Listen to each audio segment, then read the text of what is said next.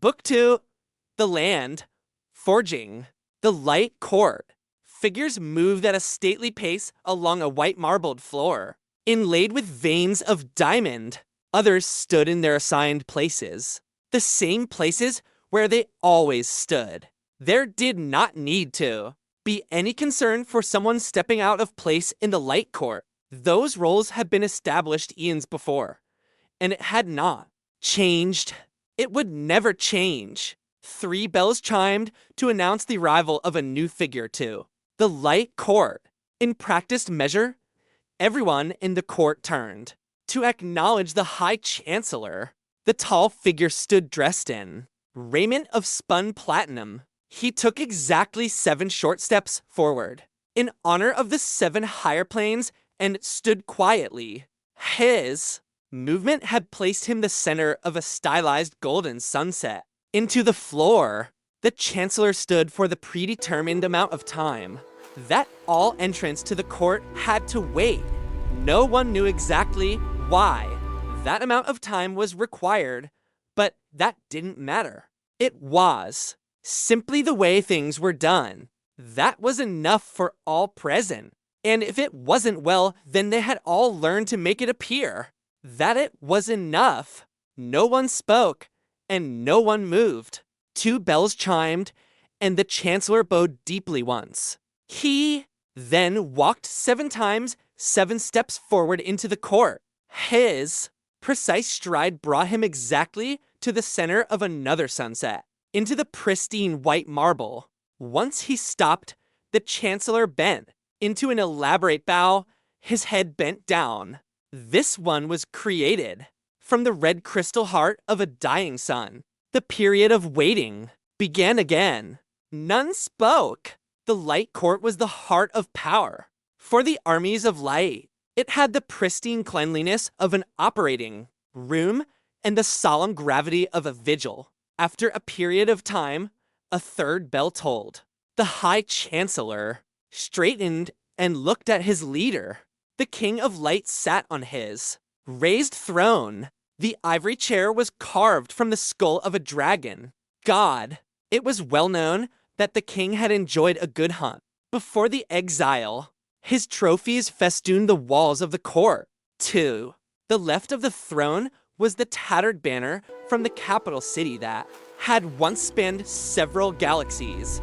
To the right was the massive, spiraled horn of an evolved unicorn, one urn that sat on a pedestal. Behind the king's throne was rumored to be a stasis pod that contained the ashes of a phoenix that had heated a planet's core. No one ever discussed how the king had reached the phoenix. It was also never discussed why, instead of a planet, there was now only an asteroid belt. In a stately and regal voice, the king spoke. The High Chancellor is welcomed back to the one and true court. When last we spoke, I tasked you with discovering the source of the disturbances I have felt in the land. I trust you have not come back without an answer. The king's voice did not change at all while speaking, but the threat of horror and agony was understood. In an unspoken law, more immutable than gravity, no one disappointed the King of Light. At least, no one did it twice. The High Chancellor bowed once again. His arms flowed out to his sides in a slow flourish. When he stood, he brought his hands together in a steeple over his chest. Indeed, my king, since I was tasked with this assignment, I have turned my sole attention to the land. At first, I detected nothing out of the ordinary. There were no changes or realignments of ley line energy. There were also no significant alterations in the deep magics. It was only when I began scanning for higher energies that I found something. The king spoke again. Are you telling this court that a denizen of the land has discovered how to manipulate chaos or gravity? The king did not even breath into existence that one of the specks of life that inhabited the land could have stumbled upon the ability to Use any of the stronger higher energies, let alone the strongest. Time. Not exactly, my king, the Chancellor replied. Seeing the king's expression tighten slightly in impatience, he quickly continued. There have been no spells cast or manipulations of the higher energies that I could detect. What I did sense, however, were trace amounts of raw chaos in various locations round the world. The land, of course, has various amounts of every magic in existence. But as you know, chaos cannot remain in a stable form without a massive containment spell. So when I detected these sparks of energy and saw that they did not change in character, I was curious, to say the least, as I watched the location where I had detected the chaotic energies. I noticed that there had been changes in the status quo permeating most of those regions. Nothing large enough to disturb our plans, but changes nonetheless. The king's nostrils flared ever so slightly. The Chancellor hastily corrected himself. Of course, I mean your plans, my king. He wasted no more time moving past his fox paws. Despite the changes in the land being minor, I found it concerning that your Majesty detected disturbances at the same time. I have found these emanations of higher energy. Where are these motes of chaos coming from? I have not yet discovered that, my king. Have you not found anything else? The king asked. The leader of the Light Court did not seem pleased with the Chancellor's progress. If the platinum-clad being were mortal, he would have started sweating. As it was, he still felt a twinge of fear. I will continue to study these areas, my lord. I will divine more information, but something happened that I believed you should be made aware of. Immediately, a pixie chrysalis has been found. More than that, it has made its way into the hands of a sprite life master. The king absorbed the information in silence. None of our agents are in the area. It is in a small section of the land called the River Peninsula. At your order, I can start moving assets towards the region. The High Chancellor continued. The king just stared at him. The other members of the court looked at the High Chancellor, more than a few silently hoping for his death. Removal of someone from a position of power always opened the possibility for advancement after all. The Chancellor pretended to ignore the attention, not daring to look away from the days. There was no movement for a long period of time. Then a white-robed figure leaned forward and whispered into the king's ear. The royal chamberlain was the only other entity allowed near the throne.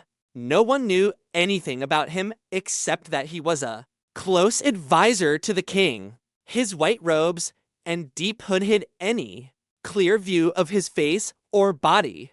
He was smaller than most other members of the Light Court, but that didn't mean he wasn't dangerous.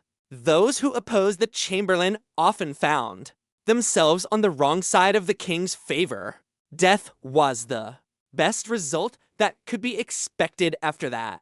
If there was one other figure in the court that the High Chancellor feared, it was the secretive figure in white. The Chamberlain finished giving his advice and then stepped back behind the throne once more. The king nodded to himself, lost in thought. When he looked at the High Chancellor again, he just thanked him for his service and bid him to continue watching the land closely. The Chancellor bowed again and walked out of the court. If his steps were not quite as slow and measured as before, no one watching would blame him. The king had dismissed the weakling Chancellor from his mind and from the court simultaneously. His thoughts were instead focused on an order he had given long ago, an order that he had pondered the utility of in the years since. Self-reflection and doubt were not feelings the king were accustomed to but it did not change. The fact that his decision to unleash a plague that wiped the entire pixie race from the face of the land had seemed wasteful. Chapter 1. Be welcome at the hearth tree, Richter of the Mist Village, Hisako said with a smile. And welcome home, my son.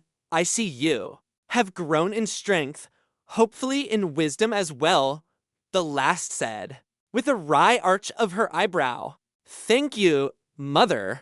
Yes, I have learned much and found a good friend and ally, Shin replied with a smile. Richter walked forward and took her hand. Hearth mother. Thank you. Shin is more than a friend to me. He is a brother. There is no way I could have accomplished what I have accomplished without him.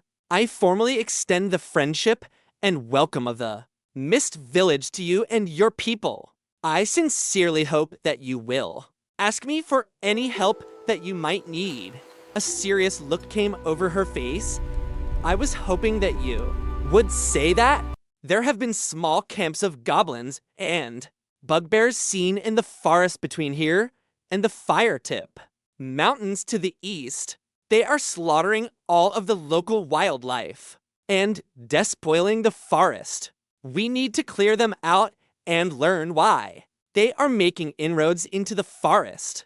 I will not stand by and watch the forest of Nadria become like the Whisper Woods, overrun with evil creatures. The forest will be protected no matter how many battles it takes. Will you help? You have been offered a quest.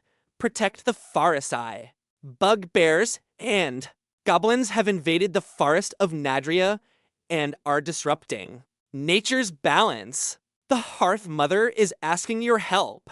You must destroy an enemy camp. Optional. Find out why the invaders are coming into the forest. Reward unknown. Yes or no? Ready to take out some more bad guys? Richter asked, smiling.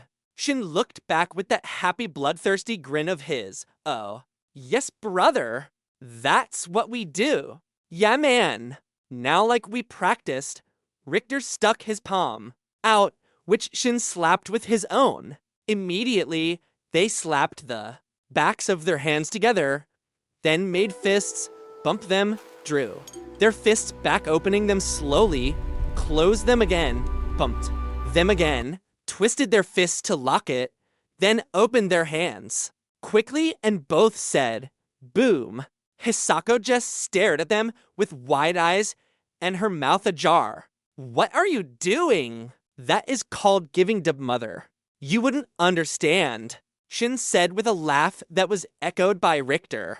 Shaking her head, she just turned around and walked to the hearth tree. The two of them followed, still chuckling. They left the golden glade of the wood sprites the next morning. Their armor was left behind as well. Their adventures so far had left holes, gouges, and dents in the gear. Unfortunately, the magical armor could not be repaired by a normal smith. The sprite magicians promised they would make it whole, but it would take several days. They decided to use the time to walk to Richter's concealed glade. Besides wanting to see Hisako, the other reason they had left the village was to collect water from the pool of clarity. The magical waters gave a 25% bonus to any experience earned over the course of a day. Richter had taken the waters for granted at first. He had later discovered that a potion of clarity normally sold for 2 to 3 gold pieces, however, or the equivalent of 3 to 4 months wages for most people in the land. This wonderful little pond was going to be the cash cow that helped him grow the Mist Village as quickly as possible. Hisako had offered to send guards with them in light of the encroachment of bugbears into the forest, but despite the fact that they were now basically allies, he didn't feel comfortable disclosing such sensitive information, i.e., where his glade was. Having guards come along would have been as good as drawing a map. The two companions set out just as the forest was coming alive. The birdsong that Richter had first heard when coming to the land had grown more complex as the weather got warmer and more. Birds made the forest their home. The trip was relaxed and easy. Go in without armor for the first time in weeks was also a freeing experience. Though invaluable, his light armor did decrease his movement speed. According to Euland, a journeyman of light armor, who had decided to join Richter's village, the decrease was about 3% per piece at his current skill rank. That meant when he was wearing the entire suit, he moved about 18% slower than he otherwise would have. Apparently, when he became an initiate, the penalty decreased to 2%, then 1% at apprentice rank. Journeyman. And on, the speed penalty would disappear completely. Richter was really looking forward to that. Medium and heavy armor had even worse penalties to speed. Dodge, casting, and several other things were affected by heavier armor as well. These were all reasons that casters, rogues, or fighters specializing in ranged combat typically wore light armor. Despite the short distance between the hearth tree and the glade, finding their destination would normally not have been easy. It might have been near impossible, in fact, but the traveler's map Richter had bought let him retrace his steps exactly anywhere he had been showed up brightly on the map, while locations he had not visited personally, but the mapmaker had, were in grayscale. Everything else was pure black. It was interactive, so he could track his location and find his way unerringly to anywhere he had already been. Even so, when the two friends approached the entrance to the small glade, there was nothing to indicate its presence except the rocks Richter had strewn around, which would only be significant to him. The entry looked like nothing more than a stand of trees against a cliff face. Richter decided to test what zoo tricks the imp had told him when he had first awoken in the land. When they were directly in front of the entrance, he turned to his companion. Shin, walk in. Walk in where? The sprite replied. There is nothing in front of us except for trees and cliff face. Trust me, Richter said. Just start walking forward.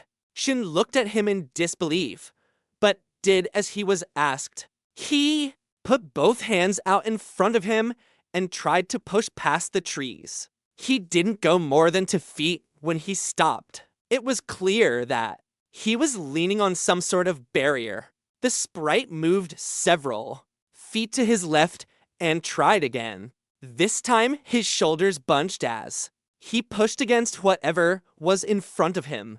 Are you having a laugh at my expense, Richter? You are never really funny. But if so, then this is just pathetic. Calm down. I was just testing something. When I first got here, an imp told me that no one else should be able to enter the glade. Looks like he was right. An imp? You should not be interacting with those things. They are always causing mischief and problems. He wasn't so bad, Richter said. He gave me some good advice and information when I got here. Trust me when I tell you that you were lucky. Everyone knows not to trust them. At least you don't owe it a favor. Error. Yeah, Richter thought. He decided not to bring up that the imp had, in fact, tricked him into owing it a favor. No use talking about it now. Besides, what's the worst that could happen? Well, like I said, the imp was useful. The point is that the entrance is right in front of you. It's just that an enchantment is keeping you out. So come with me. I'll walk you in. Richter held his hand out. Shin's face lost all expression What do you think you're doing? Well, you can't get in by yourself, obviously. So come hold my hand. Shin's sword materialized. Richter held his hands up. You can always wait out here, but there are a large number of herbs that grow inside.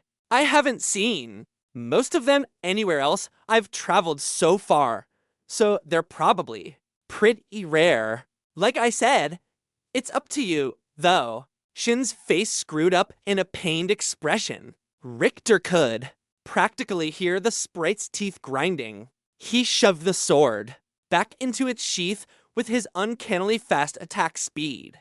The next words were said with deadly intensity. If you tell anyone about this, I will make you pay for it. Richter nodded innocently, with a look of complete understanding on his face. He extended his hand again, muttering under his breath in the wood sprite home tongue.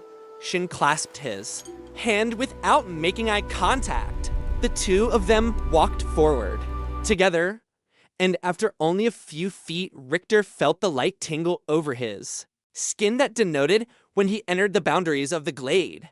Turning to Shin, he said, "Now see their little buddy, that wasn't so. Arg, you bastard." Shin apparently did not appreciate Richter's attempt at gentle ribbing. He had drawn his sword and slapped the flat of it across the back of Richter's thighs. He didn't even have the good grace to say anything, merely sheathing his sword again and walking forward into the glen. Muttering about angry little Napoleons, Richter massaged the back of his legs and glared at his companion, deciding nothing constructive would come from dragging the moment out. He let it go and examined a prompt that had come up. You have brought a companion to your hidden enclave. Do you wish to this person allow access in the future? Yes or no? Selecting yes, he took in his surroundings. The small grassy area looked just as he remembered. Sunlight shone down through a break in the cliff face, illuminating a pool of water surrounded by a small meadow. Colorful flowers and herbs were strewn about the grass. The ache in his legs quickly fled his mind. Richter had forgotten the wonderful serenity of this place, and he took a few minutes to just appreciate the beauty around him. Coming back to himself, he walked with the slightest of hobbles over to the pool of clarity. After he had filled first vial, he held it up to his eye. Richter was able to see motes of light floating through the crystal clear water, a detail he had missed previously. After filling the pinky-sized vial, he placed it into the bag of holding and withdrew another empty vial with the same motion. While he was collecting the precious liquid, Shin seemed to be fascinated by the varied plant life. Richter heard him mutter dragon's tongue, bloodwort, star lily, amarantha cap. The sprite's attention was so enthralled by the varied plant life in the glen that they ended up spending the night there. Their day was spent carefully gathering plants. They finished their herb collection. For the night, Anshin's breathing was deep and regular in slumber. Richter was about to follow his companion's example when he noticed a faint glow coming from the pool. Moonlight was falling directly upon it, and a blue light was shining up from the bottom, illuminating the water. Richter quietly got up from his sleep roll. He waited out until he was knee-deep and reached his hand into the pool. The blue gleam was coming from the floor of the pond. He scraped the mud and muck aside, dirtying the water. When it cleared, he saw a glowing blue rock. A prompt came up. Glade of Serenity. This secret glade was the home of Cream, the knowledgeable. He was of a long-lived species, the Hanketsu, that were typically prone to quick anger and judgment. He turned from this path, however, and devoted his life to the study of the natural world. It was his belief that through the proper application of knowledge, one could create a society of just and fair laws. Feeling his death was near, he laid down by the simple pool and breathed. His death transformed it into a pool of clarity. The bones of the Hanketsu glow blue in the moonlight. Richter realized then that he wasn't touching a rock. It was a skull. The skull of Kareem, the knowledgeable. Standing in the slightly too cool waters of the pool, Richter bowed his head and stood. Silently. He would never know who this man was, but he honored him. He stood silent vigil over the bones of a man who had dedicated his life to a worthy cause, and he quietly thanked him for the help the pool provided. When he was done, he left the water and laid down for sleep. The next morning, Shin enlisted Richter's help again to pick every remaining plant and herb that could be useful and then place them in his bag. One wonderful trait of the bag of holding that Richter hadn't been aware of initially was that it either stopped or severely slowed decay. Food that was placed in the bag and then removed days later did not lose any of its freshness. The bag was not a form of cryogenic freezing. Unfortunately, a simple experiment had proven that a live fish fresh from the river had been placed inside. It was most definitely not alive when he pulled it back out. Even a few seconds later, though, on the plus side, it was still tasty. They set out that afternoon, the glade almost stripped bare of herbs. A bonus of the time they spent was that Richter's herb lore skill had increased. They would have been done faster, but Shin spread seeds of the collected plants in the glen and then watered them. He was planning to do the same at the Mist Village. The meadow above the village proper had already shown itself to be naturally fertile ground for rare plants. The bag of holding would keep everything viable until they got back home. They walked back to the hearth tree enjoying the warm day. Spring was present now in full effect, and everywhere Richter looked, small animals were scurrying about. The hearth tree was less than a day's walk from the hidden glade, so they took their time. Richter examined his status. It was remarkable how far he had come in such a short time. Name, Richter. Age, 24. Level, 10, 11%. Health, 290 mana. 250 stamina. 170. Strength, 15. Agility, 17. Dexterity, 30. Constitution, 17. Endurance, 17. Intelligence, 23. Wisdom, 21. Charisma, 21. Luck, 14. Abilities, limitless. Gift of tongues, fast learner.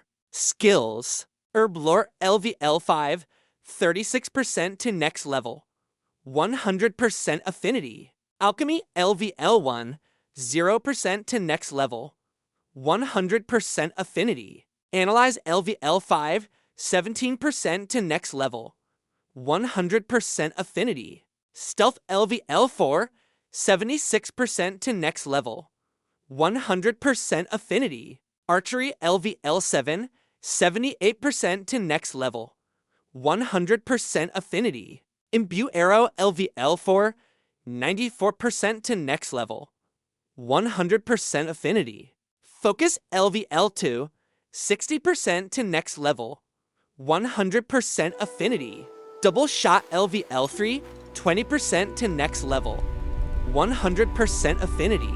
Drill shot LVL2, 28% to next level. 100% affinity. Swordsmanship LVL1, 88% to next level. 100% affinity. Small blades LVL1, 11% to next level. 100% affinity. Unarmed combat LVL1, 10% to next level.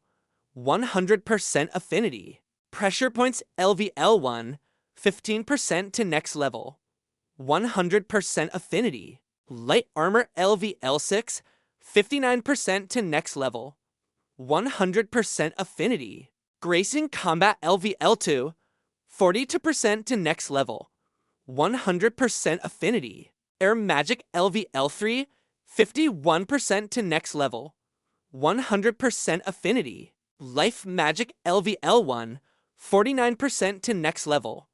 100% affinity. Earth magic LVL2, 98% to next level. 100% affinity. Water magic LVL1, 19% to next level. 100% affinity. Dark magic LVL3, 31% to next level. 100% affinity. Map making LVL max. Trade LVL2, 27% to next level. 100% affinity. Marks. Master of Mist Village. Resistances. Air 50%. Mental 15%. Spiritual 15%. Race. Human Chaos Seed. Reputation. LVL2, I think I know that guy. Alignment. Neutral. Language, all. They were met at the edge of the glade by a female sprite. Well met, Sionavar, she said. Well met, Daniela, Shin responded, sounding annoyed. I have told you to call me Shin. She simply laughed. The Hearth Mother wants the two of you to come to the tree. Follow me. The three of them started walking towards the massive tree. Richter was able to successfully fight the impulse for all of 10 seconds. So Sionavar, huh? I don't want to talk about it. Ha ha ha. Whatever you say, Sionavar. Shin half drew his sword again and pointedly looked at Richter's legs. The laughter trailed off into a bout of coughing. When they arrived in front of the hearth tree, Hisako was standing with 3 other older sprites. Welcome back, Richter of the Mist Village. Welcome back, my son. Were you able to retrieve the supplies you needed? Richter smiled and said, yes. In fact, I would like to give you a small gift. He pulled 10 potions of clarity from his bag. One he placed in her hand, and the other he laid at her feet. When she saw the motes of light in the vials, her own eyes began to sparkle. This is a wonderful gift. Thank you. It is a small token of appreciation for what you have given me. I am sure you have many wonders associated with your place of power, Hisako. I would like it if, in addition to helping each other with defense, we could become trading partners as well. I know we could both profit from this arrangement. The sparkle in her eyes was replaced with a crafty gleam. I am sure we can come to some arrangement in the future. I'm not sure. Our relationship is quite strong enough for a standing trade agreement right now. However, perhaps if you employ an experienced trader, we can discuss it again. If we do become trading partners, do not expect special treatment just because you are friends with my son. Richter was confused by her refusal, but then a prompt came up. Know this. Both parties involved in making a trade agreement must either be a minimum skill level of initiate or employ a trader with that level. The stronger the relationship between two civilizations, the lower the level of trader required. Richter nodded to himself, the rebuttal now making more sense. Not wanting to make the situation awkward, he gave a small laugh and answered, I wouldn't have it any other way, Hearth Mother. I wouldn't have it any other way. She gave a laugh of her own. Well, enough talk of state. We have repaired your armor and made a few, improvements. The tired-looking elders moved out of the way. What was behind them took his breath away. You have found Sprite Helmet of Mana. Defense +7. Durability 30/30ths. Item class rare. Quality superb. Type, light armor. Weight 1.3 kilograms. Mana plus 50. You have found Sprite breastplate of brawn. Defense plus 12. Durability 60/60ths. Item class, rare. Quality, superb. Type, light. Armor. Weight 6.1 kilograms. Strength 8. You have found hardened Sprite bracers. Defense plus 10. Durability 30/30ths. Item class, rare. Quality, superb. Type, light armor. Weight 3.0 kilograms. Dexterity plus 7. You have found studded Sprite gauntlets. Defense plus 7. Durability 40/40ths. Item class, uncommon. Quality, superb. Type, light armor. Weight to point to kilograms. Increased climbing plus 10. You have found Greaves of the Wood Sprite. Defense plus 9. Durability 45/45ths. Item class, uncommon. Quality, superb. Type, light armor. Weight 2.8 kilograms. Movement speed increased by 10%. You have found reinforced Sprite boots. Defense plus 8. Durability 35/35ths. Item class, uncommon. Quality, superb. Type, light armor. Weight 1.8 kilograms. Silence plus 15. Congratulations! You have obtained an entire set of matched armor. Enhanced Sprite armor. Defense given by each piece increased by 25%. Special bonus, 50% less noise made while moving through. Forest. Special bonus, plus 20% earth resistance. Hisako looked at him and chuckled. Close your mouth, Richter. That's how you catch flies. Hisako, this is too much. This is well within my power, Richter. My son is wearing an almost identical set of enhanced armor. The resistances are different, and there are one or two other small variations. But otherwise, you are now wearing the armor of a Sprite warrior. We fight for the good of the forest of Nadria, and you have proven that. You do as well. The least that I can do is to give you better protection. Richter looked at Shin. You have been wearing enhanced armor, and I was the one that had to run from the giant scaling? What giant scaling? Hisako asked, confused. Shin looked at the ground and kicked it with his foot. Richter looked at the stats of the gauntlets and increased. Climbing? Is that how you always make it into the trees so easily? When I asked, you said I just needed to apply myself. Richter's voice was getting louder. Shin looked up with a smirk on his face. And your strength?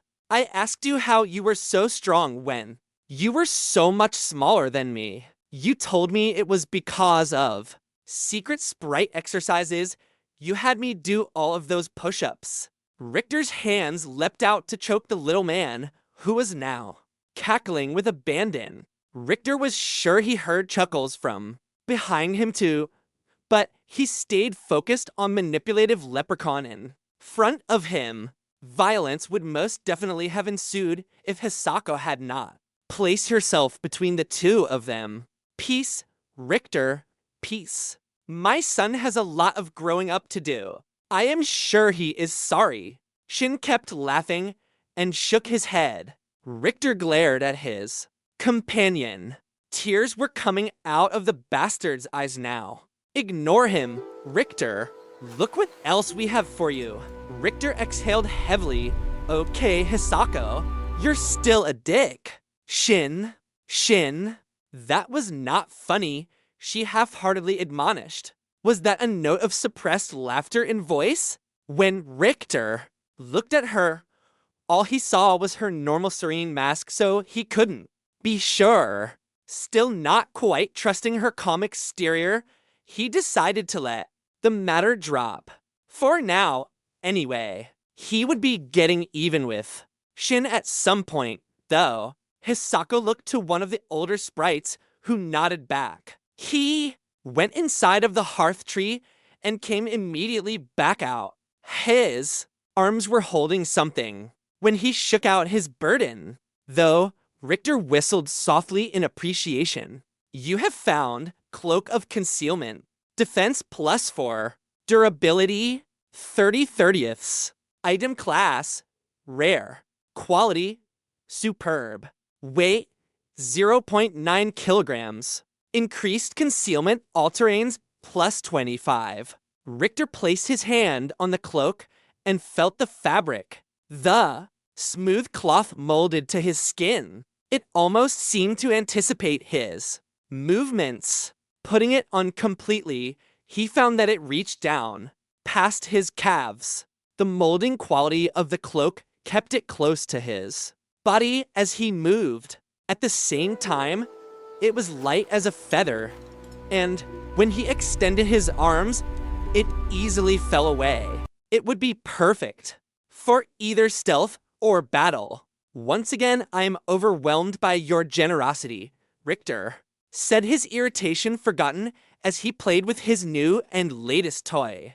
Fight well, Richter. Enjoy our gifts.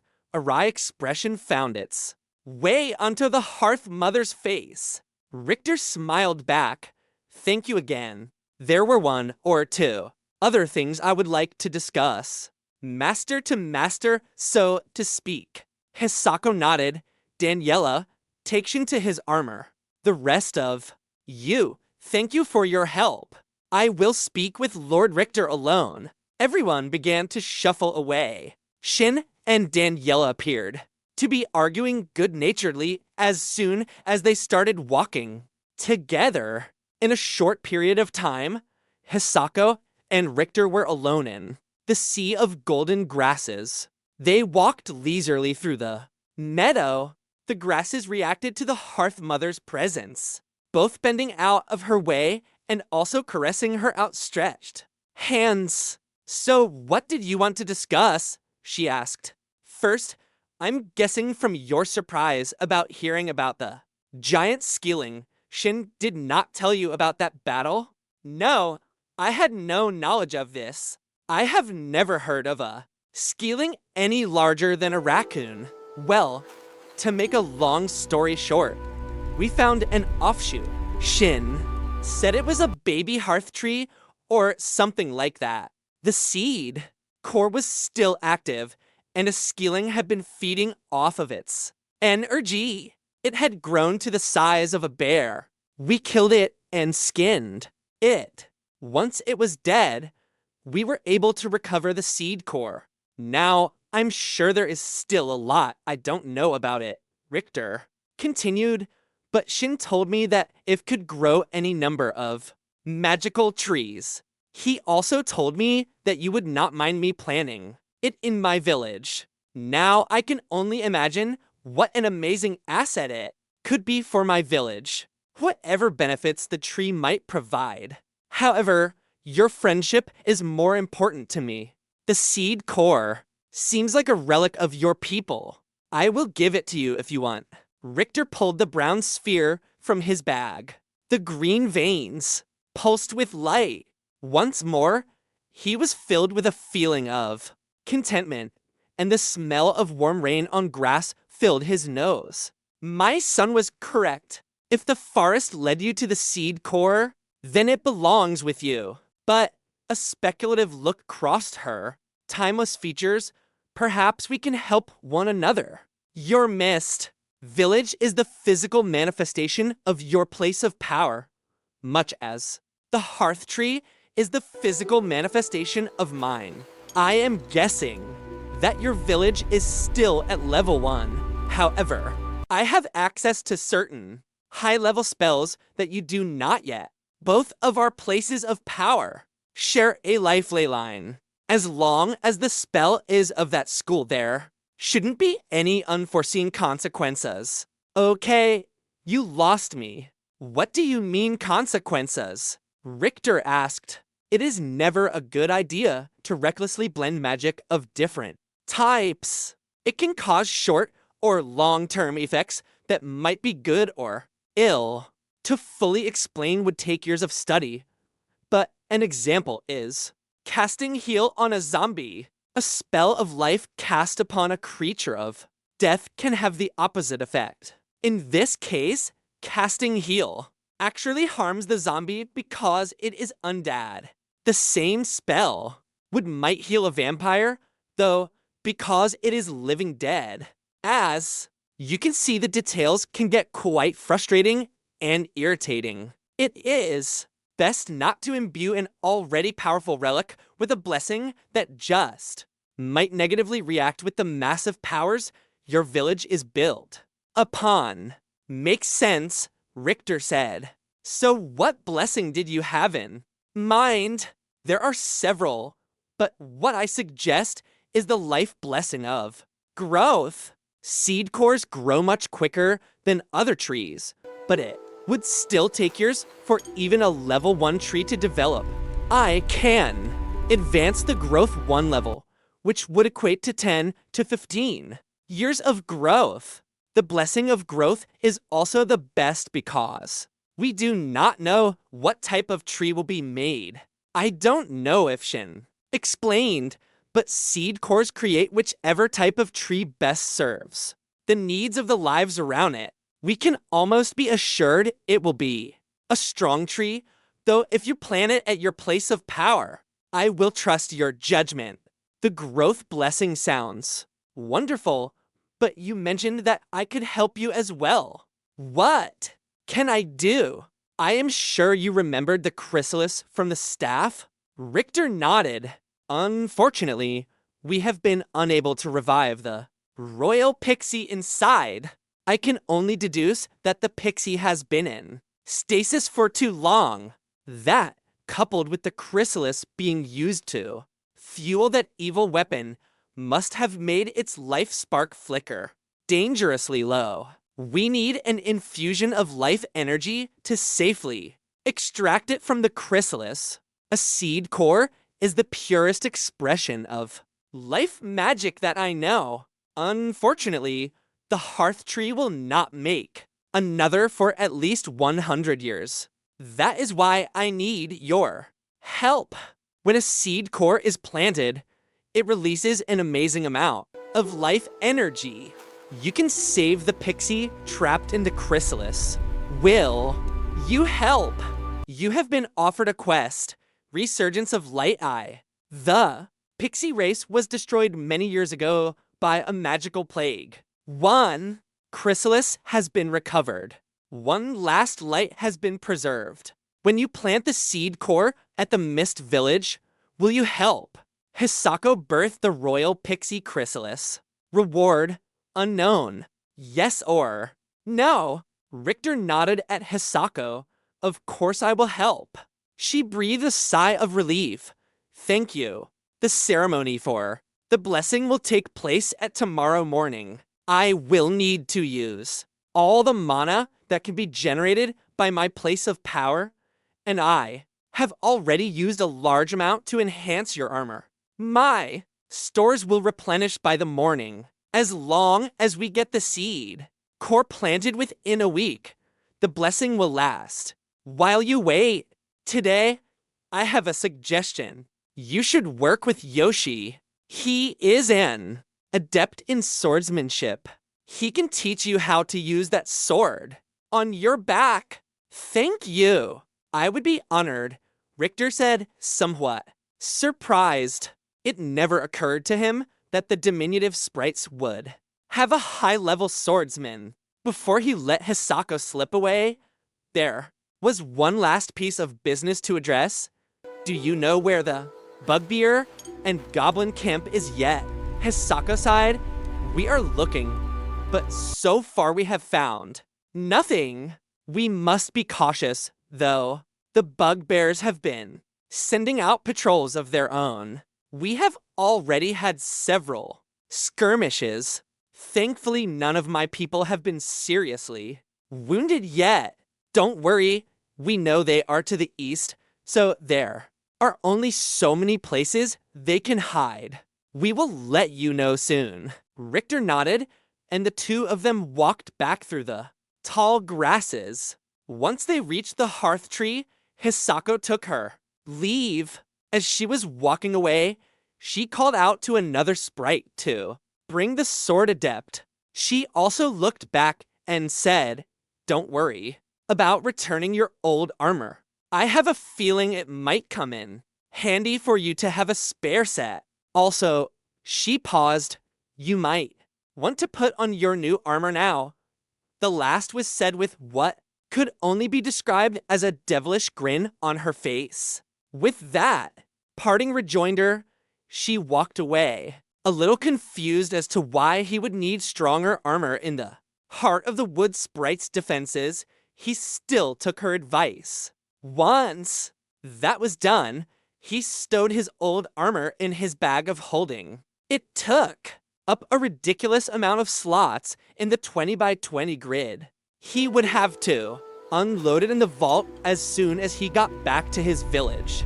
Once that was done, he drew his long sword and took several practice swings.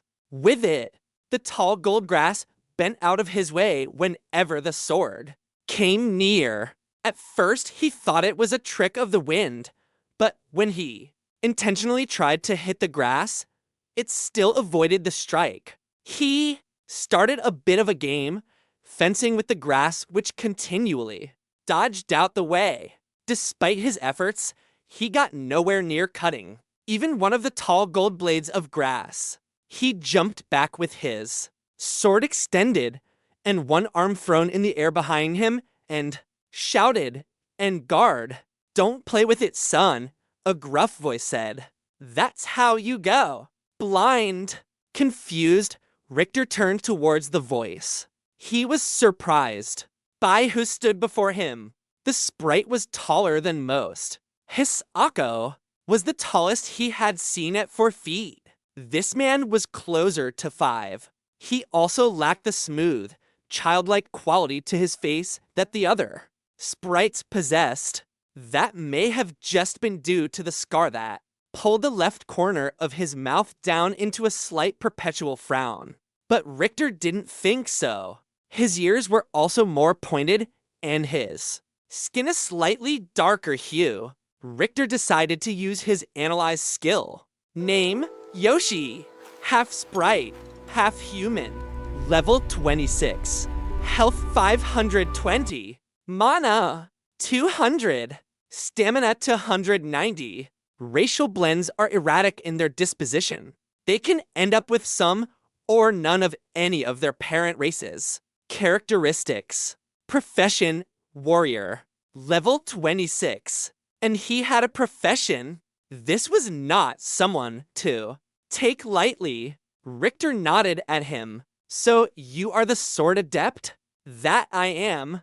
Hisako asked me to help you." "Is there a reason you're staring at me like that?" Richter had been closely examining the man. He had never seen a mix of the races before. When Yoshi asked the question, though, he jumped, not realizing he had been so obvious with his observation. "I'm sorry. I've just never met someone who was born of 2 races before." "And do you have a problem with it?" Yoshi asked with raw ire in his voice. "Not at all. I did not mean to offend you. I am truly appreciative of any help I could receive from an adept like yourself." Richter raised both hands in a mollifying gesture. Yoshi gave a loud HMPF. "Well, enough then. We might as well get started. Hold on to that crowbar you call a sword if you can." Yoshi picked up a bundle of thick sticks he had next to him and walked over to Richter. He dropped the bundle when he was a few steps away from Richter and drew a 4-foot-long piece of wood from the collection. It was a thumb width in size, and bare patches showed where smaller twigs had been torn off. "Now attack me," Yoshi said. Richter looked at him with uncertainty. "You're not going to use a sword." "No, I'm going to use these branches." "Why?" "I don't want to hurt. Why?" OWWW. As Richter was talking, Yoshi had leisurely raised his stick, and then there was a blur. Richter hadn't seen the man move, but he felt the stick strike him in the side of the head. He grabbed the spot that was throbbing, taking a step back. When he looked up again, Yoshi was standing in the same place with a calm expression on his face. I am using this stick for several reasons. You have just discovered one of them. It allows me to instruct you without the risk of immediate and irreparable injury. When I give you a command, I expect it to be followed. You may always ask questions, but only after or time permitting during the completion of my command. Now come face me and attack. Richter rubbed his head and glared at the man. He wanted to be attacked? Fine. Richter would give Yoshi a little scar to remember him by. He stomped up to the smaller man. With no hesitation, he lunged forward, sword positioned to scrap the man's ribs. That was the intention anyway. What actually happened was Richter began to move forward. Yoshi did something, and then he was lying on his back. The sword was no longer in his hand, and now his right wrist, both temples, chest, and left leg were all throbbing. It was now very clear why Hisako had told him to put on his enhanced armor.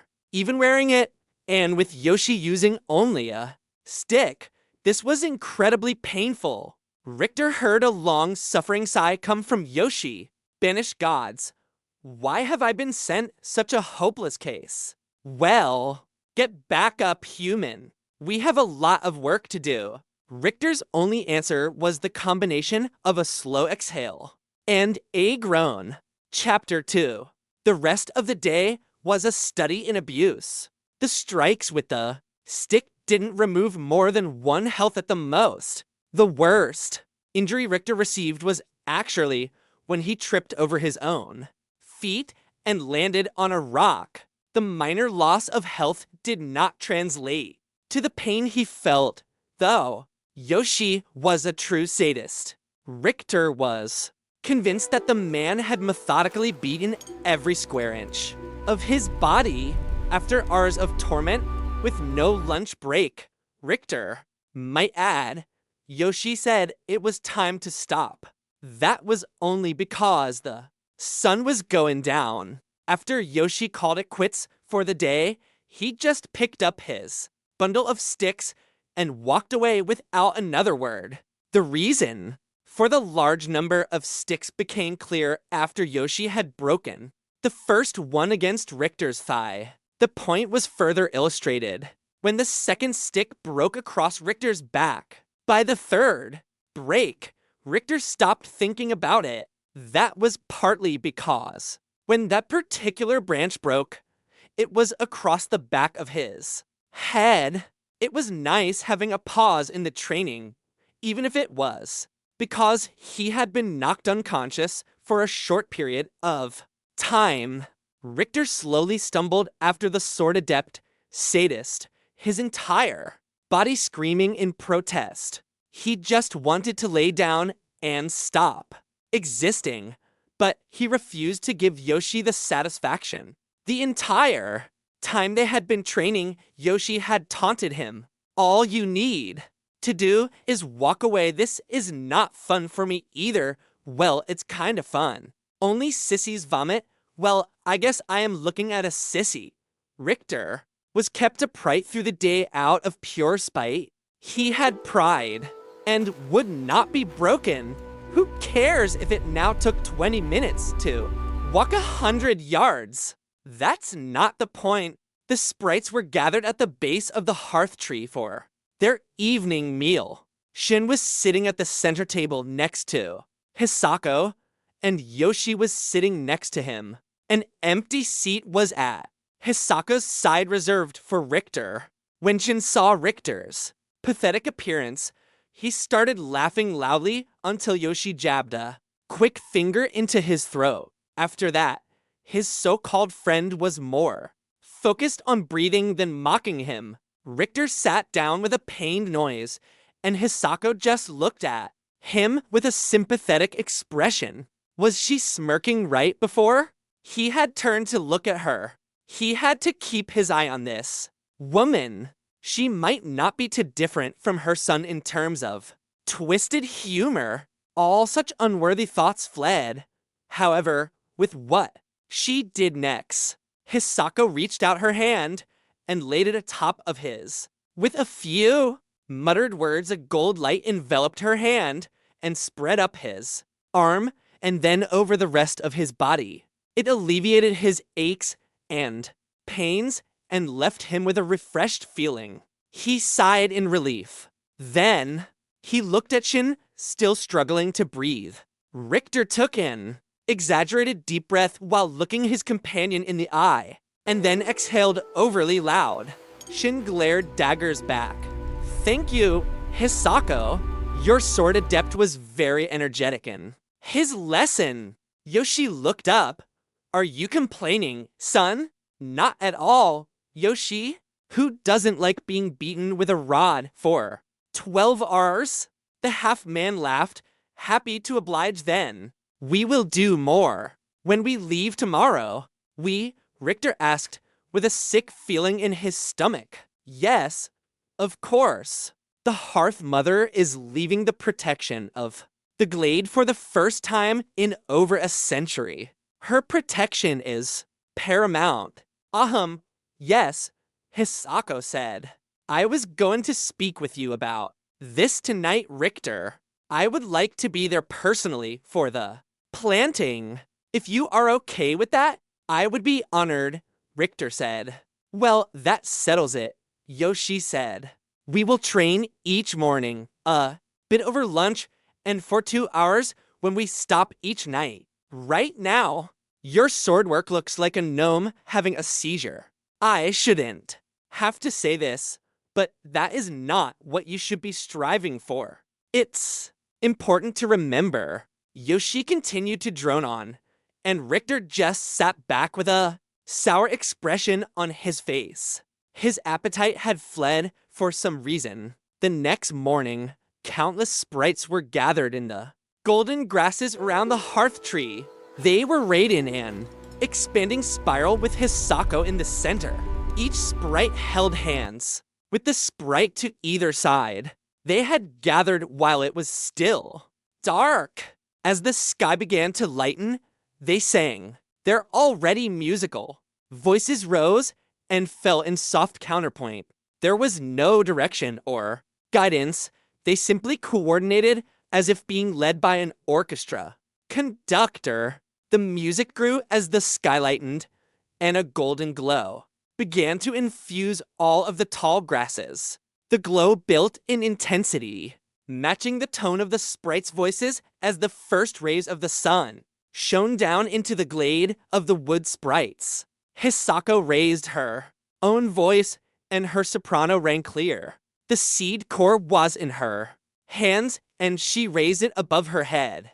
The aura of magic permeating the glade flared, focusing upon Hisako. Pure golden light shot into the sky like a spotlight, and then went out.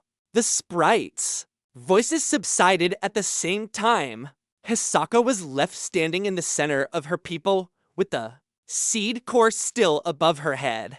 The green veins of light glowed, much brighter than before, and small cracks in the shell of the seed leaked golden light. Richter expected Hisako to look exhausted, but instead she seemed exhilarated. She handed him the seed with a broad grin on her face. Everything went wonderfully. The spell might have yielded a result even be more powerful than I had hoped. Let's not waste any time. I think it is time that I saw your home. She turned in a circle, looking out at her people. My fellow sprites, I travel now with our friend Lord Richter of the Mist Village. We will plant a seed core and bring life to a tree of magic. The wood sprites cheered her pronouncement. I will miss you all and will return soon. follow the wisdom of the elders who will lead in my absence. Thank you for your help this day, and as always, stay true to the forest. Another cheer sounded, and then all of the sprites broke up into various smaller groups and went on about their days. Hisako turned to Yoshi, who was flanked by 20 other armored sprites. Are we ready to go, sword adept Yoshi? We are Hearth Mother. In addition to the guard, we have arranged Daniela requests to accompany us.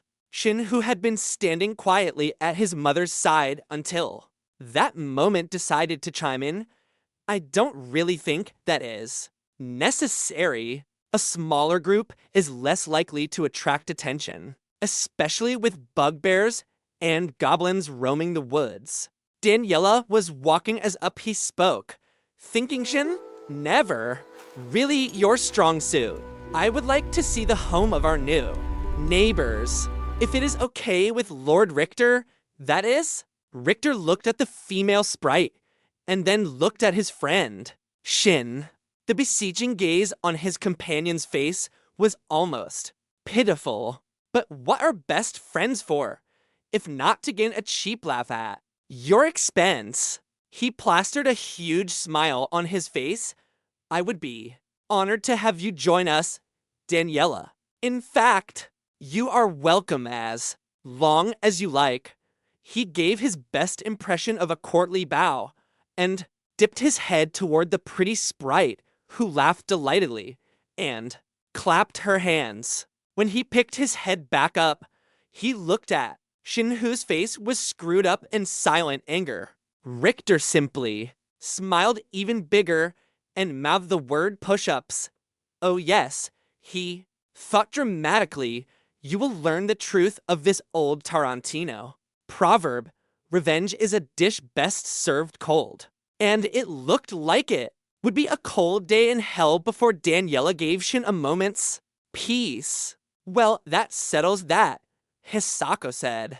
Turning to Richter, she said, I did have a thought last night. I do not want to infringe upon your hospitality, but would you do me the favor of hosting one of our elders? She beckoned forward an older sprite who had been standing several paces behind her. This is Sumiko. Her counsel has guided me through many difficult decisions. I would ask that you accept her as an ambassador between our two peoples. She is also a master of life magic. I believe you would find her aid invaluable. This wasn't Richter doing Hisako a favor, which she clearly knew. He had very little life magic at his disposal other than his charm spell. It was not the kind of spell he could practice with often.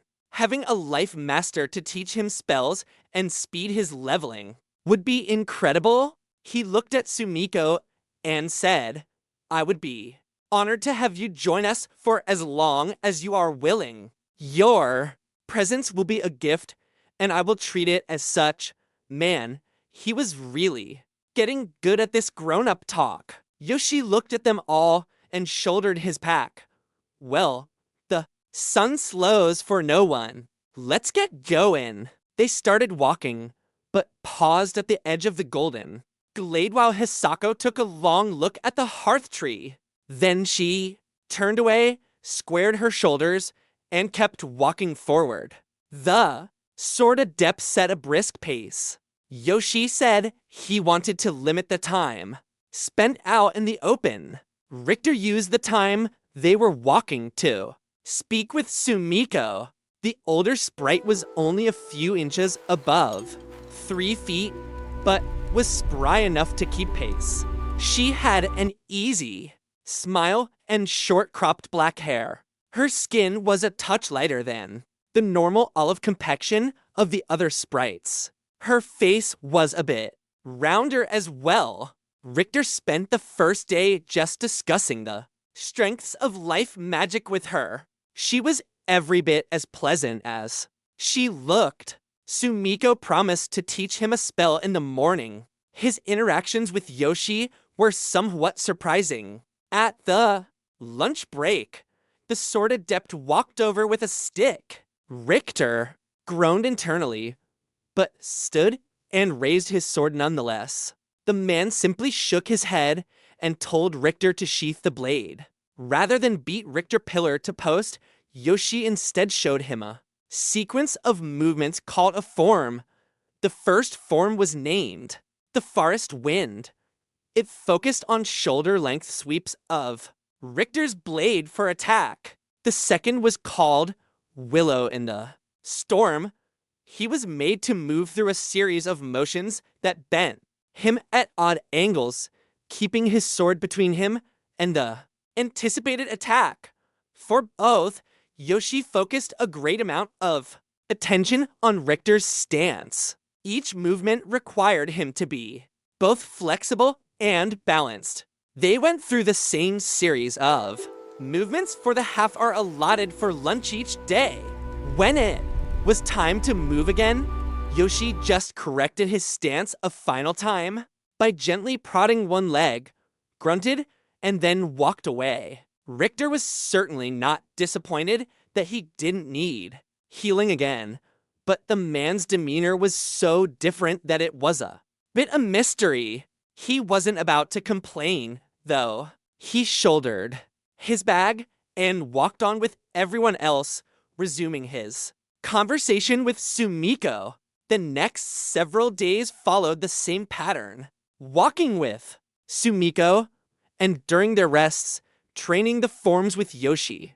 He would steal a little time in between to read the lore books he had bought from Leandra. At the end of the second night, Yoshi stood opposite him again, holding a small branch. The sprite attacked from a high guard. Richter responded with Willow in the Storm and flowed out of the path of the attack. It somehow left him in the perfect position to attack with the Forest Wind form. The two of them flowed through the movements, their to sticks clattering. Together, Richter saw now how the two forms he had been practicing naturally complemented each other. They kept up this exchange for almost an hour. When they finished a final rapid exchange, Yoshi stepped back and grunted. Congratulations! You have reached skill level 2 in swordsmanship. Damage plus 2%. Chance to cause bleed status plus 0.5%. The sprite was turning to leave when Richter called out, I really appreciate you teaching me, but I'm not exactly sure what I am supposed to be learning. When I studied with other masters, I leveled up several times, but my swordsmanship skill seems only to raise when we spar.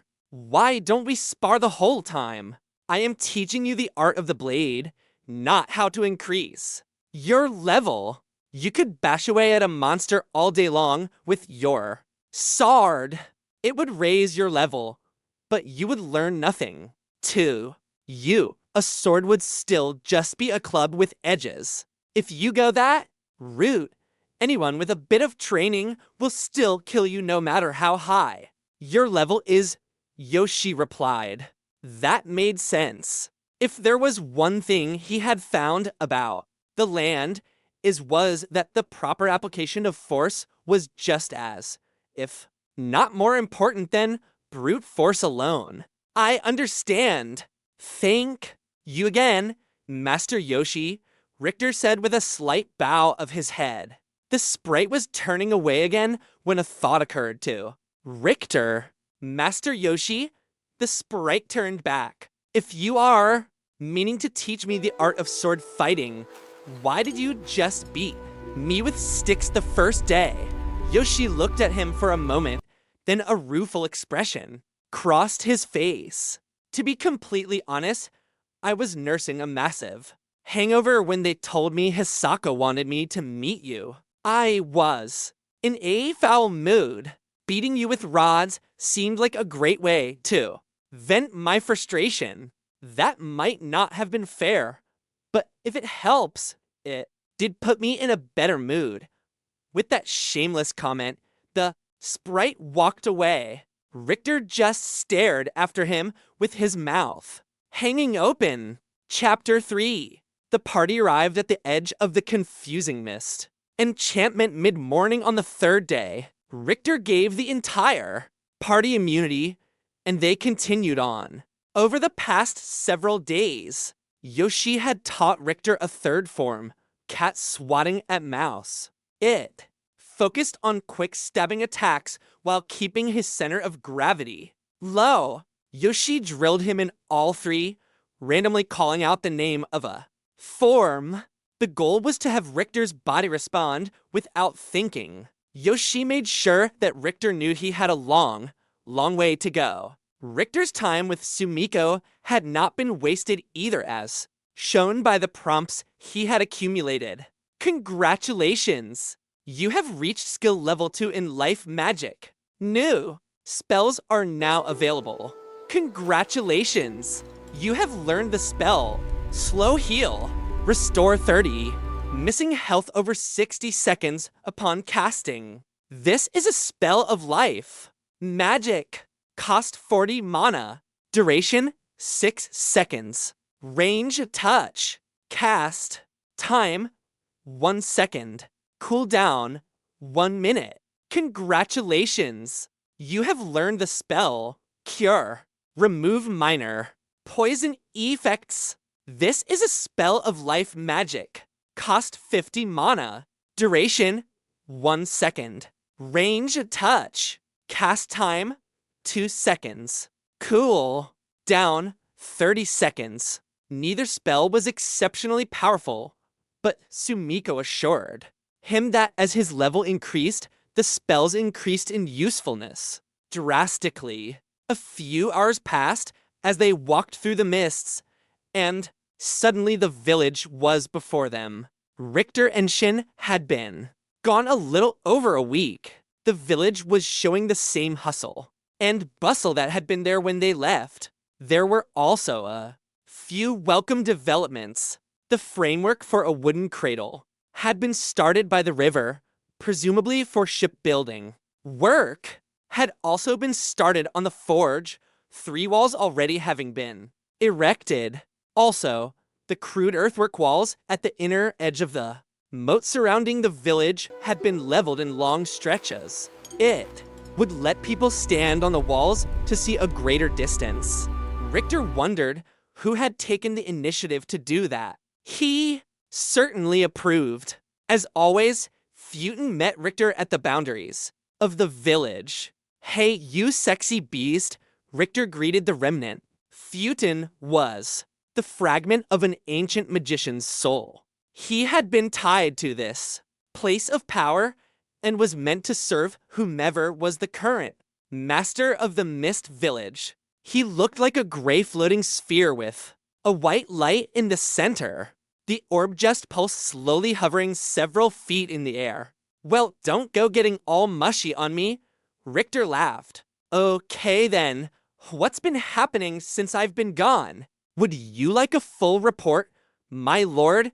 Festooned's deadpan voice was no longer strange to Richter. It was even comforting after a fashion, like the unique sounds and smells of your grandmother's house. Festooned's voice just served to remind him on a visceral level that he had come home. No, just anything that requires my immediate attention. All events can wait until you are settled then, my lord. Good.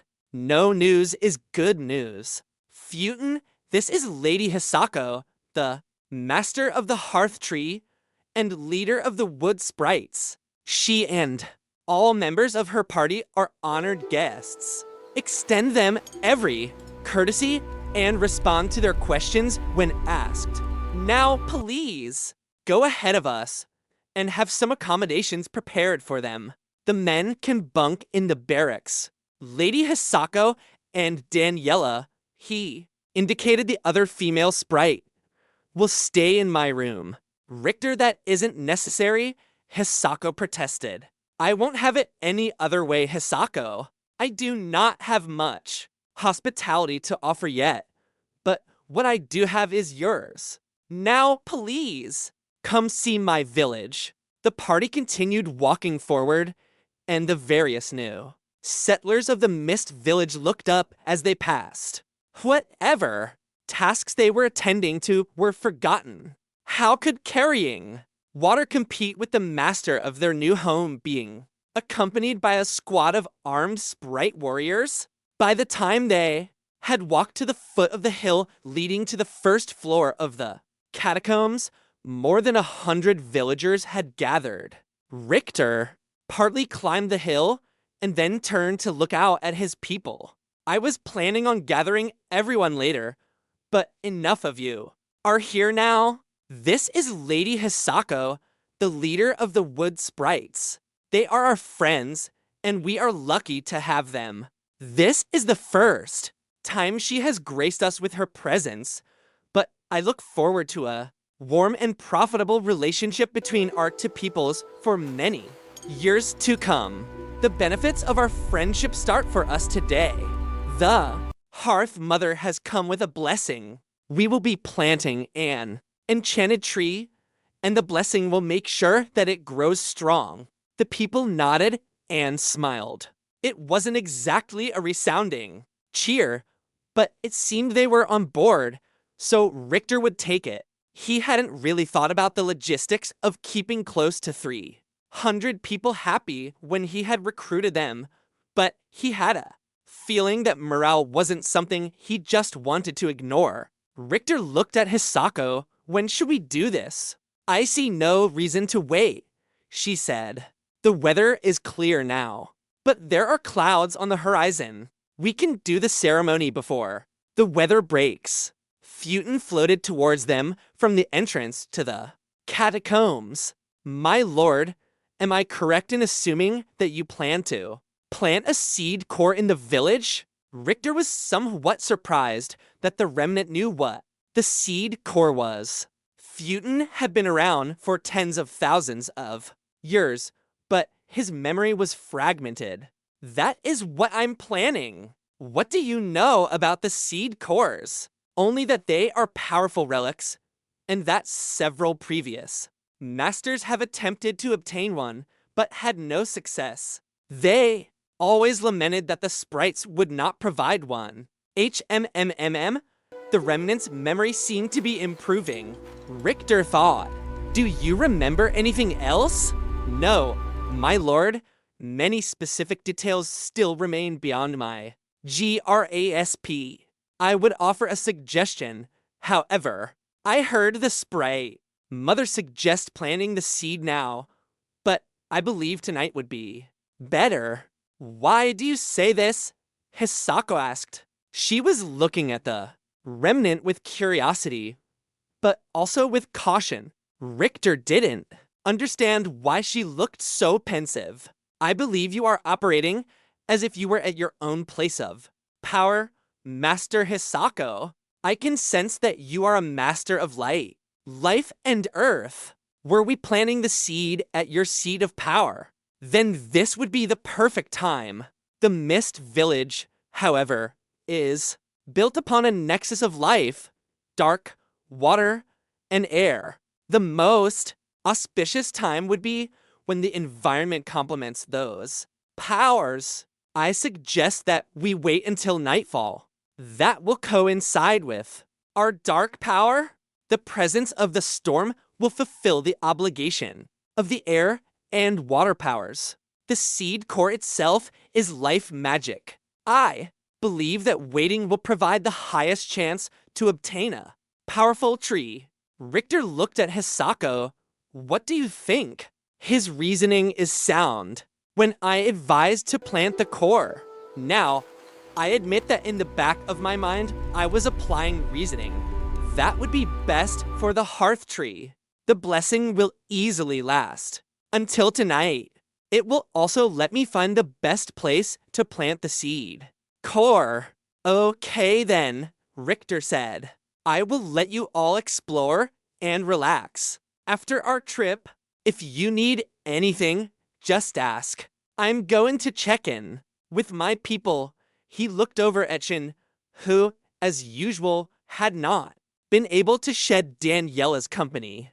His companion looked at him with hope in his eyes, expecting to be asked along. Richter smiled toothily. Shin, why don't you show Danielle around? I won't need you until the ceremony tonight.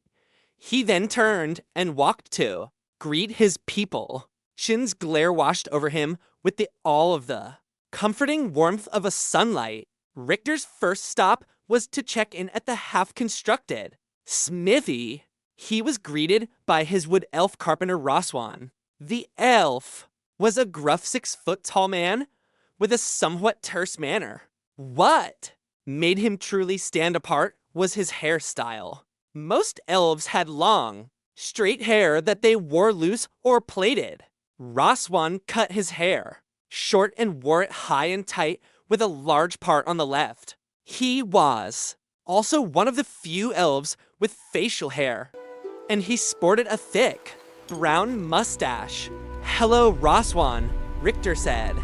Roswan just made a half growl and kept working on his current project. Richter gave a sigh. The cantankerous man was not the easiest person to work with, if only he wasn't so good at his job. So how are we looking for the forge? The framework was up, as were the several walls he had seen upon coming back to the village. They had apparently also laid the floor using slate as opposed to wood. Probably a good idea, seeing as how there would be countless sparks and embers from the forge. The elf gave the same response he had given before when Richter had asked for a progress report. It's being built. Richter waited for any more information, but as per usual, nothing more was forthcoming. I love our little talks, Roswan. Was the only response. Richter gave a half sigh. Where are Hilda and the other dwarves? Hilda was one of the dwarf elders that had initially agreed to come to the village.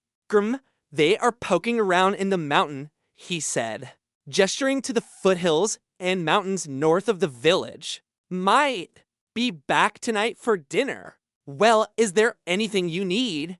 Richter asked. More would more help, more bacon and eggs, the elf said. Without looking up, Richter just shook his head at the man. Not even a GRRMMMM that time. Richter walked on. He tried to say hello to everyone. Most just gave a polite smile or wave, and then went on about their business. Luckily, his analyzed skill let him know everyone's names, or he would have had no clue as to most. His skill did require mana, though, which wasn't limitless, so there was a fair amount of looking good, and my man thrown into his greetings as well. Richter walked past the walls of the village, out into the newly cultivated farmland. Dozens of people were planting various crops. He had bought corn, wheat, potatoes, some soy-like plant called iphis, tomatoes, and a host of others. There were no citrus or other fruit trees, unfortunately. One of the things Richter planned to buy from Hafiz was a series of fruit trees. He had bought several barrels of apples and a type of large citrus fruit that tasted like a mix between passion fruit and limes, but with no refrigeration, they would not last. Lying, Richter had wondered about getting a balanced diet. Of course, he might be worrying for nothing. After all, who knew how his body here matched up with his old Earth body? It would be the bonehead move of all time, though, to become a powerful warrior and Mudge, and then develop scurvy. All of his impromptu farmers seemed to be on task and happy. So Richter didn't rock the boat. He was not one to micromanage people who knew their job better than he did. It was a well-stressed point during his upbringing that a smart leader found people smarter than himself and then put them to work. Richter had seen no reason to think he had chosen his new villagers poorly. He spent an are walking among the farmers and speaking with the guards who patrolled the edges of the forest. It had never been far from Richter's mind that though the mists were an effective deterrent against most humanoids, wild animals, and certain monsters would not be affected. Luckily, the guards said, there had been no incursions close to the village. They also reported, though, that the hunters had spied several cave bears to the north, and a pack of wolves had been close enough to hear their howls a few days ago. Richter decided to start organizing larger hunting parties. The site the village was being built upon had been wild and untouched land for hundreds of years. There was no overestimating the dangers that lurked nearby, and he swore to himself that he would not forget that. After walking through the fields, Richter then walked to the river. That was to the west of village. His destination was the wooden cradle that had been set up to start building the village's first ship. The closest hub of trade was the Kingdom of Eve. On foot, the journey took almost 3 weeks.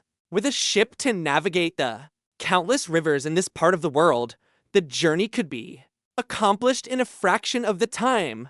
If trade was to become a regular part of life, the ship was of paramount importance. Richter had been lucky enough that a high elf adept shipbuilder and her 2 apprentices had agreed to come to the village. Skill ranks were not arbitrary in the land.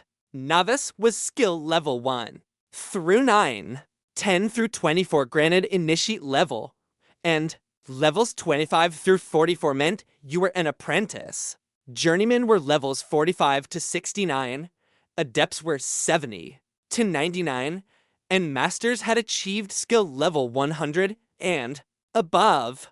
What the ranks meant seemed to vary from skill to skill as far as Richter could tell. Magic masters and adepts could teach spells without spell books and training with someone of a higher rank than you would increase the rate that someone leveled their skills. Other than that, Richter really didn't have an understanding of how the ranks impacted anything. Oh, the ship, Richter called out. Very funny, my lord, the shipbuilder said. Shavona was short.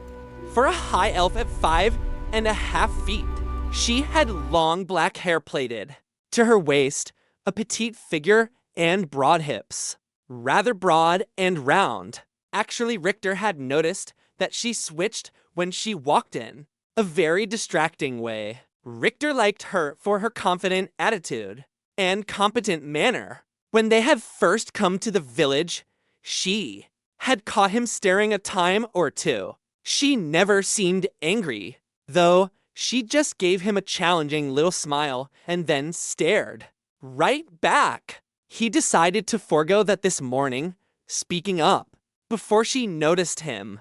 I'm glad to see that you've started on the ship. The ribbing was well on the way to being completed as far as Richter could tell. Is there anything you need from me? Things are moving well, but if I could have one of those missed workers allocated to me, then things would move a good deal faster, she said. Done, Richter said promptly. Mist workers were magical constructs that Richter could summon. They lacked any real intelligence, but they were strong and had good reserves of stamina. They couldn't be trusted with complicated tasks, but were perfectly suited for manual labor. Unfortunately, he could only summon so many per day, the amount dictated by the 1,000 mana limit on the village's mana pool. It did regenerate every hour, but only so much. When the villagers had found out about the magical beasts of burden, they all decided they had to have one. Needless to say, demand was high. Ship construction was a priority for Richter, though there were no internet or telecoms in the land. The only way for his village to be connected to the rest of world was to physically travel to neighboring towns and settlements. He had arranged for one of the ships that had brought the settlers to the mist village to return to the boundaries of the confusing mist spell in several weeks' time. The cost of ranging that had been several gold coins paid up front. That amounted to several hundred US dollars that were eating into his potential profits. How long until the ship will be ready? Richter asked. She should be river ready in 3 months, Shavona said with certainty. Richter widened his eyes. That soon? I was expecting it to take the better part of a year. Ha! She scoffed. Maybe it would take that long for ham-fisted humans. She looked up with a stricken look when she remembered the lord of her new village was human. Richter just gestured for her to keep going with an amused expression on his face. She nodded gratefully and continued, as I was saying, High elves are the finest shipbuilders in the land. Each of us are proficient with a certain type of magic as well. I have affinity for water and earth magic, both at apprentice skill level. My aides have affinities to water and air magic respectively. So you cast spells to make the work go faster? Richter asked. That is part of it, but also we just maintain a low level of ambient mana when we are working. Seeing that Richter wasn't following, she explained further, you can cast different types of spells, correct? I am sure you have noticed that right before casting spells of different types of magic, there is a recognizable feeling. Myself, casting water spells feels different than casting earth spells. Richter nodded. His earth magic spells made him feel solid for lack of a better description. Water magic gave him a cool fluid feeling, and his ice dagger spell made his hands feel cold right before casting, though that may have been specific to that spell. Well, my lord, we focus on that feeling while we work, not actually using mana, just accessing it. We have found that the ships will ultimately be stronger and faster by infusing mana while we work. That's one of the reasons high elves are such excellent craftsmen. In addition to having a high shipbuilding skill, we increase our skill level in magic as well.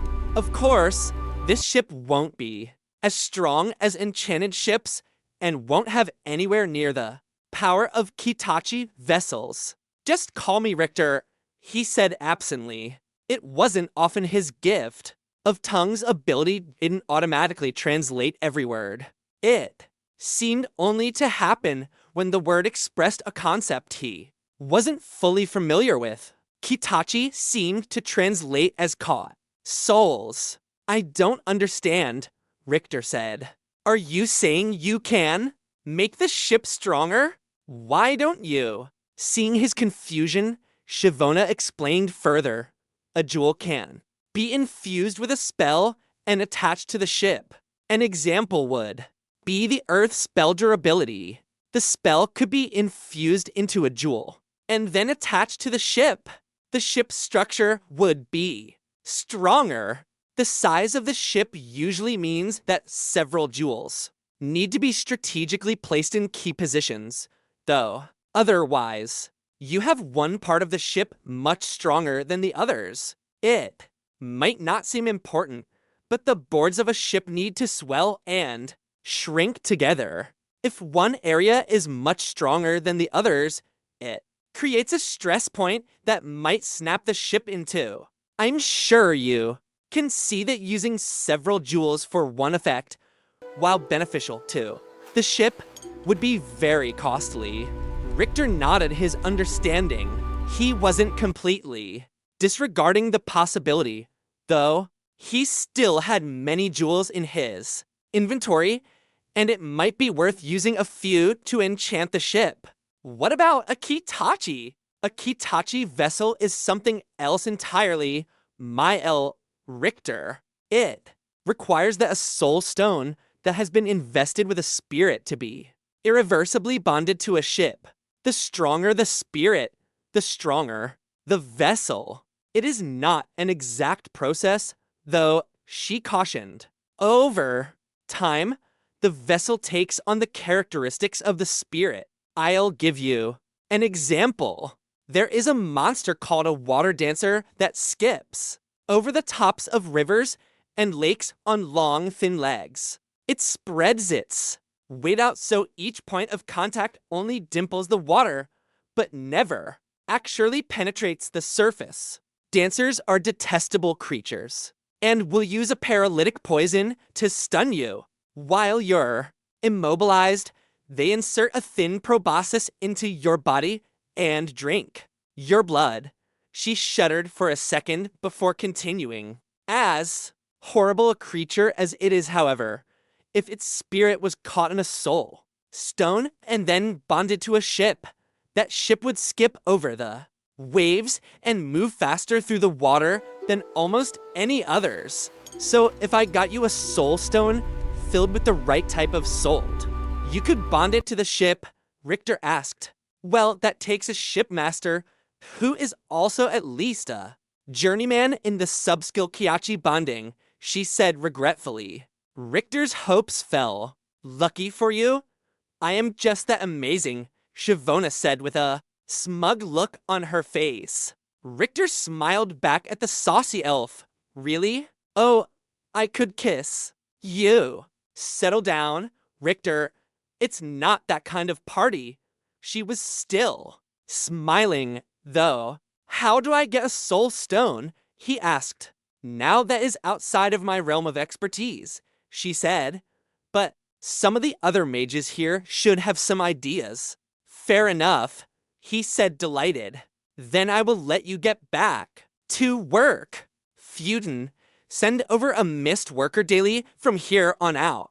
Instruct it to follow the instructions of Shavona and her apprentices. Yes, my lord, the remnant said. Richter started walking back towards the village. He needed to talk to Randolphus. As he was entering the walls, he was greeted by his companion Tattered. Hello, my friend, Richter said, clasping wrists with the former innkeeper.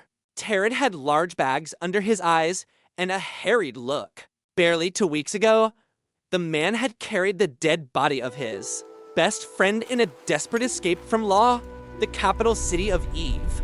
That loss, coupled with trying to be pillar of support for his psychologically damaged love, Isabel, was clearly wearing the man down.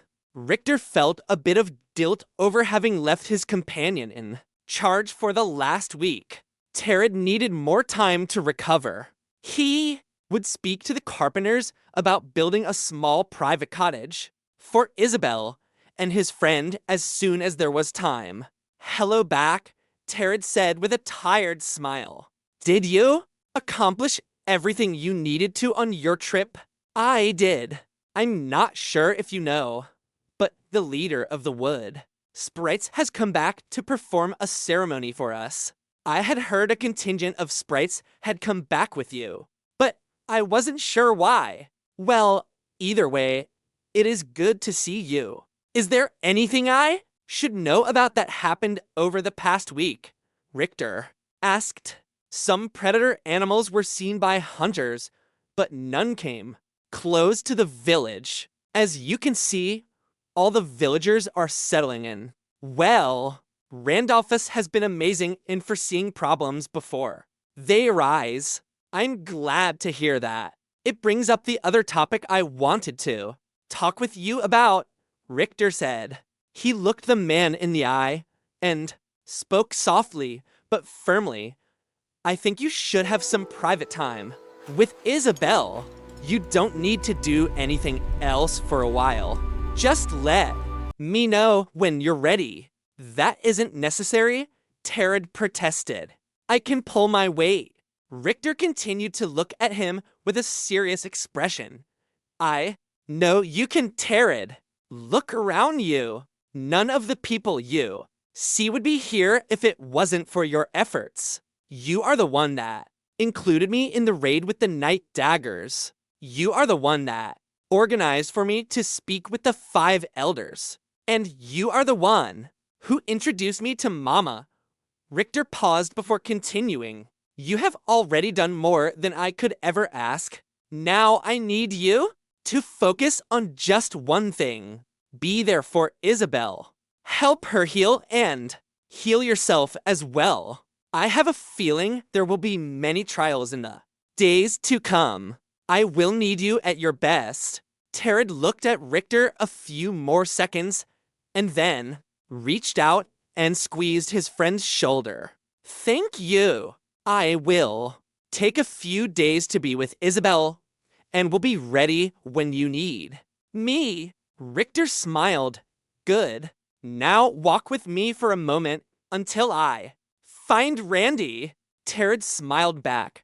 You know he hates being called that. Randy, or Randolphus as was his proper name, was a wonderful aide, but was also a bit stuffy. Why do you think I'd do it? Richter asked with a laugh. Chapter 4. The two companions walked slowly through the village talking about this and that. Richter sent Festooned ahead to look for Randolphus and then report back. As he was talking with Tattered, he realized that he had not taken a look at his latest companion's status page. Letting his vision relax, Richter's interface came up. He focused on the small icon of Tattered's face that was floating next to Shin's. Name, Tattered. Age, 46. Level, 7. 41% to next level. Health, 190 mana. 120 stamina. 140. Strength, 16. Agility, 12. Dexterity, 14. Constitution, a 19. Endurance, 14. Intelligence, 12. Wisdom, 10. Charisma, 19. Luck, 14. Abilities, camaraderie, skills, swordsmanship LVL2, 67% to next level, 87% affinity. Shields LVL4, 82% to next level, 98% affinity. Cooking LVL8, 13% to next level, 96% affinity. Horsemanship LVL9, 32% to next level, 83% affinity. Repair LVL4, 64% to next level, 54% affinity. Repair armor LVL3, 13% to next level, 52%. Affinity. Repair weapon LVL4, 18% to next level, 52%. Affinity. Marks, none. Resistances, none. Race, human. Reputation, LVL1, who are you again? Alignment, 0. Language, common tongue. Richter looked at his companion. Have you noticed that since we have become companions, you can see my status page? Tattered nodded. Well, I just looked at yours for the first time. You have a strange mix of skills. Tattered gave a small chuckle. Yes, I know. I didn't serve in the army, if that's what you were thinking. At least not in a traditional way. I come from a very minor noble line, several times removed from power. My mother convinced a cousin to take me on as a page when I was a child. He was a knight in Eves's army. I followed his patrol for 2 years. That's why I have some martial skills. One of the main responsibilities of a page is caring for his knight's armor. If you have seen my status, then you've also seen that I was piss poor at that. What I was good at, however, was making dinner each night and caring for the horses. I seem to have a real connection with the animals. I also have good affinity for sword and shield, but riding was my true passion. That is what saved my life.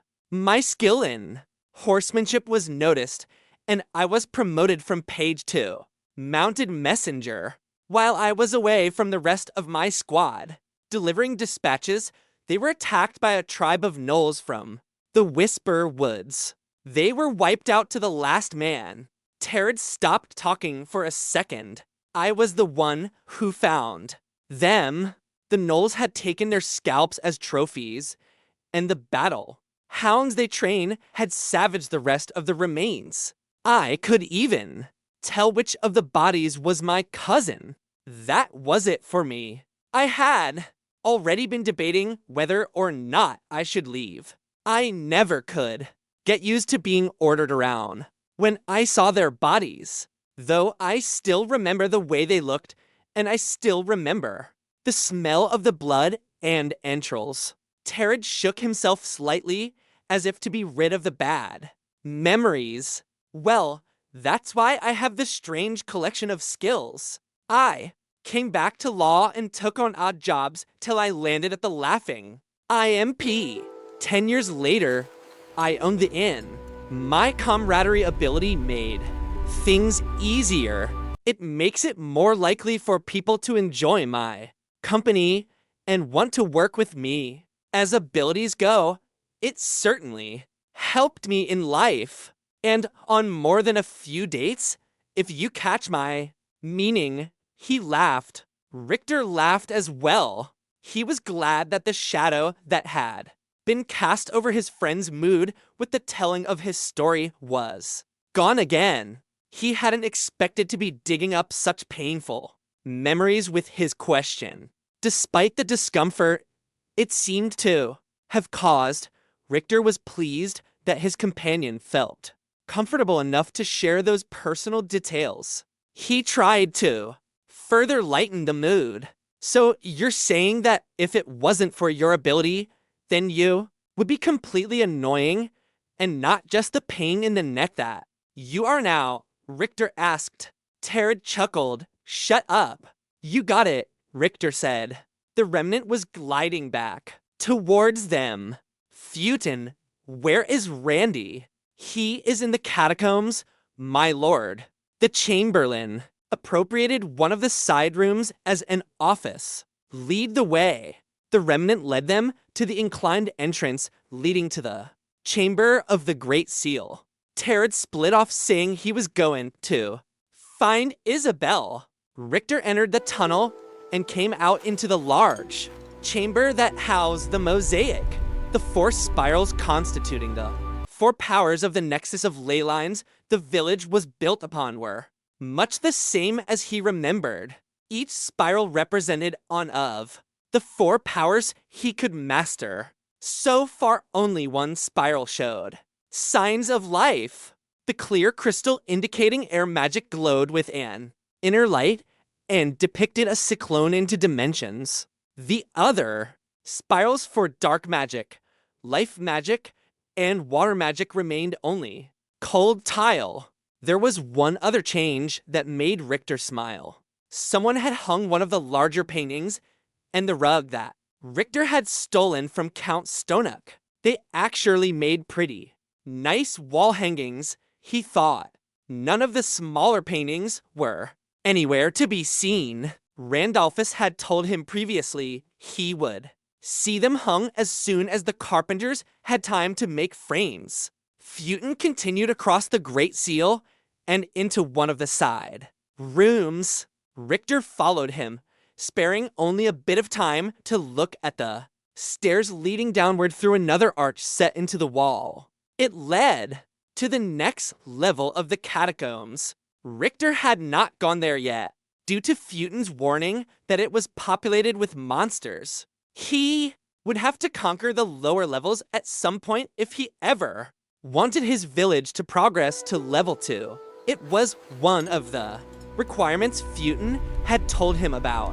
He wasn't sure what it meant to move on to level 2 exactly, but Richter was sure that he wanted it to happen. Richter also peeked into his room before following Festooned, but Hisako was apparently occupied elsewhere. He continued on to speak with his chamberlain. Randy was sitting at a rough-hewn table bent over a stack of papers scribbling. Richter had not bought much paper and ink from Hafiz. He would have to remember to negotiate for more. Hey, Randy, he said in a loud, boisterous voice. The man gave a clear sigh before looking up. Welcome back. My lord, I trust your trip went well. He really didn't like that name. Richter thought with a silent chuckle. Randolphus, as was his full name, had been the chamberlain for the late king of Eve. The rules of proper decorum were heavily entrenched within him. So even though the shortening of Randolphus's name clearly frustrated him, the man was too enamored of the proper rules of conduct to correct. His liege. That kind of circular logic trap was exactly why Richter just spoke his mind. Being PC all the time took way too much effort and needless complicated things. It did. Thank you for asking. I'm guessing there are some things that require my attention. Richter looked pointedly at the stack of papers on the desk. Yes, sir. There are. Randolphus reached under the table and pulled out a previously hidden and much larger stack of papers. He set them on the tabletop and picked up the first page. Item 1. Richter gave a sigh of his own as he sat at the table. Was that a smirk on Randy's face? Richter wasn't able to escape Randy's grasp for ours. Food was brought, but they kept grinding away. They covered topics ranging from resource management, defenses, the need to allocate people to key positions like trade master and captain of the guard, requests of the new villagers, and items that needed to be bought during the next trip to Leaf's Crossing. Unsurprisingly, the man had already included paper and ink in that list. As painful as the hours of bookkeeping were, there was no denying that Randolphus was thorough and indispensable. Richter stood and stretched. There were more items to be discussed according to his chamberlain, but he just couldn't sit still any longer. When Randy had pulled a list of all the new villagers and wanted to go through each person's qualifications and skills, he thought enough. It was probably a few more hours until full night. Richter had more to accomplish before the planning ceremony. He was leaving the room when a thought occurred. He walked back to Randolphus and reached into his bag of holding. He withdrew the stack of papers he had taken from Count Stonek's private safe. The Count was involved in non-human slavery in the Kingdom of Eve. He was also the reason that Tattered's love, Isabel, had suffered so much emotional trauma. Do you know Count Stonek? Richter asked. A look of distaste crossed Randolphus's face. Yes, I do. One of the new king's inner circle. A distasteful man that would not have been tolerated at court in the days of his father. Well, I was able to procure these papers from his private safe. They were well hidden, so I'm assuming they are important. I've only glanced at them, but there are references that I don't understand. It seems to be in code as well. Do you think you could make sense of them? I had many duties under the old king, my lord. Part of that was to monitor the correspondence of less desirable types in court. Count Stonek never struck me as overly bright. I have an ability called code breaking. I am sure that I can decipher these papers. Given time. Code breaking, Richter asked sedulously. Just who was Randolphus? All Mama had told him was that Randolphus had been a chamberlain. Richter wasn't 100% up on his ye old English terms, but he was pretty sure a chamberlain was kind of like a supped up butler. Now he was finding out that the man was 007. Analyzed didn't reveal much. However, like Tattered, his level was a bit higher than other humans, but it was nothing to write home about. Richter didn't know why he hadn't analyzed the man before. Name, Randolphus. Human level 9. health 170, mana 120, stamina 140, disposition friendly. Humans are one of the shortest lived but most prolific breeders in the land. Humans have a broader affinity for skills than other races. No special bonuses to race. Humans get 4 points to distribute per level. Yes, my lord, Randolphus answered. Just yes. Yes, my lord, he said with just a touch more force. Richter was silent for a moment. Who would be born with an ability in code breaking? How often could that come up? It seemed very coincidental that the former king of Eve Chamberlain had such a useful and appropriate ability. Then again, Richter thought maybe that was one of the reasons that Randolphus had risen to power. Well, no rush. I truly appreciate you help. Every man was entitled to his own secrets, Richter thought. It didn't seem like he was getting the whole story though, and so he resolved to pay a little closer attention to his chamberlain in the future. It is my pleasure to serve, my lord. Richter left the room with Festooned floating along behind him. He stopped at the Great Seal. When he had searched his inventory for the Count's paper, he had seen to other items that required his attention. The first was also from the Count's safe. It was a blue one tipped with a white jewel. Richter had no lore to speak of yet, despite finding snippets of time to read Leandra's book, and had no identification spells. When he looked at it, the prompt simply said, Magic Wand. Luckily, Festooned had an ability to identify items. He held the wand up. Festooned, if you would be so kind. A white light flared from the center of the glowing remnant. You have found Wand of Magic Illumination. Durability 30/30ths. Item class, common. Quality, above average. Weight 0.3 kilograms. Sends out a beam of blue light that illuminates the darkness. Magic seen in this light will glow white. 12 hours of illumination per day. Well, that could be useful, Richter thought.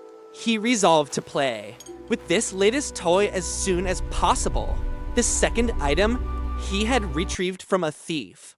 To be more specific, he had stolen it from a den of thieves right before burning their house down.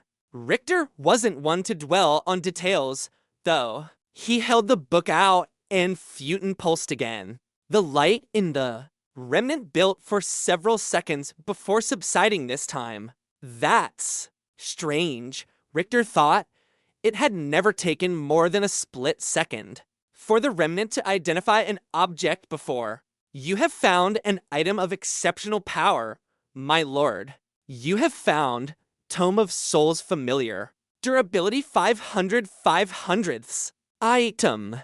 Class, Epic. Quality, Masterwork. Weight 0.5 kilograms. Lets you cast. Summon Soul Familiar. Tome destroyed upon casting. Requirements. Master of a School of Magic. Intelligence 20. Cost 1,200 mana. Do you wish to use the tome? Yes or no? 1,200 mana. That was more expensive than any other spell Richter had even seen. The most costly spell he had cast was Confusing Mist, and that was an enchantment that protected the entire village. It had only cost 800. Why was this spell so expensive?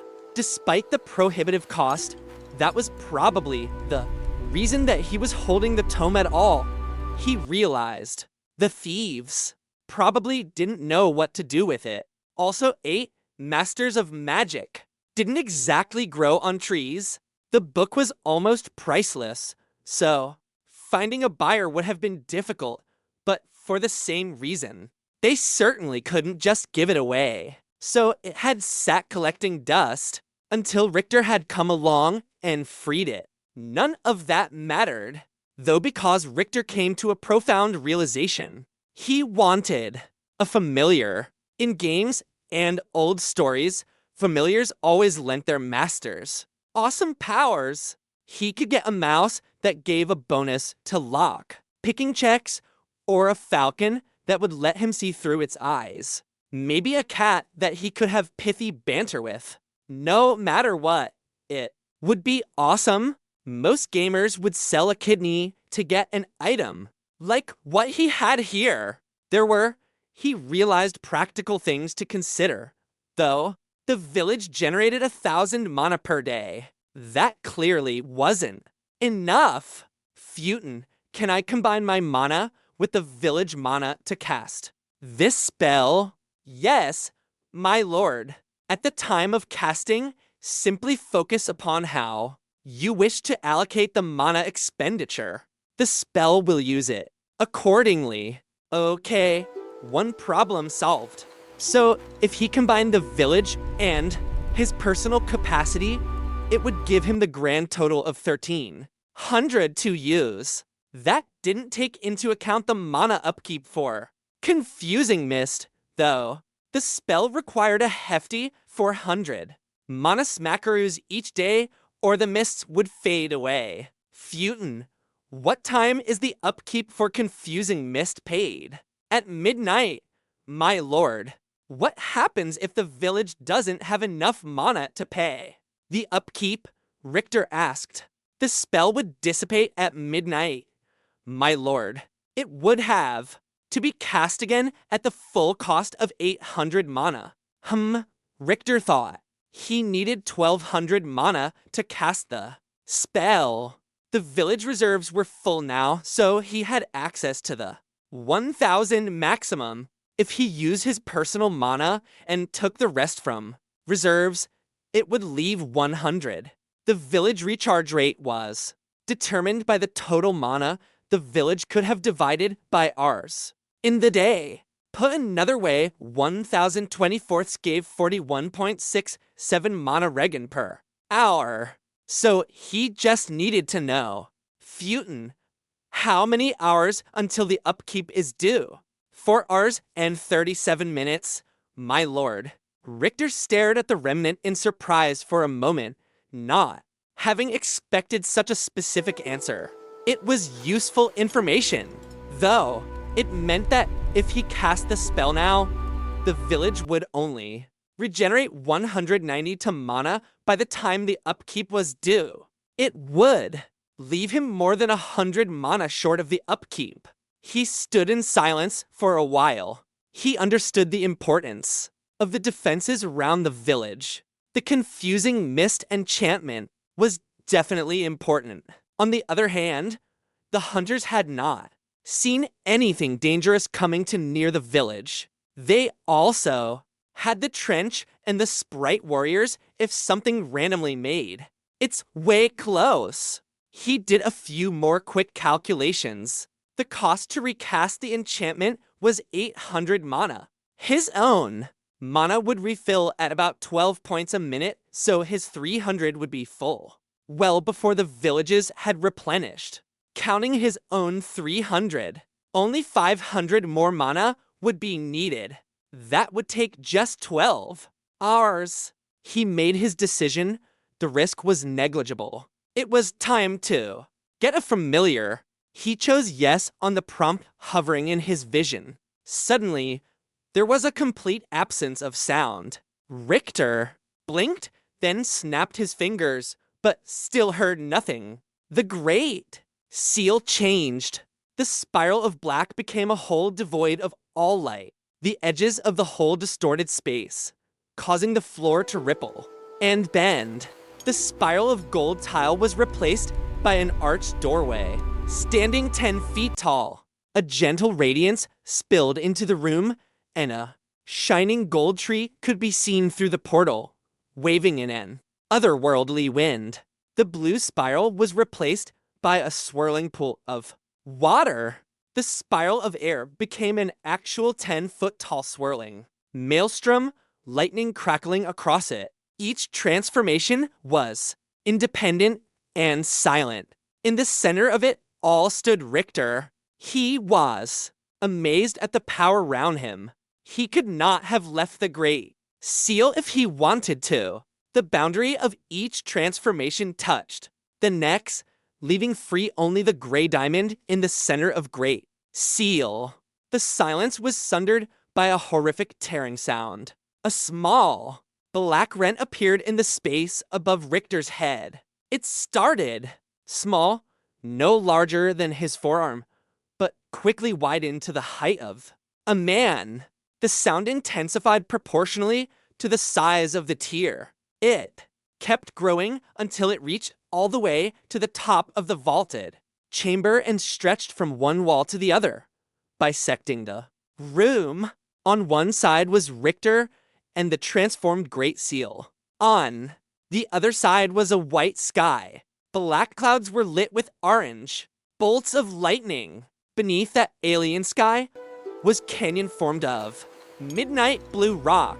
The surface of the rocks was multifaceted like the inside of a geoda, and each streak of lightning lit the canyon with reflection. At the end of the crevasse were massive trees festooned with thick vines. As Richter watched, a monstrous reptilian head poked through a break in the grove. It looked about with copper-colored eyes, scanning for the source of the noise that had drawn its attention. Two large slits were at the end of the snout, and as Richter watched, a forked tongue sampled the air. Instinct took over, and Richter froze in place, hoping that the wormhole, or whatever he was standing in front of, acted like a one-way mirror. He did not want this thing to see him. That hope faded as the bust-sized head oriented on him, and the jaw dropped open. The monster stared at him with a sadistic leer. The steel-colored fangs were each the size of short swords, and it rolled its beet-colored tongue around in its horrific mouth with a graceful step that shouldn't have been possible in such a monstrosity. It moved more of its large body into the rocky dell. A clawed hand, attached to an arm the size of an ancient oak, shook the ground with an impact tremor. It brought its other arm forward and continued, making its way towards him. The head moved closer and closer. Richter looked around, but there was no escape. The four powers still hemmed him. He drew his high steel sword, but knew it would be like attacking a bull with a toothpick. Either way, he would go down fighting. He just really did not want to be eaten again. The monster's mouth was only a dozen yards away from the tier in space now. Richter could see rotting flesh in between its fangs, and the nauseating smell of decomposing flesh washed over him with its exhale. Richter held his sword up, preparing for his pointless last stand, but all of a sudden, there was a resounding boom.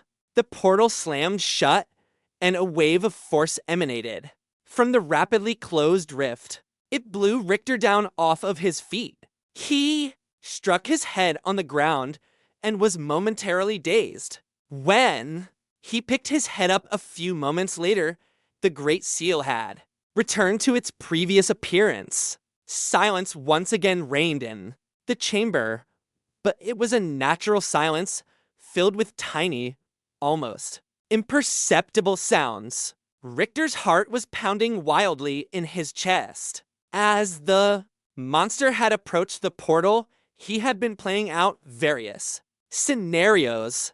In the rosiest one, the dragon thing had swallowed him whole and killed him in the process. The next scenario was decided, less pleasant, and it taking a big enough bite that arms or legs were left behind. He would still be alive when he was eaten, but blood loss should make his death relatively quick.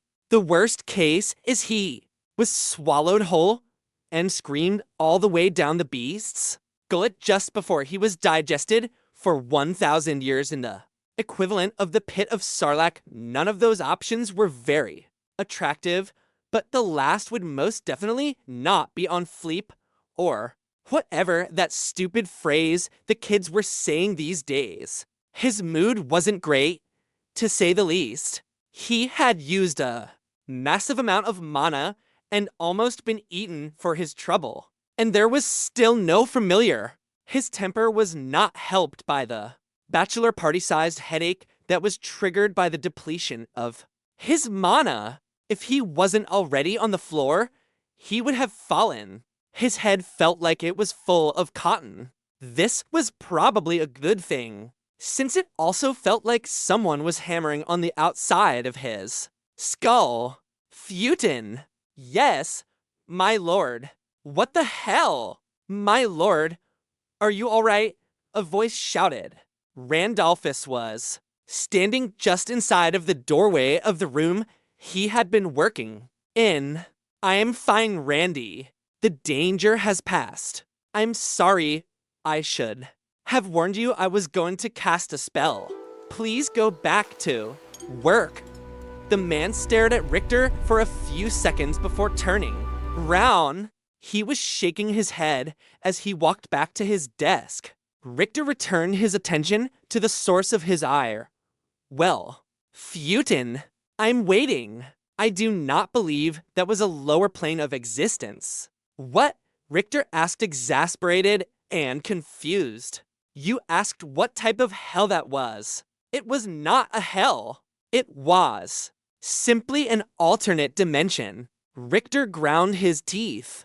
The lack of idioms in this new world was going to kill him. This stupid conversation was not helping the headache that had barely started to subside. Through gritted teeth, he said, I wasn't asking if that was a hell or an underworld. I was asking you why I was almost eaten by a dinosaur on steroids when I was trying to summon a familiar. Was that thing it? Ah, thank you for clarifying, my lord.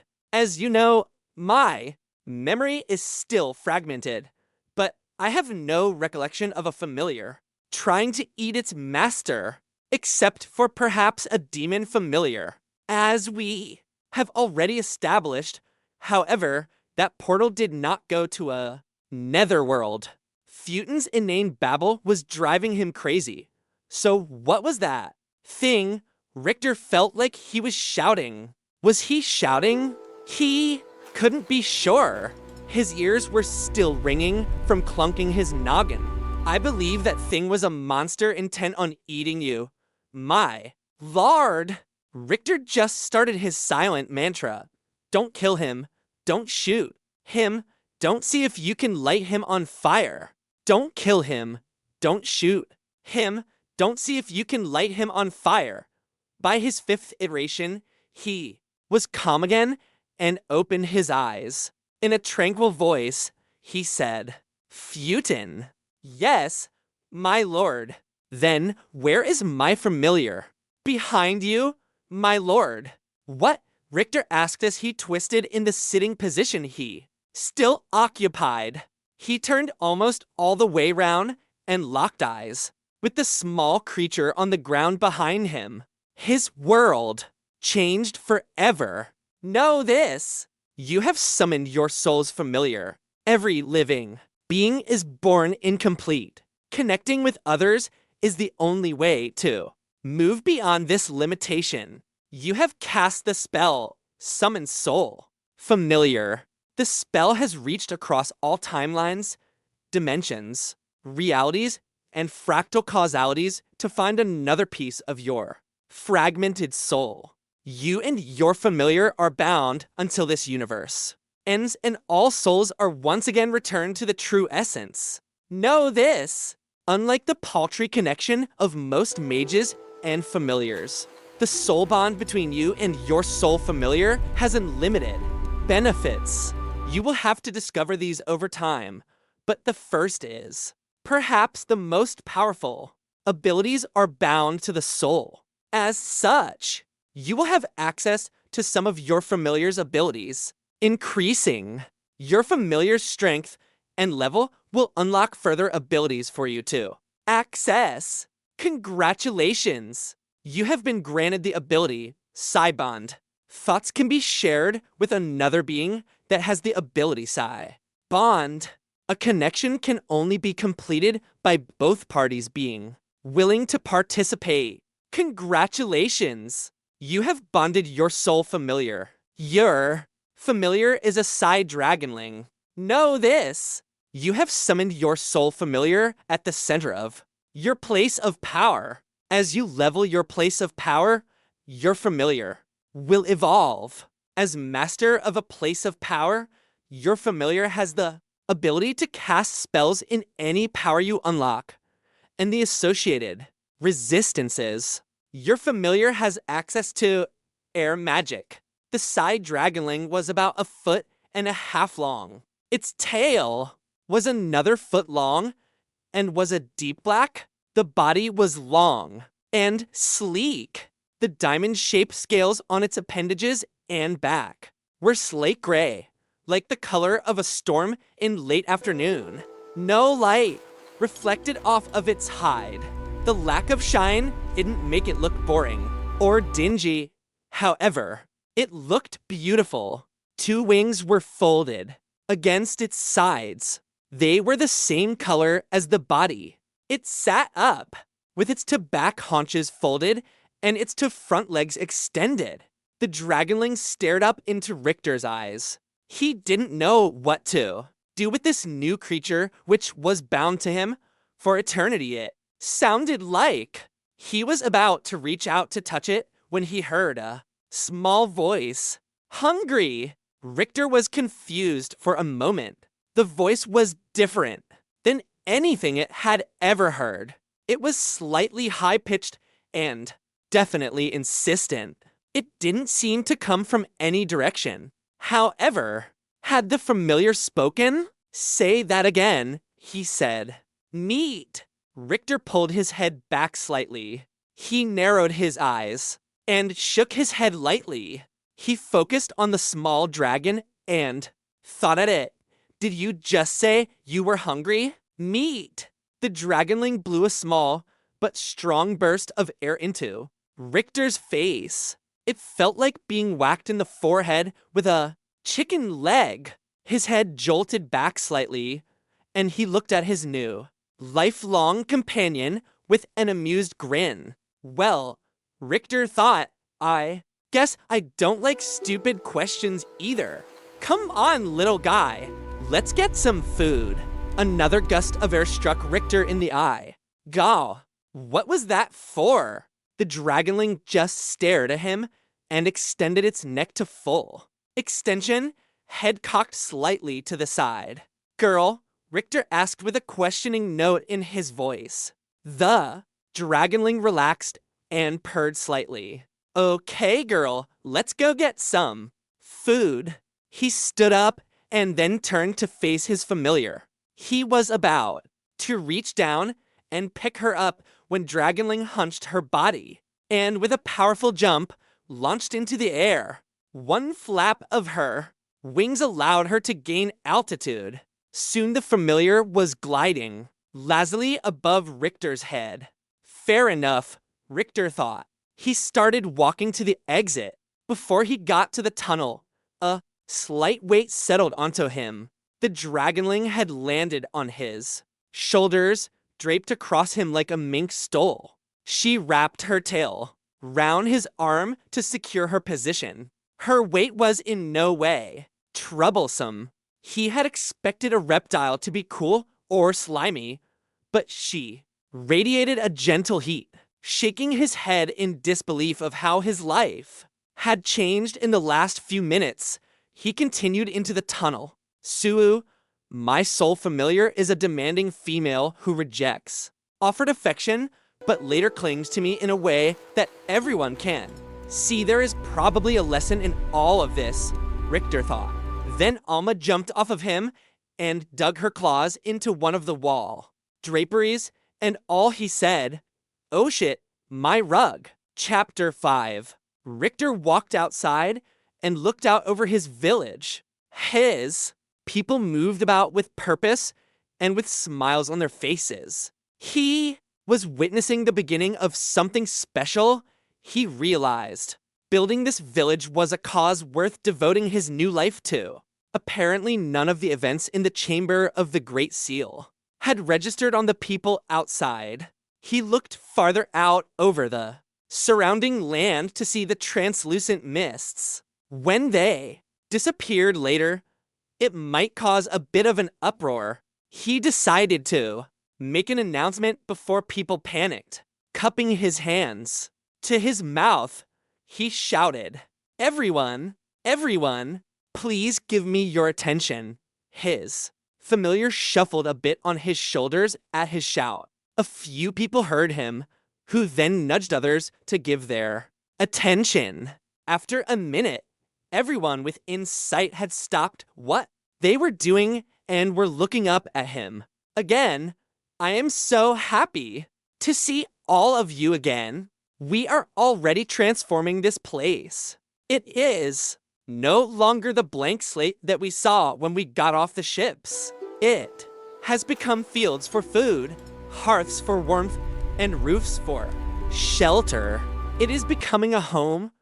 There were cheers from all around. I want to spend more time with each and every one of you, but first I wanted to tell you a few things. 1, the mists ringing the town will dissipate through the night. They will be back tomorrow morning. But for now, no one should go out past the moat ringing the town. For that reason, we will be withdrawing the logs that serve as our bridge across the moat. We will also be shutting the gate until the protective enchantment is back in place. Richter made eye contact with one of the men who was serving as a guard in the village. Gather all of the other guards and make sure no one is beyond the walls. I see that everyone working the fields looks to have come back in for the night, but I want to know, without a doubt, please do that now. I want the gates closed in 20 minutes. The man gave a salute and ran off.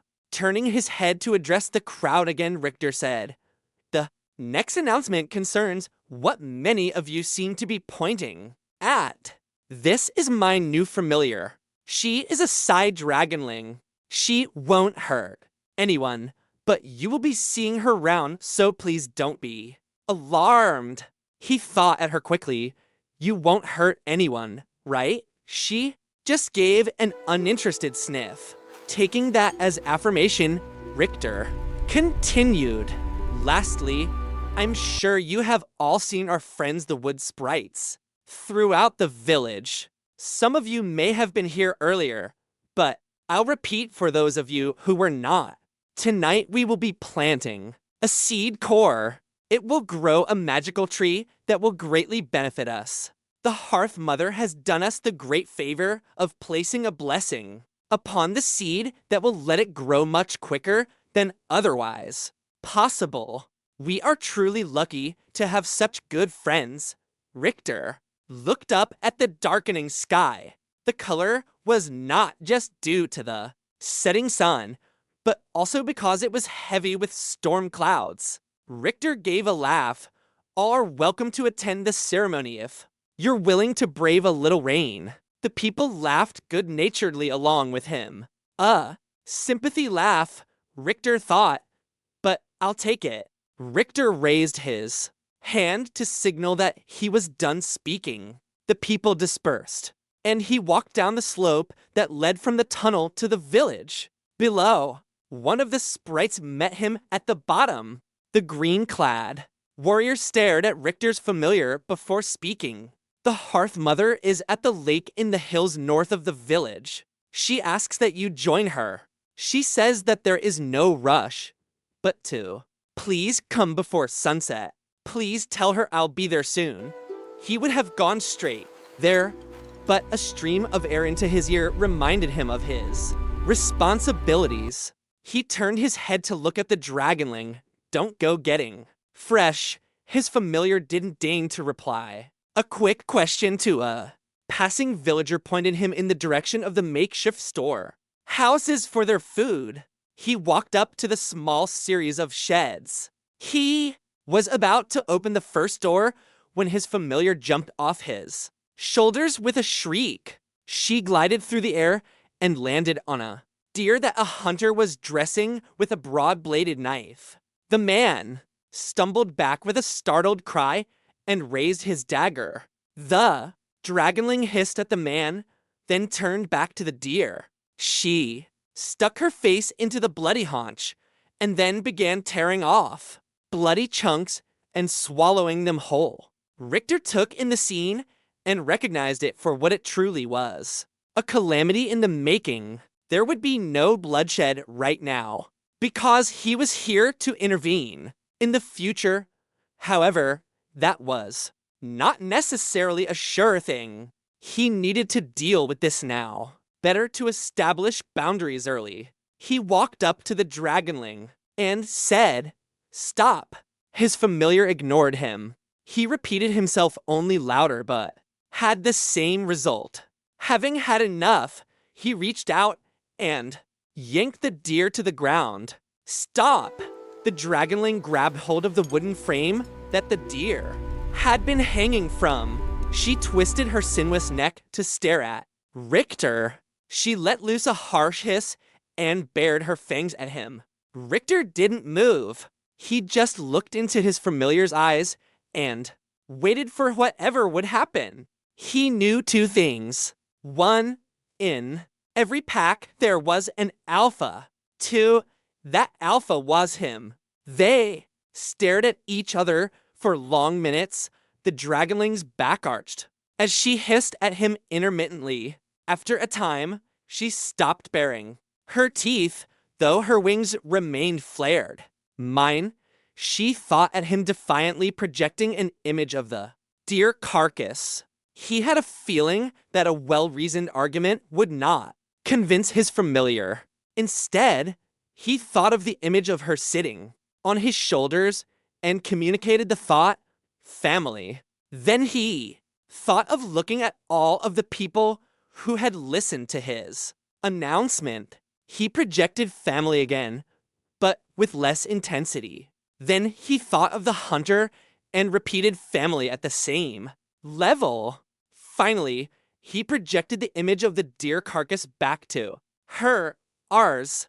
The dragonling kept her eyes lidded, but relaxed her stance and loosened her neck from full extension. She turned to look at the hunter, who was still standing nearby, looking confused at Richter and the side dragonling.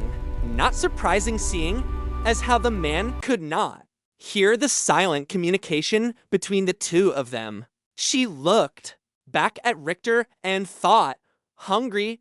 The thought had much less animosity in it, though. Richter relaxed his stare as well and put a smile onto his face. He extended his arm and projected, "Trust me."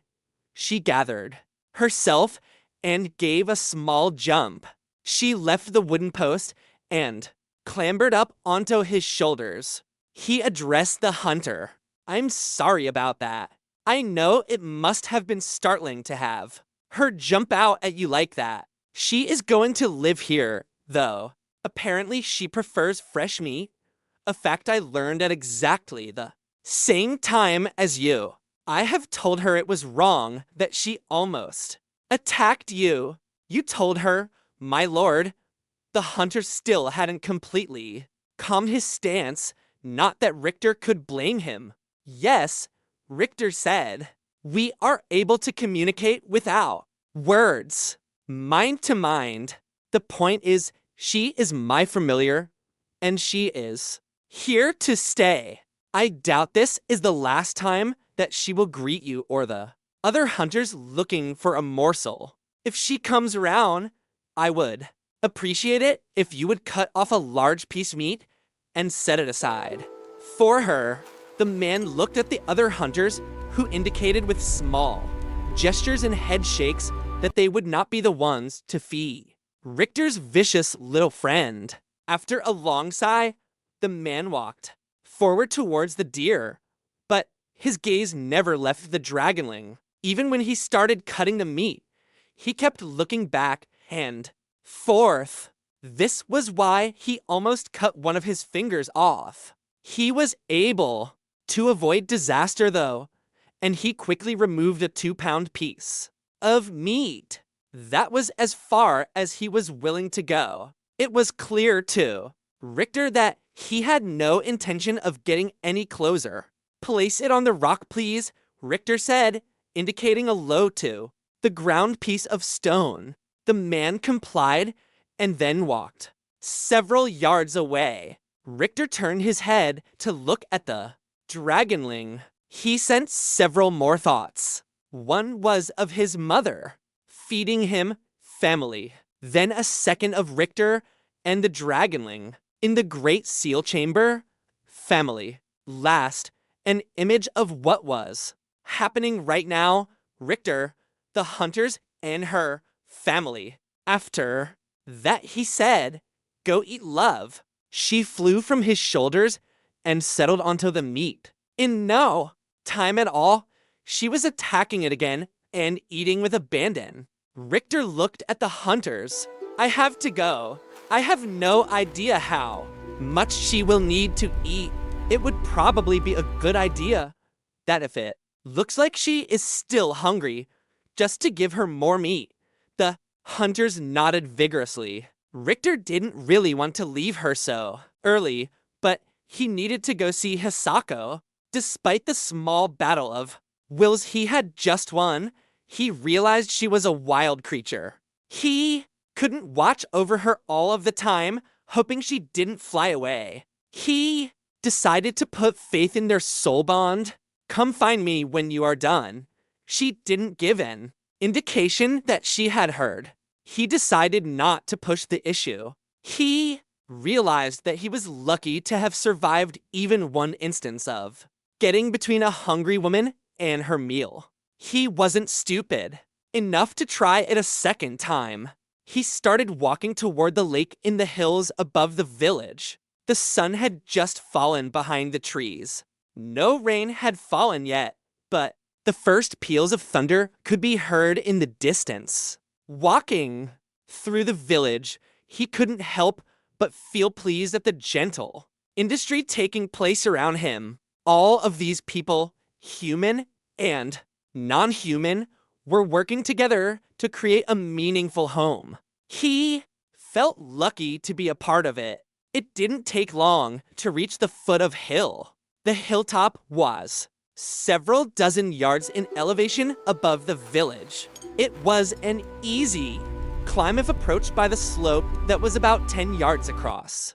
The base of the slope being within the walls of the village. There was no other way to easily ascend.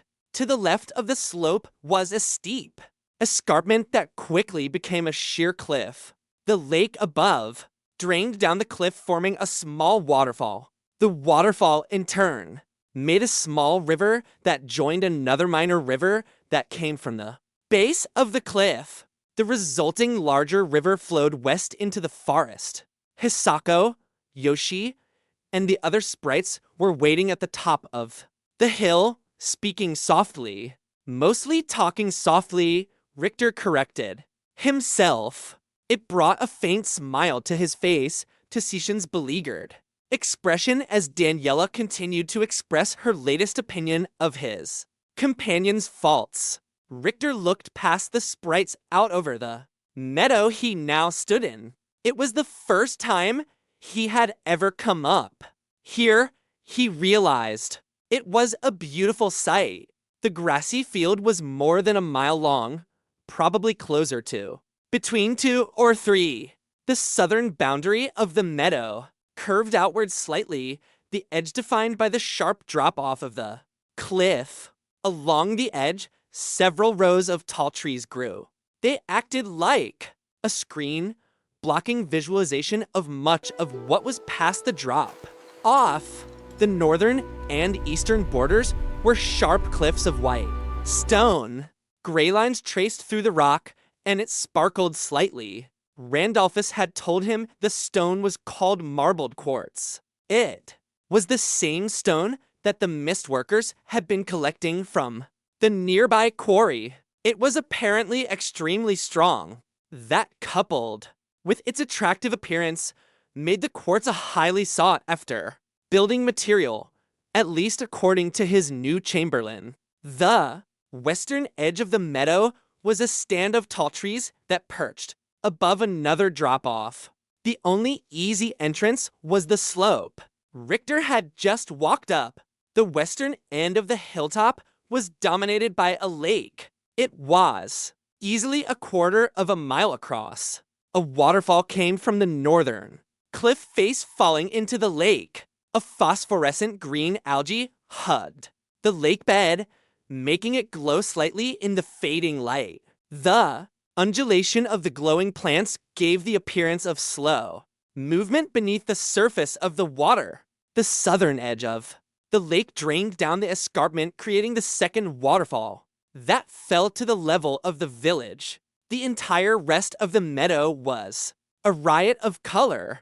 Countless flowers and vibrant plants dotted the grassy surface, and even in the fading light, it was beautiful. "Thank you for coming," Richter, Hisako said. "This is an amazing the place. Some of the herbs and plants that are numerous in this meadow are actually quite rare." Shin had mentioned that. Richter replied, "I asked you up here because this is the perfect spot for planting the seed core. The land is obviously fertile, and the tree would be protected by the landscape. We will do the ceremony in the northeast corner if you have no objections." "I don't, and thank you again, Hisako. This means a great deal to me. When should we start? The storm is almost here, and night has almost fallen. In a few hours, the conditions should be perfect, which is just enough time of us to get some training in," Yoshi said with a sly grin. He held up a length of wood and waggled it slightly. Richter's face did not have a grin on it. Chapter 6. Richter went through his forms for the next 2 hours. At some point, the rain broke, but that did not slow Yoshi down. He kept drilling with Richter, correcting each improper stance with a whack of his stick. The villagers came up to watch the show. They began to shout out, "Keep your head up. Don't let your sword drop." Who? That one looked like it hurt. Richter didn't mind the good-natured ribbing. These people had been working hard, and it wasn't the worst thing in the world for them to see him sweating and enduring hardship as well. During the training, Yoshi introduced a third form, dancing fireflies, and a fourth, rain on hot stone. He was starting on a fifth when Hisako called a stop. "People of the Mist Village, please douse your torches. The ceremony will proceed best in darkness. Follow me." She started, walking toward the northeast corner of the meadow. The seed core was held high above her head. The tracings of green veins cast a small but distinctive light, so following her was easy despite the rain and darkness. They walked until they were only a few hundred yards from the northern cliff face. She turned and faced Richter and the other villagers. The only light was from the green glow of the seed core, the soft white light from Futon, and the phosphorescent lake in the distance. "Richter, please come stand beside me." He moved to comply, and she handed him the seed core. He looked at her questioningly. She just shook her head with that gentle smile she always had. "It needs to be you," she said quietly. "Simply focus on the seed core, and you will know what to do." Richter turned his gaze from the hearth mother to the object in his hands. Being so close to the seed core brought its wondrous scent to his nose. This time, the smell was of pine, clean wood burning, and food baking in the oven. He was overtaken by a memory. He had been playing football in the front yard with his older brother. His brother had teased him about a bad throw, but did it with love and warmth in his voice. So it was all right. They had been out front for about an hour. Initially, They had been sent to the yard to rake the leaves up. Football had been a master plan to stay out of the way of their mother and thereby avoid being assigned any other chores. That morning, his brother showed him again and again how to throw a perfect spiral. Unfortunately, it was also something he failed at again and again. But then, he finally got it right. When they finally were called inside by their father, cheeks tingling with the cold, James was still riding a wave of elation. The warmth from inside the house competed with the wonderful smells coming from the kitchen to capture his attention. It had been a perfect day. Richter came back to himself. Other nearby villagers seemed to have been caught in their own remembrances, and all had smiles on their faces. Not wasting any more time, Richter raised the seed core above his head with both hands. The rain fell down on him, and he had to blink the water clear. Thank you all for coming up here and braving this weather. Those of you near me caught a taste of this object's power. You have felt its goodness. It is not just an object of power, but also a symbol of what we are trying to create. Here, we will care for this tree, and it will care for us. That is how we will live. The next words that he said seemed to come from somewhere else. It was if something was speaking through him. Through service, ascendance. Through dedication, transcendence. You have created the motto of your village. These words and the ideals they embody will find seed within the heart of all who embrace the Mist Village as their true home. Loyalty of all villagers increased by +100. DING. The loyalty of your village has increased from neutral to dependable. You have shown yourself to be a capable leader and exemplify ideals they believe in. Your people are not just a collection of individuals anymore. They have a common goal. 25% to productivity. Richter read the prompt twice. There was still so much he didn't know about this new world. Looking out over the sea of faces in front of him, he saw only joy and encouragement. The people stood a bit taller and waited for him patiently. He focused on the seed core. Do you wish to plant the seed core at this location? Yes or no? He was about to finish the quest, and then he realized he was missing an opportunity. He quickly withdrew a potion of clarity from his bag and drank it. Choosing yes, he stood, arms above his head with rain pouring down over him. Then the core began to vibrate. The vibrations grew, and the seed began turning in his hands. The rotation was slow at first. As it picked up speed, the green veins on the outside glowed brighter and brighter. The core was moving so fast that the friction burned Richter's hands, and he dropped it. The seed didn't fall, though. It continued spinning in midair. The green light was now bright enough to clearly see everyone in the meadow. All of a sudden, the core fell to the ground. Plummeted would have been a better description. It shot down, but was spinning so fast that only the barest ripple was felt in the feet of those standing around the impact site. A clean hole could be seen in the ground with the green light shining straight up onto the clouds like a spotlight. Richter, Hisako, Yoshi, and Shin stood directly at the impact site. Hisako thrust her hand into the light. Richter started to reach out to stop her, but she stood there calmly with no ill effects, so he stopped himself. The beam of light lasted for about 30 seconds, and then vanished, leaving a column-shaped afterimage in everyone's vision. All was quiet, and then a white light could be seen from the depths of the hole. That was when the rumbling began. It built in volume and was soon accompanied by vibrations in the earth. Richter felt like he was standing on the back of some huge, awakening beast. It occurred to him that standing right next to this particular hole might no longer be the best idea. He picked his head up to share his sentiments with the others, but couldn't. Of course, the only reason that he couldn't was because everyone else had, already backing away. He quickly followed their example. Before he had moved 20 yards away, a silver tendril shot up from the hole.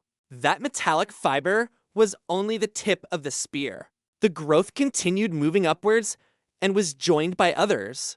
They all ascended until they were each 100 feet in the air. Then they began to interweave into a complex braid. When each tendril finished weaving, only half the length of each had been used. The remaining segments arched upward and then bent outward. More branches sprouted from the original 8 columns. Each branch gave birth to another smaller generation. Dozens at first, then hundreds, then even more. In the rain and darkness of night, the amount grew into an uncountable lattice of silver branches, weakly reflecting Futon's light and the occasional flash of lightning. It occurred to Richter that standing in the middle of a lightning storm by a tree that very well could be composed of metal could perhaps be a bad idea. It also occurred to him that he couldn't be seen as the only person running away from what was basically a miracle. He'd look like a punk, apparently oblivious to the potential danger. Hisako cast a quick spell that sent a golden ball of light into the air above their heads. The shine was strong enough to illuminate the entire glade, like the sun. As soon as the light fell upon the tree, she gasped in shock, a quickening. You have completed the quest, Tree of Power Eye. The seed core has been planted within the boundaries of your domain. Reward, 25,000 base 20,000 experience points. Congratulations! You have advanced to level 6 in herb lore. Herbs are 3% more effective. Increased chance of finding higher level herbs. Congratulations! You have advanced to level 7 in herb lore. Herbs are 3% more effective. Increased chance of finding higher level herbs. Congratulations! You have advanced to level 8 in herb lore. Herbs are 3% more effective. Increased chance of finding higher level herbs. Congratulations! You have advanced to level 38 in herb lore. Herbs are 3% more effective. Increased chance of finding higher level herbs. You have received 2,500 base 2,000 bonus experience for reaching level 10 in the skill herb lore. You have received 5,000 base 4,000 bonus experience for reaching level 20 in the skill herb lore. You have received 7,500 base 6,000 bonus experience for reaching level 30 in the skill herb lore. Congratulations! You have advanced from novice to initiate in herb lore. You can detect effects from picked herbs. Can negate one negative effect from ingested herbs. Congratulations! You have advanced from initiate to apprentice in herb lore. You can detect 3 effects from picked herbs. Can negate to negative effect from ingested herbs. Bonus reward, 20,000 experience points for all of your companions. Bonus reward, 5,000 experience points for all members of your village. Reward, a quickening. Know this! You have successfully grown a quickening. This is a celestial tree normally seen only in higher planes of existence. Many scholars attribute the overall greater powers and health of higher planes denizens to this tree. It bears fruit that, when eaten, helps to unlock the hidden potential of the imbiber. Your people will surpass their previous potential. Affinities for all skills increased by consumption of fruit of the quickening. Know this! Your quickening has been built on a place of power. Consequently, it is infused with the dark, life, water, and air magic. Consuming the fruit of the quickening now has a specifically increased chance of increasing affinity for learning these branches of magic in addition to increasing affinities as a whole. Know this: all present at the sprouting of a quickening will have an increase in random affinities. Congratulations! Your quickening has reached level 1. Congratulations! Your quickening has reached level 2. Know this: the blessing of growth cast by the hearth mother of the wood sprites has combined with the life magic of your place of power. The strength of the blessing has been magnified. Your quickening has advanced to level 2. Know this: it is well known that the fruit of the quickening can unlock the potential of individuals. The tree can do much more. However, at level 2, it will awaken the potential of your lands. All resources in surrounding area improved in yield by 25%. 25%. Greater chance to find rare resources. Train. You have reached level 11. Through hard work, you have moved forward along your path. As a chaos seed, you gain 6 points too. Distribute to characteristics instead of the usual 4. You also get 25%. Advancement to the skill of your choice. Crush your enemies. Honor your allies. Live. Train. You have reached level 12. Through hard work, you have moved forward along your path. As a chaos seed, you gain 6 points too. Distribute to characteristics instead of the usual 4. You also get 25%. Advancement to the skill of your choice. Crush your enemies. Honor your allies. Live. Train. You have reached level 13. Through hard work, you have moved forward along your path. As a chaos seed, you gain 6 points too. Distribute to characteristics instead of the usual 4. You also get 25%. Advancement to the skill of your choice. Crush your enemies. Honor your allies. Live. You have either characteristic points or skill percentage points to allocate from the previous level. Now that you have progressed, again, you must allocate your points within the next week or they will randomly be assigned for you. You have unlocked the quest, Tree of Power 2. The emergence of a celestial tree on this plane will not have gone unnoticed. The tree requires care to cultivate it and strength to protect it. Will you protect it and assign caretakers to your quickening? Yes or no? These prompts crowded his vision one after another. He was barely able to glance at each before the next came. He quickly read through each WHAATTTT. He had no idea that you got experience from progressing in your skills. He made a mental note to ask Randy exactly how that worked later. He kept going through his prompts and accepted the quest. When he cleared his vision, he looked at all of his villagers. He hadn't expected them to receive experience from his quest, but he was sure glad of it. From the expressions on their faces, they were stunned too. Some of them were only level 1 or 2. Most people did not advance farther since the two main ways of receiving experience were battle, quests, and apparently skill leveling.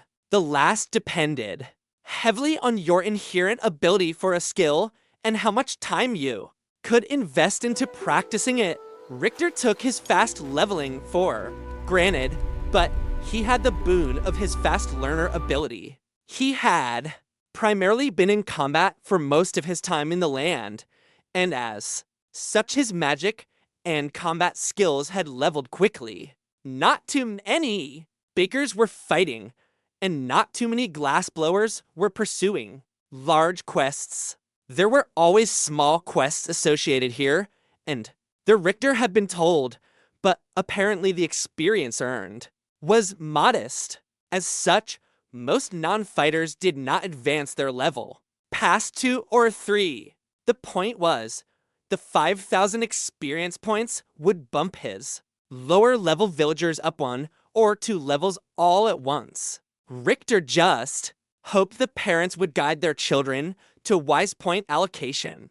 He didn't need a bunch of super strong toddlers knocking down walls. Randolphus was at the front of the crowd. He looked at Richter with an unreadable expression. Wiping rain off of his face, he asked, "Is this experience because of you, my lord?" "Yes," Richter replied.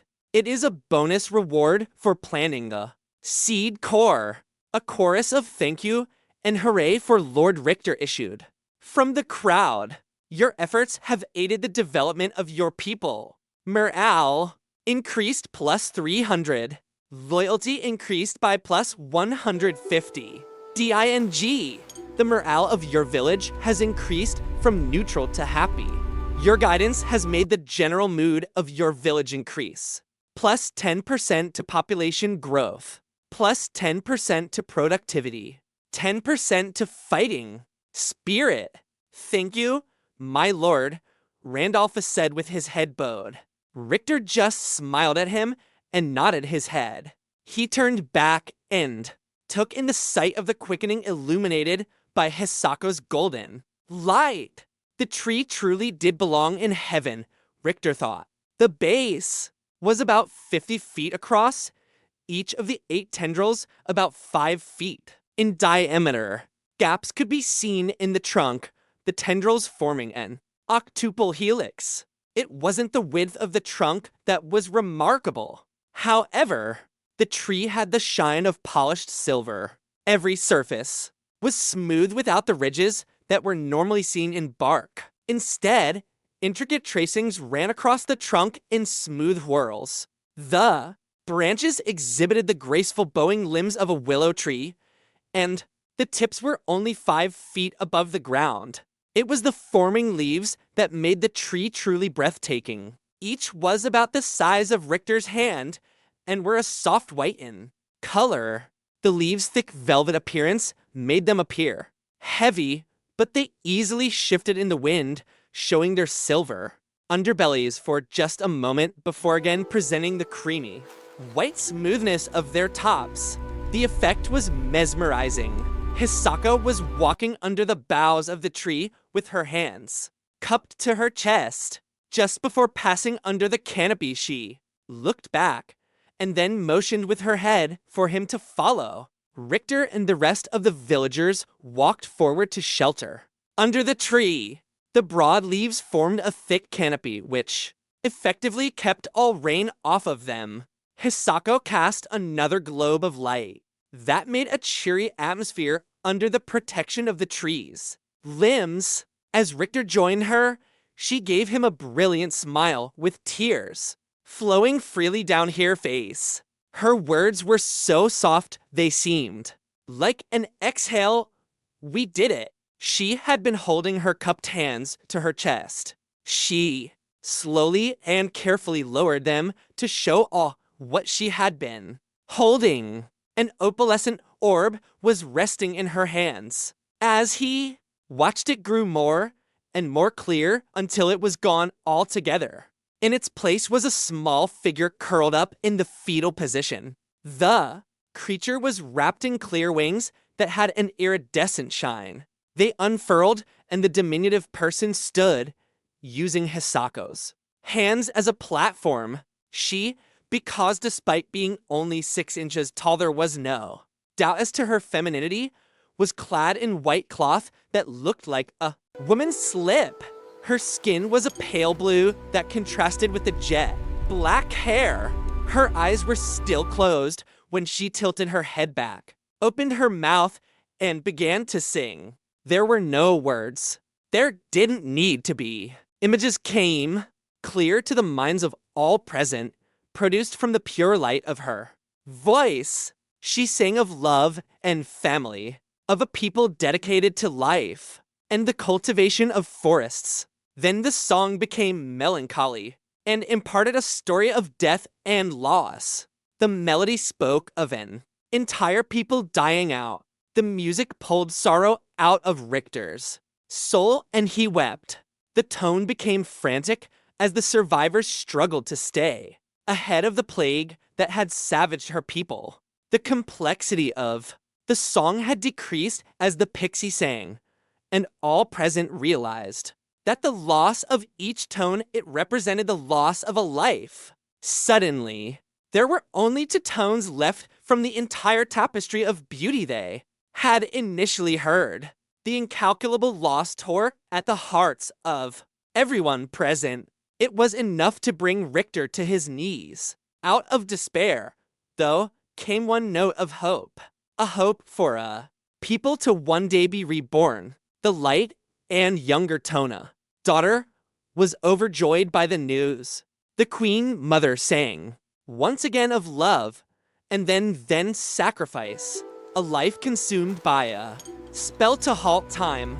The 2 tones became one, and the remaining tone was once again overcome with sorrow and grief. And then the song ended, not tapering away, but abruptly shut off, as if the remaining life was walled away from the world. Richter continued to weep on his knees, but with the ending of the song was able to collect himself once again. He looked around and saw everyone present was weeping freely, many laying down, completely overcome. A warmth wrapped around his shoulders, his familiar drawn to comfort him in his sorrow. Even Yoshi's gruff exterior was overcome, and tears trailed down his cheeks. Richter's eyes ached from expressed sorrow, but he could see the prompt clearly.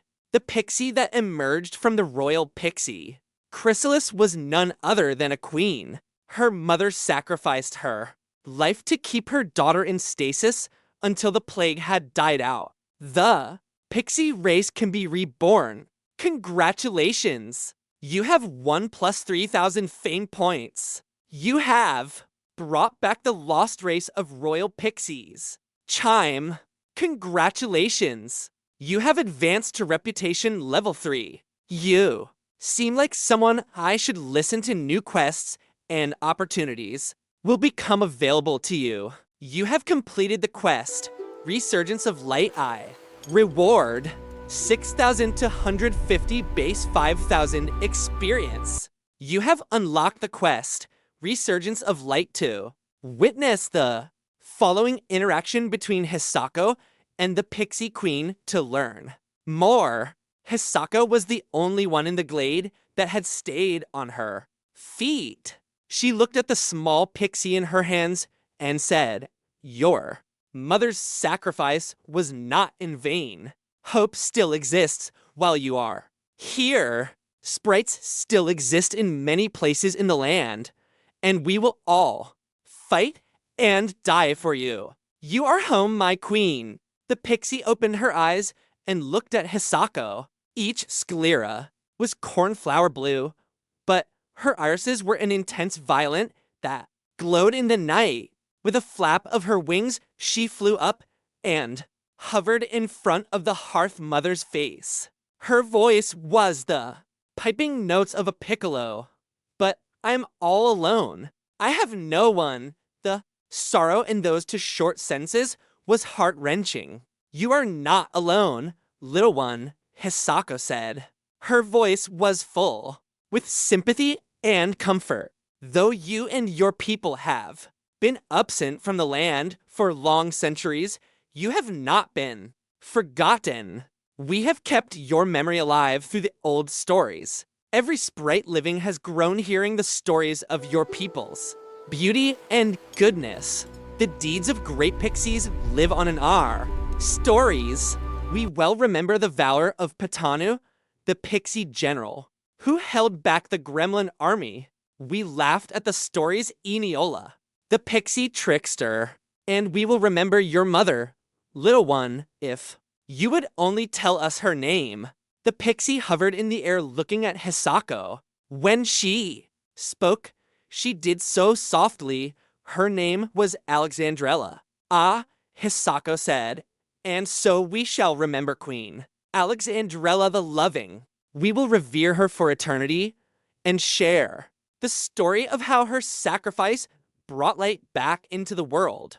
The only question now, little one, is will you honor her sacrifice? Will you bring the beauty and wonder of the pixie race back into the land?" Again, the pixie hovered silently before replying. After a few moments, though, her slouched posture straightened. When she spoke, the self-pity was gone from her voice.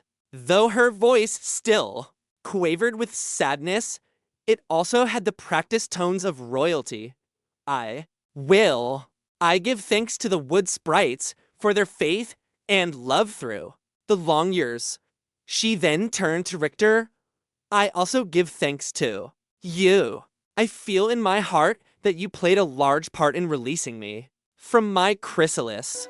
Your relationship with Royal Pixie Queen has improved from neutral to friendly. I will happily do my duty and honor my queen's sacrifice. She continued. Will you help me, Hearth Mother? I need protection and a suitable tree to foster my children. It will be several months before my first children are born. Is there a steelburn oak or a silver elm that you know of? Hisako simply looked at Richter. Know this.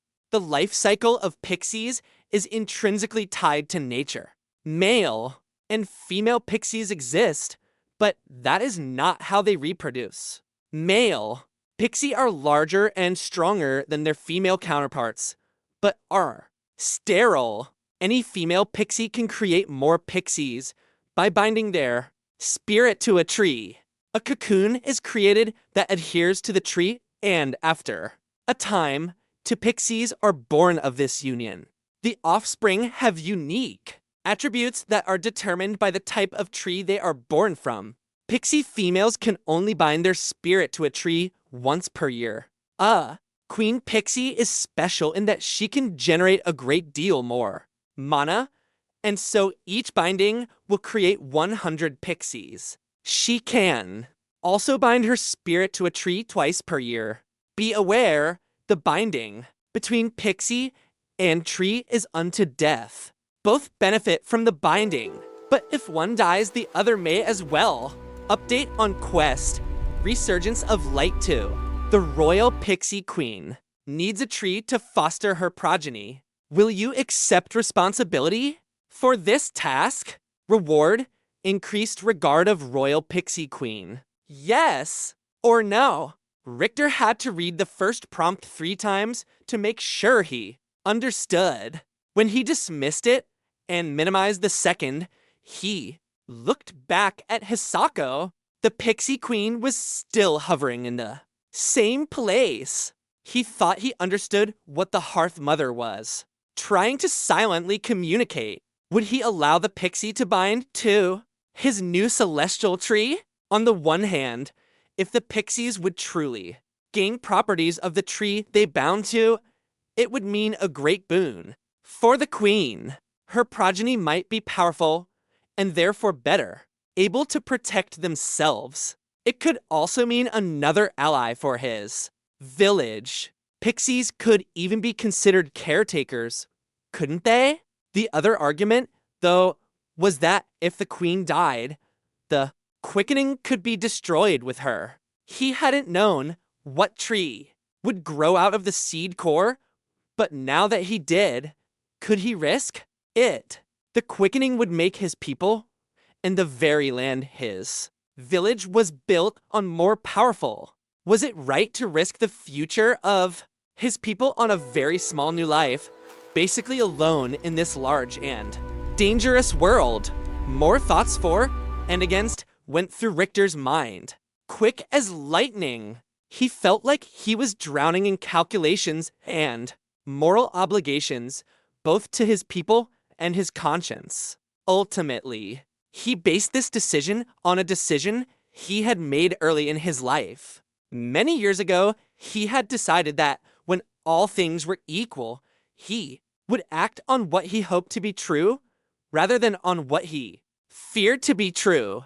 His hope was that his village would grow to be a force of positive change in the land, bringing a peaceful species back from the brink of extinction. Well, that was exactly the type of change he imagined. "What is your name, my queen?" Richter asked. "I am Elora, my lord," she said with a bow of her tiny head and a mid-air curtsy. Richter consciously accessed his gift of tongue's ability, rather than passively let it translate for him. In the pixie language, Elora meant hope. Well, if ever there was a sign, you'd made the right choice, he thought. He pulled up his minimized prompt and selected, "Yes, Elora, I would like to make a deal with you.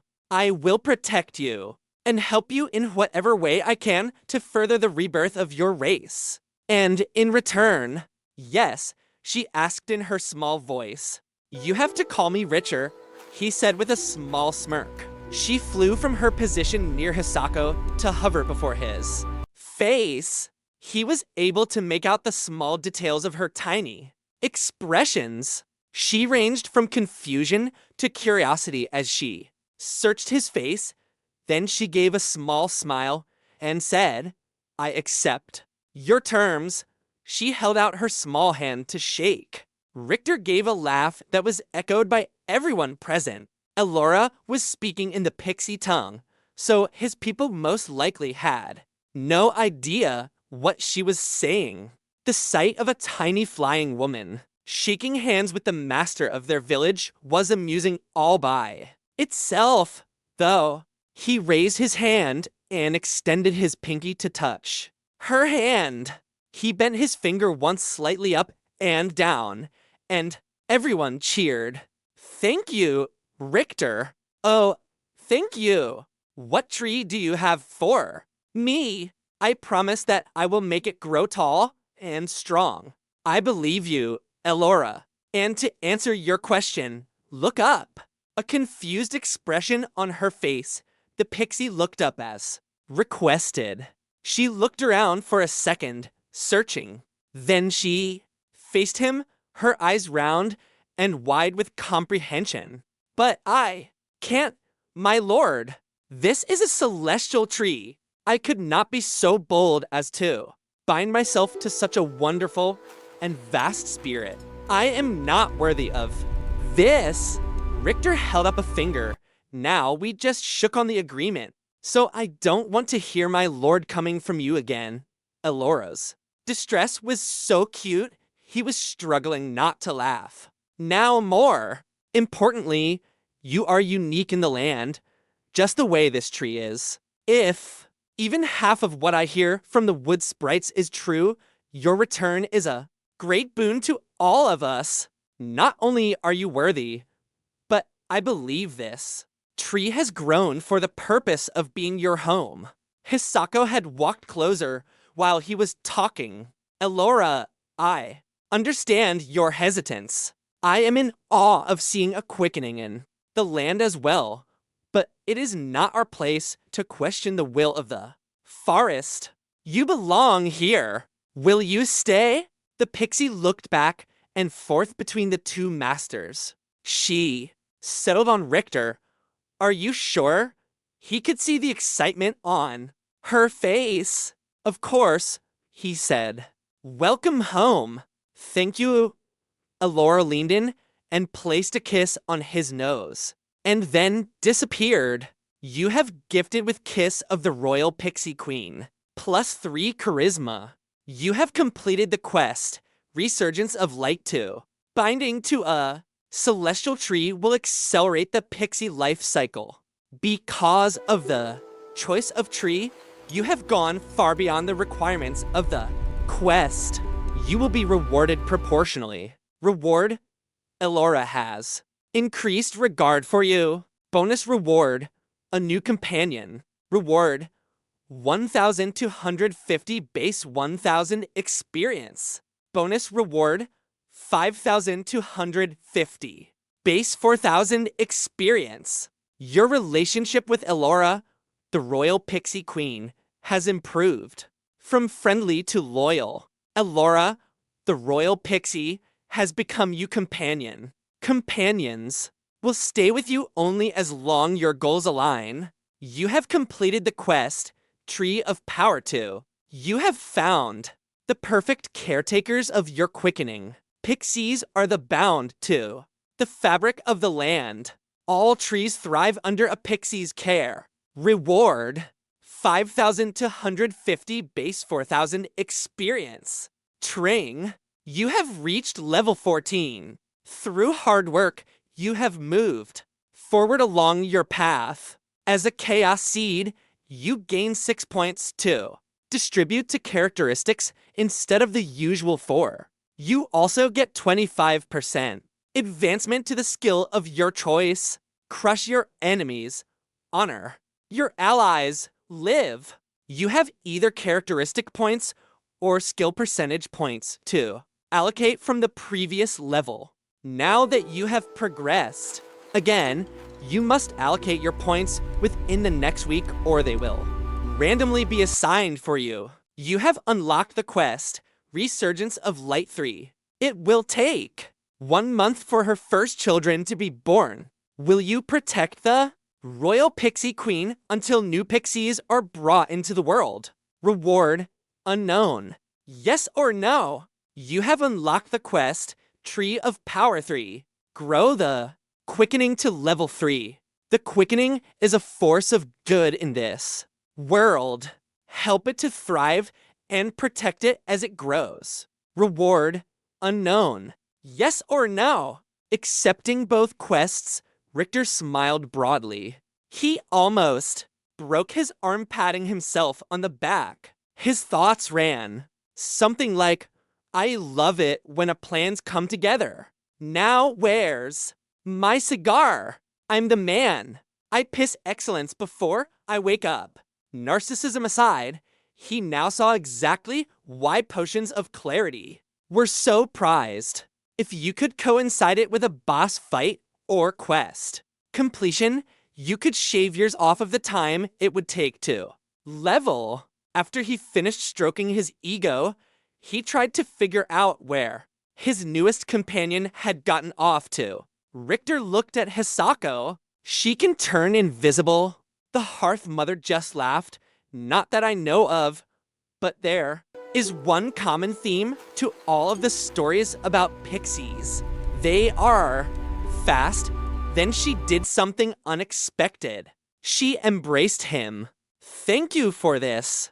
You found the evil weapon that imprisoned the chrysalis. You provided the magic to finally release her. Now you have given her a home and risked the most powerful object in your realm to do it. Richter tensed, feeling a bit of shame that she had deduced his thought process and hesitance to allow the pixie to bind to the quickening. She released him from the hug, but didn't fully let go, keeping her hands on his forearms and holding him at arm's length. Do not feel shame, she said.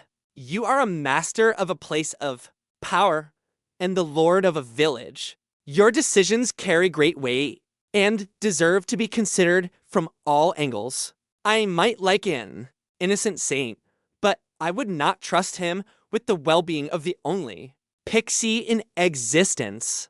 A man who has the ability to think selfish thoughts, however, but then chooses a finer path.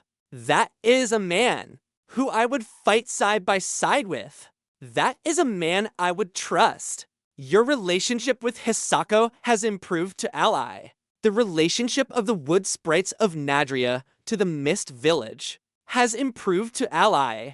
Richter looked at her with surprise. She simply nodded and said, may our two peoples rise together, and if necessary, fall together.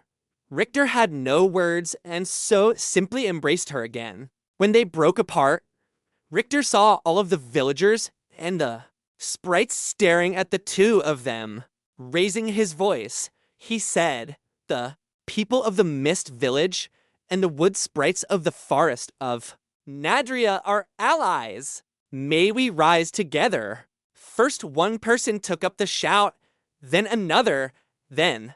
Everyone present was repeating the same phrase with passion. Under the canopy of a heavenly tree, in the wake of the rebirth of an ancient race, two groups celebrated their friendship and hope.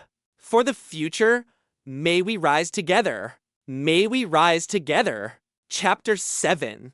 The good times kept rolling. Even Yoshi loosened up. Some of the dwarves brought a cask of ale up from the village stores, and they all enjoyed each other's company for ours. The rain eased at about midnight, and people meandered down to the longhouse as they got tired. Many decided to just rest under the limbs of the quickening. However, Giovanna had cast a spell to drive the water in the ground away from the surface, leaving a perfect campground. It was a wonderful chance for the sprites and the villagers to mix. Even Richter's familiar also got in on the fun. She swooped, round-blowing gusts of air into people's hair. There was also a spirited game of Catch the Dragonling, played by all of the village. Children. Their shrieks of delight allayed the parents' fears, and soon, the Dragonling was apparently accepted by everyone present. After hours of play, all of the children were put to bed, and Richter and his familiar sat against the base of the tree. Some people still laughed and sang, but most had settled down to rest. Shin sat next to him. "You have made a wonderful home here," Shin said, still laughing over some of the antics he had seen through the night. "Yes," Richter said, smiling back. "You know you've said almost nothing about your old home.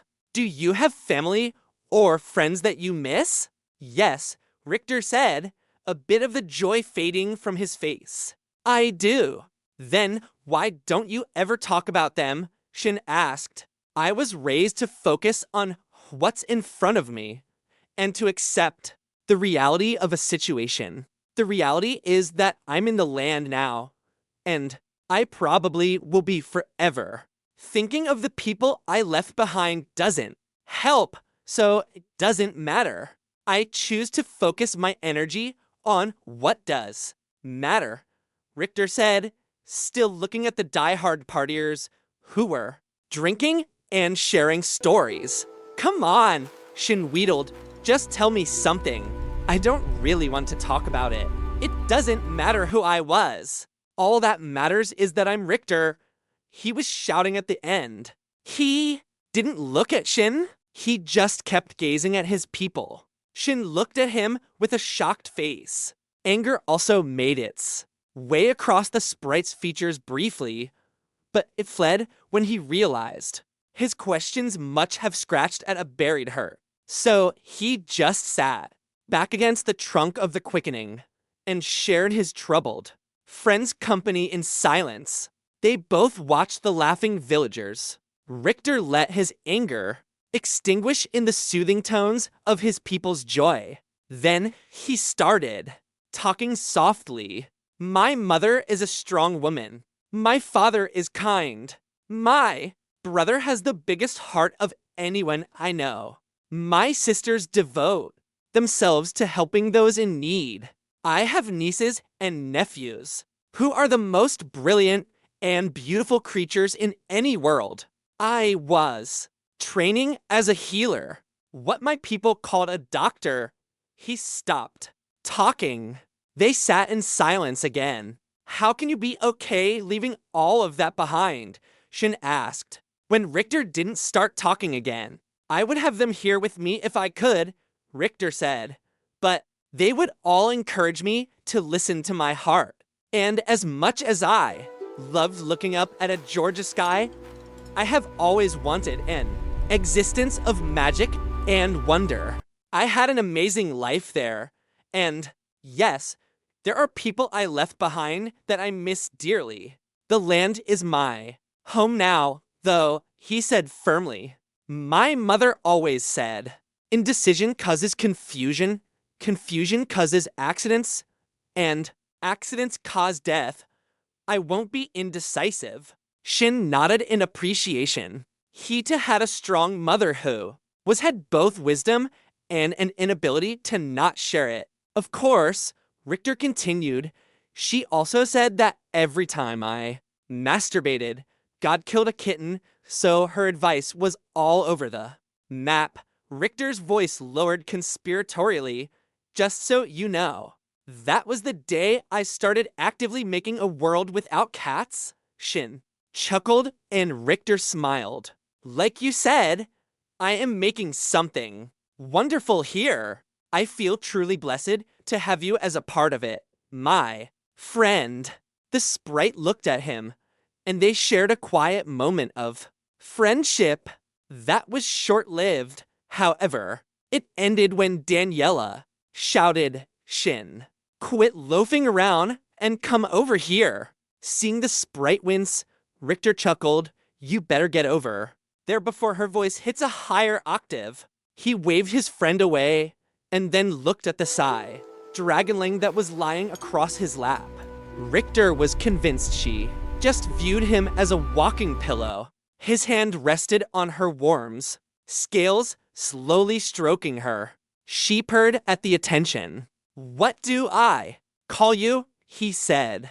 She gave no response except to continue, enjoying the attention. He had learned that if he stopped stroking her, he would earn a hiss in response. Well, if you don't care, then I will name you myself. He ran through dozens of names until one found a special resonance. Alma, what do you think of that? She raised her head and then sniffed before settling back down. He chuckled.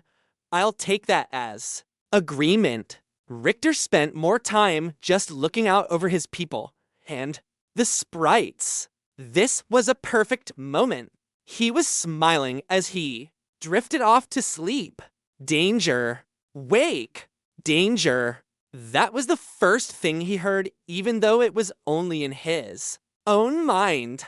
The next thing he heard were distant screams. When he opened his eyes, the only light was a faint radiance from the silver trunk of the quickening. Not enough to make out details when he was facing away, but it gave him an orientation. He ran away from the trunk, the shouts and bellows getting louder as he sprinted toward the edge of the meadow. When he was able to see over the escarpment, his heart sank. The longhouse was on fire. He cast night vision on himself. What had been a black canvas with one spot of light was now a world of green and black. He almost wished he couldn't see it. His village was being attacked. Large humanoids had made their way across the trench. He couldn't tell what they were, but he could tell they were big. There were bodies on the ground. The invaders seemed to be trying to break into the longhouse. What had happened to the guards? He could see that there were dozens inside the village, but Richter could see an even larger second wave of attackers approaching. How had they gotten in? One attacker was hanging by the gate. Yes, there, the bastards had made a crude bridge with several trees lashed together. An advanced team must have hacked down the gate. The rest were going to get in. Hisako and the other sprites came close. The villagers that had passed the night under the quickening were right behind them. Cries of panic arose from the group. He felt the panic himself.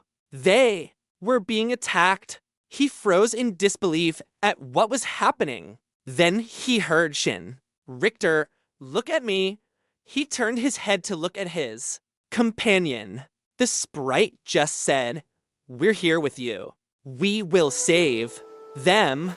The solidity of his friend broke him out of his immobility. Right. You, and you, he said, pointing at four sprites. Hold this line. You are to protect the children and non-fighters. Don't let anyone past you. Yoshi, Richter cast night vision on the sword adept. Can you see the second wave of attackers? We can't let them get into the village. Go to the bridge that they made.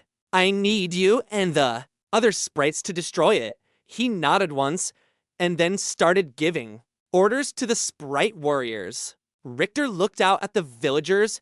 We are being attacked. Those of you who do not know how to fight need to stay here. But anyone that can wield a sword or swing an axe, I need you to come with me. I need you to do it now. Our people have barricaded themselves in the longhouse, but these attackers have set it on fire.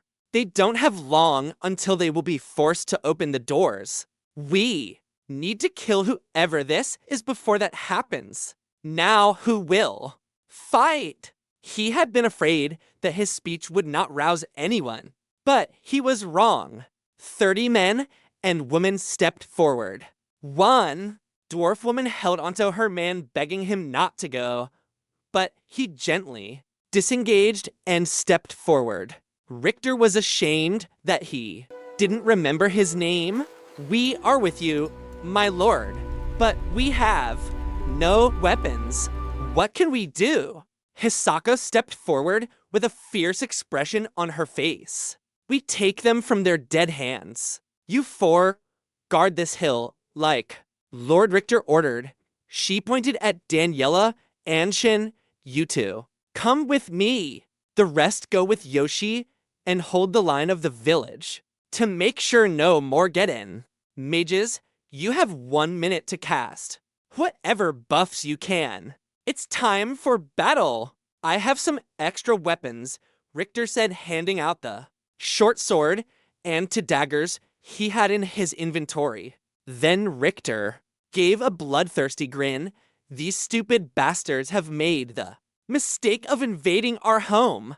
They will not live to regret it. We are life takers and heartbreakers. Let's go. You have made a call to action. Kill the majority of your attackers to be awarded the skill War Leader. Failure to so give you the trait Fool in War, -50 fighting spirit to those near you. Richter just nodded to himself. It's not like failure was an option anyway. It did remind him about the boost in morale providing a boost in fighting spirit as well. He quickly checked his village status page and saw that the entire village should get a 10% increase to their ability to deal damage. He prayed it would be enough. He cast Barkskin on himself. Unfortunately, the range was only self, so he couldn't buff anyone else. He then cast haste on himself and the sprites that would be in his group. The spell was prohibitively expensive at 25 mana per cast. Each cast only affected 1 target, so he could not extend the buff to all of the villagers and sprites. Shin cast haste on Yoshi and several of the other sprites. As they had been preparing, Alma had been circling above them. Fight, she thought to him. Stay here, he thought back. He didn't not want his little familiar to be harmed. He had no idea if she could be reborn like he could. Fight, she thought again with determination. Then he felt something surprising. Alma cast haste. The dragonling zipped through the air. She was so fast that he couldn't follow her gray body in against the night sky despite having cast night vision. The last thing Richter did was to hand out potions of clarity from his bag of holding. Those attackers were going to die tonight. There was no point in wasting the experience. He himself drank 2 precious mana potions from his limited stores. If his village survived this fight, potion making needed to be a priority. They all streamed down the hill with the armed fighters in front. At the bottom, Yoshi's group broke off and moved quickly toward the bridge. Richter, Hisako, Shin, and Daniela ran towards the long house. It wasn't long before they could see enemies in front of them. Just before they were upon them, Hisako warned them to look away, then gave a shout and thrust her hand up. A ball of golden light 10 times as large as what she summoned earlier that night, flew from her hand and up into the sky, even though he was looking in another direction. It seemed like he was staring into the sun. He quickly dismissed night vision and opened his eyes. Everything was bleached white, and he noticed a blinking icon of an eye that was clouded over. A number beside it counted down from 3, and when it reached 0, the icon disappeared, and his vision was again normal. He was immediately thankful for Hisako's warning. With his increased light perception, he might have been blinded for the whole fight. Luckily, his momentary disorientation hadn't cost him. The light caught the attackers, on the other hand, completely by surprise. They cried out in pain, vainly trying to cover their eyes. The ball of golden light didn't just make it easier to see, it also immediately made Richter feel stronger. You are in the aura of blessed light. All creatures of neutral or positive alignment gain plus 10% to physical attack and defense. All creatures of negative alignment suffer minus 10% to physical attack and defense. Hisako followed her first spell with another shouted incantation. One of her hands contorted through a series of gestures in quick succession, while words in a tongue that not even Richter could decipher poured from her lips. She formed her other hand into a claw with her palm face up and swiftly lifted it. 5 different rock spikes, each 6 inches wide, shot up from the earth and impaled one of the attackers. 2 spikes pierced one arm and 1 leg. The other 3 spikes tore through the invader's torso and left the dead body suspended in the air. That opening salvo brought the attention of 3 nearby enemy fighters. Richter was given his first up close look at the creatures that had ruined the peace of his home. He used Analyze. Name, Krinek. Bugbear level 8. Health to 120. Mana 100. Stamina 190. Disposition, enmity. Bugbears are the result of sorceress experimentation blending cave bears with goblins. The race is naturally strong and hardy. They are adept at hiding. Warlike to a fault.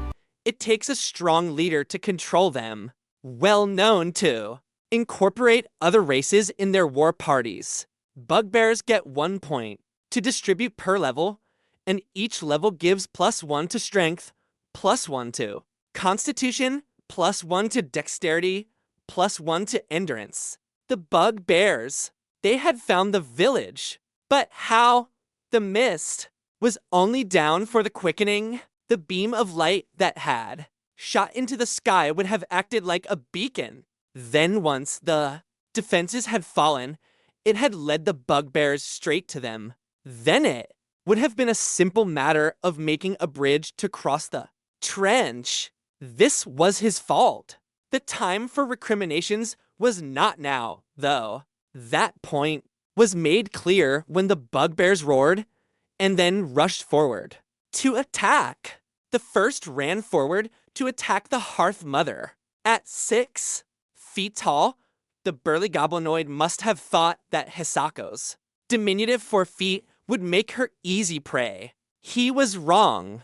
Without breaking her stride, she threw her hands out to the side, more magical words pouring from her throat. 2 vertical panels of gold light appeared. Each was 5 by 10 feet and hung a few feet off of the ground. The shields separated the 3 attackers in front of them, creating a hallway that flared out towards Hisako. It both left her only 1 enemy to directly confront, while simultaneously impeding the forward progress of the others. The bugbears on either side of the shield struck with axe and mace, but their strikes couldn't penetrate the shield. The middle attacker moved forward, undaunted, with a buckler raised and his sword poised to stab. Before he could make his lunge, though, she shouted and slapped both wrists together. Fingers outstretched and separate, a bar of white light shot from between her fingers and struck the buckler. In an instant, the beam was gone, and only the afterimage of the light remained in Richter's vision. Looking at the bugbear, though, Richter realized that a square hole 6 inches in diameter was missing from the buckler and from the chest of the bugbear that had been holding it. It dropped to the ground in a clatter of armor. Holy shit! Was that a Kamehameha? The other to struck the gold panels again, and a web of cracks appeared on the left panel. The two sprites ducked low, and each shot an imbued arrow into one of the bugbear's legs. Neither were wearing medium or heavy armor over their legs, and the strikes savaged their limbs. Both fell face first into the gold panels, screaming, their furred hands scrabbling for purchase. You wouldn't have expected such high-pitched noises from such big guys, Richter thought.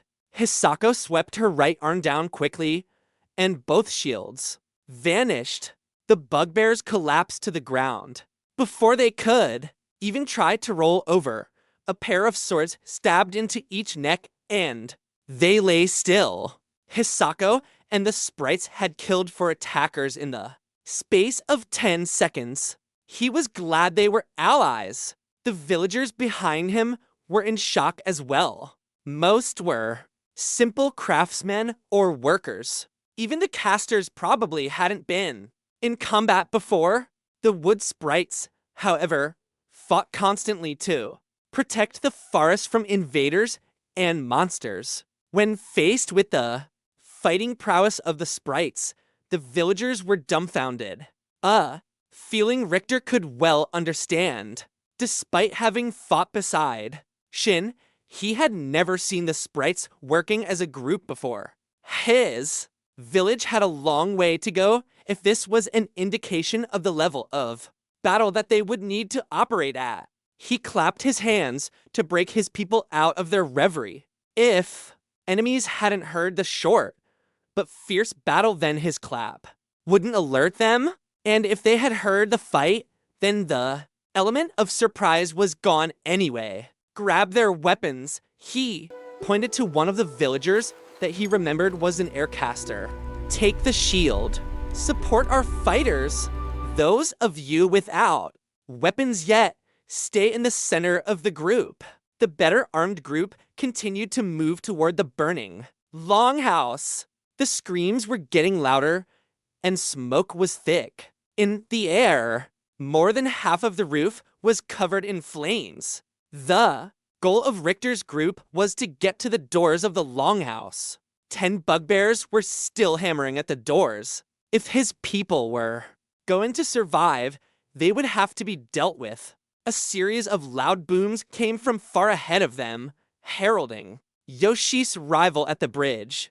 A fold in the land coupled with the distance and darkness kept Richter from seeing exactly what was happening, but the night was lit with blue flares of color.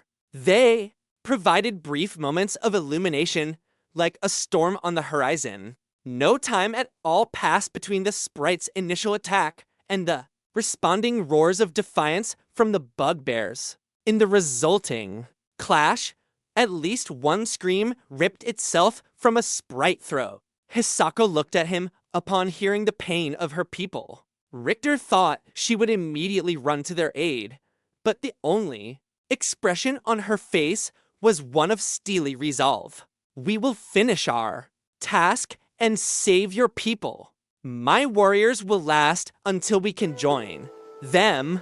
Richter just nodded back. Onward.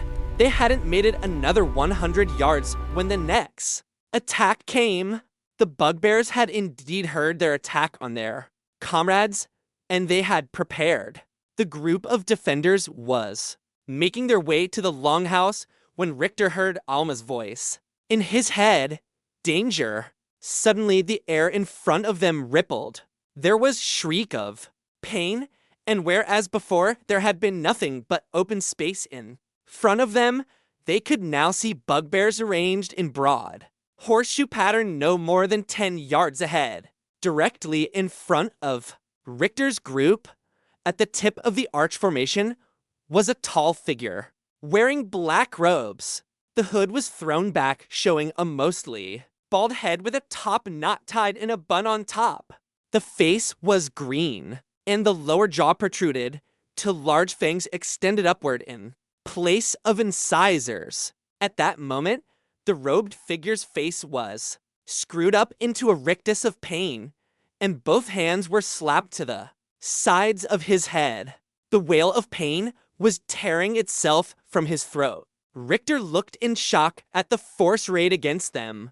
The bugbears had gotten so close. If the defenders had walked forward for only a few more seconds, they would have been hemmed in on three sides and most likely slaughtered to the last man. Suddenly, he knew had happened.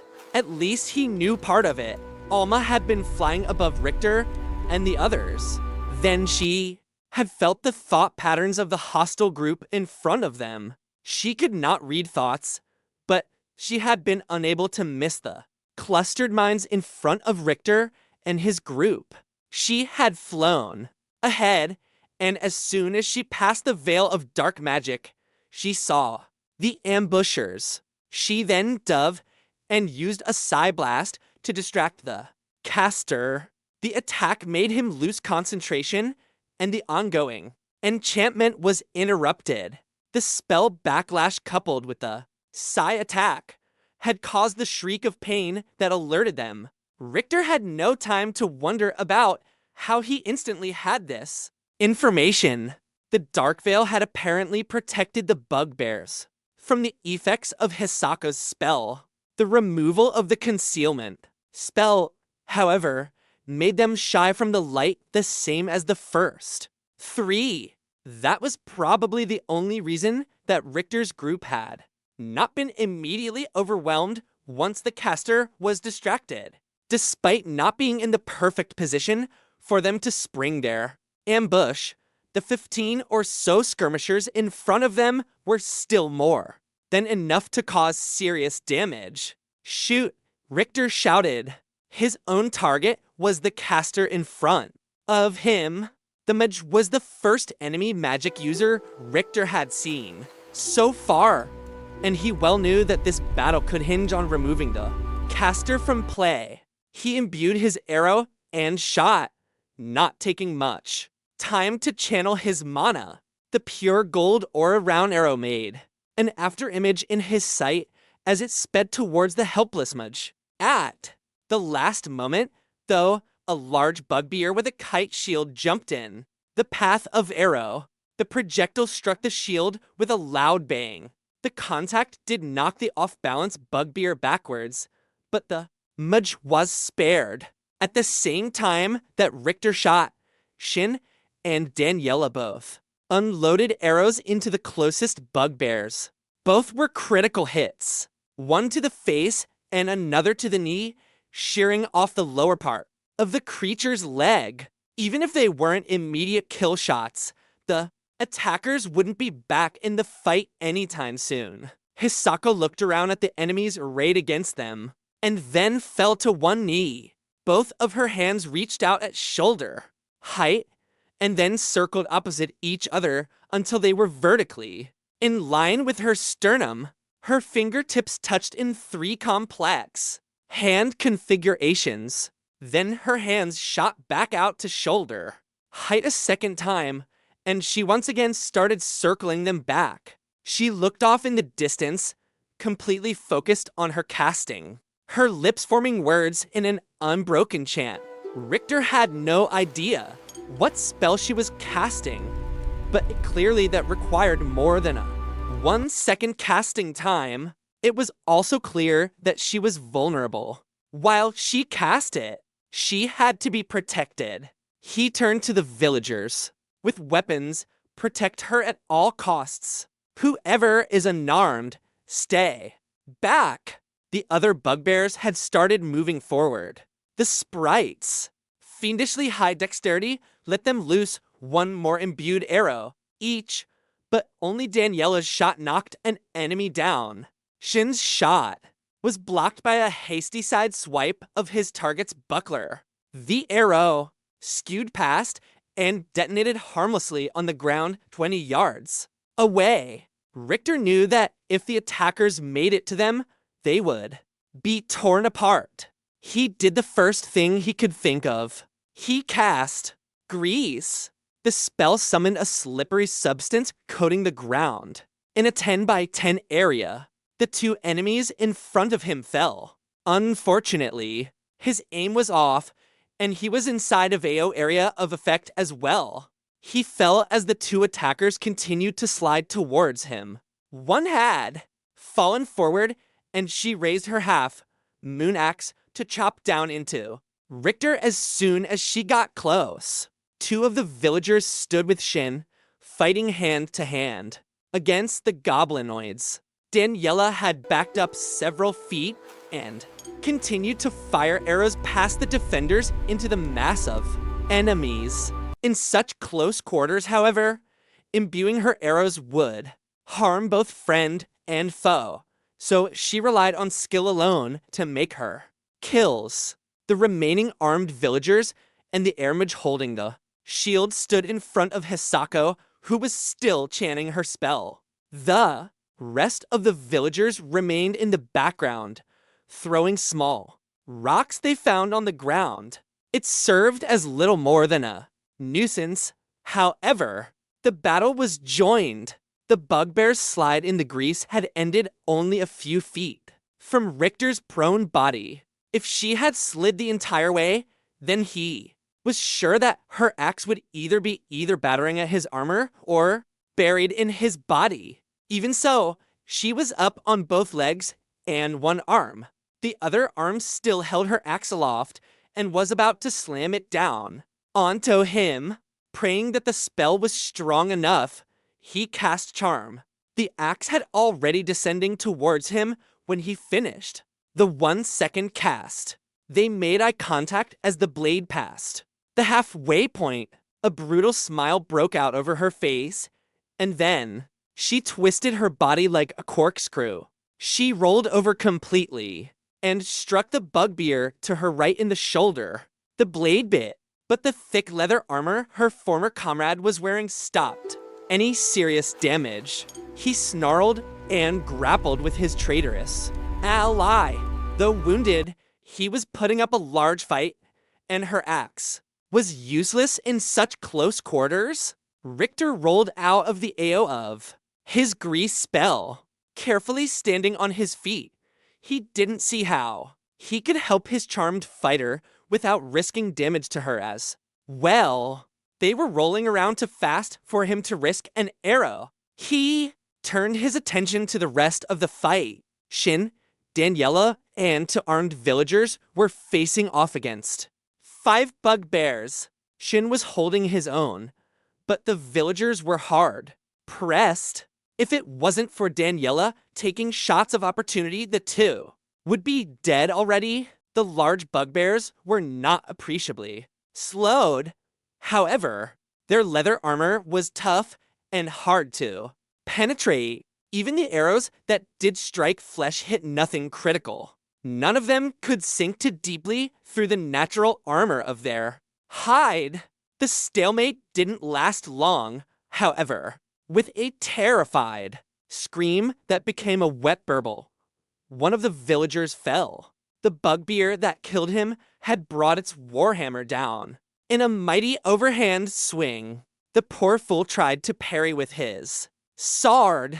The blade was just swept down by the hammer and cut into the villager's own flesh. It wouldn't have made a difference if the sword were involved or not.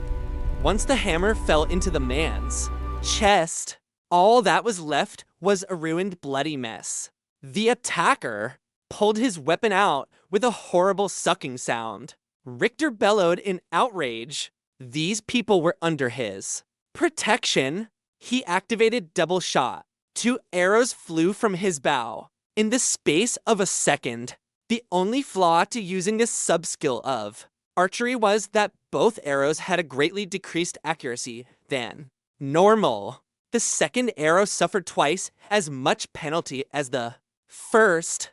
True to form, Richter's first shot struck true, hitting the bugbear in the abdomen, but the second went wide. That didn't matter, though, because he immediately used drill shot. Aiming for the impact of sight of the first arrow, he concentrated for a moment and then released. The arrow spun in the air true to its name and hit a bare centimeter to the side of the first strike. The already weakened armor gave way, and the arrow embedded several inches into the bugbear's stomach, continuing to spin. The invader gave a small groan and collapsed onto the wet ground. The attacker wasn't dead, but at least Shin's group won a few seconds of respite. One look at the fallen villager made it clear that he would never be getting up again. His friend didn't seem to know that though, and fought furiously to drive the attackers back. It was clear he had no trained skill with a blade, but he made two of the invaders fall back a step. It was the opening Daniela had been waiting for. She shot an imbued arrow into the face of the bugbear on the left, and he collapsed. Richter fired an imbued arrow at the other, but missed. A grunt drew his attention to the right. The brawl between Richter's charmed bugbear and the one she had been fighting ended with her dagger sticking from the center of his chest. She stood tall, one ear having been torn off. She grinned with blood on her sharp teeth. The group of villagers protecting Hisako were challenged by several bugbears. The awkward swings of the men and women were only completely ineffectual. The only thing they did accomplish was to make the bugbears they were fighting cautious. It was only their stronger numbers that made this particular part of the fight a stalemate. Hoping that the villagers would remain safe, Richter began to take aim on the fallen mage again, but then he heard a scream. He looked around and saw that four of the ambush group had circled wide around the sprites who were fighting their fellows and were now running with weapons raised towards the unarmed villagers. He pointed quickly and shouted, "Attack!" His charmed enemy began running towards them, but it was clear they would reach the villagers first. He drew and took aim, knowing full well that he would not be able to stop them all before they started laying to waste to his people. A screech rent the air, and a dark shape buzzed by the bugbears' heads too fast for them to react. Suddenly, they stopped their run and began holding the sides of their head. Their weapons fell to the ground forgotten. In the heat of the battle, Richter had forgotten about Alma. Her psychic attack had dazed them all. He released his well-imbued arrow and shot one in the groin. Only a mist of blood and a ruin of flesh was left of the bugbear's former pride and joy. A howl of despair and injustice filled the battle site. Richter pointed at the bugbears and addressed the unarmed villagers. Attack while they are vulnerable. The mass of villagers fell on the bugbears who were already shaking off the psychic attack. Though they were no longer stunned, the attackers had lost all momentum and soon fell to the combined counterattack of the 20-plus villagers. A furious and bloody scuffle broke out, which left 7 villagers injured, but all of the bugbears dead. Now 6 more villagers were armed and rushed forward to help.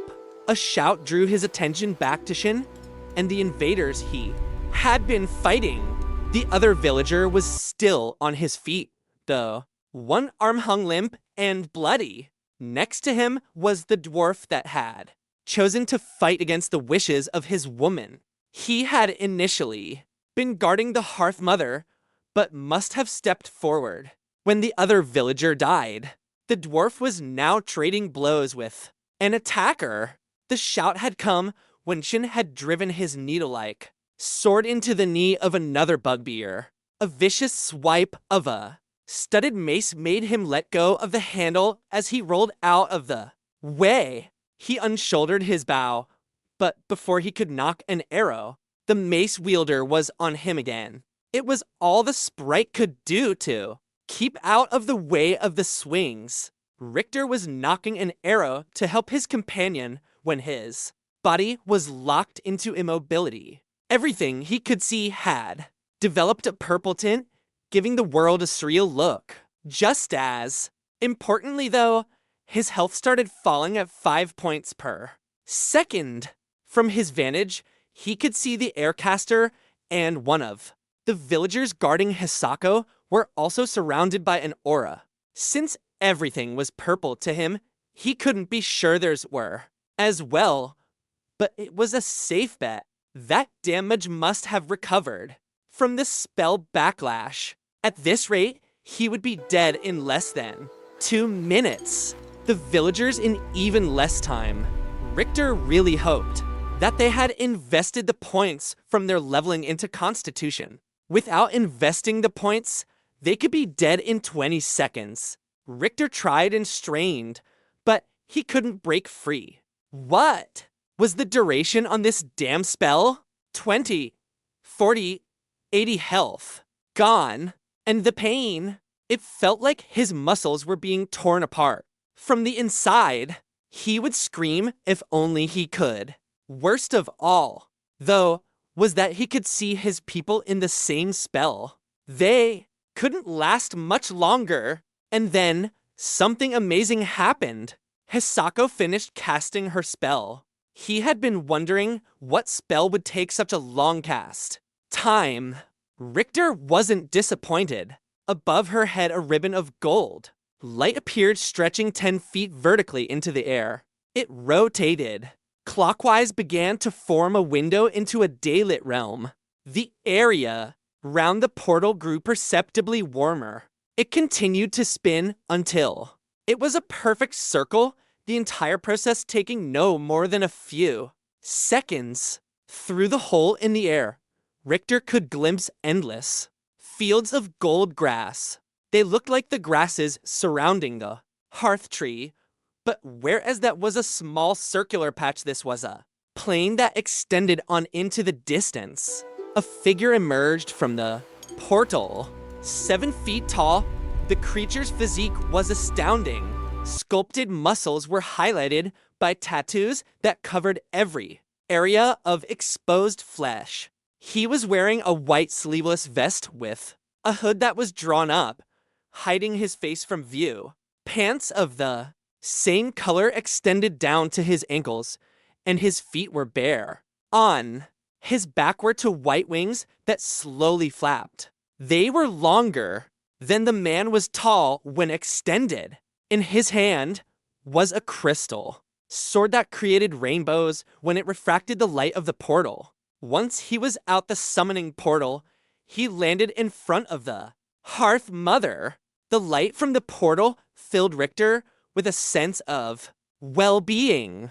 You have been exposed to the light from the plains of Sana. All healing spells 100% more effective for positive alignment and neutral creatures while the portal remains open. Unable to help himself, Richter cast Analyze the Angel. Name, Zacharia. Cherubia. Level, health, mana, stamina, disposition, neutral. Among the lowest levels of the Celestial Army, Cherubia are often used as scouts and messengers. Cherubia gain 7 points to distribute per level and have 1.3x modifier to all stats from their base value. Denizens of the plains of Sana are well versed in healing and have some regenerative properties. The angel spoke, his voice a rich tenor. Hark, daughter of light, you have my service until the portal fades. How may I serve? Hisako was clearly drained from such a powerful summoning. Break the spell that binds these three. Kill the Mudge, and then all other bugbears and orcs that you can reach. As you wish, daughter. The angel simply raised a hand and 3 gold beans shot out to Richter and the 2 villagers. He collapsed to the ground, almost in ecstasy at the lack of pain. He looked up a moment later to check on the 2 villagers that had been caught in the spell. Neither were moving. No, he croaked. He cast slow heal on the Ermage, but no glow surrounded the man. It was too late. He couldn't cast it again on the other man because of the 1-minute cooldown for the spell. But he knew in his heart that it wouldn't have mattered anyway. 2 more of his villagers were dead by the time he had recovered from the pain and failed to heal. The villager, the angel, had reached the remaining bugbears. Far, warriors had been left to oppose the seraphim, all standing in front of the Mudge. It didn't matter. The crystal sword struck down at one. It raised a shield to block. The sword cut straight through the buckler. However, a single blow overcoming the shield's durability. The blade continued forward and bisected the body at angle. Before either half had fallen, the angel spun and thrust his sword through the throat of another and yanked to the side. The head was left attached by only a few tendons. The spin had presented the wings to the 2 other bugbears with a forceful extension, each wing connected with a fighter knocking them off their feet. With no other impediments, the angel turned to the dark Mudge. The Mudge was no fool, however, and had started casting as soon as the angel moved in his direction. A pool of darkness welled up and surrounded the man like a cocoon. When the crystal sword flashed into it, the pillar of black dispersed like wisps of cloth on the wind. The angel finished the 2 bugbears it had struck prone, and then flew back to Hisako. Shin and Daniela had managed to kill their opponents now that they weren't facing so many. The angel alighted in front of Hisako as the villagers came up behind Richter. It was only then that he remembered his charmed bugbear. Apparently, it had come to stand with him after the villagers had killed the 4 bugbears Alma had. Stunned, it had also been caught in the dark mage's spell and had succumbed to the life drain. The mage fled. Daughter, the angel said in its strong, sure voice, would you have me pursue? The teleport he used is only short range. No, she said. Please heal all of us, and then go help my people who are still fighting. Blue flashes could still be seen to the south. As you wish.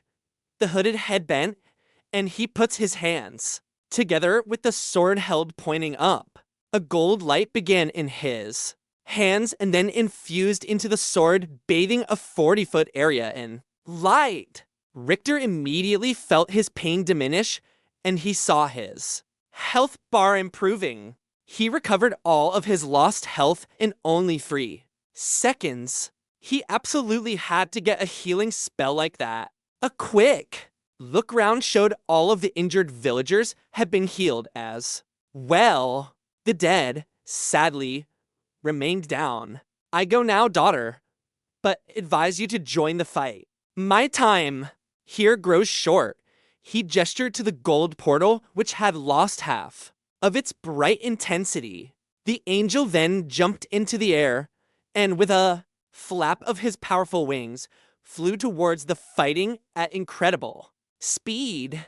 The villagers looked around in shock at the dead bodies of their friends and loved ones. Richter raised his voice. We will mourn soon, but right now we must finish this fight. Our people are still in the longhouse and are running out of time. Our brave allies are fighting for us right now to keep still more of the invaders from getting to your families. Anyone that can fight now is the time. With that short speech, Richter started running towards the burning building. Hisako and the sprites were right beside him, and he could hear the villagers close behind. Running up one final horizon, The land, the longhouse came into view. The entire roof was ablaze, and smoke came out of the high air vents cut into the walls. The invaders were no longer trying to break in, but instead simply waited, several yards back from the barred doors. They knew the fire would succeed where they had failed, and that soon the villagers inside would soon come running out. At least 10 were standing in front of the building. Seeing them waiting to slaughter his people, Richter flew into a rage. All may attack. No, he thought. Kill. Yes, came her happy and brutal reply. When they were only 7 yards away, the bugbears finally caught sight of them. They noticed too late because Richter was able to get close enough to cast grease again. He caught more than half in the AEO. As they turned to meet the attack, they fell prone. He had targeted his spell to the center of the attackers, and so only one still stood standing on the left and 2 on the right. Alma Dove from the left and targeted her psi attack at the one still upright. Rather than continue her dive past, though, she latched onto the bugbear's head with 4 legs. Clinging like a tick, her tail wrapped around her prey's neck, securing her hold. The skirmisher reached up to pluck her off, but Shin shot him with an imbued arrow. The damage from the attack, coupled with whatever Alma was doing, was apparently enough to overwhelm the bugbear's psychic defenses. The last sight Richter caught of the invader's face was of the eyes widened in absolute terror as blood ran freely out of his nose. Shin and Daniela began targeting the fallen warriors with imbued shots. 3 were dead before they regained their feet. Not to be outdone, Hisako fired off beams of light at 2 bugbears once, again leaving cauter eyes holes in the bodies. They were dead before they struck the ground. The villagers fell upon the remaining 2 standing bugbears and literally tore them into pieces. The panic in his people knew no bounds. They all feared their loved ones might be dead in the building before them and would let nothing stand in the way of opening that door. Several of his people were so blinded by rage that they had rushed forward and were caught in the grease. Spell as well. Rushing forward, it was almost impossible to see the slightly darkened surface that warned of the spell. Once all of the attackers were dead, Richter ran up to the door and shouted, "It's Lord Richter. Come out. We have killed the attackers." There was no response at first, but then there was a scrabbling at the door. Richter heard a scrape, followed by a loud thump as something heavy hit the ground. Richter pulled on one door while a dwarf villager pulled on another. The heavy wood moved easily when confronted with his strength. A cloud of black smoke came out, blinding them all momentarily. Richter was hit by a weak tackle. He was ready to attack when he heard, "Thank you, my lord. We would all have died in a few more minutes." Richter blinked his eyes clear and saw he was holding a high elf woman. She looked up with bloodshot eyes set in a soot-stained face. She began to sob, clinging to him like he was the last light in a suddenly dark world. He held her awkwardly for a few seconds until another villager led her away to make room for more people. Escaping the still burning building, someone shouted, "There are still some inside." They were too weak to move. Help them. Richter ran inside, hacking against the smoke. He couldn't see anything, but then Hisako cast a spell that shot a dozen shining globes into the rafters of the longhouse. 5 bodies were on the ground. Richter ran to the closest. He didn't waste any time checking for life, but just picked him up in a fireman's carry and ran out of the door. He kept running until he was 10 yards away, and then put the body down. He was going to go back, but he saw others had taken the other bodies out. Besides, as he watched, a portion of the roof collapsed with a crackle. The structure of the building had finally succumbed to the flames. He looked back to the body he had drug out of the flames. The smooth face of a young dwarf male looked back at him. The eyes were half open and stared sightlessly up. The dwarf hadn't even been old enough to even start growing a beard yet. Guilt and anger surged up from deep within Richter. No, he cast slow heal, but again the spell couldn't find purchase. On the body, Richter wasn't done though. He slammed a fist into the dwarf's chest. He then started compressing the dwarf's chest. 1, 2, 3, 4, he said under his breath in time with his exertions. After a count of 30, he moved to breathe into the dwarf's mouth. After tilting the dwarf's head back, he placed his lips on the young dwarf's and blew forcefully into his mouth. Richter blew a second breath into his lungs before he began to compress the chest again. A small hand touched his shoulder. He is gone, Richter, Hisako said. He ignored her. There was a lot he couldn't control. There were mistakes that he would make. Hell, this whole attack was his fault. He would have to live with the consequences of this night for the rest of his life. The needless deaths of his people occurred because of his carelessness, and he couldn't change that. He would not let this life go, though. 1, 2, 3, 4, he breathed into the dwarf's mouth again. He was starting his third round of compressions when Hisako touched him again. We need to keep fighting. Yoshi needs out help. I am sorry for your loss. But her words trailed off. The dwarf youth coughed. Richter couldn't believe it. It was the most beautiful sound he had ever heard. Placing a hand to the dwarf's neck, Richter could feel a faint pulse. It was weak and thread, but it was there. As he was checking it, faltered. It might go out at any moment. Hisako, please heal him.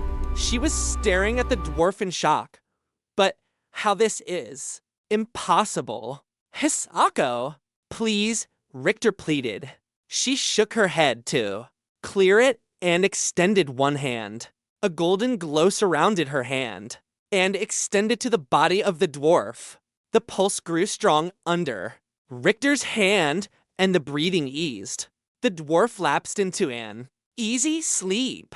Once breathing normalized, she looked at Richter. We have much to discuss, Lord Richter. Later, he replied, we need to help Yoshi. Turning to the villagers, he raised his voice. All of you who can, stand support those who cannot. Those who can fight, your job is to protect the other villagers and make your way back up to the meadow. No arguments, he said sharply. Several of the villagers had opened their mouths to protest at being sidelined, but they closed them quickly at his tone. Tattered had walked up while he was speaking. His blackened face made it clear he had been trapped in the building. You heard, Lord Richter. Let's get moving. The man's voice was scratchy from smoke inhalation, but it still radiated authority. How much of that was due to the camaraderie ability, and how much was due to his learned gravitas? Richter didn't know, and he didn't care. He nodded, his appreciation to Tattered, who simply nodded back. His companion turned away and, picking up an unconscious villager, began walking towards the meadow north of the village. Not wasting any more time, he just turned to Shin and said, ready? The sprite nodded, and they ran to the flashes of blue light. Hisako and Daniela not far behind. Chapter 8. Hisako cried out in outrage and pain. 6 of her people lay on the ground. Their bodies were bloodied and ruined. More than one was decapitated. 11 bugbears' bodies joined them in unnatural positions. None were moving. The remaining 10 sprites were split between firing out of the village to keep the reinforcements out of the village or attacking the knot of bugbears still inside walls. They were outnumbered even if their attention had not been divided. At least 15 bugbears remained inside the earthwork walls. The only reason the sprites had not been overwhelmed was the presence of the angel. Zachariah was battering with its crystal sword against an unseen barrier. The dark mage was straining to keep the defense in place. He was down on one knee with both hands raised above his head. The drain of maintaining the shield was telling upon obvious. Next to the dark mage was another figure. She wore tight-fitting robes that in the light of Hisako's blessed light spell looked more dark gray than black. There was no submission in her face, however, unlike her comrade. The gray-robed sorceress had dark gray skin and fine features. Jet black hair hung loose and straight down her back. She held a staff of braided blackwood. The end was pointed at the angel. Her face would have been considered beautiful if not for the cruel snarl fixed upon it. She was 5.5 feet tall, and her ears were upturned like an elf's. Even at a distance, her form-fitting clothes showed off an athletic and pleasing build. All of this registered to Richter in a moment, but what caught his attention was Yoshi's battle with a bugbear several inches taller than the other bugbears Richter had fought. Aside from being bigger, he wore a mix of chain and leather armor, not just the leather of the rest of the attackers. He wielded a large sword. The blade swelled out closer to the tip, resembling an axe blade. In the other hand, he held a heater shield. Analyze showed. Name, Lifalt. Bugbear Raider level 24. Health 410. Mana 130. Stamina 430. Disposition, enmity. Bugbears are the result of sorcerous experimentation blending cave bears with goblins. The race is naturally strong and hardy. They are adept at hiding. Warlike. To a fault, it takes a strong leader to control them. Well known to incorporate other races into their war parties. Bugbears obtain the title of Raider by undergoing special training. Every Raider has +3 to strength and constitution. They also have advanced weapons. Training. Bugbears get 1 point to distribute per level, and each level gives +1 to strength, +1 to constitution, +1 to dexterity, +1 to endurance. Profession, warrior. The steady banging of the angel against the two mages' shields provided a slow tempo. The movement of the two fighters, though, was faster by far. Everyone around them fought in what looked like slow motion. Yoshi had two blades out, held in either hand. Each was 3 feet long and double-edged. The blades were 1 inch wide uniformly until they tapered to a point. They glowed the pale blue of a glacier. As Richter stared, the two exchanged furious blows. The raider swung his sword down in an overhand chop. Rather than trying to block, Yoshi smacked his sword against the flat of the falling blade while jumping slightly to the side. The heavy weapon served as a relatively unmovable surface, allowing Yoshi to push himself out of the way. Getting back on the ground, he spun in a circle, both swords lashing towards his opponent's legs using the form Samara seed falls. The bugbear didn't even try to dodge, and instead just took the strikes on his iron greaves. Yoshi's swords left blue-white splotches of ice against the iron, but did little else. In response, the raider thrust out with his shield, trying to bash the sprite. Yoshi had not stayed still, however, and used the momentum of his spin to continue behind the invader.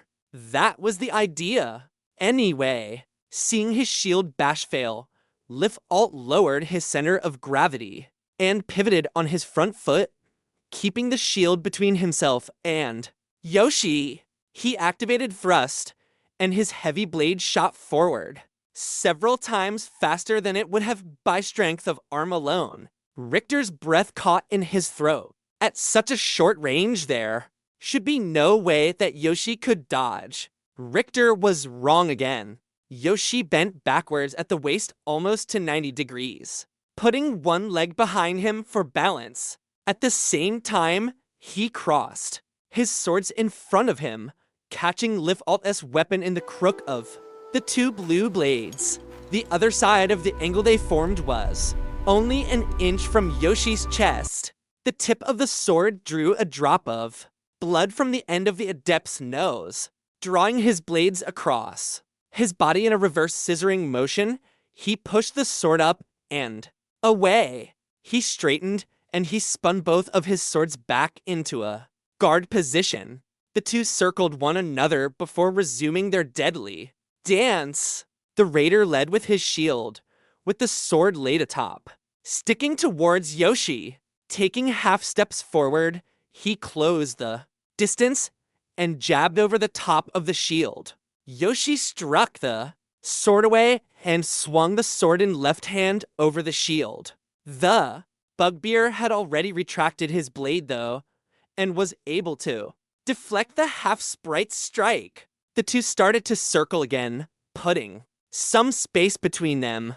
LitAlt activated another warrior ability, Lunge, triggering an unexpected burst of speed. He crossed the 6 feet in under a second, the sword leading with a straight thrust. He followed this with a sideways slash, a shield bash, and then overhand chop. Yoshi barely dodged the first strike and ducked under the second. Richter saw that the bugbear had waited until Yoshi was backed up against a large stone. The first two attacks of the combo had just been a distraction. The shield bash connected and flung Yoshi back. Richter resisted the impulse to look away from the last attack that he was sure would cleave the half-human in two. Once again, Richter had underestimated the sword adept.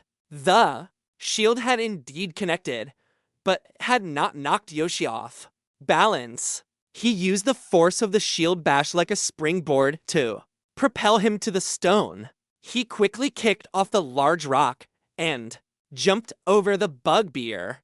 The invader's downward slash had brought his body forward and made him bend down to a certain extent. As Yoshi passed over the bugbear's head, he stabbed down with one sword to feet of the icy blade entering just above the clavicle. The blue blade sunk to feet vertically into his opponent's chest, leaving frost at the penetration site. A startled grunt escaped the raider, but Yoshi was not done. He maintained his grip on the embedded sword, using it as a fulcrum. He ended his flip by hanging crouched on his enemy's back. One hand was holding the handle of the buried blade, and his other sword was poised to strike. A moment of stillness came, and ending when Yoshi thrust forward. The tip of his sword entered through the base of the neck, traveled up at an angle, and then fangs, blood, and glowing blue metal exploded from the bugbear's mouth. That was how the story of LitAlt ended. Richter had been totally distracted by this battle between two fighters and came back to himself with a start. Though it had captivated his entire attention, the fight took less than 1 minute. The other bugbears, upon seeing the death of their strongest fighter, seemed to deflate and lost some of their intensity. Death of an enemy champion. -100 fighting spirit points for enemy. Forces for the duration of the battle. Plus 50 fighting spirit points for allied forces for duration of battle. He finally felt like the battle was going their way. The only real question was, when would he stop making stupid assumptions? The sudden absence of a particular sound caught his attention, and he realized he could no longer hear the angel's sword banging upon the enemy wizard's magic shield.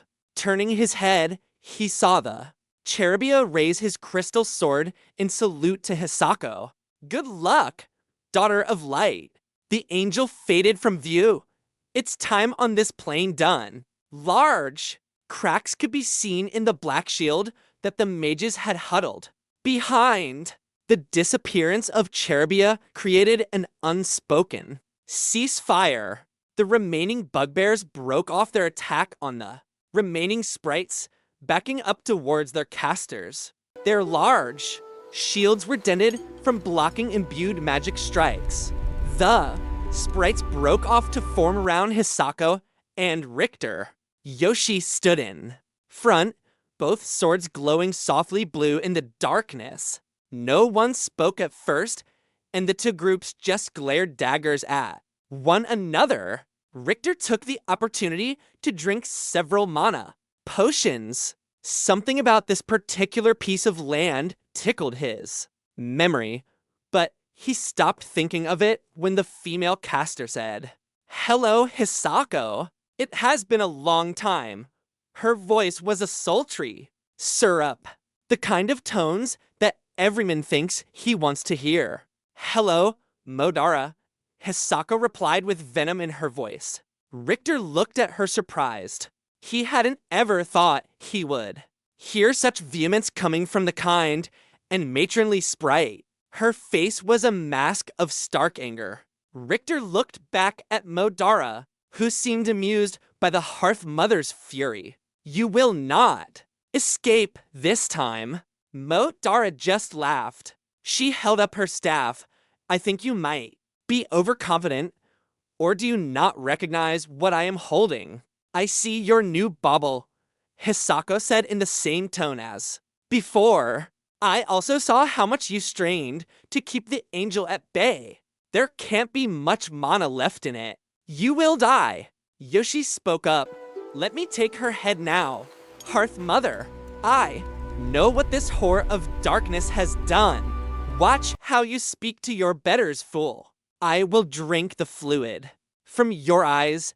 She spat back at the sword adept. Turning to look at Hisako again, she resumed her previous languid tone of voice. "You are quite right, Hisako. I have used most of my reserves, but I have enough for one last spell." Modara raised the staff in the air and shouted an incantation. The sprites started firing at the mass of bugbears, but they huddled behind their shields. Braced by their massive strength, the shields protected them from harm.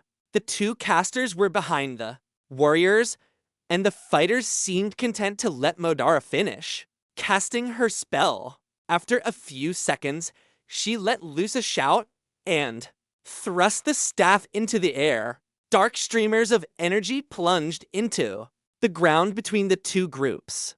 The earth immediately started rumbling, and then a bony hand shot up, followed by another and another. That was why this patch of ground had seemed significant. It was where Richter and Shin had burned the bodies of the goblins they had killed, cleansing the forest.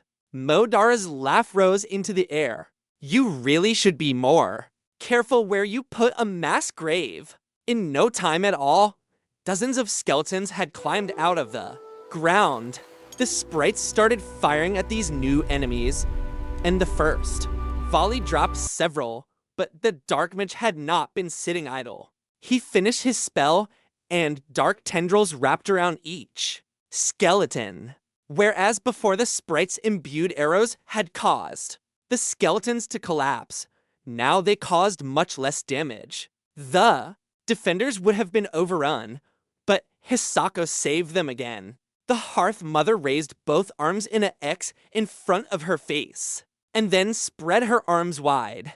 A large gold panel like the ones she had cast before flashed into existence. This was much larger, however, and covered to dozen yards in width and 10 feet in height. She gave a second and a third shout, each magical yell, starting with making another X and ending with an open-armed stance. The shield became more substantial and glowed brighter at the end of each of her movements. The golden panel was a formidable defense, but the strain of such a large shield was clearly telling on the Hearth Mother's face. Richter could see the bugbears had joined the skeletons, and all were beating against the wall of light. Modara laughed again. How long can you last, Hisako? And just how are you going to kill me after my minions rip you into little pieces? Ha ha ha. Hisako didn't answer. The stressed look on her face did that for her. Richter knew she couldn't last much longer. Both enemy casters began firing dark beams of energy at the shield. The impact points of their blasts created a fine series of cracks that grew by the second. Yoshi spoke up. The Hearth Mother cannot fight on her own. Form up. We will send these evil creatures to the hell of their choosing. For pseudo no. The sprites responded. For pseudo no. Richter translated the phrase silently. For the forest. He readied himself to fight. He wasn't concerned about his own life. He would be reborn. The thought of the sprites dying, though, filled him with horrible guilt. He couldn't even think about what would happen to the villagers once the fighters were dead. He knocked an arrow to his bow and prepared for Hisaku's shield to collapse. The sky began to lighten as the assault continued against the gold plate, making it even easier to see the widespread cracks. It wouldn't be much longer. Wait, lighten. The sun was coming up. Richter accessed the town interface and checked the mana available. 517. He began to laugh. First the sprites, then the bugbears, and then the casters started to stare at him. The only person that didn't seem to notice was Hisako, who was fully committed to their defenses. Modara shouted, "Do you think the sun will save you, idiot? You'll be dead before it is fully up." Richter held up his middle finger. Modara, he paused to make sure he had her attention. "You're fat." She looked at him with utter shock on her face. Then her expression twisted into something truly ugly. She screamed in rage. The magical attack from her outstretched hand grew thicker and darker. Richter just laughed, heavily, and then threw his hands up above his head. He cast confusing mist. Thick mist shot out of his body in all directions. It penetrated the golden shield and continued on. Visibility was soon 0 for everyone present. He concentrated this time and mentally focused on making the mist permeate to the boundaries of his domain without leaving a clearing in the middle. As the mist flew faster and faster, he selected all of the sprites and gave them immunity. He also thought of Alma giving her immunity as well. The skeletons had continued to pound at the shield, but the bugbears had stopped in confusion, and the two streams of black magic had stopped as well. Richter moved to Yoshi.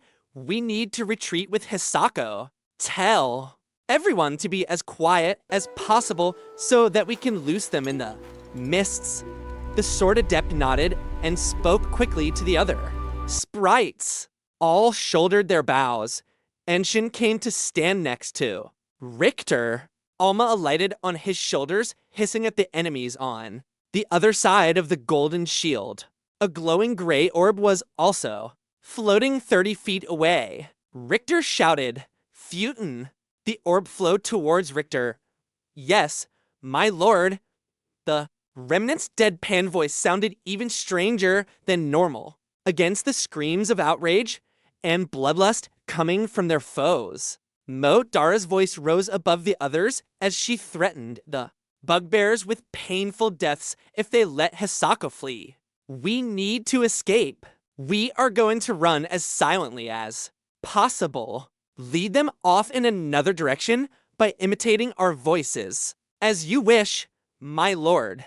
At a nod from Yoshi, Richter picked up the Hearth Mother and began running. They quickly reached the range of her ability to maintain the shield, which shattered to golden pieces. She cried out at the spell backlash and lapsed into unconsciousness.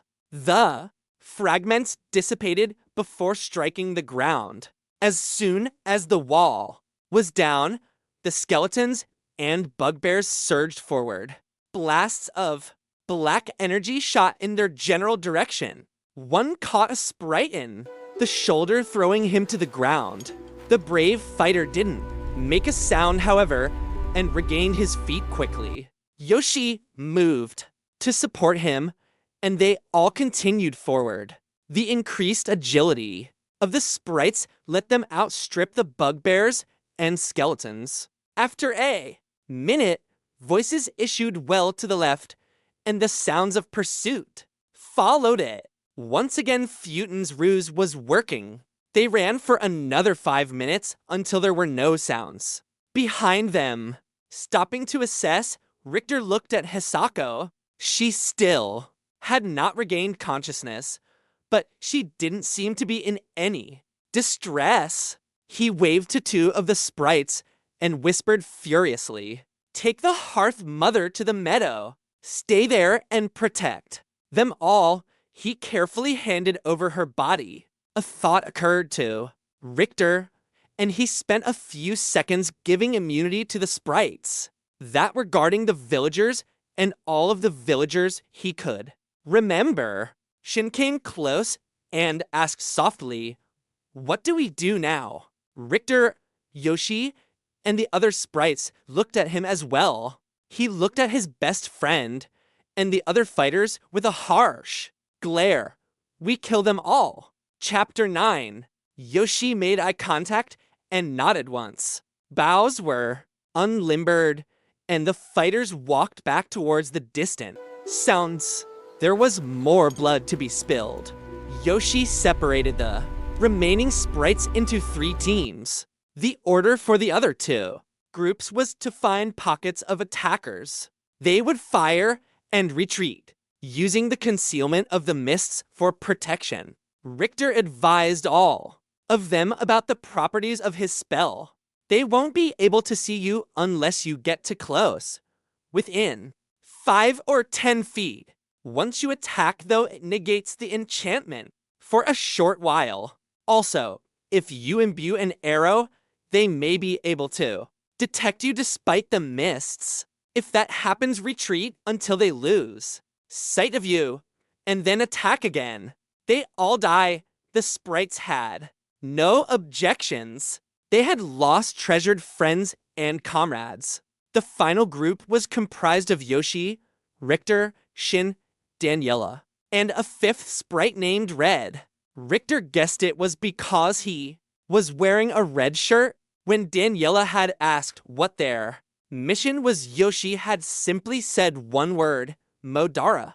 They all moved off into the mists, following the distant sounds of shouts. Richter had handed out his last mana regeneration potions to his group. They drank the potions on the run. Each group separated from the others as they ran. Being able to see through the mists meant the sprites could move much faster than the bug bears. It wasn't long before Richter saw blue flashes in the distance to his left, followed by shouts of pain. 30 seconds later, a similar scene unfolded to their right. Yoshi didn't pause. He kept running, with the rest of his party right behind him. They passed to more pockets of enemies, but still the half-human didn't slow. He wanted the death mudge. They finally found the hooded caster at the boundary of the Village. She and the black-robed mudge were surrounded by 5 skeletons and 3 bugbears. The rest must have gotten lost in the confusing mist. Richter expected Yoshi to rush in, but he waved them to stop once they had found their quarry. The mage is wood, most likely already be gone if not for the trench. Bugbears on the other side were bringing up another makeshift bridge though. The casters would escape in mere minutes. Yoshi turned to Richter. We need to remove one of the casters. Quickly. If we imbue our arrows, they'll see us, and I don't think we can stand against both Modara and the Dark Mudge. Do you have a way to take one out quietly? Richter thought for a moment, going through his skills and spells. Nothing came to mind except he pulled an arrow out his bag of holding with a smile. Yoshi looked at and then smiled in return. Arrow of stun. Chance to stun target for 3 to 5 seconds. This will do, the sword adept said. Turning to the other sprites, he said, poison your arrows. The first 2 volleys will be done without imbuing. After that, just fight well. Do not risk yourselves unnecessarily. But you all know what that dark elf bitch took from the Hearth Mother. The goal is to kill her. All else is secondary. Lord Richter has a stun arrow. Red and I will approach them from the south. You begin firing from the north. The signal for both attacks is when the first caster falls to the stun arrow. Lord Richter, I suggest you target the weaker caster, the Dark Mudge. The risk of Modara resisting the effects of the arrow is too great. I will finish her myself, he said as he held his 2 blades. They quickly rebuffed, and then Richter gave the dangerous sword adept a simple nod. Richter took aim on his target. Yoshi and Red faded to the left while Shin and Daniela moved to the right. Counting to 10 to allow everyone to get into position, Richter then drew his bow back and sighted on the black-robed Dark Mudge. His breathing slowed. He drew in a final breath and then let loose his bow with his exhale. The arrow pierced the Dark Mudge in the chest. The simple robes she was wearing were no match for Richter's recurve bow of the wood sprite.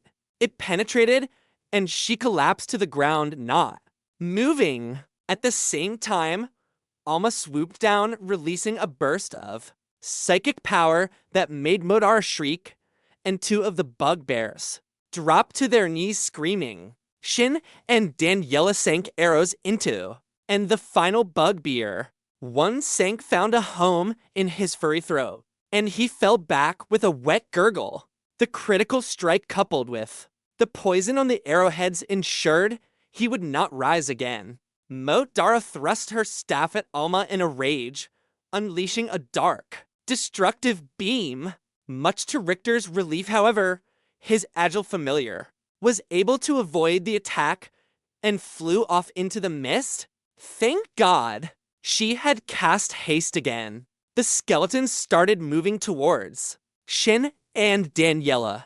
That was when Yoshi attacked. He flew into their midst and his twin swords flashed in every direction. Bones flew off as he deconstructed the skeletons piece by piece. The dark magic that had initially made the undead stronger had since faded. Red ran into the fray, swinging his sword. He was able to dodge the swings of the skeletons easily. The Dark Mage was starting to rise, but Yoshi broke off his attack on the undead and stabbed him in the heart. With his death, the remaining skeletons dropped to the ground in a clatter of bones. Shin and Daniela's imbued strikes were keeping Modara huddled behind a spherical purple-black shield. She was chanting a spell, and with a shout her hand extended out in a claw. 2 beams made of silver-black fire shot from the chests of both bugbears to her hand.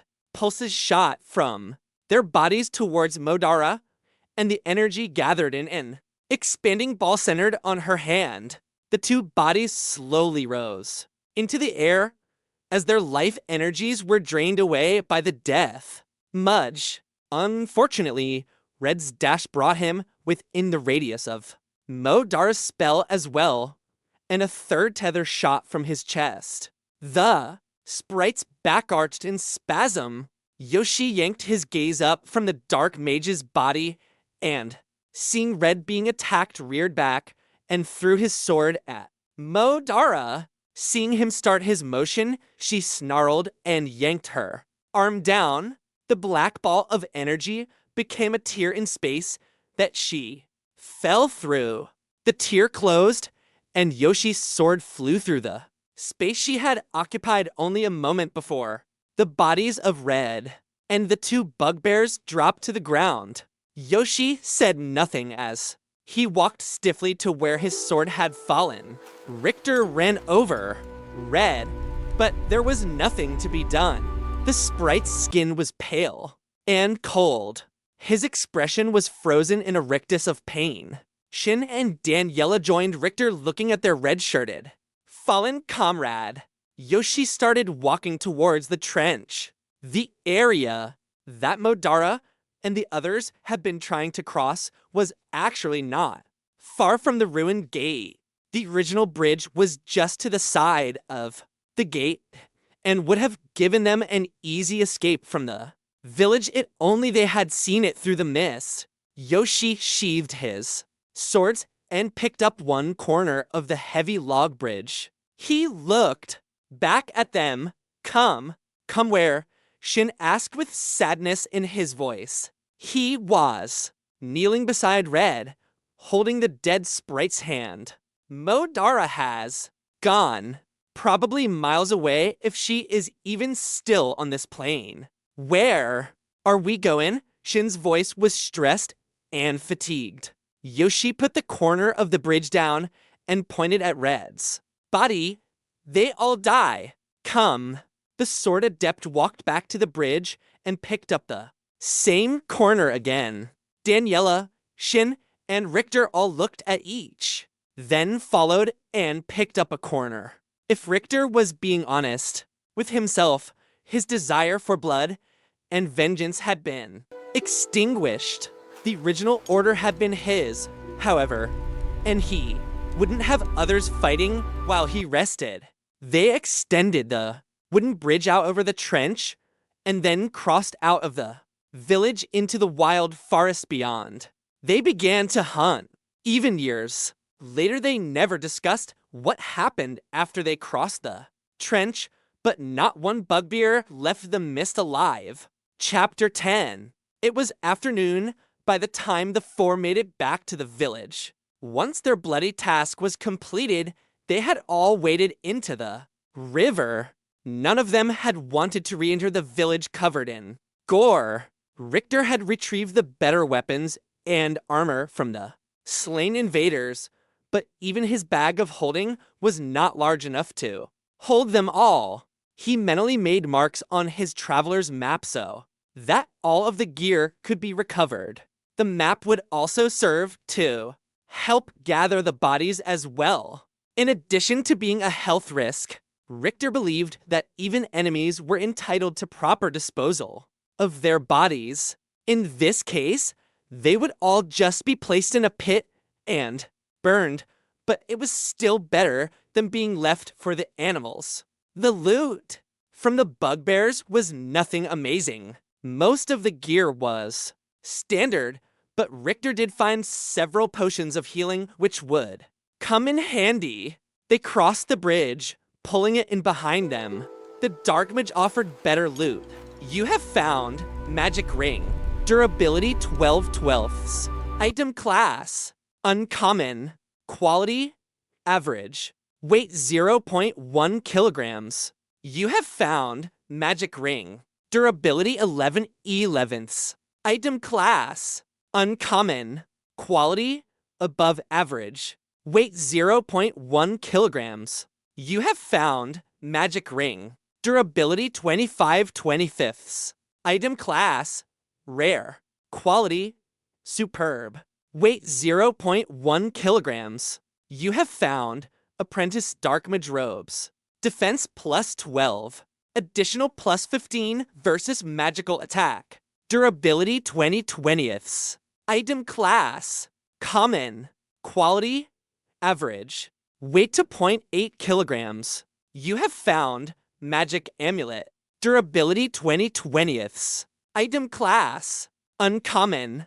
Quality, above average. Weight 0.3 kilograms. You have found magic wand. Attack 4/6. Durability 17/17ths. Item.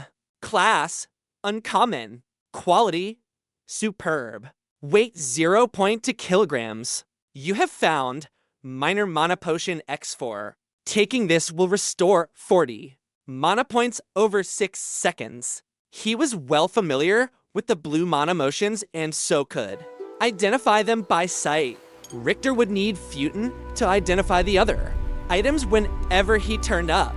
Despite having spent several nights reading the lore book, he had yet to achieve the skill to identify unknown magical items. The remnant had found them after they had crossed out of the village and had been instrumental in locating enemies throughout the morning. If it wasn't for Festooned and the Shin's tracking skill, they would never have found all of them. After the last bugbear was killed, Richter had sent Festooned back to the quickening. The remnant was to inform everyone that the attack force had been defeated, and then to keep watch at the base of the hill leading to the meadow. He would serve as an early warning in case any enemies were still hidden and tried to attack the non-combatants. The four walked slowly through the village, passing the bodies, invaders and defenders alike. Each one was marked on Richter's map, but not even Yoshi had the emotional wherewithal to deal with the bodies of the dead after the mourning they had had. Richter felt a painful stab of guilt every time he passed one of his villagers that would never wake again. He took his mind off of it by examining his combat log. Experience was allocation seemed to be different in larger battles. Any enemy that he killed directly, he received experience for, but also seemed he received varying amounts of experience if he helped in the kill at all. Trying to figure out the math was giving him a headache, so he closed his log again. They walked until they reached the top of the hill leading to the quickening. A sea of saddened and weary faces greeted him. The sprites stood around Hisako. The hearth mother was now awake and stared at Richter with sympathy. Her empathy touched him, that she could understand his pain and guilt when her own people had died as well moved him deeply. He knew that he needed to remain strong though. Sensing his turmoil, Alma landed on his shoulders, offering him her warmth and support. Tattered stepped forward. Has the danger passed? Richter? Are we safe? He looked back at his companion. They are gone. We killed all that we could, and the defenses are back in place. One of the villagers shouted, "Hear, hear! Cheers to Lord Richter! Cheers to our savior!" The villagers took up the cry. All, except those who had the vacant look of numb loss. Several families had been irrevocably damaged, and nothing would bring their loved ones back. One mother held a small doll which she gazed at, slowly stroking its hair and murmuring to herself. Richter couldn't stand having them cheer him for stopping an attack that he had allowed to happen in the first place. Stop! Stop! Do not praise me! This is my fault. Because of my arrogance and impatience, our defenses were lowered. It was me. I chose to dispel the protective enchantment. I assumed that our location and our trench would protect us. I was wrong. He walked over to the woman mourning the loss of her daughter, I'm sorry. With those words, his walls came down. He hadn't been able to face the complex emotions that had risen over the last hours of battle. There hadn't been time. The needs of the moment had helped him to compartmentalize, but saying those simple words broke him down. He reached out and held the woman holding the doll. She looked at his face and began to sob. Unnoticed tears began to stream down his face as well. She clutched the doll to her chest as if it was the child she had just lost. The two of them slowly crumpled down to the ground. He didn't know how long he sat there with the survivors of the attack. After a time, though, a hand touched his shoulder. Looking up from the embrace he shared with the grieving mother, he saw the faces of Visteria and Polton. Both were elders of their people. Visteria was a high elf and Polton was a hill dwarf. Richter had met with both of them a month before in the kingdom of Eve. He had convinced them that his village was a chance for a better life, and they in turn had convinced their people to come. Looking up into their faces, he braced himself for the condemnation that he knew he deserved. Instead of berating him, though, Visteria just placed her hand gently against his cheek. Before you came to us, we were struggling to feed our children.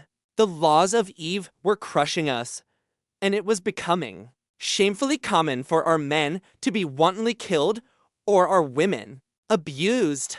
Nothing was done about it by the authorities because they saw us as less than human.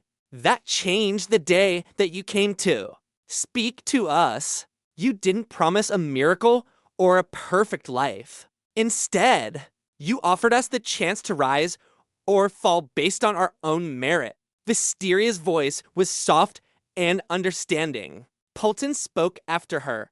If I remember correctly, you said, I make no promises for the future, but I do promise that if you come with me, we will meet it together. Today, when we were attacked, you didn't look to save yourself. You plunged into danger. You fought and defeated those that were a threat to us. And the hill dwarf paused. When he continued, his voice was thick with emotion. You saved my son, Dargren. Polton gestured to a reclining figure behind him. It was the dwarf Richter had used CPR on.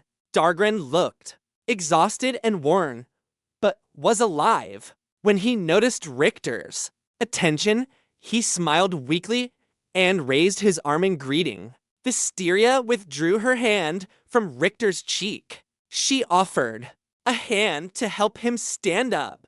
He gently disengaged from the woman he had been holding. She stood as well, and then shuffled over to some of her kin who held her in turn. Richter accepted the offered hand and stood. Her grip was sure and reassuring. Polton spoke again.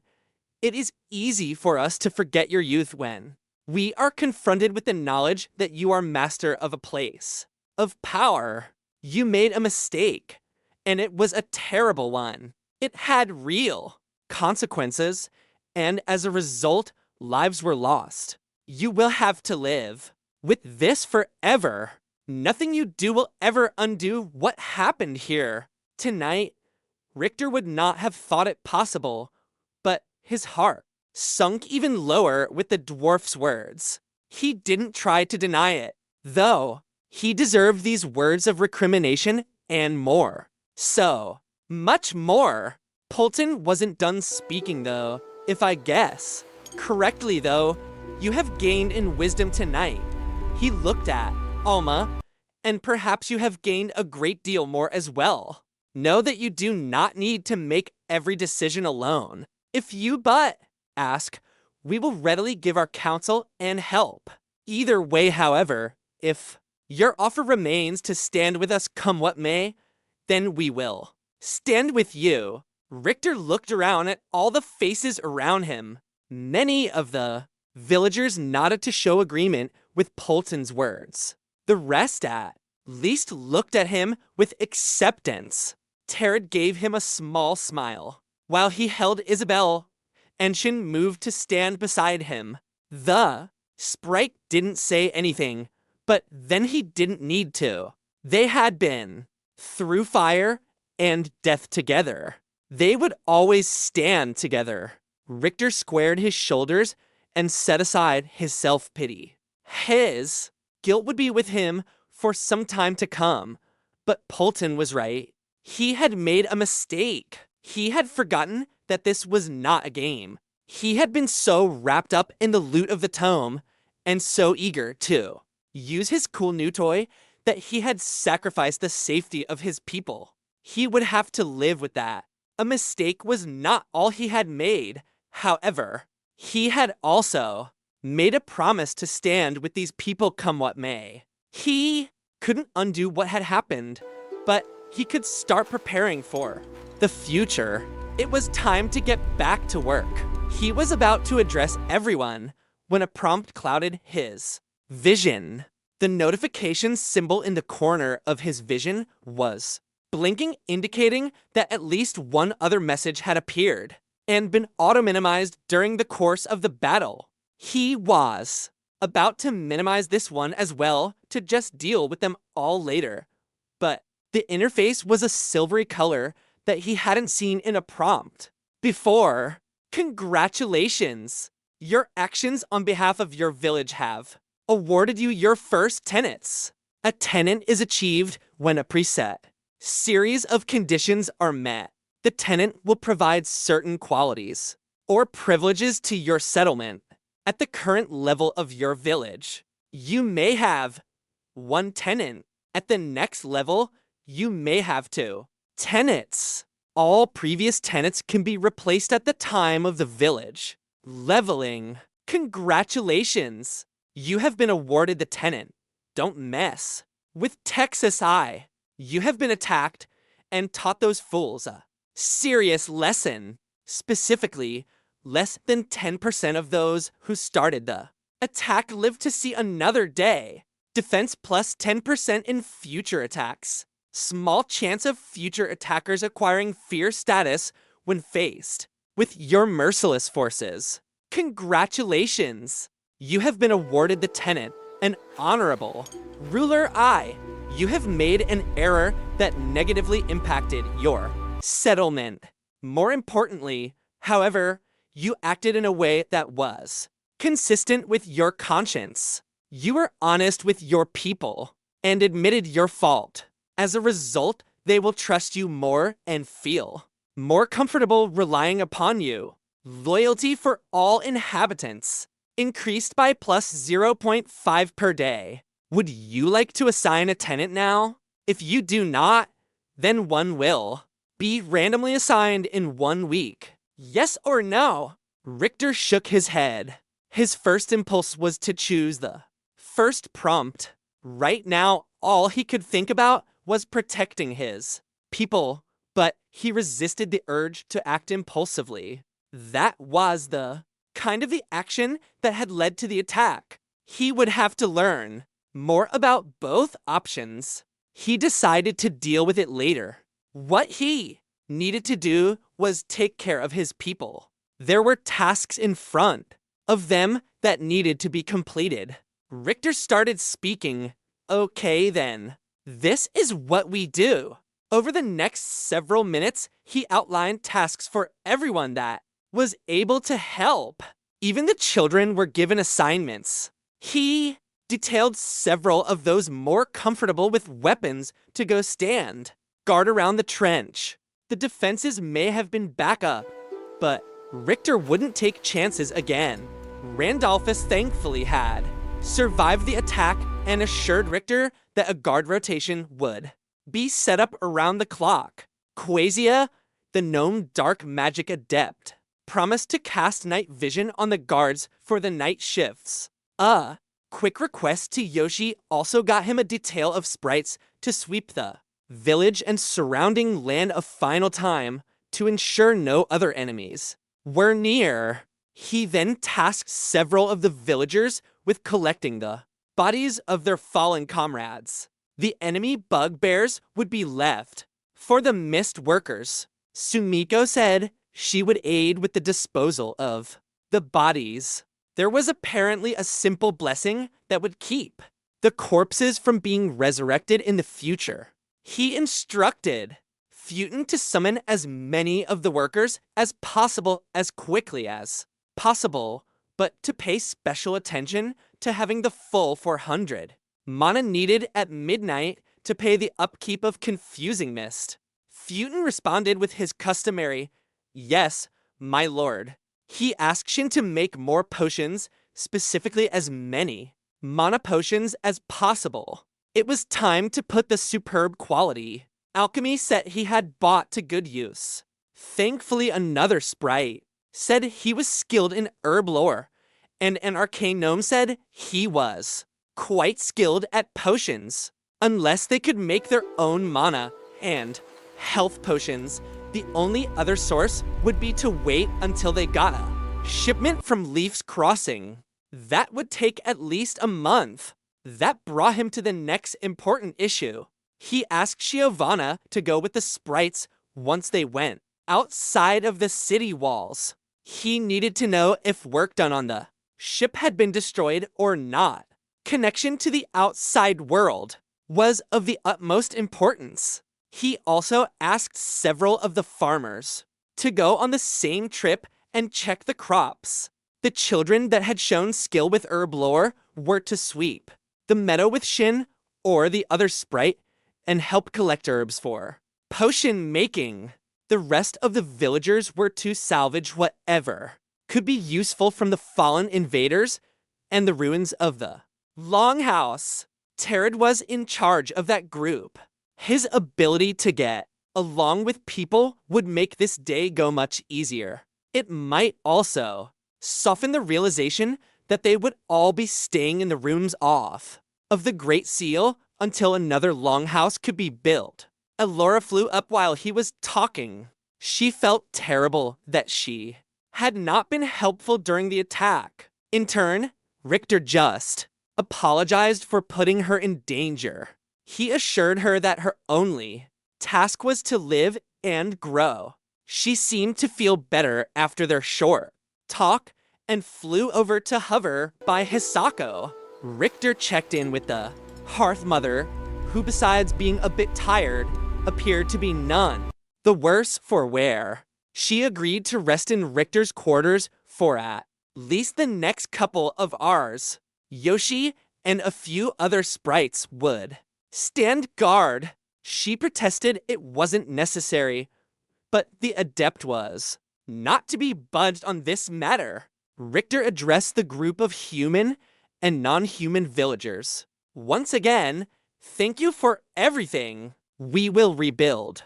I promise you that. When you first arrived here, I chose not to include all of you in the immunity to the mists. Right or wrong, I own up to that decision.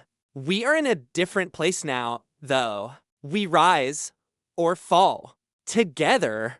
I trust you all with the safety of our village. I will work to keep us safe. Make sure you do the same. Richter's voice took on a heavy tone, and he drew his glass dagger. I swear to you that this attack will be avenged. I will find the rest of those responsible. They are already dead. They just don't know it yet. He drew his dagger against his palm and showed the blood to his people. Hisako gasped a weak no, but the deed was done. Richter squeezed his fist shut, and the first drop of blood dripped down and struck the ground. There was rumble of thunder. Know this. You have made a blood oath of vengeance. In the land, your words have meaning. You have 1 year to enact vengeance on the attackers of your village. If you do not accomplish this, the anger in your heart will poison your soul. This soul sickness will cause the loss of 1 charisma per week until your vengeance is complete. Any losses will be permanent. You have received a mark blood oath of vengeance. A tingling began all over his body and swept over him until it concentrated on his inner right wrist.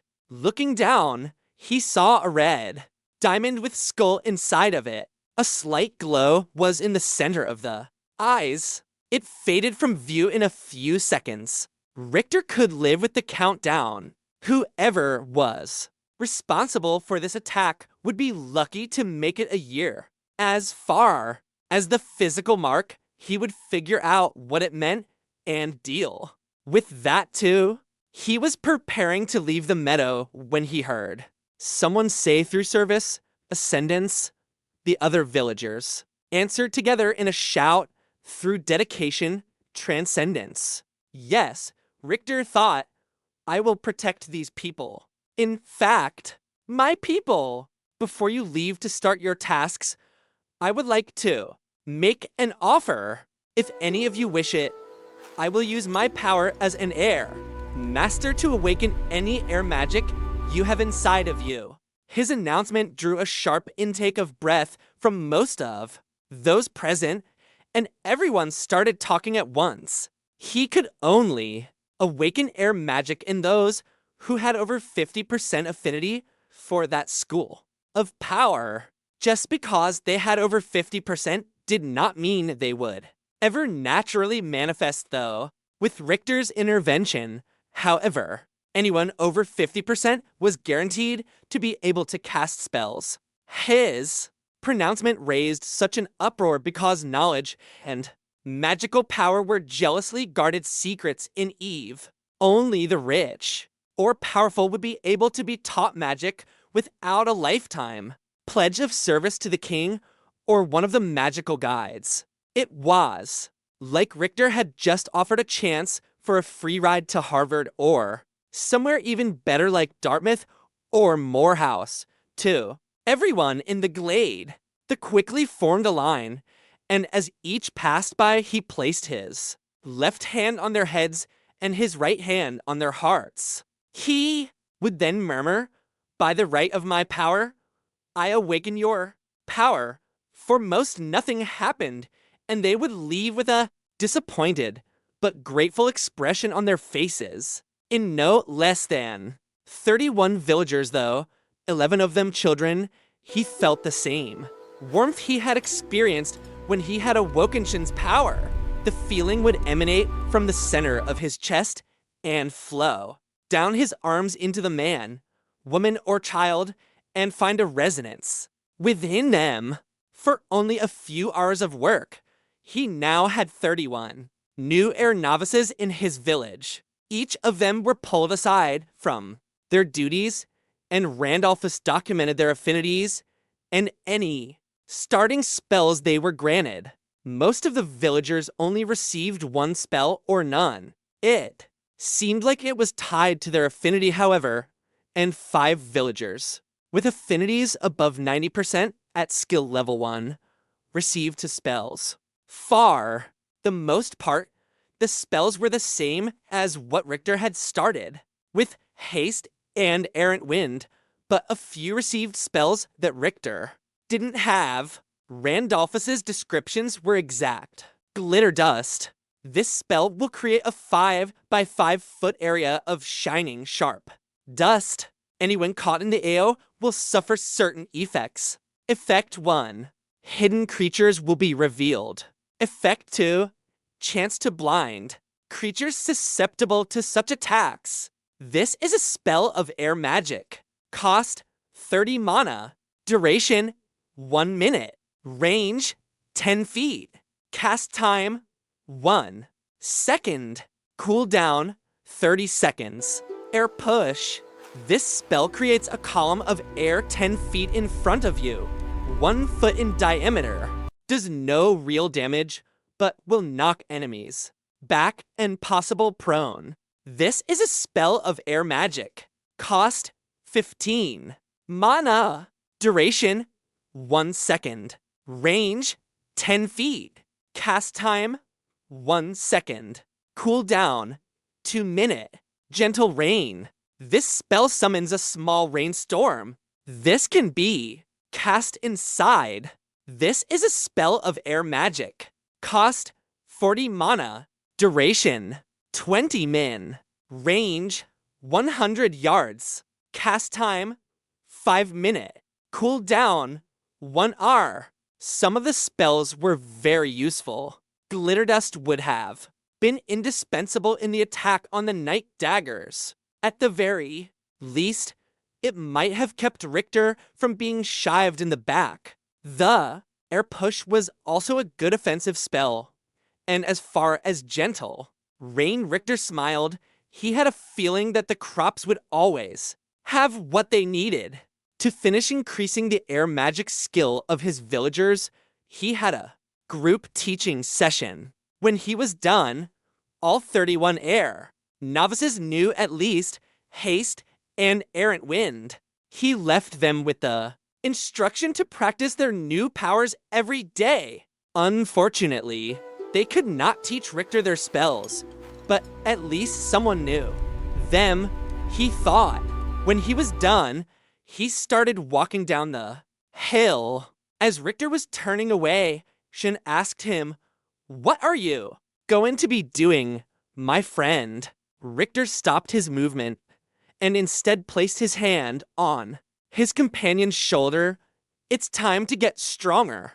Chapter 11. Richter handed his map to the sprites that would be sweeping the village and the lands beyond. Feudin had already summoned 4 mist workers that would accompany the sprites and retrieve the bodies. As he was walking down the hill, he asked Shin to join him in the Great Seal Room once he had retrieved enough herbs to get started on making potions. Hisako, Yoshi, and several other sprites followed him, intending to go into the catacombs to rest. Alma flew in lazy circles above his head, and Futin floated along behind. While they walked, Richter examined all of the combat prompts he had gained during the battle. Congratulations! You have received racial bonus level I versus bugbears. 3% attack and defense bonus when fighting bugbears. Kill total 100 bugbears to reach next level. Congratulations! You have learned the skill War Leader. Your presence will now be seen as a rallying point in war. Those round, you will fight harder. Base distance for bonus is radius of 10 yards. From War Leader, take a prominent role in larger battles to increase this skill. Being a War Leader automatically qualifies you as a champion in battles. Congratulations! You have reached skill level 2 in War Leader. 1% effective distance, 1% attack and defense for all allies. Congratulations! You have reached skill level 8 in archery. 2% bonus to aim, 2% bonus to damage. Congratulations! You have reached subskill level 3 in focus. 2% bonus to aim, 2% bonus to damage. Congratulations! You have reached skill level 7 in light armor. 2% bonus to aim, 2% bonus to damage. Congratulations! You have reached subskill level 3 in Grayson. Combat. Dodge increased by 12%. Congratulations! You have reached subskill level 4 in Grayson. Combat. Dodge increased by 13%. Congratulations! You have reached skill level 3 in Earth Magic. New spells now available. Congratulations! You have reached skill level 3 in Life Magic. New spells now available. Your familiar has performed her special attack, Brain Drain. She can latch onto the mind of an enemy and drain its thoughts and experiences. The minds of other creatures are not meant to undergo this, and the affected creature will suffer an ongoing drop in health, mana, and stamina while she continues her attack. Additionally, the mental attack will cause confusion and disorientation in already weakened or low-level creatures. It will create a stunned status. brain drain requires her whole focus, however, and she will essentially be helpless while performing the attack. If the creature expires while the attack is in place, she will absorb 1% of its total accumulated experience. Her master will also receive 1% of the target's experience. You have been awarded 521 base 41,723 by 0.01x 1 point to 5 experience. From Brain Drain against level 8 Bugbear. The first prompt raised mixed feelings in Richter. Having it reported in black and white that he had taken more than 25 lives was not something he was proud of. At the same time, though, they weren't the first deaths he had caused since coming to the land. They most certainly wouldn't be the last. It was the last combat prompt that truly fascinated him, though. It raised some very interesting possibilities. If Alma could target some high-level enemies with Brain Drain, he could really power level. The combat play-by-play wasn't all that was awaiting his perusal. Apparently, the destruction the bugbears had caused made a measurable effect. You have lost the 100% of the constructed shelter for your people. This occurred during an attack, and so your people will be understanding if you do not build another shelter within 1 week. However, the morale of your people will decrease by 5 per day to a maximum loss of 50. Shelter is a basic tenet of survival. You will not receive the bonus to morale that you initially did upon completing your shelter. Heavy is the head that wears the crown, Richter thought to. When they got back to the catacombs, Richter saw Hisako to his room to rest. Rather than leave, he stopped by the bedside. The other sprites also stayed because him, and Yoshi looked at him questioningly. Not wasting any time, he spoke. I am so thankful for everything you have done for us. I am equally sorry about the loss of life you have had to endure to do it. I have little to offer, but I would like to offer this. I will try to awaken air magic in you, he said, to Hisako and any of your warriors. She looked at him surprised. Even after seeing him invest his magic into his people, it had not occurred to her that he would make the sprites the same offer. The every man for himself philosophy seemed heavily entrenched in the land. Well, that was something. He would change. He preferred the motto of enlightened self-interest. Richter wasn't a pushover, but he did believe that by serving the interests of friends and allies, he would ultimately be furthering his own interests. This is not necessary, Lord Richter.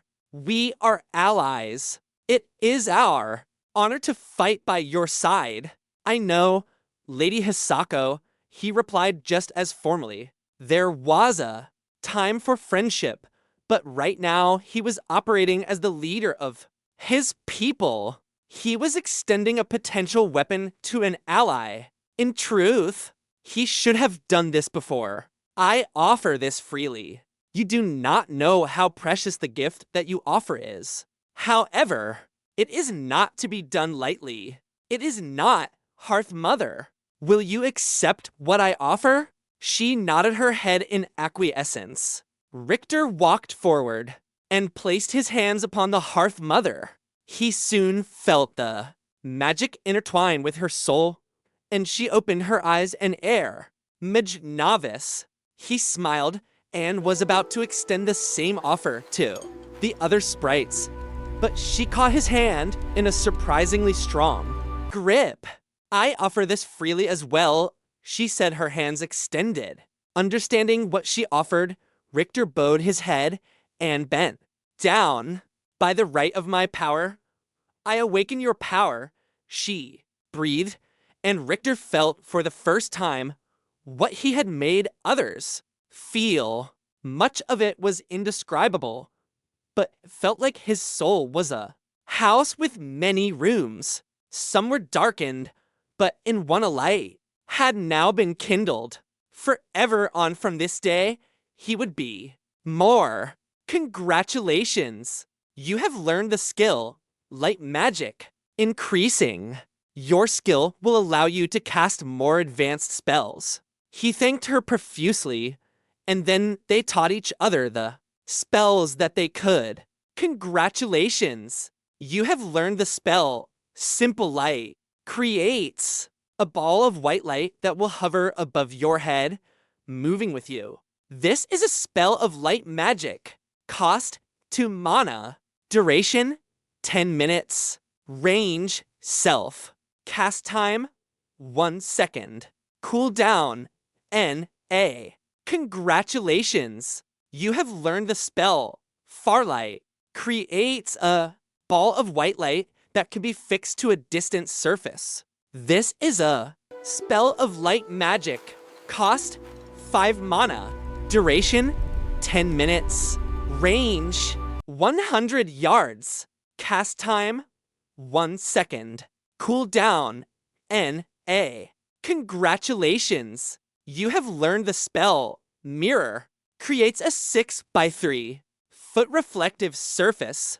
This is a spell of light magic. Cost 15 mana. Duration 1 minute. Range 10 feet. Cast time 1 second. Cool. Down NA. Once they were done, Richter tried to teach air magic to the other sprite warriors. Only 3 were able to learn, but Hisako was surprised even at that. She told him that seeing 31 of his people being able to become air novices was shocking. Apparently, magical affinity was nowhere near that common. Also, various races were known for a predisposition to certain magical schools. According to Hisako, meeting a dwarf air caster when air was the natural opposite to their racial predisposition of earth magic was strange to say the least. The only explanation she could come up with was that it was due to everyone's exposure to the birth of the quickening.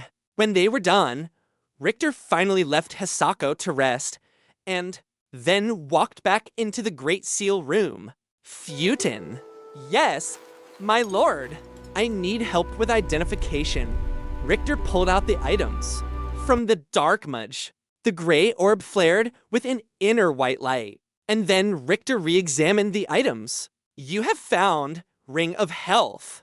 Durability 12/12. Item class. Uncommon. Quality above average. Weight 0.1 kilograms. Plus 20 to health. You have found Ring of Minor Mana. Durability 11/11. Item class. Uncommon. Quality above average. Weight 0.1 kilograms. Plus 10 to mana. You have found Ring of Flowing Thought. Durability 25/25. Item. Class rare. Quality superb. Weight 0.1 kilograms. 20% mana. Regeneration. You have found Apprentice Dark Robes. Defense +8 additional. +12 versus magical attack. Durability 18/20. Item class common. Quality average. Weight to 0.8 kilograms. 10% dark magic resistance. You have found Amulet of Minor Mana. Durability 20/20. Item class uncommon. Quality above average. Weight 0.3 kilograms. Mana +10. You have found Wand of Dark Bolts. Attack 4/6. Durability 17/17. Item class uncommon. Quality superb. Weight 0.2 kilograms. Casts spell Dark Bolts. Charge 0/50. HMMM. Most of the items were no better than what he already had. He was already wearing 8 rings. In the game, that was the max that could be worn. Might as well test that theory now. Keeping an eye on his mana, he slipped the ring of minor mana onto a finger. There was no change. He then took off his dungeon ring and tried again. His mana increased by 10 points. Well, that answered that. He rearranged his ring configuration and ended up wearing his for old rings of health, increasing his health by plus 120. He also put on the slightly inferior ring of health the Dark Mage had been wearing, increasing his health another plus 20. He kept on his ring of hidden dangers because he no likey DA traps. The minor ring of healing also stayed put, even though it only healed 30 health. The effect was immediate rather than spread out over several seconds like his spells or potions. That made it invaluable. He also held onto his old ring of mana, which increased his mana reserves by plus 20. Last, he equipped the ring of flowing thought. An increase to mana regeneration was just something he couldn't pass up.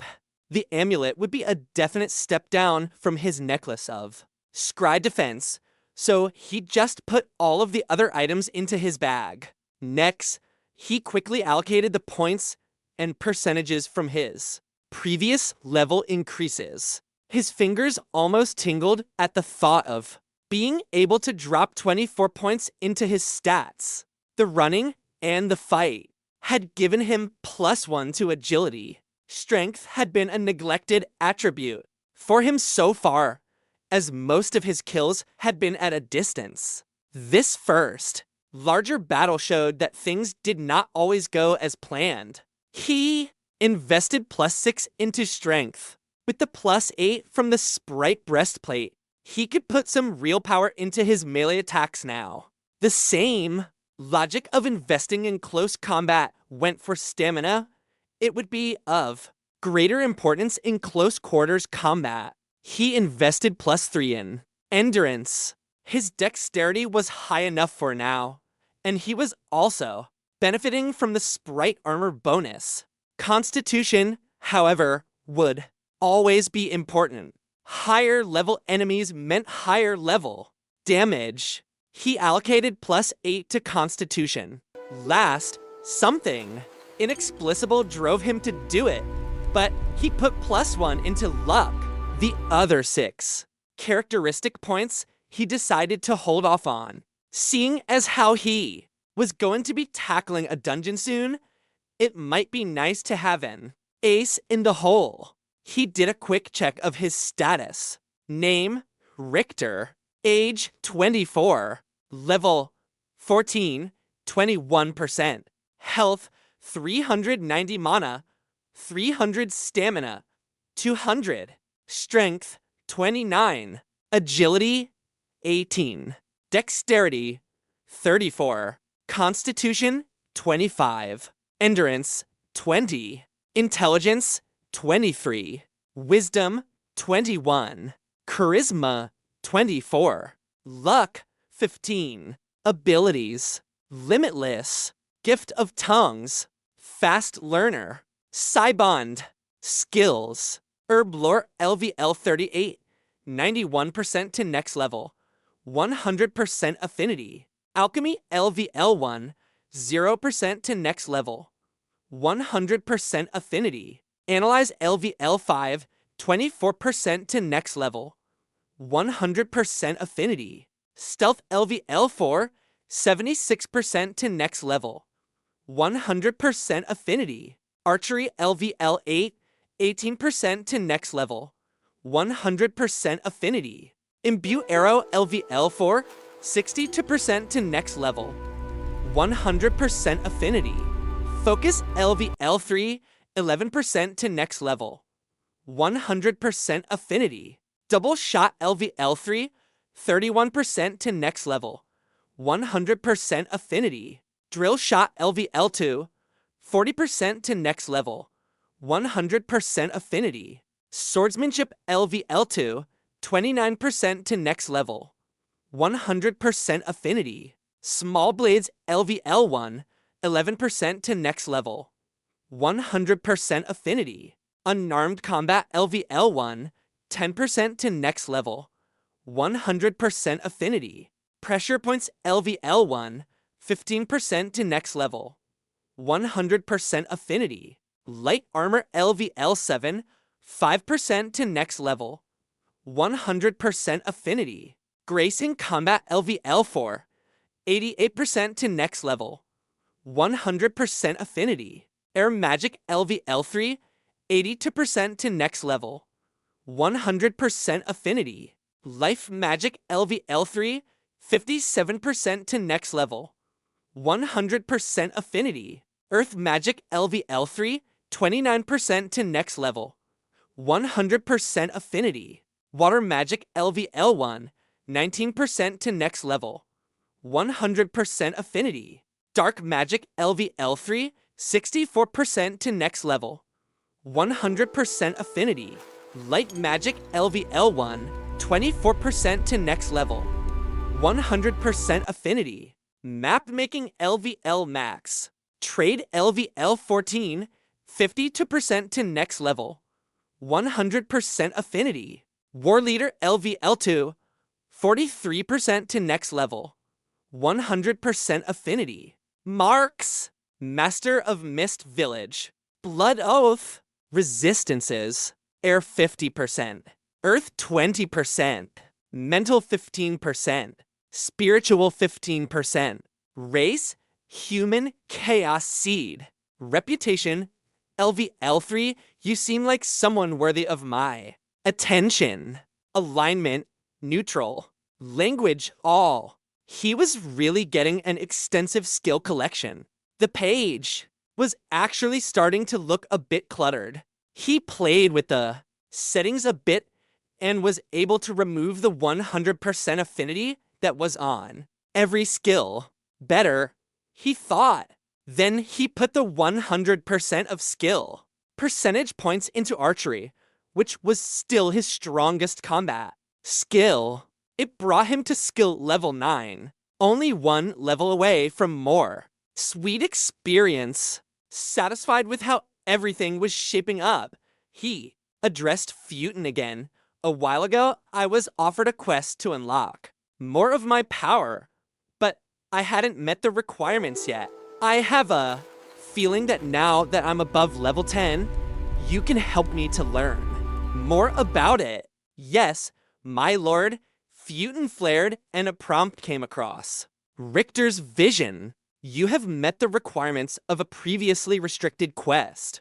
Unlock your power to. Your village will increase your power, but you must care for it in turn. Go to a local dungeon and clear at least the first level. Reward. Unlock one of the powers. Yes or no? Choosing yes, he asked, you know where the dungeon is? I'm guessing. Yes, my lord. We will leave tomorrow morning. I need to rest. Help the villagers and summon mist walkers as soon as you can. We need to get more trees to rebuild the longhouse. But that is only after all the bodies have been collected and buried. Do whatever Sumiko asks of you until it's done. Yes, my lord. Richter walked to the barracks and fell onto the bed. Alma curled into a circle, resting on top of his chest, and closed her eyes. In seconds, he too had fallen into an exhausted sleep. Chapter 12. He slept like the dead. It was impossible to tell time inside of the catacombs, but it felt like he had slept for a while. A quick check showed that Alma had left while he was sleeping. The first thing he did once he got up was to look for Hisako. She wasn't in her room or in any of the other rooms off of the Great Seal. He paused once to enter the armory and unload the gear he had picked up yesterday. Though the bag of holding decreased weight by 90%, it still felt nice to relieve himself of all the extra kilos. He was walking down the tunnel to check on his people when he ran into Randolphus, Greetings, my lord. Hello, Randy. I trust nothing else horrible happened while I was sleeping? Thankfully not, my lord. But I do have some slightly unpleasant news. Richter gave a sigh and nodded. Walk with me. You can tell. Me on the way to the quickening. Randolphus fell in step behind Richter. The first thing you should know it that we lost 21 villagers in the attack. 7 sprites were also killed. Richter stopped walking and closed his eyes. He knew it was more than a few, but hearing how many had died made his heart drop. He opened his eyes and looked at his chamberlain. I assume you have a list of dead. Randolphus handed him a sheaf of paper. It had names, race, and age. Richter resolved to memorize each and every name. He scanned it quickly and was about to put it for later away when the last entry caught his attention. Petal, human, age 6. Richter had to resist crumpling the paper in his hand, but he still shook with rage. Randolphus showed supreme wisdom and experience by not disturbing him over the next few minutes. It took some time, but Richter composed himself, carefully rolling the paper up and put it in his bag. Those bastards were going to pay.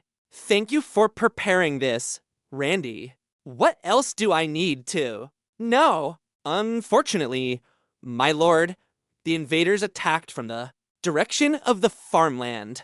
Most of the fields were ruined by them.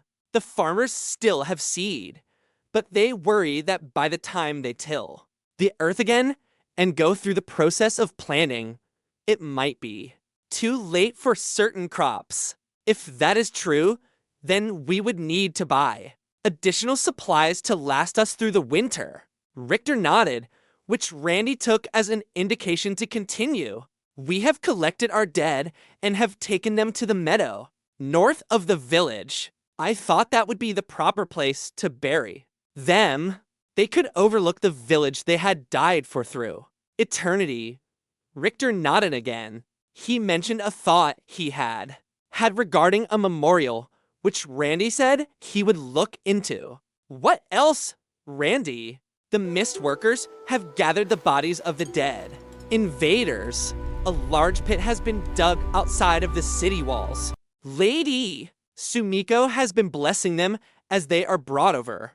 I detailed some of the more stoic villagers to strip the bodies of anything useful. We will bring the weapons to the armory, and I will arrange for any other items to be brought to my office for cataloging. I will have Futon identify any unknown objects and make you a list, if that is all right with you, my lord. Of course, it is Randy. They had walked outside and enjoyed the view of the setting sun. Standing at the top of the slope leading to the catacombs, the village looked like such an idyllic setting. It was hard to believe it had been the site of a potential slaughter just yesterday. The scene helped to calm his still raw nerves. Then he caught sight of the charred remains of the longhouse, and anger once again ruled his heart. He started walking and motioned for Randolphus to continue. We still have a large number of logs prepared that were going to be used for other buildings.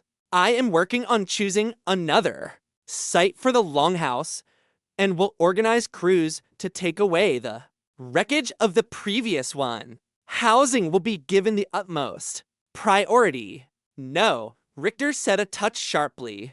He looked at Randolphus. While they walked, priority must be given to building the smithy. I also want you to take Yoshi and our most accomplished smiths to the armory. Several doors in the first floor of the catacombs had required Richter to show his mark, which declared him master of the Mist Village before they would open. He had discovered upon returning to the village from Eve that he could give privileges to anyone he chose to open the doors at will. He had given Shin tattered, and Randolphus access to most of them. He was still the only one that could open the treasury, though. Even though it was mostly empty, it held most of the wealth of the village. I also want to see the smiths tonight. After I meet with Hisako, I want you to find them and bring them to me. The same goes for any of our crafters, casters, and hunters. Find out if anyone has experience with potion making and bring them as well. We also need to decide who we can send on our trade trip back to Eve. I need someone with high charisma and preferably a good level in the trade skill. Make sure they are smart as well, though. I don't need an ample chest and an empty head. I have a feeling these trade trips are going to be very important to all of us. I will also need a detailed list of the skills and abilities of everyone in the village. Randolphus opened his mouth to reply, but Richter cut him off. Yes, I know. You tried to show me that before, and I shut you down. I'll do better to listen to you, but we all need to be stronger. Even the weakest of the bugbears would have been a match for almost any of our villagers in terms of training, weapons, and armor. If it wasn't for the sprites, we would not have survived the night. That can't be allowed to happen again. Randolphus nodded solemnly. He didn't write down anything that Richter had said this time, but there was no doubt that everything would be taken care of. If there was a skill for government administration, Randy would be a master. What else? Richter asked. Their conversation meandered while they walked. There seemed to be a never-ending list of things to deal with. Richter was once again convinced that Randolphus just might be the most useful member of the village. The Chamberlain stopped speaking as they ascended the hill to the meadow of the quickening. Walking across the field, Richter saw several sprites along the outskirts of the tree. He knew Hisako must be beneath its boughs. Thank you, Randy. Is there anything else? Randolphus firmed his lips while he looked at Richter. The man looked uncertain, which concerned Richter as far as he could. Remember, the Chamberlain had never seemed anything but confident and competent. Richter realized that the past day must have weighed on Randolphus as well. He softened his expression and asked, "What do you need to say, Randolphus?" "May I speak freely, my lord?"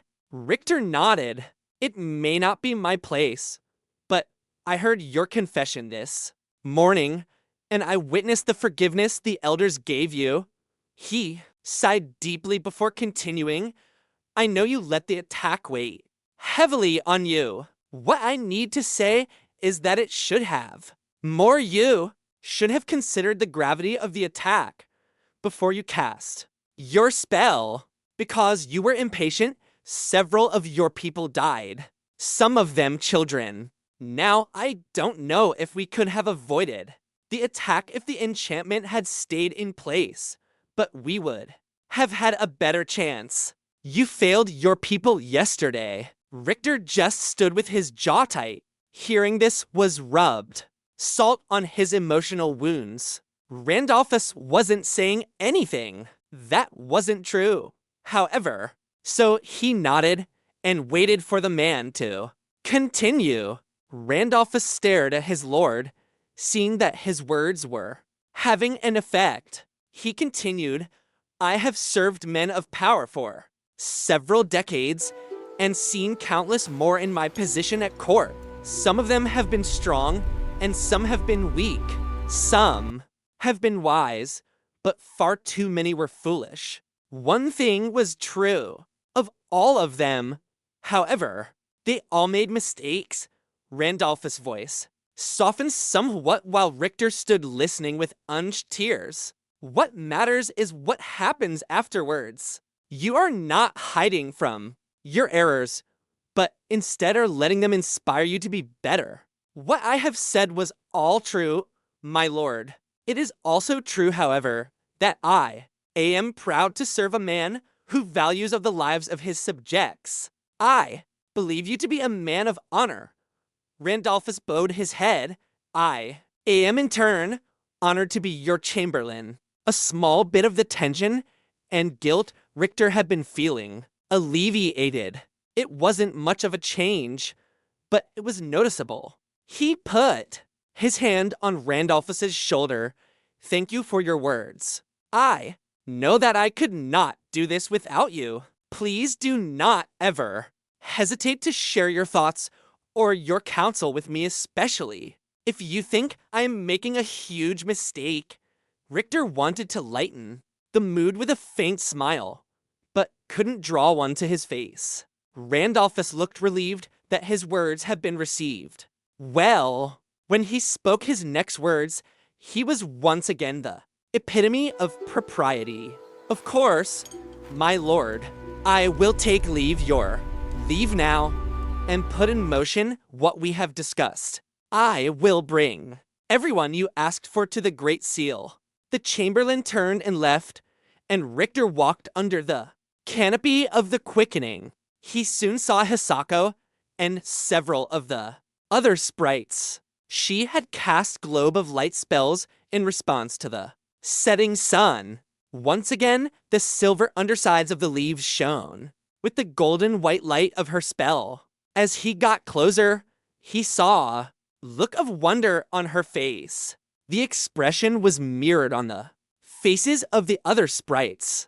They were all looking at the 6-inch tall figure flitting around in the air above their heads. When Elora saw him, she crossed the 10 yards, separating them in the blink of an eye. She stopped and hovered a few feet in front of his face, and then curtsied while hovering in midair. She had somehow turned one of the leaves of the quickening into a flowing dress. The outside was soft white, but as she moved around, he caught flashes of silver from the inner hem. Well met, my Lord Richter. The melodious notes of her voice stilled some of the agitation within him, and the formal greeting from such a small creature brought a faint smile to his face. He decided to mirror her tone so that she wouldn't be embarrassed. Greetings, Queen Elora, but please just call me Richter. I'm sorry, I forgot. Thank you, Richter. Elora gave a small giggle at her boldness and then swiftly zipped back to hover above Hisako. Richter walked over to the hearth mother and knelt down so they were eye to eye. Thank you for your help, hearth mother. If it wasn't for you and your warriors, I am sure we all would have been killed. His voice broke a bit. Again, I am so sorry for the loss of your people. She looked at him with a serene expression. Thank you, Richter. I know well the pain and guilt you must be feeling because I have felt it myself too many times. All I can tell you is that over time, the pain will lessen. What do you plan to do now? I need to be stronger. So does my village. I plan on clearing a dungeon and unlocking another one of my powers. I will leave as soon I know my village is safe. Before anything else, though, I offer my time and my strength to you. You may ask for anything. I will never be able to repay the debt I owe you. Shush, she lightly admonished. You are the master of a place of power. You should have learned by now the danger of idle words. I asked you to take up arms against the bugbears. We are allies against a common enemy. It was always an unfortunate reality that some of us would die. Do not apologize again. Just continue to stand and fight with us. That I can promise you, Richter said with some steel in his voice. Good, she said, matching him in intensity. I have information for you. When my people were sweeping the area around the village, we found one bugbear that had been hiding. He was captured and questioned. I know why you were attacked. As my people have been looking for the main bugbear encampment, it appears that they have been looking for us as well. Apparently they had greater success. We were followed by one of their scouts after. Leaving the hearth tree, he trailed us to the boundaries of your domain. Because of the mists, it could follow no further. The scout retreated, found reinforcements, and then returned to the edge of your defensive enchantment. They were waiting for the express purpose of laying an ambush once we exited the mists again. Then, two things happened. Hisako held up a finger. The first was that the quickening was planted, and it sent the beam of green light into the air. It was as good as a beacon giving them a fairly specific direction to move in. Richter nodded as this had been what he had already surmised. The second was the drop in the village's enchantment. With the disappearance of the mists, they moved forward in a broad line and found the village after only a few hours. At that point, it was the simple matter of creating a makeshift bridge to span the trench around your village. The only thing that saved us was that they sent a scouting force into the village first, as opposed to sending their entire force at once. Bugbears are adept at stealth, so under the cover of night, it is not surprising that they made it by whatever guards you had posted and then killed them before they could raise an alarm. One of your villagers must have seen them, however, and raised the alarm. It made them attack prematurely, and you know the rest. The point is, Richter, we all share the blame for this attack. This is a war, and though you are only now just joining it, this is a war that has been raging for millennia on countless fronts. You do not owe me anything. I only ask that you do what you have already resolved to do. Grow stronger, follow your conscience, and oppose evil as you come across it.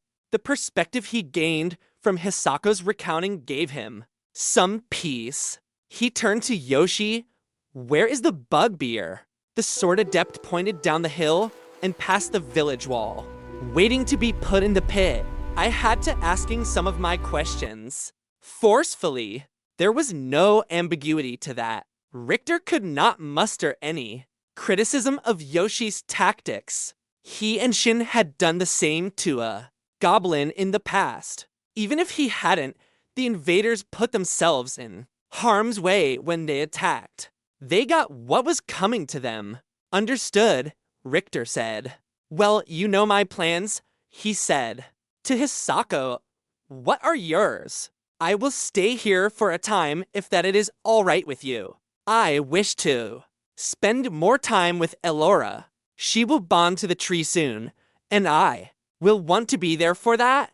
Besides, Yoshi doesn't want me leaving the protection of the village until there are more guards to escort me back. I trust that is not an issue, Yoshi asked. Of course, he wasn't really asking. No, you are all welcome here for as long as you wish. Richter said, I need to go take care of certain matters. Before he could walk away, though, Yoshi stepped in front of him. You are overdue for a sword lesson. You skipped the lesson yesterday completely. We were attacked. I got enough practice. Richter's voice rose a bit. I'll be the judge of what constitutes practice, the adept said. Tonight, practice will resemble our very first lesson. Richter's eyes widened and all of the fire went out of him. First lesson. His voice rose again, but this time in a most undignified manner. Yes, Lord Richter, a thick and quite hard-looking length of wood had appeared in Yoshi's hand. Yes, well, as I said, I do have quite a few duties to attend to, and people to speak to. They will wait, the sword adept said, advancing. Richter looked to Hisako for help, but she seemed to be finding something completely engrossing in the exact opposite direction he was standing in. Yup, this time he was sure she was smiling. When Richter looked back, Yoshi's face was only inches away from his own. The half-human lowered his voice and said softly, "Why don't we get started?"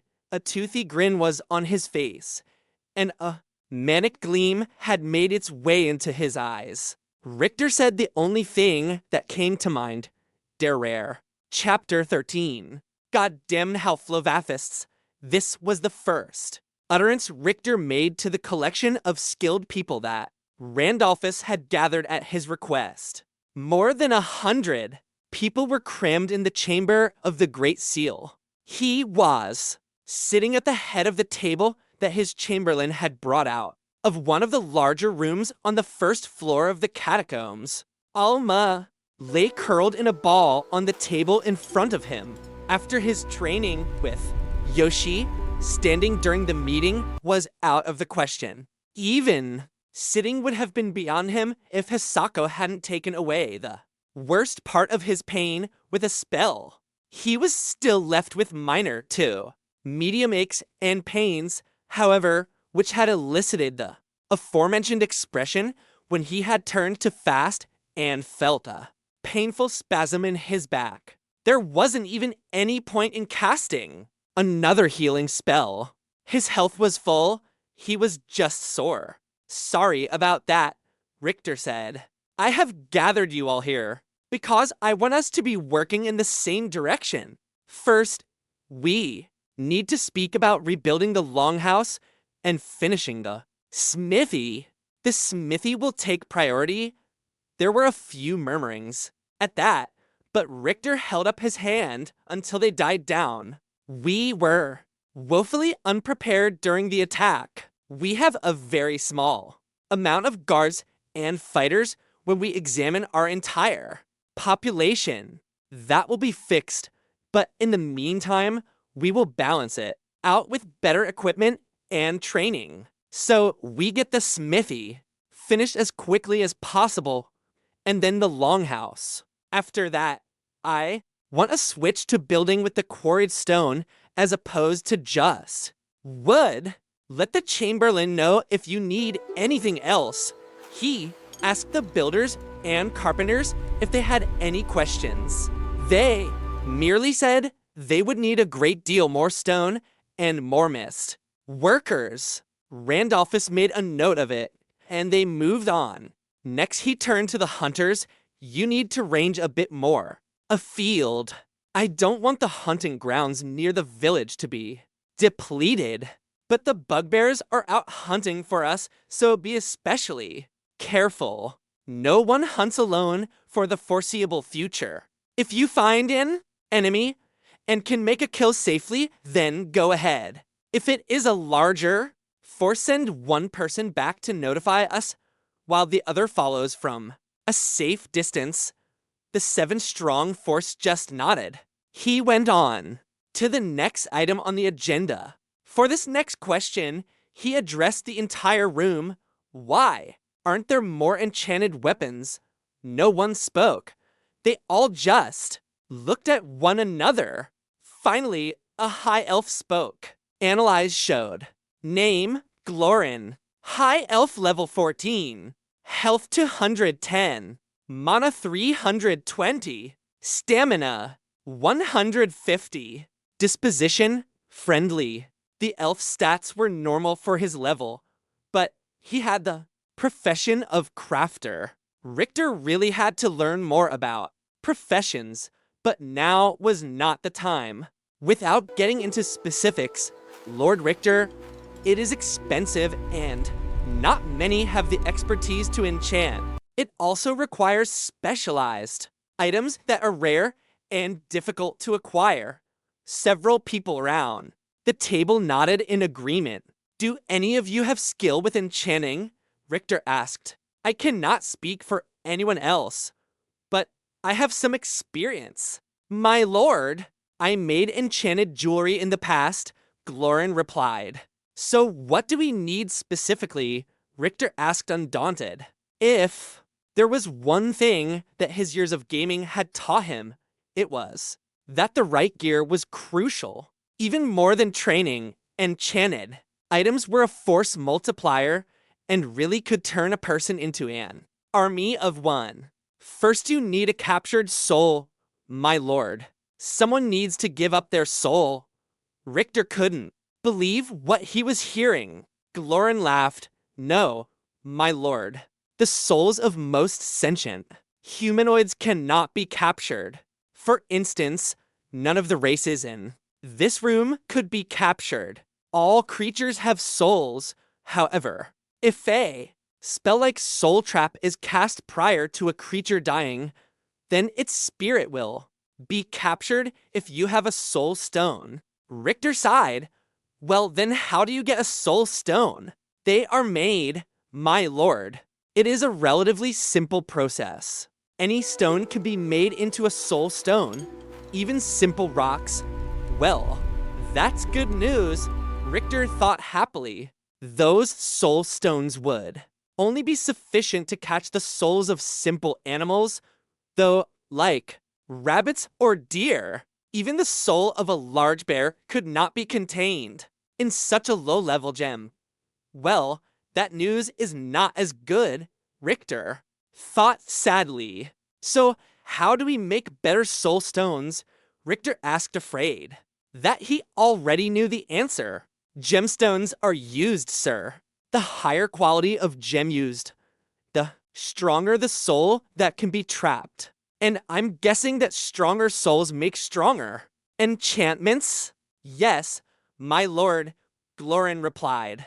He must have seen Richter's crestfallen look, because he added, even cheaper semi-precious jewels can make soul stones strong enough to trap most basic monsters. Richter nodded at the Glorin's last statement. That was helpful information, but he was just adding up how much outfitting his people was going to cost him.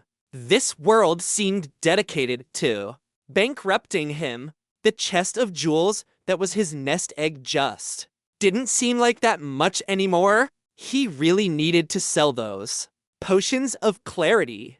He told Glorin he would need some soul stones made later that night, and the man assured him it wouldn't be a problem. Not wanting to get bogged down in his own economic woes, he continued, okay, so that covers the soul stones. Does anyone know the spell Soul Trap? Zare, the Earth Master Mage, spoke up. Every branch of magic has a version of that spell, but it is well acknowledged that of all of the basic elements, life and death have the strongest versions. The other casters in the room nodded. Richter looked around confused. Basic elements, the ley lines which cross under the earth, are ribbons of power. Lord Richter, there are 8 different types of ley lines: life, death, water, fire, earth, air, light, and dark. These are the 8 basic elements. Each has different strengths and weaknesses. Zare said, Earth, for example, is excellent for defense and construction. Dwarves have a natural affinity for earth, which is why we build such strong citadels and craft the best weapons and armor. Mountain dwarves in particular. He said the last with a smirk, and the comment was answered by some grumbling by the other races. Present. It all seemed in good fun, though. From the back of the room, someone yelled, Gnomes rule. Richter was happy that his people could smile with each other. It meant that the attack had not broken their spirits. All right, I will. Ask Sumiko to teach me the spell. So, if we are able to capture a soul, what's next? A dwarf from the back of the room spoke. His beard was black, but well threaded with silver and white. Despite these signs of age, he stood straight and muscles bulged from his arms.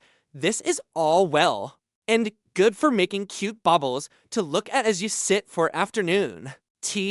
But what you need for a strong enchanted weapon is good metal. And a better smith. The iron that has been harvested here is good. Enough quality to make steel. Perhaps even a bit of high steel. What we want though is quicksilver, cobalt, or mithril. THAT is how you make a quality weapon. How do we get access to that? Richter asked. Analyze gave. The dwarf's name, Crom. Well, those damn mists of yours kept us from searching the mountains to the north. It doesn't go underground, but we couldn't even find the rotten entrance to the rotten tunnels. Now that your lordship has given us all immunity, we can search for veins of rarer metal. We will sell them to the village, plus our standard search fee. And finder's commission, of course. Crom had a wide grin on his face. Knowing he was about to get fleeced, Richter opened his mouth, but Randolphus spoke up. We will come to agreeable terms.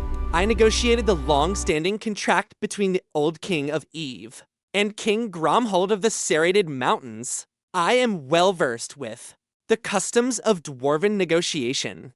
Dirt Ricketa Lambetren. The smile faded from Crom's face. Richter realized that his chamberlain had said the last phrase in the language of the mountain dwarves. The best translation Richter could come up with was, never bet against a Sicilian when death is on the line. Haha. Score one for Randy. Richter was going to have to get him whatever the land's equivalent of a Klondike bar was. Sure that Randolphus would handle the finer details, Richter turned back to Crom. Keep a lookout for any gems as well. Now, let's say that we get the soul stones and the metal. Is there anything else I need to know about the requirements? Just that the quality needs to be average or better. You can't just enchant any OL trash. Can you make average quality weapons? Richter asked him. The dwarf's chest puffed up. I make superb quality or better. Who do you think you are talking to? Not wanting to get sidetracked by the dwarf's ego, Richter redirected to the original topic.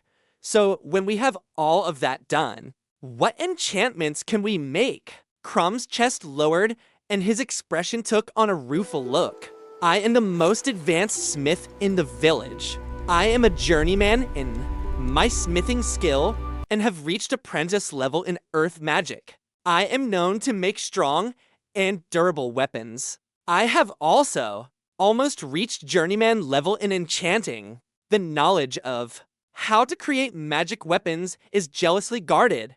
However, and my old master only taught me a few enchantments. I can improve damage by +1, increase durability, and I can make armor with +2. Defense. Crom stopped speaking and shook his finger at Randolphus and Richter. Even those enchantments won't come cheap. They can make a real difference.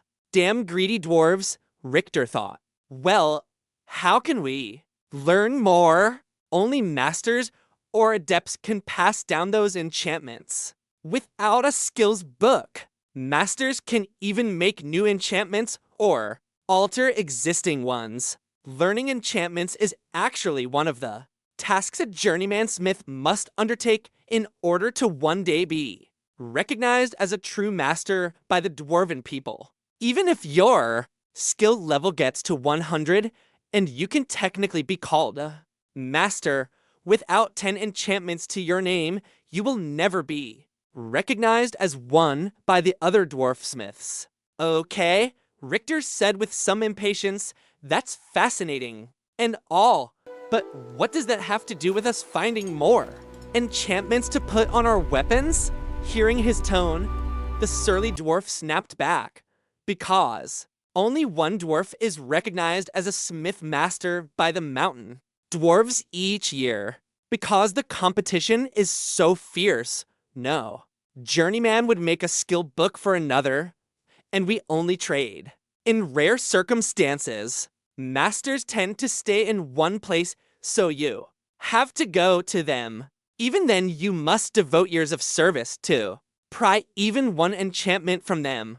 Richter was growing frustrated. Not only was it going to cost a great deal to make magic weapons, but it seemed they would be relegated to crappy little enchantments. Is there no other way to learn enchantments? No, Crom said definitively.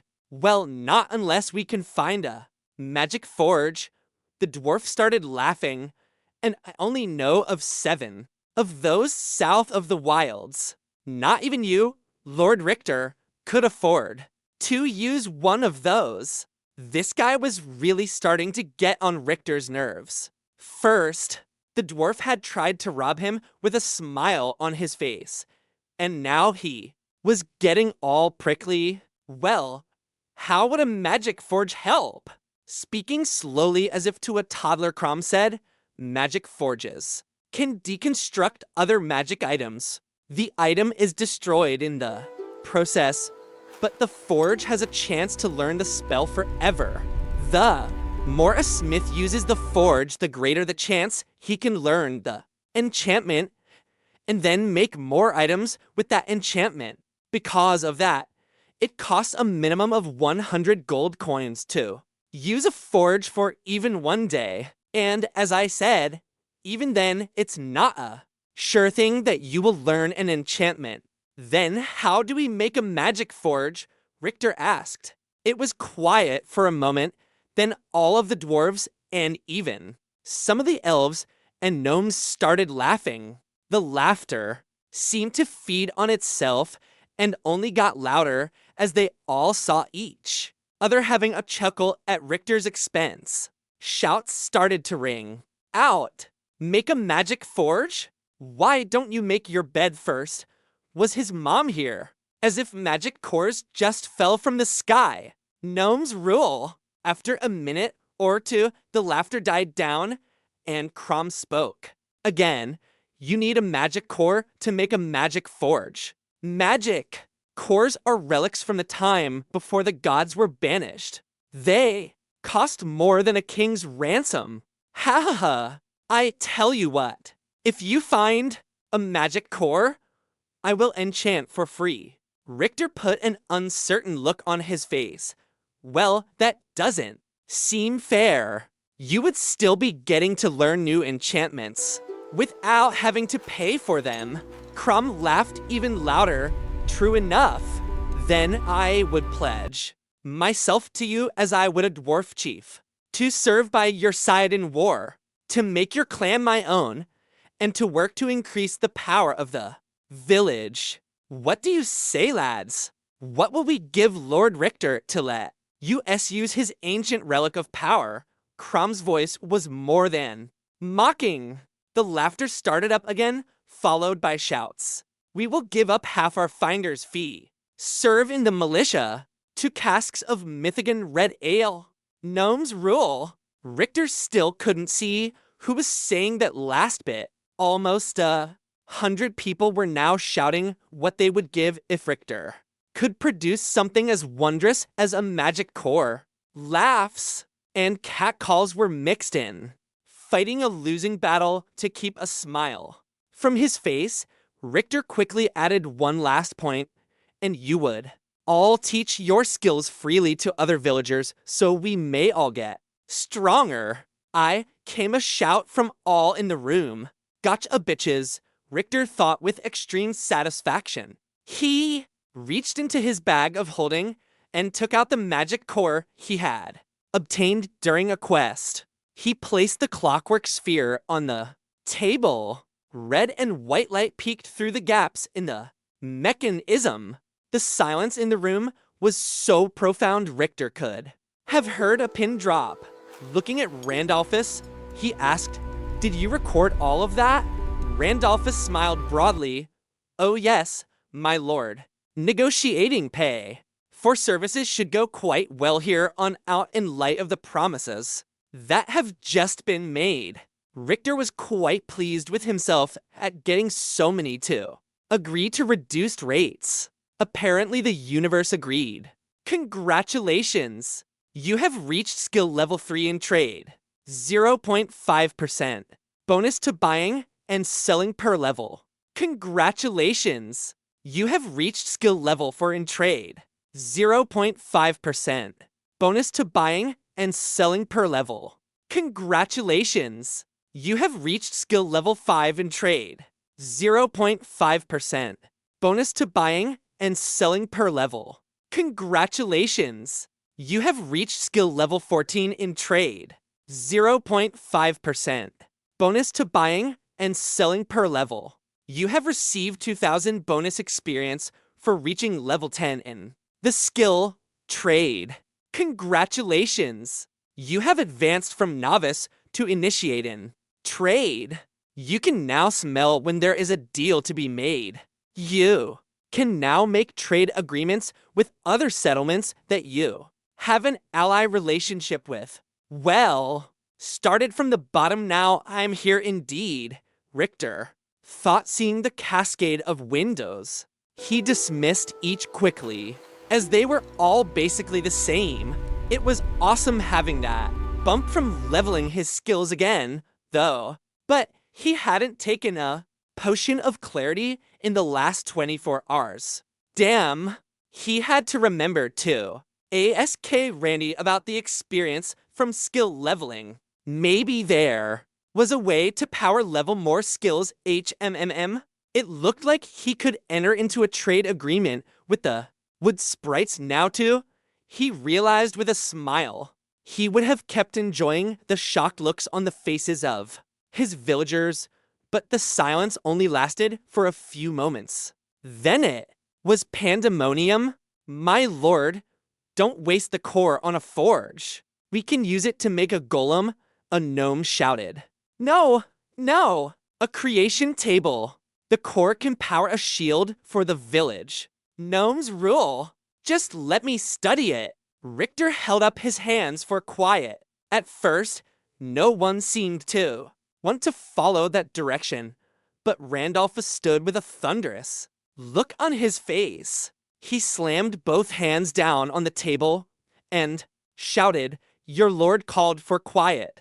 The tumult died down as everyone looked at Richter expectantly. He hadn't known there were so many uses for the core, but his priority was arming his people right now. He also had something important to deal with. Turning his gaze to Crom, he rested his hand on the magic core. Well, Crom, what do you have to say? All levity had left his voice. As much he needed the dwarf's skills, he wouldn't force someone to work for him. I will not put the lives of my people in your hands if you do not wish to be here. If you say the word, I will release you from the promise you just made. Crom stared back at him, and a series of emotions that Richter couldn't read crossed the smith's face. He looked back and forth between the magic core and Richter's face several times before speaking. You would truly release me from the deal I just made? Yes, Crom. You need only say the word. Crom started into Richter's face for another full minute, searching for something. Then he went down on one knee and bowed his head. In a formal voice, he said, I pledge my fealty to Lord Richter of the Mist Village. I will raise my hammer for him in war or in service, and never against him. If you maintain faith with me, I shall never break faith with you. Will you accept my pledge? Richter didn't know what he had been expecting, but it wasn't this. He had hoped that he could maybe get a better price out the dwarf. He paused for a moment, and the room was once again dead. Quiet. Words came almost unbidden to his lips. Do you accept the position as Smith of the Mist Village? Crom looked up, surprise evident on his features, but he didn't hesitate. I do. Richter stepped forward and pulled the dwarf to his feet. I accept your pledge, but I require those who serve me to stand, not kneel. Crom looked him in the eye and nodded thanks. Your relationship with Crom has improved from friendly to loyal.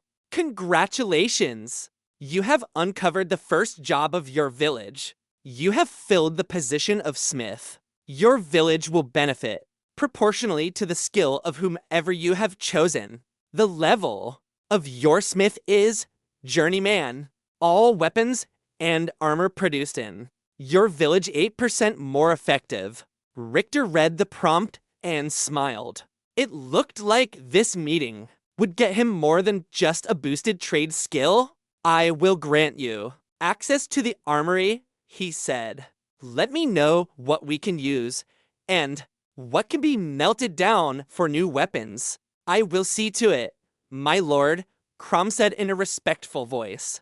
And one more thing, Richter said, no need to be so formal. Then he did what he had seen other dwarves doing with their friends. He had butted the smith. Now, what normally happened is both dwarves laughed and clapped each other on their shoulders. That is what Richter fully intended to happen. What actually happened is that he felt like he had slammed his head into a boulder. Richter promptly dropped down onto his butt. A stunned icon floated in the corner of his village. Then a hand reached under his armpit and pulled him up. Laughter echoed, and he heard scattered cheers. We will make a dwarf chief out of you yet, Crom shouted. Isn't that right, boyos? Shouts of hear, hear punctuated the revelry. Richter found himself being led back to his chair, his head still spinning. When he sat down, he said, okay then, still blinking far too often. I need to speak to Shavona. The rest of you can go. Glorin, speak to the other villagers and make a list of the enchantments that you can place on items. And Crom, the dwarf, looked at him. Make my forge, Richter said, holding out the magic core. Crom came to take the core with no small amount of reverence.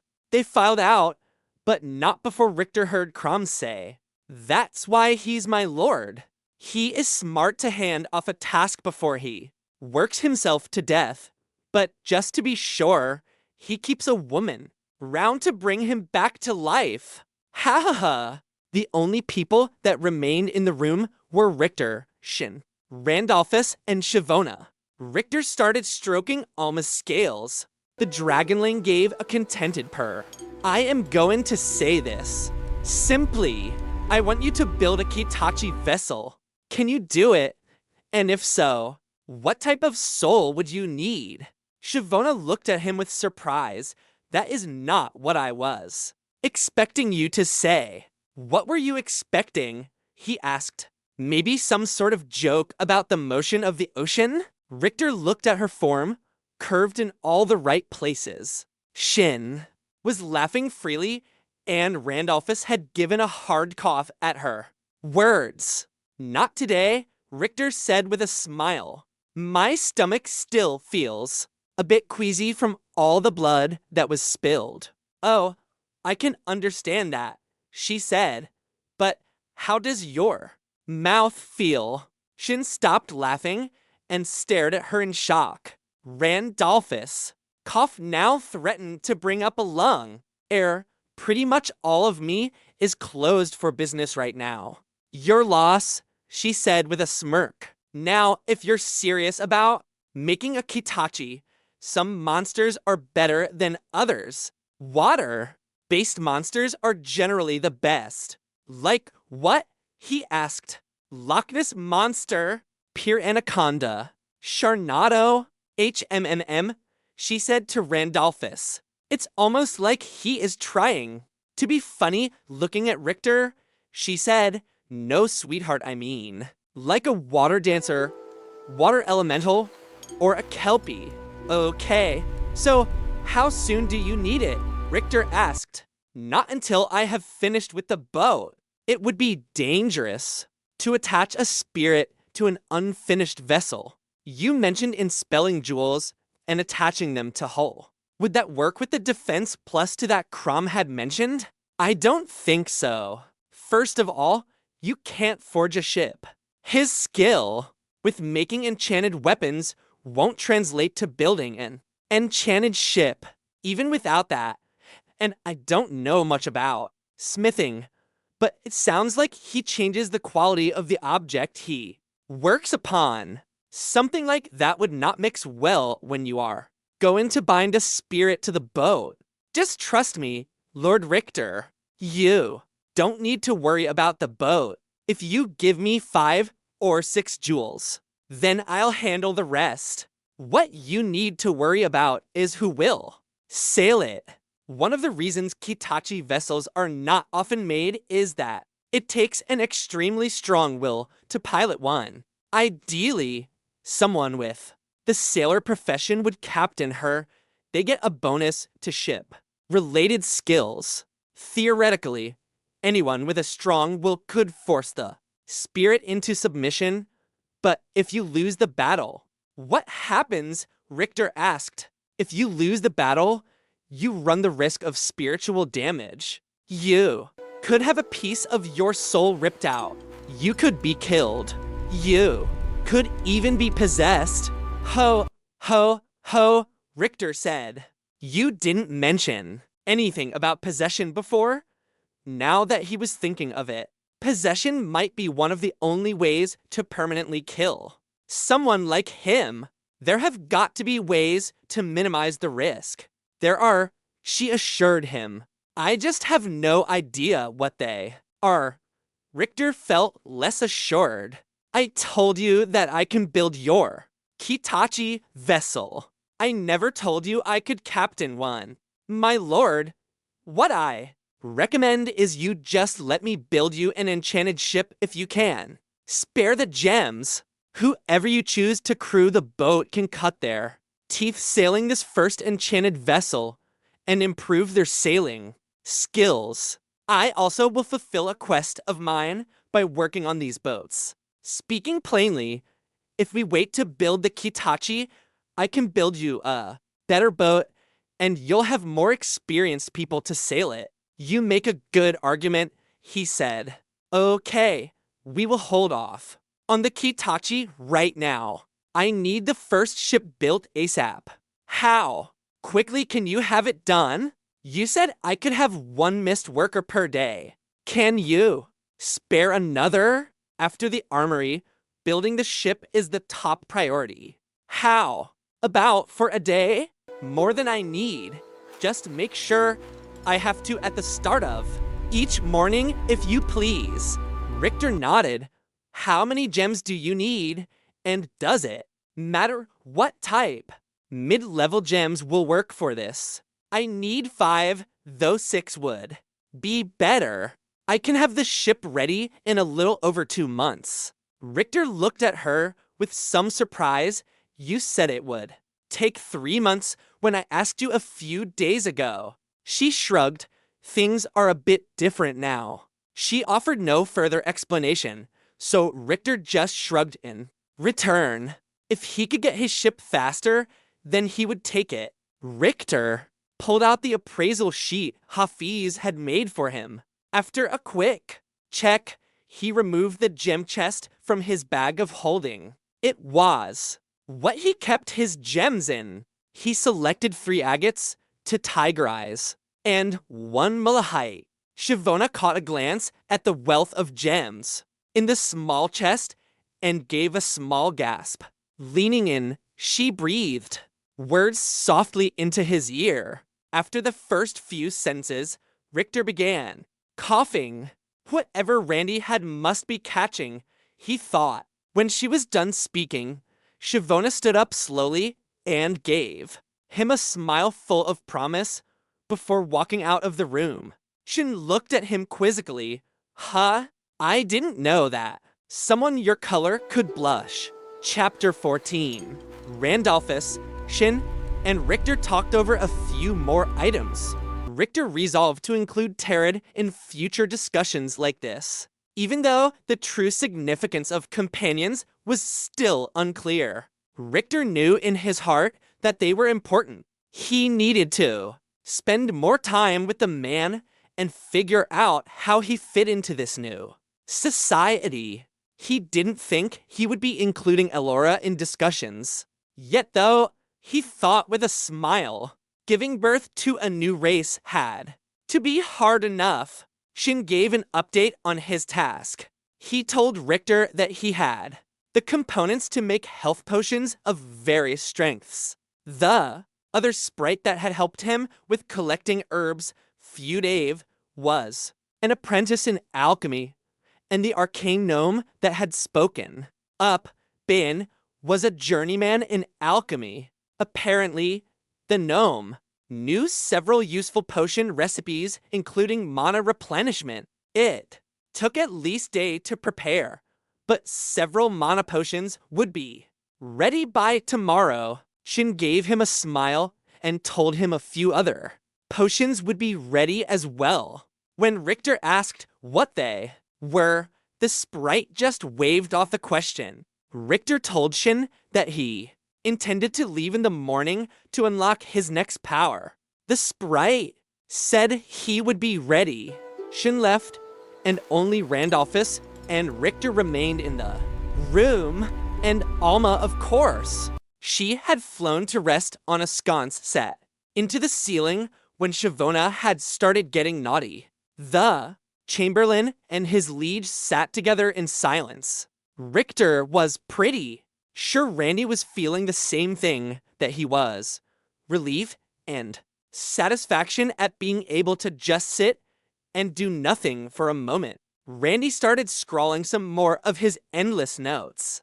To Richter, it seemed the perfect time to learn about a few topics that had been confusing him. First, the topics of moral and loyalty. He, of course, understood the basic definitions, but it seemed like they had a specific and quantifiable meaning in the land. He checked his village interface. Once again, the sprawling forest of pull-down menus filled his vision. He chose city mechanics. Sure enough, there were 2 subtabs next to each other. Choosing loyalty, a timeline appeared in his vision, but instead of dates, it had words: traitor, faithless, disloyal, unreliable, neutral, dependable, loyal, faithful, and unto death. Each had a certain number assigned to it, and productivity bonuses, or penalties as well. Right now, dependable was highlighted. Apparently, it took plus 250 loyalty points to reach this tick on the timeline, and it offered a plus 25% productivity bonus. Morale showed a similar timeline, but the grades were rebellious, hateful, angry, unhappy, neutral, happy, delighted, joyous, party every night. Happy was highlighted. The associated factors for morale were productivity, population growth, and something called fighting spirit. Apparently, because his people were happy, they had a plus 10% too. Those 3 elements. And if he got to party every night, 50%. Bonus to all 3, including population growth. That's the kind of party he could live with. He would surround himself with fine leather, bound books, and make sure his room smelled of rich mahogany. All jokes aside, there were clear benefits to increasing both morality and loyalty. Richter snapped his fingers. That must be why the ship would be completed faster now. He made his choice. You have chosen the tenet, an honorable ruler I. Loyalty plus 0.5 per day for all inhabitants. There were other subtabs under city mechanics, health, commerce, statistics, and that was just to name a few. 2 more specifically caught his eye. One was science. It was grayed out, however, and nothing happened when he mentally clicked on it. The second was faith. It wasn't only grayed out, it also had a deep, irregular gouge through the word. Of course, clicking that tab also accomplished nothing. It was interesting to see it, though. The other thing he needed to know about was the bonus experience he received from leveling Randy. He said breaking his Chamberlain out his work focus. Yes, My lord, I leveled my trade skill recently, and before that I leveled herb. Lore, I received experience for both. Yes, my lord. Randolph sounded unsure as to what Richter was asking. So why did I get the experience? Oh, I apologize for my confusion. To most people, this is common knowledge. When leveling skills, you will receive a bonus every 10 levels. It starts with 2,000 experience points, and each level gives you an extra 2,000 for every 10 levels. At level 20, you would receive 4,000 experience points, and so on until level 100, when you receive 20,000 experience points. Richter did some mental math. +4, then carry the 1. So, that was another 110,000 experience points for making it to the level of Master. Richter had been taking his skill leveling at a rather relaxed pace, but now that he knew it could provide so much experience, well, that changed everything. Richter would have to set aside some time for skill grinding sometime soon, but not until some other things were done. They spoke about other sundry items. Richter asked if Randolphus had a good candidate to go on the trade mission. The Chamberlain said he had found the perfect man, a human named Basil. Apparently, he was naturally gregarious and had managed a successful business for years in the Kingdom of Eve. His success had unfortunately made him a target for one of the king's noble friends. Basil was given an offer he couldn't refuse to sell his business for coppers. The man certainly had an axe to grind against the current government of Eve. It made it easier for Richter to trust him. More importantly, from Richter's perspective, he was a longtime personal friend of Randolphus. The Chamberlain personally vouched for the man's honesty and said he could be trusted.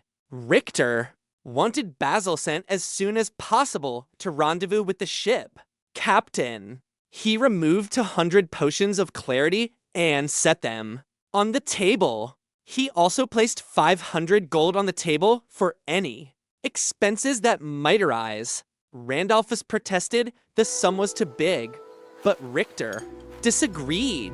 If he was going to trust Basil, then he was going to trust him.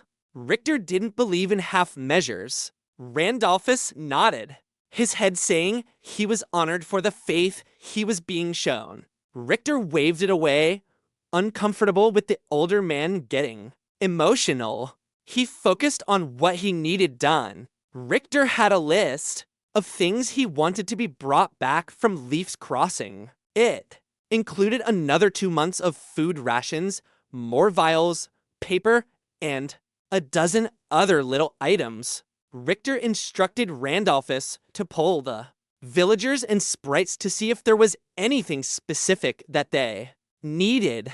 He promised that he would take care of it. That just left one unfortunate item to discuss.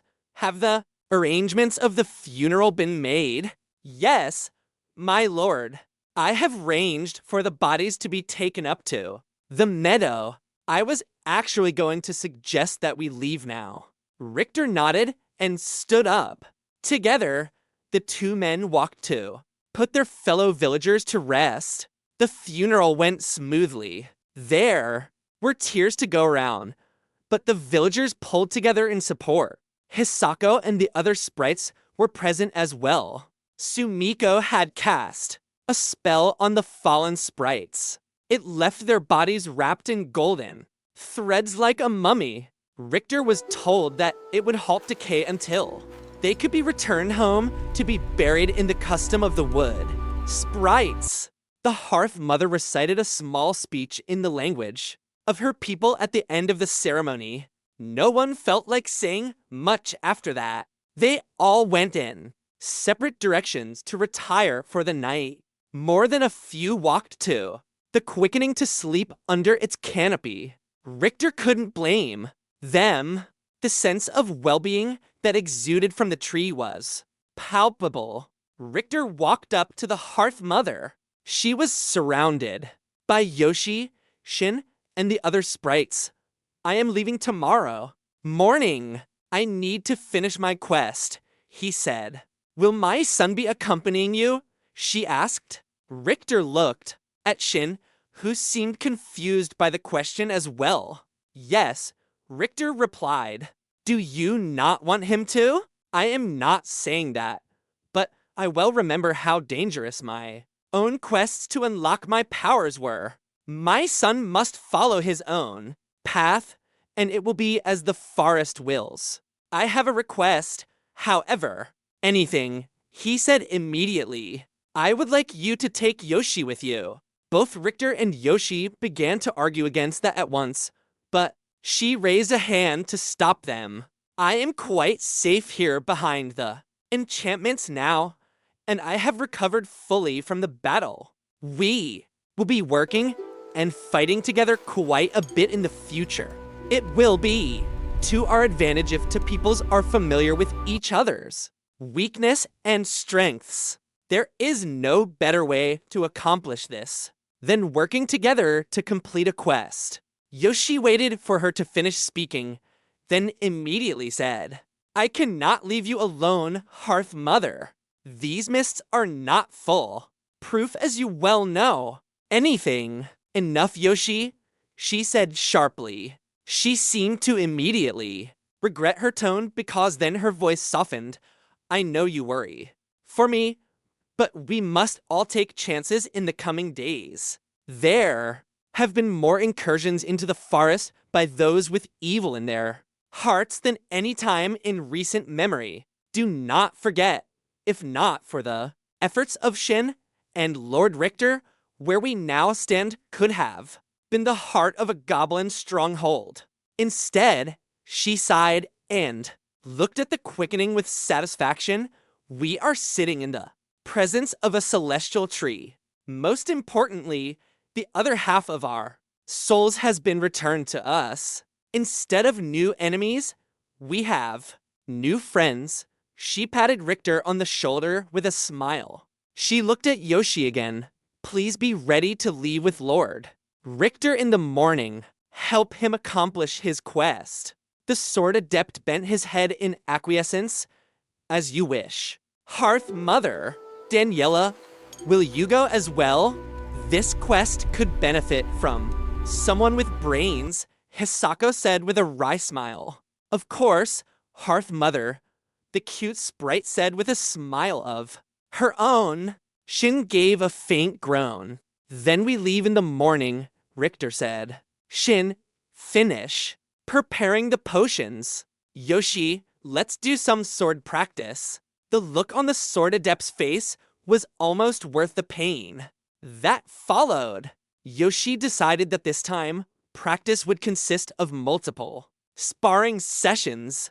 Richter first sparred Shin, both of them holding stout sticks. The sprite soundly trounced him up and down the meadow. His companion was, of course, trash-talking the entire time.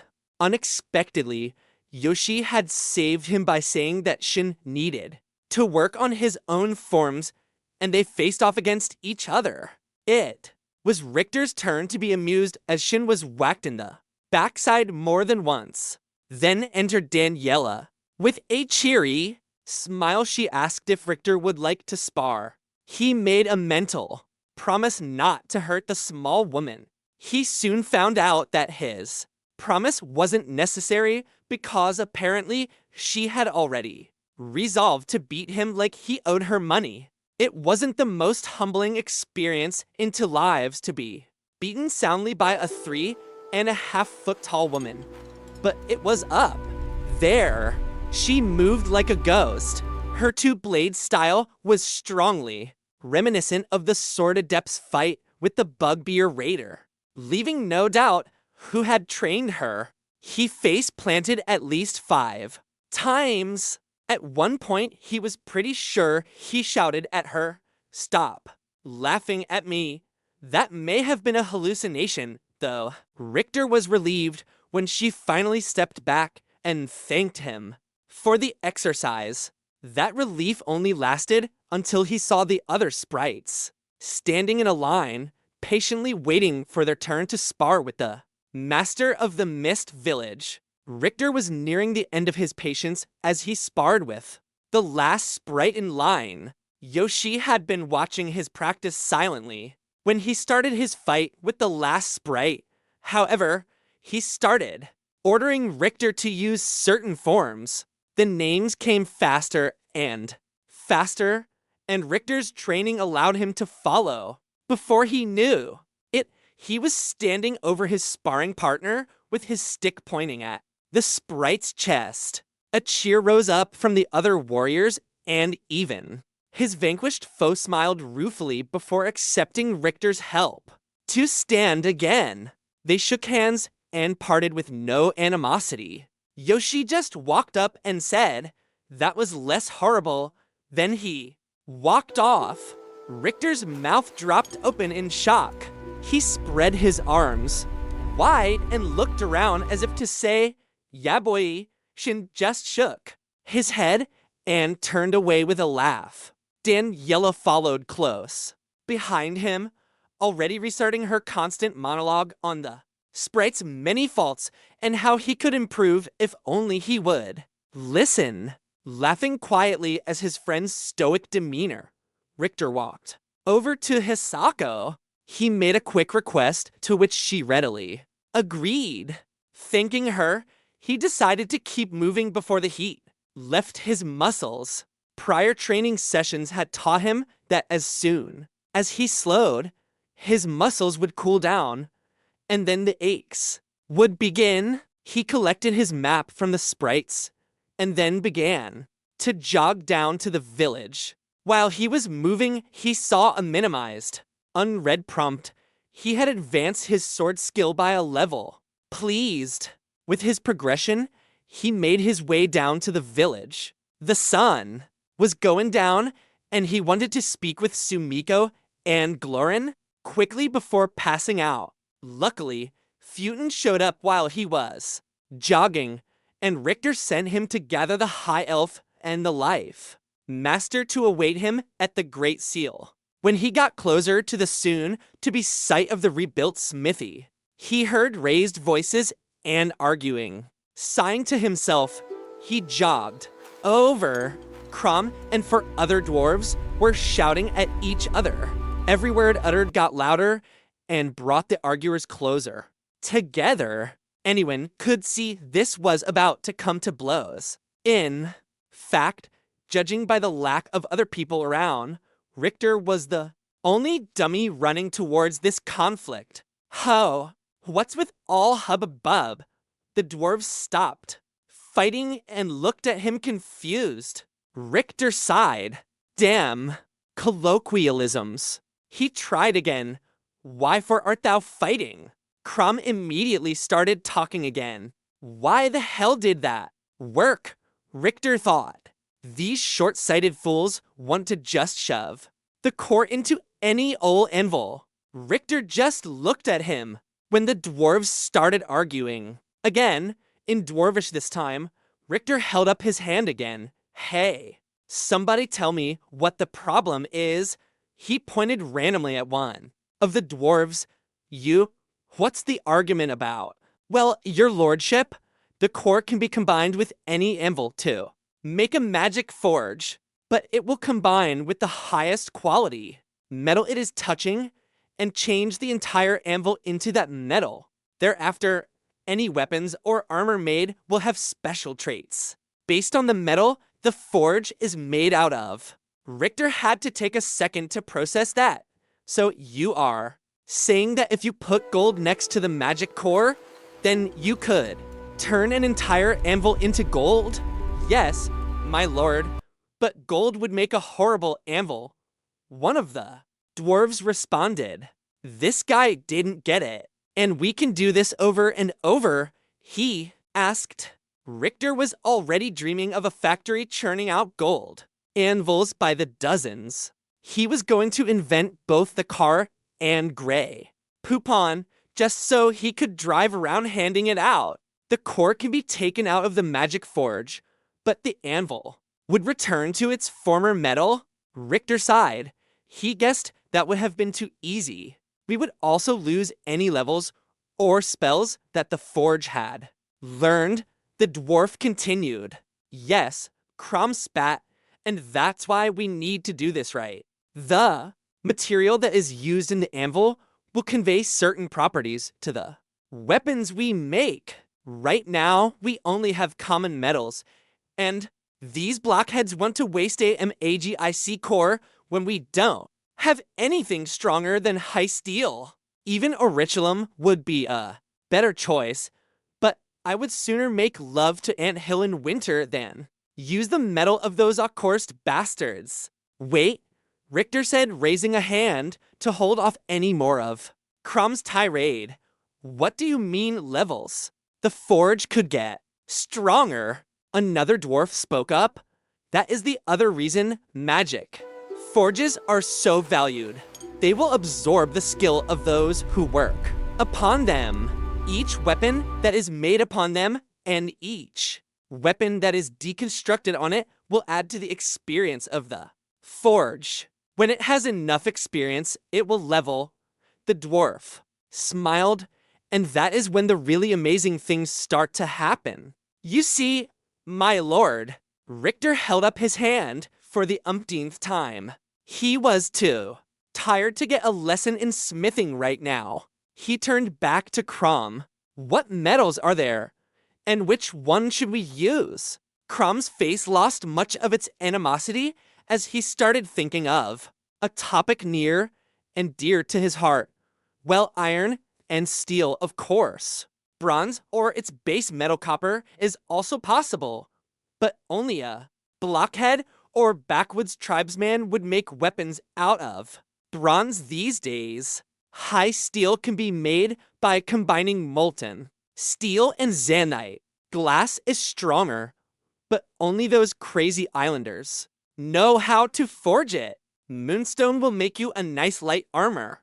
Quicksilver will give you something even better, though whoever could find enough quantities to make even a decent dagger is someone I would like to meet. Cobalt will make you a fine piece of medium or heavy armor, and ebony will protect you from almost anything, though you will need to be as strong as a bear and probably hung like one, too, if you want to move around in it. My pappy used to talk about red duranium, but I've only seen it once. Of course, mithril is the dream of every smith, but you might as well wish for a great dragon scales or adamant while you are at it. Richter was shocked that such a long-winded and thoughtful discourse had come from the hot-tempered dwarf. It was clear that there was more to Crom than just the barroom brawler persona that the smith initially exuded. Crom wasn't done, though, so if I had my wish, it would be duranium or ebony. I suppose. In a pinch, quicksilver or moonstone would do, though. That's why Crom's voice regained its previous levels of derision and annoyance. I'll not hear about wasting the core on high steel. From what Richter had heard, he agreed with his new vassal, even though he was eager to have the forge made and to start constructing weapons. He had always been a measure twice and cut once kind of guy. Previous girlfriends might point out that certain IKEA desks or tables had been left a bit wobbly because he had refused to read the directions first, but that's not the point. Richter had a question to ask before he made his decision. How much metal will we need? Crom answered, well, I have never done this before. The only information we have is based on fables the oldsters would tell us. But I remember is my MAM telling me a story about Frederico the Agzesmith holding one globe of silver mithril and one sphere of red and white. He brought the two brother orbs together and unleashed his hammer's might. The magic forge was created to manifest the Agzesmith's will. He swore to forge to save his people and never just to kill. educational dialogue, and now poetry? Richter smiled at, seeing the softer side of the cantankerous dwarf. So it needs to be the same size as the core then? He asked. The clockwork sphere was about the size of a large grapefruit. We think so, my lord. The problem is even if you could find someone selling that much precious metal, an ingot of pure quicksilver would cost near to gold coins, ebony at least 5 times as much. Also, to be completely honest, the Kingdom of Eve regulates the purchase of higher level metals. All known mines that produce them are either owned by the kingdom, the nobles, or one of the mining guilds that wouldn't risk breaking the law just to sell to US. Some could be bought on the black market, but you would need a high skill level tradesman just to find one. Metal costs that much, Richter thought incredulously. He supposed it made sense. In medieval times on Earth, it was only the upper crust that could afford to wear armor. A knight clad in full plate was literally wearing a fortune. The kingdom's stranglehold on metal also meant only their soldiers would have access to the best gear. One of the other dwarves piped in loudly, "That is why we should not wait around for something that we will probably never find." "Quit flapping your sausage wrappers," Crumb shouted back. Turning back to Richter, he asked in a respectful tone, "Can you get US a high-quality metal, my lord? You have been offered a quest, the right tool for the job. Your smiths are arguing over which base metal to use when making the magic forge. You have been put on the spot to solve the problem. For the fractious dwarves, weapons and armor made on the forge will have special properties based on the type of metal that is used. The benefit of gaining a better forge must be weighed against the difficulty of finding a higher metal and delaying the production of arms to defend your village in a dangerous world. Failing this quest will lower the regard the smiths have for you. Reward a magic forge that gives better traits. Do you accept? Yes or no?" Richter thought about it for a moment and ultimately based his decision on the boon of the quickening. The level to bonus provided a 25% greater chance of finding rare resources. There was a real chance that they could find a high-quality metal in the surrounding lands. Richter knew he would always kick himself if he just took the easy path that was right in front of him to get a quick result. If he only applied himself, he could get something so much better. It was the same reason he never paid for sex. It wasn't really so much about being moral as it was about believing in himself and having good fiscal sense. I agree with Crom. There is a good chance that we might find what we need around here. Search the iron mine. We might discover a previously unseen vein of precious metal. Also, carefully go through the armory, Crom. There might be weapons made of what we need. If we don't find anything after a time, we will reach out to our trader friend in Eve and see if he can help. Richter quailed at thinking about how much the tubby, but shrewd, trader Hafiz would charge. It didn't matter. The magic forge was worth investing it. It had to be invested in. The dwarves seemed comfortable with that decision, and they walked off still good-naturedly grumbling amongst themselves. Richter stared after them. Now he was getting quests from his own villagers. That possibility hadn't really occurred to him before. In some ways, he had just viewed the village and the people now living here as macro extensions of himself, like an arm or a leg. Even though he knew that this wasn't a game, his thinking had unknowingly shifted back to those thought patterns. He supposed it would be good to remember that each new member of his community was an individual, real and distinct. Richter resumed his jog over to where everyone had gathered to eat. A large bonfire had been made from the wooden remnants of the longhouse, and the villagers circled it. The overall demeanor was not joyous, but neither was it depressed. The people ate and spoke quietly. Richter was pleased that he saw a few smiles here and there. He was pleasantly met by his people who made room for him to sit. He begged off, saying there was no rest for the wicked, which earned a few good-natured laughs.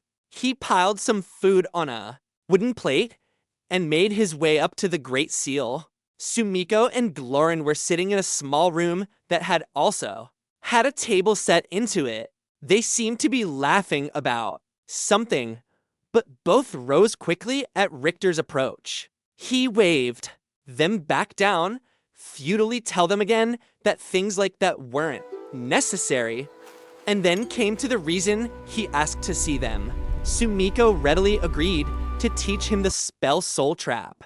Congratulations! You have learned the spell Soul Trap. Binds the soul of the target to this plane, preventing passage to the beyond at the time of death. They will instead be pulled into any nearby empty soul stone you possess of appropriate size. This is a spell of life. Magic. Cost 30 mana. Duration 2 minutes. Range 10 feet. Cast time 1 second. Cooldown NA. Richter was thankful for the new spell, but the short duration and range were not ideal. Sumiko told him that there were other spells like Soul Trap with increased stats, but his level in life magic was still too low to learn them. She further told him that the basic Soul Trap spell only lasted 60 seconds if learned in another school of magic besides life and death. Richter thanked her again and spoke to Glorin. The High Elf had already prepared several dozen low-level soul stones using pieces of the marbled quartz he had found near the cliffs. Apparently, it served as a better template than he had thought it would. Glorin explained that there were multiple levels of soul stones: weak, basic, common, higher, special, resplendent, and absolute. The marbled quartz had made basic soul stones when he had only been expecting weak. Each level captured higher level souls. Glorin couldn't give him a specific breakdown of which monsters went into which category, but he did tell him that resplendent level stones were required to capture high-level angels or demons, and absolute could capture anything. When Richter asked if an absolute gem could capture a human or elf, Sumiko's face tightened. She said in a scolding tone that only the most perverted magic could be used to make a gem like that. Richter took the rebuke easily, but he still thought about it. Call him cold, but he knew that at some point he would face other chaos seeds. If he needed to put one down, Richter wanted him to stay down. Richter took the basic soul stones from Glorin and looked at them. None were overly large, and Richter could fit several in one hand. He had expected them to look like the original stones they were created from, but none resembled the white stone of the cliffs. Each was the color of amber and formed a perfect 6-sided gem. Holding them made his hand tingle. Richter pulled some gems from his bag that he had put aside earlier. He had taken Shavona's reaction to heart and wouldn't be flashing the contents of his whole chest again. Not that he expected Glorin to start whispering sweet nothings into his ear and make a move, but better safe than sore. He put several jaspers, a turquoise, a topaz, and a few opals on the table. He also placed one ruby, sapphire, emerald, and diamond on the table with the other gems. What can you make these into? Glorin's eyes had widened at seeing so much wealth casually strewn in front of him. Are you sure that you want to use all of these, my lord? Wealth should serve a purpose, Richter told him. The primary purpose of my wealth is to make us safer and stronger. So, what can you do with the gems? Glorin pushed the diamond, emerald, and ruby back towards. Richter, my old master told me that these can be turned into resplendent soul stones, but my skill level in enchanting is too low to make them. I can turn the sapphire into a special soul stone, and the other gems into common or higher level stones. Can you have it done by the morning? Richter asked. I can do it now, my lord. It is a simple spell of light magic. It just also has the requirement of possessing the enchanting skill. Glorin placed his hands over the gems and murmured a few words. A green glow shone down from his palms, and the image of each gem wavered like air over a hot desert. Each gem grew a bit larger, and when the glow vanished, more ember jewels sat in their place. Glorin identified the largest as the special stone, the slightly smaller gems were higher level soul stones, and the common gems were smaller still. Easy enough to figure out which was which. A soul will go into the smallest appropriate soul stone available. Be careful not to run out of low-level gems, or a weak soul will use up a valuable higher-level gem, Glorin cautioned. Richter asked if he could turn more quartz into soul stones by the morning. The enchanter bowed his head in agreement. Richter had one more question. I want you to look at something else. He reached into his bag and pulled out the depleted wand of dark bolts. He placed it in front of Glorin and said, I found this on one of the attackers. It doesn't have any charges left. Can you fix that? Glorin picked up the wand, examining it. The procedure to recharge the wand is fairly simple. Just place a filled soul stone next to it, and will the wand to be replenished. This wand, though, is not completely empty, my lord. Richter frowned and took the wand back from the enchanter. When he examined it, he saw that Glorin was right. You have found Wand of Dark Bolts. Attack 4-6. Durability 17/17. Item class, uncommon. Quality, superb. Weight 0.2 kilograms. Casts, spell Dark Bolts. Charge to 50ths. I don't understand, Richter said. I was sure that it had 0 charges when I examined it earlier. Glorin nodded in understanding. The enchantment that made this one was a charged enchantment, my lord.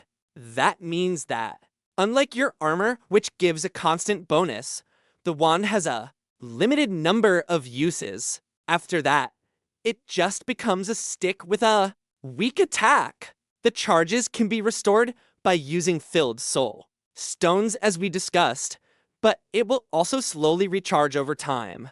So if I just wait, then my enchanted items will replenish? Glorin nodded again, but warned that it could take a long time. Richter thanked them and said goodnight. His muscles had started locking up from his sparring session, and he wanted nothing more than to fall asleep. Chapter 15. Richter's dreams were full of shouts of sword forms, and the pain of Yoshi correcting him when he made a mistake. Forest wind. No, left leg back. Crack. Arg, you bastard. Cat swatting at mouse. I told you to find your center. Crack. Son of a bitch. Richter blinked the dreams away, waking in the barracks. He thanked God for the improved healing of the land. When he had finally laid down for the night, his body was racked with pain from the numerous bruises he had suffered while sparring. This morning, though, he barely felt stiff.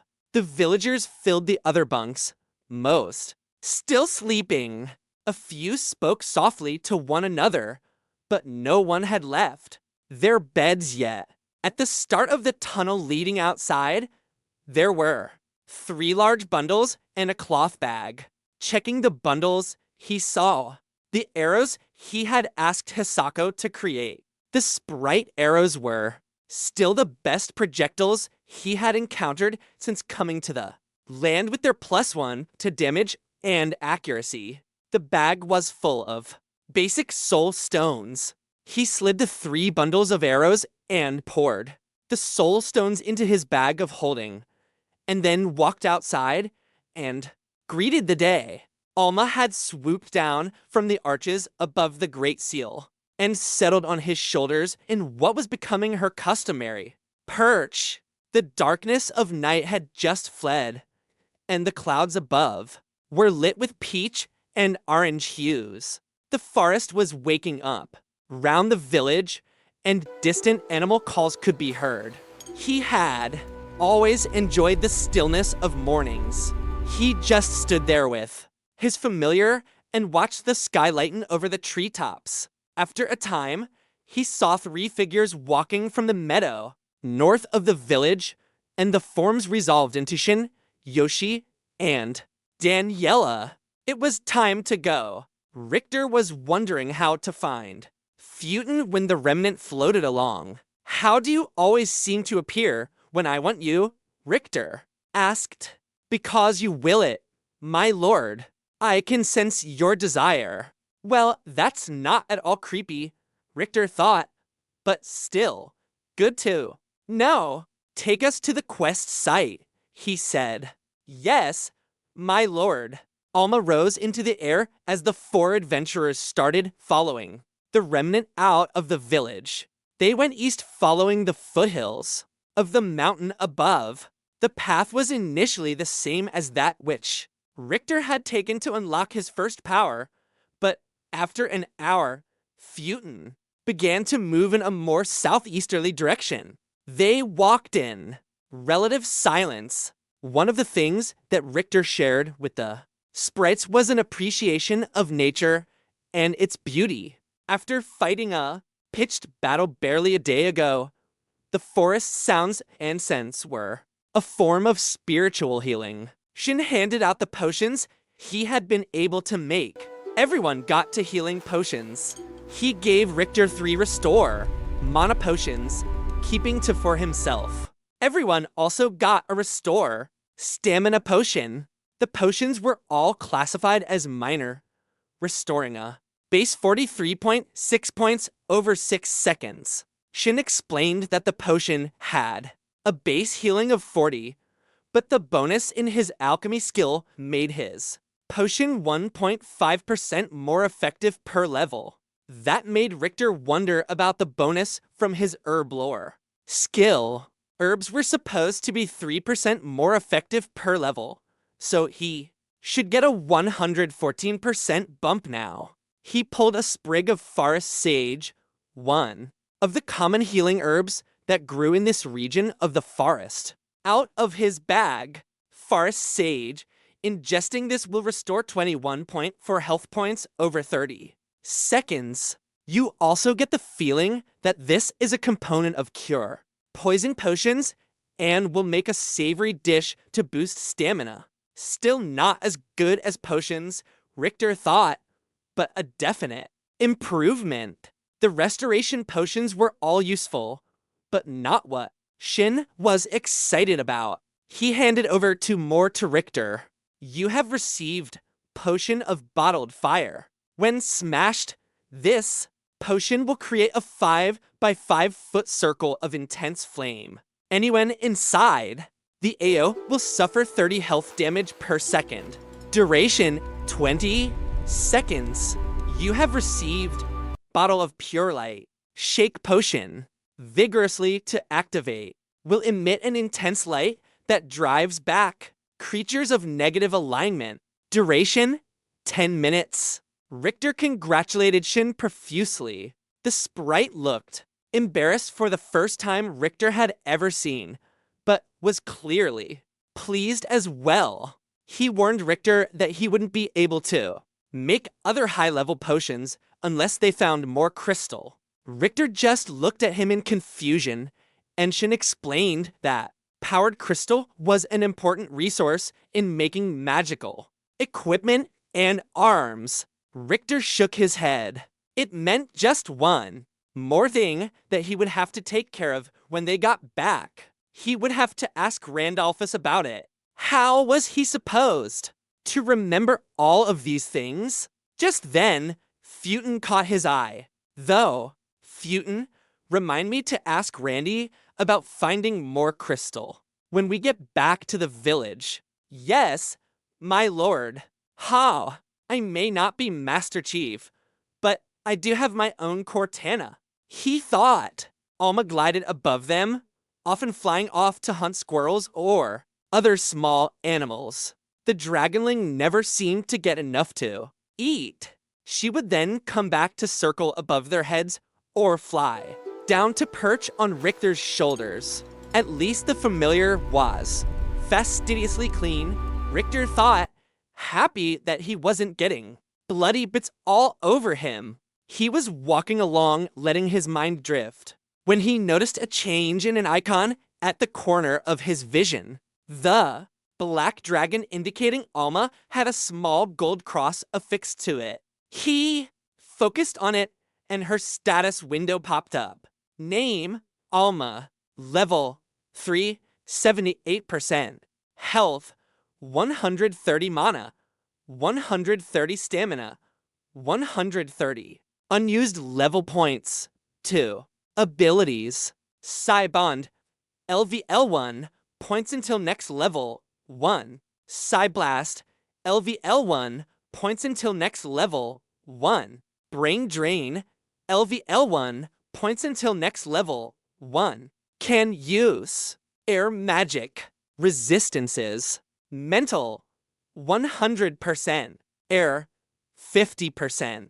Race, Dragonling. The screen was different from his own status page. For one thing, it was lacking all of the characteristic points that were on his or Shin's pages. It also looked like he could invest in his familiars' abilities. The question was, which ability to invest the points into? He thought about each choice. The bond was already useful in that it let him speak with Alma, who knew what further benefits there could be to deepening the bond.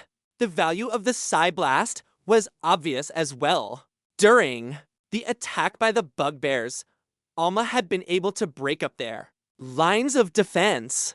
The battle could have gone very differently if not for her. Richter had always been one to play the long game, though, when he was gaming in head-to-head matches, while other players skirmished and scavenged for as much territory as possible as quickly as possible, he had always built up a solid and defensible base. From there, he would strategically increase his holdings while keeping his defenses intact. The ability that gave him the best chance of a long-term yield would be Brain Drain.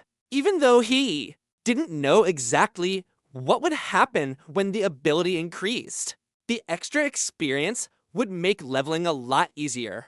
He allocated 1 point to Brain Drain. You have chosen to increase your familiar's ability, Brain Drain, to level 2. Successful kills will now give 2% of total experience to both you and your familiar. Drain occurs faster. Stun can occur on enemies level 6 and below. Richter had been right. This was going to come in handy, he thought with a smile. The next level up for Brain Drain would require 2 points. So he left 1 point unused. He also chose to be notified by prompt of any increase in his familiar's level in the future. They traveled until about midday, and then Festooned stopped. Yoshi and the other sprites stopped walking before Richter, who had been lost in his own thoughts. He bumped into a tree before he noticed that no one else was moving. When he looked around, though he didn't see anything except more trees and some ivy-covered rocks. "So, where are we going now?" Richter asked. "We are here, my lord.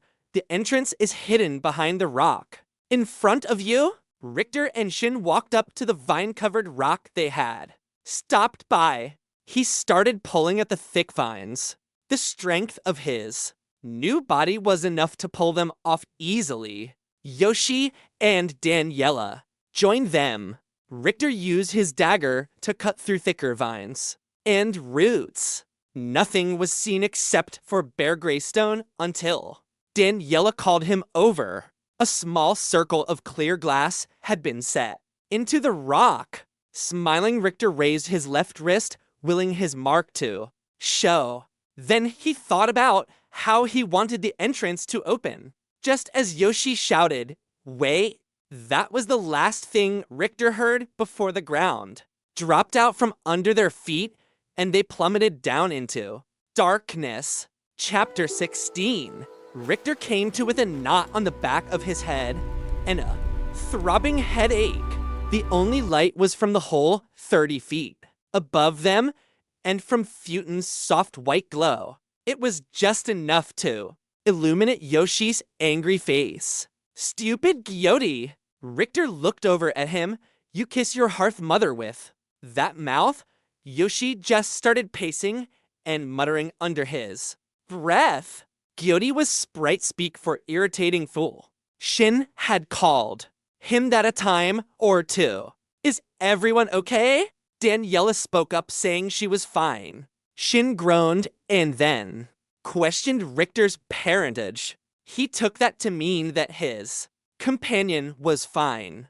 Yoshi's pacing back and forth was coupled with a quiet monologue that had a fair amount of cursing. At the very least, it reassured Richter that the sword adept had avoided serious damage as well. Richter had lost 18 points of health, but it could have been a lot worse. Where was Alma? A gust of air right in his face answered that question. Dumb. She thought at him. He couldn't really disagree with her statement. Yoshi turned and verbalized his ire directly to Richter again. "You don't just push buttons and activate magical locks. They can do anything. Do you realize there could have been spikes at the bottom of this pit?" Richter nodded to show he had heard and then apologized. Yoshi just repeated, "Gyoti," and then started muttering and pacing. Again, Richter looked around. A new prompt stated, "You have found time-worn dungeon. Futon, give us some more light." The gray orb increased its inner light until it was easy to see the details of their new surroundings. The prompt had said, "Time-worn." That meant the dungeon they were facing was anywhere between 1,000 and 10,000 years old. This was not going to be easy. They hadn't just fallen into a sinkhole, they had dropped into an antechamber of some sort. The floor was made of square blocks of brown stone. The walls were made of the same material, but the blocks were more rectangular. The surface of each was rough like sandpaper, and the stone had a porous appearance. Crumbling mortar filled the cracks between the blocks, leaving all surfaces pockmarked with holes. Along one wall was a doorway. The double doors and the doorframe were made of black iron and were almost completely corroded through in spots. Despite that, the door was solid and rang loudly when Richter rapped it with his fist. This, of course, earned him another glare from Yoshi, which he ignored. When he started examining the clear circle set in the center of the left door, though, Yoshi half drew one of his swords. Richter decided there were other things to examine in the room. Shin was looking at the wall opposite the door. Loose rocks were strewn around on the ground, and a series of protruding bricks could be seen in a rising line along the wall. They almost looked like stairs. Richter realized with a drop in his stomach that long ago, a staircase had extended out of the wall. All that was left now, though, was the rubble on the ground. From the resigned look on Shin's face, he had come to the same conclusion. We won't be leaving this way, Shin said. They all just looked at each other. Richter pointed at the door. We need to go forward then. No, Yoshi said sharply. We are in this hole because you acted rashly after the attack on your village. I would have thought you had learned your lesson. Richter opened up his mouth to angrily retort, but the truth of Yoshi's words and the guilt from his latest mistake combined to keep him silent. Yoshi continued, there are cracks in the walls. With the climbing boost in our armor, we can reach the top. Richter looked at the walls doubtfully. He had seen Shin scamper up a tree like a squirrel, but he had yet to test the climbing properties of his own enhanced armor. He was also lugging a lot more weight round than the 3.5 foot tall sprites, and even more than Yoshi with his half-human frame. We are here to beat this dungeon, Richter said. We can't turn back at the first little bump in the road. I am not saying we give up, Yoshi said. I am saying that we get to a safe place, ideally outside and 30 feet above our current position. Then we can approach this quest from a position of strength. At the very least, we can tie off a rope and climb back down. Then we would have a ready escape if we needed it. Richter was about to concede the point when Daniela shouted and pointed behind Yoshi. Faster than Richter could follow, the sprite had one of his swords out and slashed downward. The creature that had jumped at him from one of the holes in the wall fell into pieces. Yoshi leaned over to look at it and called out, more light. Festooned was in another corner in the room and did not move. Sighing, Richter said, for the duration of this mission, do as they say. Festooned. Richter didn't wait for the remnant, though, and cast simple light. A white ball of light appeared about his head. The insect, because it was clearly somewhere along that particular branch of the genetic tree, was about 1 foot long. The black carapace reminded Richter of a cockroach, but it was split into 3 distinct segments. The mouth was framed by serrated pincers, and sharp teeth could be seen lining its jaws. It had 6 thin legs, and its blood was green. The fluid steamed slightly where it dripped out along with white viscera. Yoshi swore as soon as he saw it. Open the door. The sword adept had drawn both blades. Once Shin and Daniela saw the bisected insect, they cursed as well and knocked arrows. Why? Richter asked. What's going on? Open the door. What's the problem? Richter asked, confused. This bug thing had been easy to kill. They are coming. Listen. All Richter heard was a low buzz. It was getting louder, though, and pretty quickly, and it didn't sound like a buzz anymore. It sounded like scratching, like maybe the scratching of countless sharp legs on stone. Richter ran over to the door and held his mark to the glass, circle willing the portal open. The doors started opening inward, but then they ground to a halt. A squealing of gears created a head splitting racket. The horrible noise had to compete with the skittering and scratching sounds that were now horrifyingly loud. Then the holes in the wall exploded with the bodies of hundreds of the foot-long bugs. They squeezed through the small spaces like roaches, through a small crack in the floor.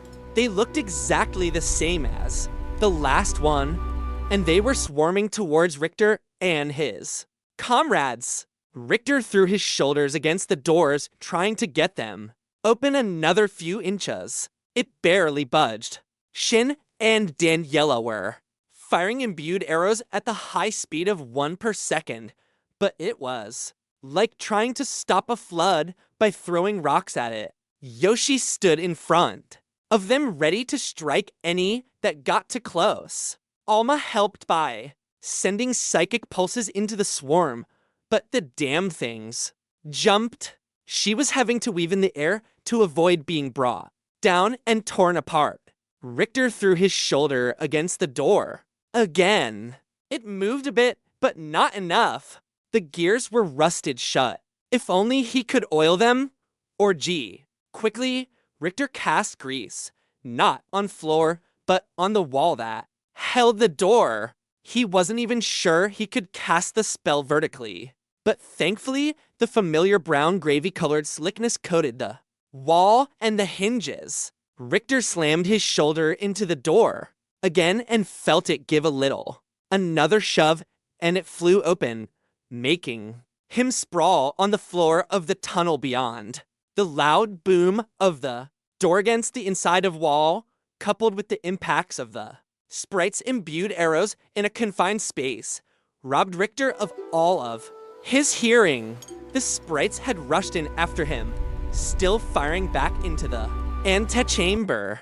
Richter looked up confused, his bell rung from hitting his head on the ground. Yoshi shouted at him, but it sounded like a far-off sound heard while underwater. The sword adept spoke, again moving his mouth in an exaggerated fashion so Richter could read his lips. He still couldn't get what Yoshi was saying. All of a sudden, the sound came back like someone had unplugged his ears. Door, Yoshi shouted for a third time. Richter stumbled to his feet and put his back to the door, trying to shove it closed. He was wondering why they hadn't all been eaten by now, and saw that there were 3 factors contributing to their continued survival. 1. Shin was holding a vial that had bright white light was coming out of. It was forcing the insects back. The ones in back kept surging forward over their hesitant fellows to in turn be driven back by the light themselves. 2.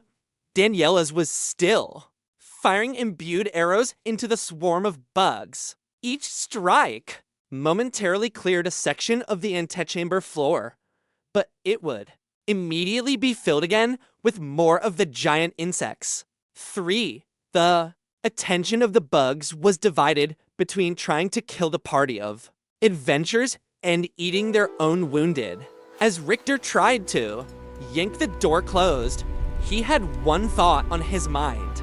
He really hoped he had been down on the ground less than 30 seconds. That was the duration of grease, and if the spell ran out well, then they were all about to become termite shit. Both Yoshi and Richter strained against the door to no avail for several seconds, but once again, when it started moving, it slammed shut quickly. Several bugs were crushed between the doors, and others were left on the same side as Richter and the others. They were saved from the majority of the ravaging horde of insects now.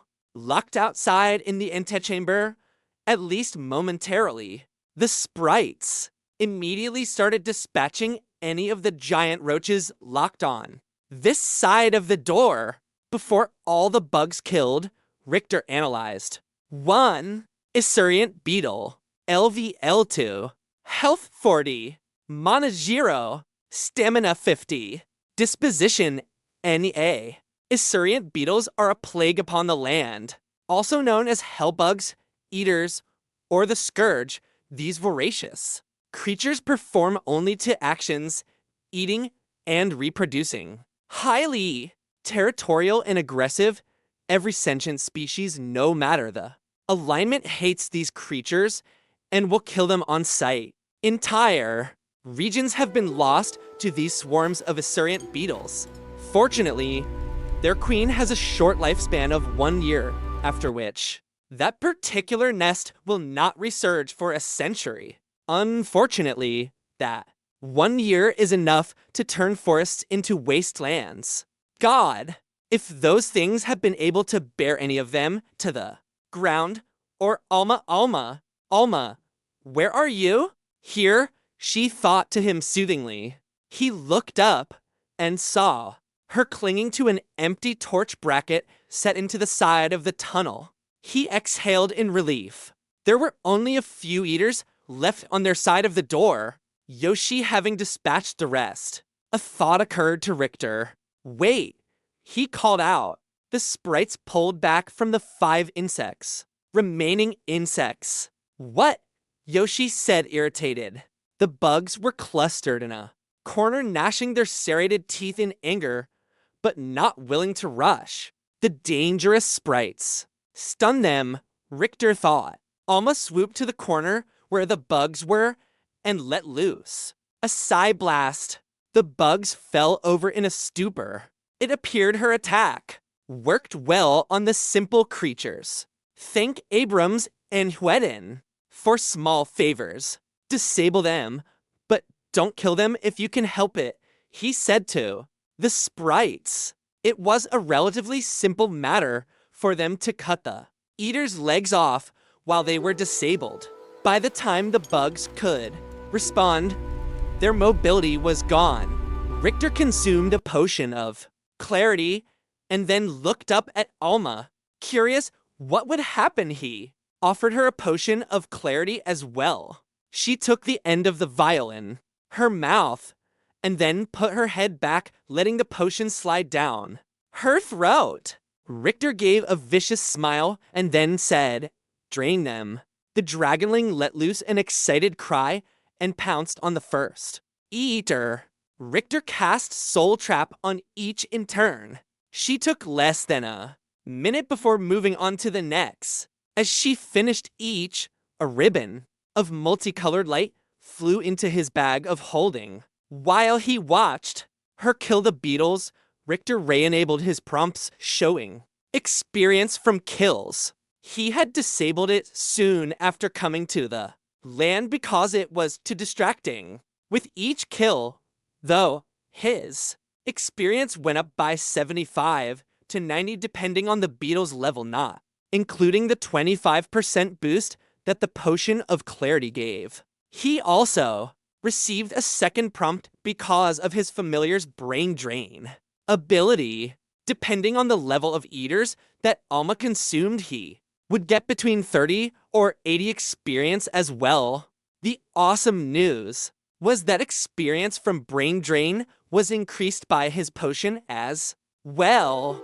True, these monsters were low level and didn't give much experience, but it boded well for the future. He disabled the experience prompts again before he forgot. Those things were seriously distracting and cluttered his notification log. While he was waiting, he also looked at the backlog of experience prompts from the frantic fight with the eaters. Just like the battle with the bugbears, it seemed that he got experience even from the sprites' kills. A quick question revealed that the sprites got experience from his kills as well. Yoshi explained that in group battles, everyone that contributed to a kill would get some decreased experience. The more people involved, the less the individual experience each person got. Up to a party of 5, though, everyone got an equal and unreduced level of experience from completed quests. It seemed the land followed old D and D rules. Most people accepted that the ideal party size was 4, but you always made a party of 5. That way, if someone had some bad low mean and subsequently was spraying dark miso soup out of their bottom, you were still ready to rock with the 4 who made it to your mom's garage. Richter had been slightly concerned that the sprites would have a problem with what Alma was doing, but they just looked curious. Yoshi asked about what was happening, and when Richter explained, he just nodded in agreement. Any opportunity to get stronger should be taken. It was clear he was still irritated with Richter from the way he spoke, though. Once Alma was done, they took stock of their surroundings. Shin's bottle of pure light had gone out, And if not for festooned, there would be no light in the subterranean tunnel. The stone of the hallway was different from the antechamber. It was gray slate, and the blocks were expertly laid together. Most importantly, there were no holes in the walls. After seeing the eaters speed out of holes that should have been too small to accommodate their bodies no less, it was a relief to know that they wouldn't be swarmed from all directions. The tunnel led on into the darkness. Festooned's light only extended about 20 yards, past that nothing could be seen. Alma had perched back on his shoulders when she was finished killing the eaters. Yoshi was cleaning his blades, and Shin and Daniela were shouldering their bows and checking their arrows. Other than the quiet sounds the four of them were making, the tunnel was as still and quiet as the grave. Well, how do we get out of there? Yoshi asked. It was quiet for a moment until Richter realized the question was directed at him. How should I know? He asked. That internal map that you have been bragging about, Yoshi said sharply. Find us a way out. It only works on places that I've already been. Only works on where you've already been. Not where you are going, Yoshi asked, putting emphasis on the last word. You do. No, that's the exact opposite of the purpose of a map, right? Oh, is my magic map not good enough for you? Richter asked loudly, not giving Yoshi a chance to respond. Well, let me just check and see if can tell us anything. Looking. Wait, I was wrong. It does say something. Yup, it says right here that we're fucked. Wait, let me check again. Yup, we're fucked. Before Richter and Yoshi started wailing on each other, Daniela pulled the sword adept away, whispering urgently to him. Richter walked up to Shin, who was checking his quiver. What is wrong with that guy? Richter asked. Well, Shin replied, he's just kind of in a bad mood. Probably due to falling down a pit, then nearly being eaten, and now being buried alive. Richter was quiet for a moment. Well, yeah, but what's his problem with me? Well, Shin said again, all of that happened because you activated whatever was set into that stone. Richter was quiet a bit longer this time. Yeah, well, that's still no reason for him to be a total twat. Shin sighed. I don't know what that means, but I'm guessing if there were reasons to be a total twat, then being dropped down a pit, almost being eaten alive, and then being trapped in an underground tunnel would all be pretty good reasons. Richter chewed on Shin's words and realized his companion might have had a point. He looked over at Yoshi. Hey Yoshi, I feel partly responsible for all of this. I want to apologize. The adept looked at him with squinted eyes, and then half raised one hand. He did something peculiar with his fingers though, with only the second and fourth ones extended. As soon as he made the gesture, Daniela grabbed it and pulled it back down. Richter looked at Shin. What did that mean? Shin looked back and forth between the two men. It means he accepts your apology? He quickly redirected Richter's attention from the Yoshi's blatant insult.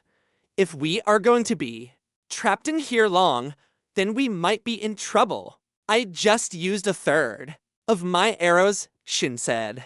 Daniela chimed in to help with the distraction. Walking over, she said, I used a bit less, but if we run into more hellbugs, my arrows will deplete quickly.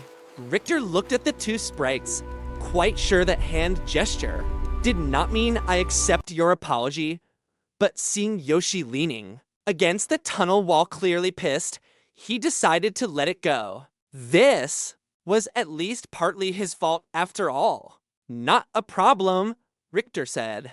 I asked Hisako to make me more sprite arrows before we left. She went a bit overboard. Richter pulled out one of the bundles Hisako had left for him near the Great Seal. Each of the 3 contained hundreds of arrows. The sprites replenished their stores, and Richter put the rest of the arrows back into his bag. Richter also took the time to give them 10 potions of clarity each. Yoshi scowled initially, saying he could not afford them, and despite Richter's insistence, he continued to refuse. When Richter repeated Yoshi's own words about not missing opportunities to get stronger, though, he finally accepted. So those things were eaters? Richter asked. I can't believe there is a nest in the forest, Yoshi spat. I still remember fighting to clear the last nest 40 years ago. They shouldn't be back for at least another 50 or 60 years? We lost good sprites during that fight, he said in a regretful tone. This is no longer about your quest, Lord Richter. We need to find the nest and destroy it. Will you help?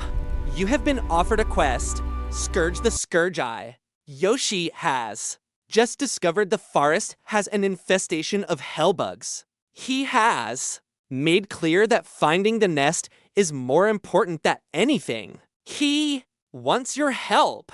Not accepting will cause Yoshi to leave the party and decrease your reputation with him. Yes or no? Like there was really a choice, he thought. Okay, how do we start? Richter asked. Yoshi looked around at the hallway that contained them and the iron door behind them. He made eye contact with Richter. We go forward, remembering what had happened when unlocking his first power. He told Futon to move ahead of them and scan for traps. The remnant moved 10 yards ahead of them and waited. When they started walking after him, the gray orb matched their pace, staying in front. Richter took lead, followed by Shin and Daniela, who had arrows knocked to their bows, and Yoshi brought up the rear. While they were walking, Richter accessed his inventory. All of the quartz soul stones Glorin had given him had taken up only one slot in his bag of holding. Each type of larger soul stone also took up one slot with a number next to it to show how many there were of that type. The 5 soul stones holding the spirits of the hellbugs, though, now took up one slot each. These stones had a pulsating radiance at their center. Richter pulled one out of his inventory and looked at it. The amber jewel did indeed have an undulating, spherical light in its heart that showed a rainbow of colors changing from second to second. The tingling feeling was still there, but there was also now a slight sensation of warmth. He put it away. The silence in the tunnel was deafening. The air had adopted a progressively worsening stale smell as they went further in. Richter could only guess that opening the iron door had let in the first fresh air this dungeon had seen in ages. The 4 party members walked for at least half a day. The tunnel bent and zigzagged. Occasionally, it even led back up for short stints. The actual features of the hallway they walked through remained uniform, simple gray blocks of closely fitted stone. It was clear that they were slowly being led deeper into the earth. To stave off boredom, Richter withdrew one of the soul stones, containing an eater's soul. He also took out the wand of dark bolts. First, he simply held the glowing jewel next to the wand, but nothing happened. He left them pressed together for a full minute, but unfortunately, it still didn't yield a positive result. Next, he examined each item, but just gave the basic stats of each separately. The one had recharged another 5 shots in the past day or so. Richter was getting frustrated, but then he remembered Glorin told him to will it. He placed the 2 items together again and imagined the power in the soul stone flowing into the wand. A prompt came up. Do you wish to recharge the wand of dark bolts with the basic soul stone? Yes or no? Richter chose yes. The same ribbon of rainbow light that appeared when a spirit was captured now flowed out of the soul stone and into the wand. The gem lost its inner light and then fractured. Richter was left holding a few pieces of broken amber in his hand. He put them away, not wanting to just leave them on the floor of the tunnel. Another prompt appeared. Congratulations! You have learned the skill, enchanting. The path of the enchanter is to make the wondrous out of the mundane. You can now add spells to items to greatly increase their strength. Awesome, Richter thought. The soul stone had added another 11 charges. He was about to use another soul stone when he realized that the tunnel had ended directly across from the passage they were in. On the other side of the open area was an archway made of the same gray stone that formed the hallway. Set into the archway was a large door made of overlapping bands of metal. Far other doors were randomly set into the walls. One appeared to be made completely of long bones like femurs. Another was made of red iron with no handle or apparent means of opening it. A third was black wood with glowing silver sigils carved into the frame. The fourth was simply a hatch. It looked like a dome, and it bowed outward in the direction of the room. It had a cross-shaped indentation set directly in the center of the dome, but no apparent handle. What concerned Richter was that it was set to feet off the ground, but was only 3 feet in diameter. Good God, don't let the passageway on the other side be a small tunnel, Richter thought. He wasn't afraid of small spaces per se, he just heavily preferred not to be in one. All of these doors were definitely weird, but everyone in the party was happy to have a change from the tunnel. Richter was about a step into the room when he had a strange feeling. It could only be described as a wrongness. He sharply snapped his arm up, hand flat, to stop the sprites behind him. He immediately heard the creaks of Shin and Daniela drawing their bows taut, and the shing of Yoshi drawing his blades. He didn't know what had alarmed him exactly, but he knew on an instinctual animal level that something in the bad category of things would happen if he walked into the room. Despite being sure of his feeling, he just didn't see anything. He scanned the room, but nothing jumped out at him. No giant spiders, no robots with laser blasters, and no wump rats. He looked at his familiar. Alma, do you feel anyone in the room? No, she thought back. Well, at least there is that, Richter thought. She had been able to detect those bugbears even though they were hidden by magic. He guessed psychic vibrations were hard to hide, or at least common concealment spells were not aimed at hiding them. That still left the question of what was going on, though. The feeling had not debated. He expanded his other senses, but still felt nothing. He stared at the walls, the ceiling.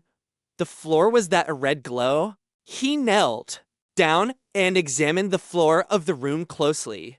Unlike the slate block floor of the hallway, the floor of the chamber in front of them was an irregular pattern of shapes: circles, diamonds, rectangles, and triangles. They interlocked with one another in a seemingly haphazard manner. From his lower vantage, he didn't see the red glow, but his feeling of unease increased. Letting his eyes relax, he gazed at the floor. When he saw the red again, he was able to focus upon it this time. The closest circle had a superimposed red glow. A prompt appeared. You have found level 3 trap. Congratulations! You have learned the skill, pierce the veil. The land is a place of hidden secrets. Traps to snare the unwary, hidden. Treasures, booty, both pirate and otherwise. From this moment on, you will be able to find that which others have concealed. Casting his gaze wider, he looked at the other nearby shapes, and with close attention, all of the circles near him began to glow. Red, relax, he said to the sprites. There aren't any enemies here, but the floor is full of traps. Yoshi looked at him.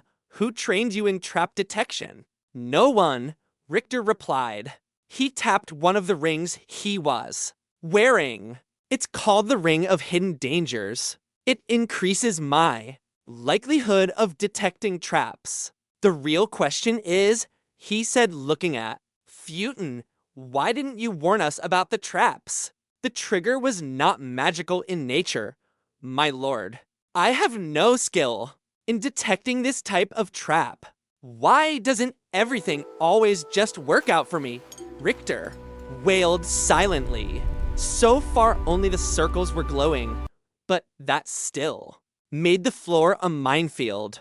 It would take careful footwork to avoid the traps, and one misstep would, well, he had no idea what it would do, but he was pretty sure that it would both suck and blow. So what do you think the traps do? Shin asked. Let's find out, Richter said. He tossed a small pebble from the tunnel floor towards the other side of the room.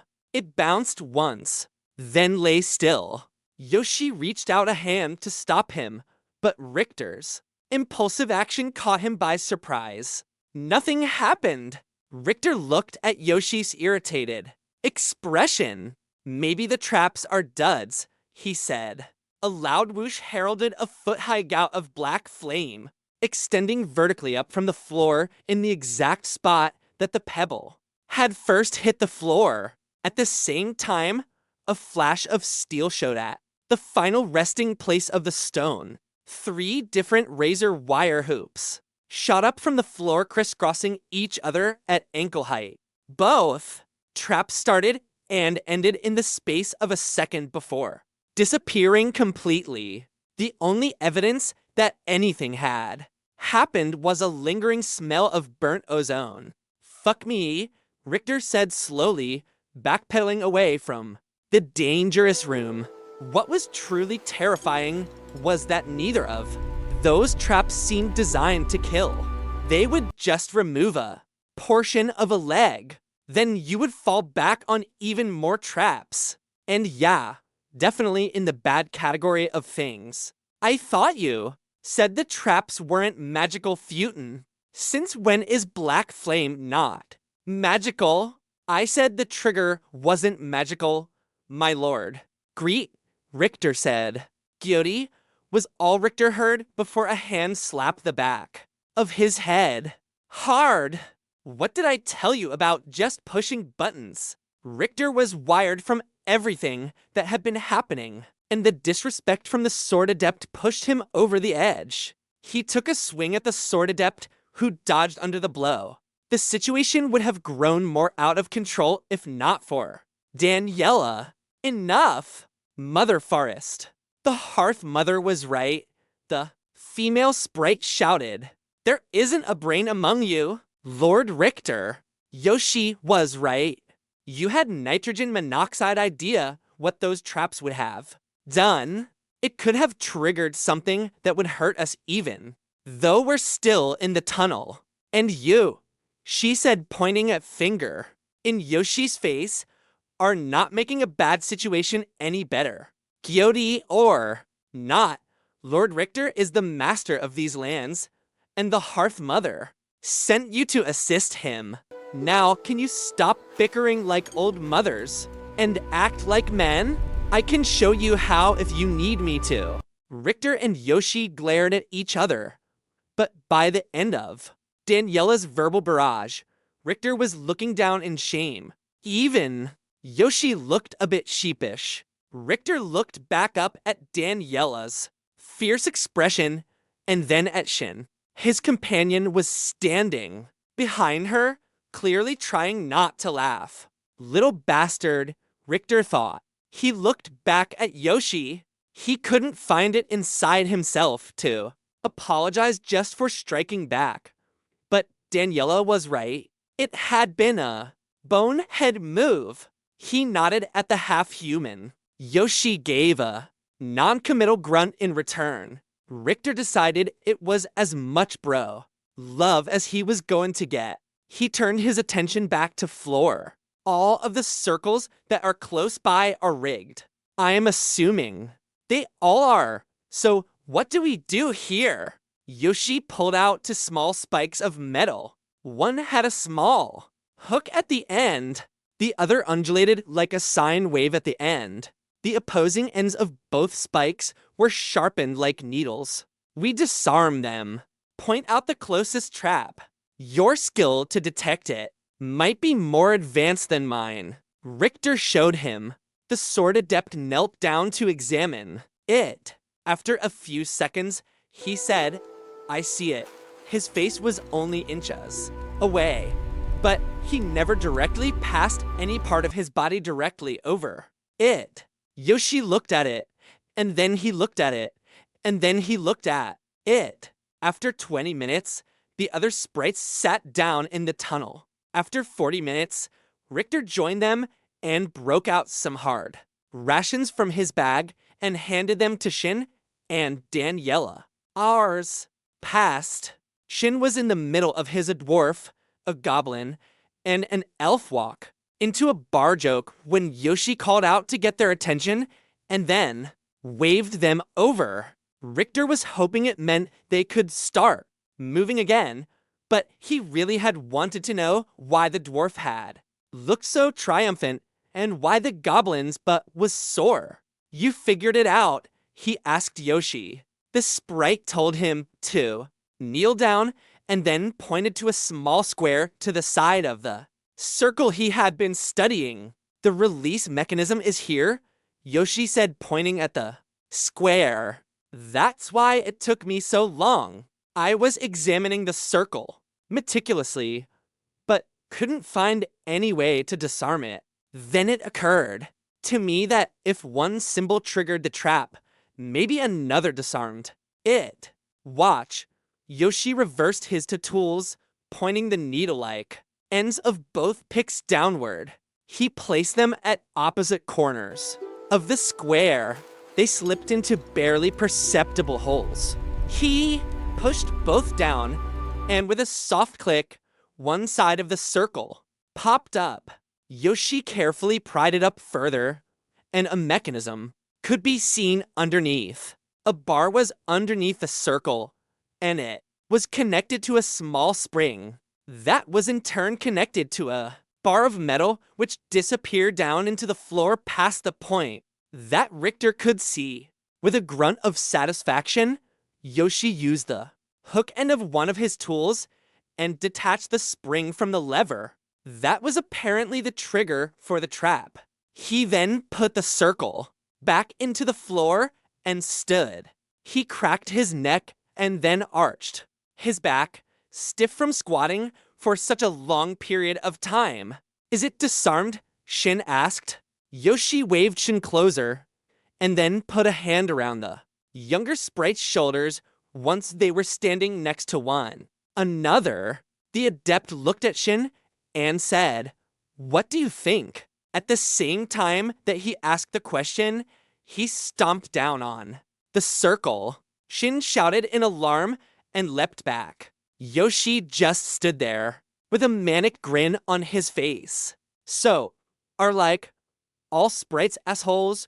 Richter asked, his heart racing. Yoshi just chuckled while Shin cursed under his breath. Richter looked at the sword adept. Okay, so I'm glad that you're having a good time and that you disarmed that one trap, but it took you an hour.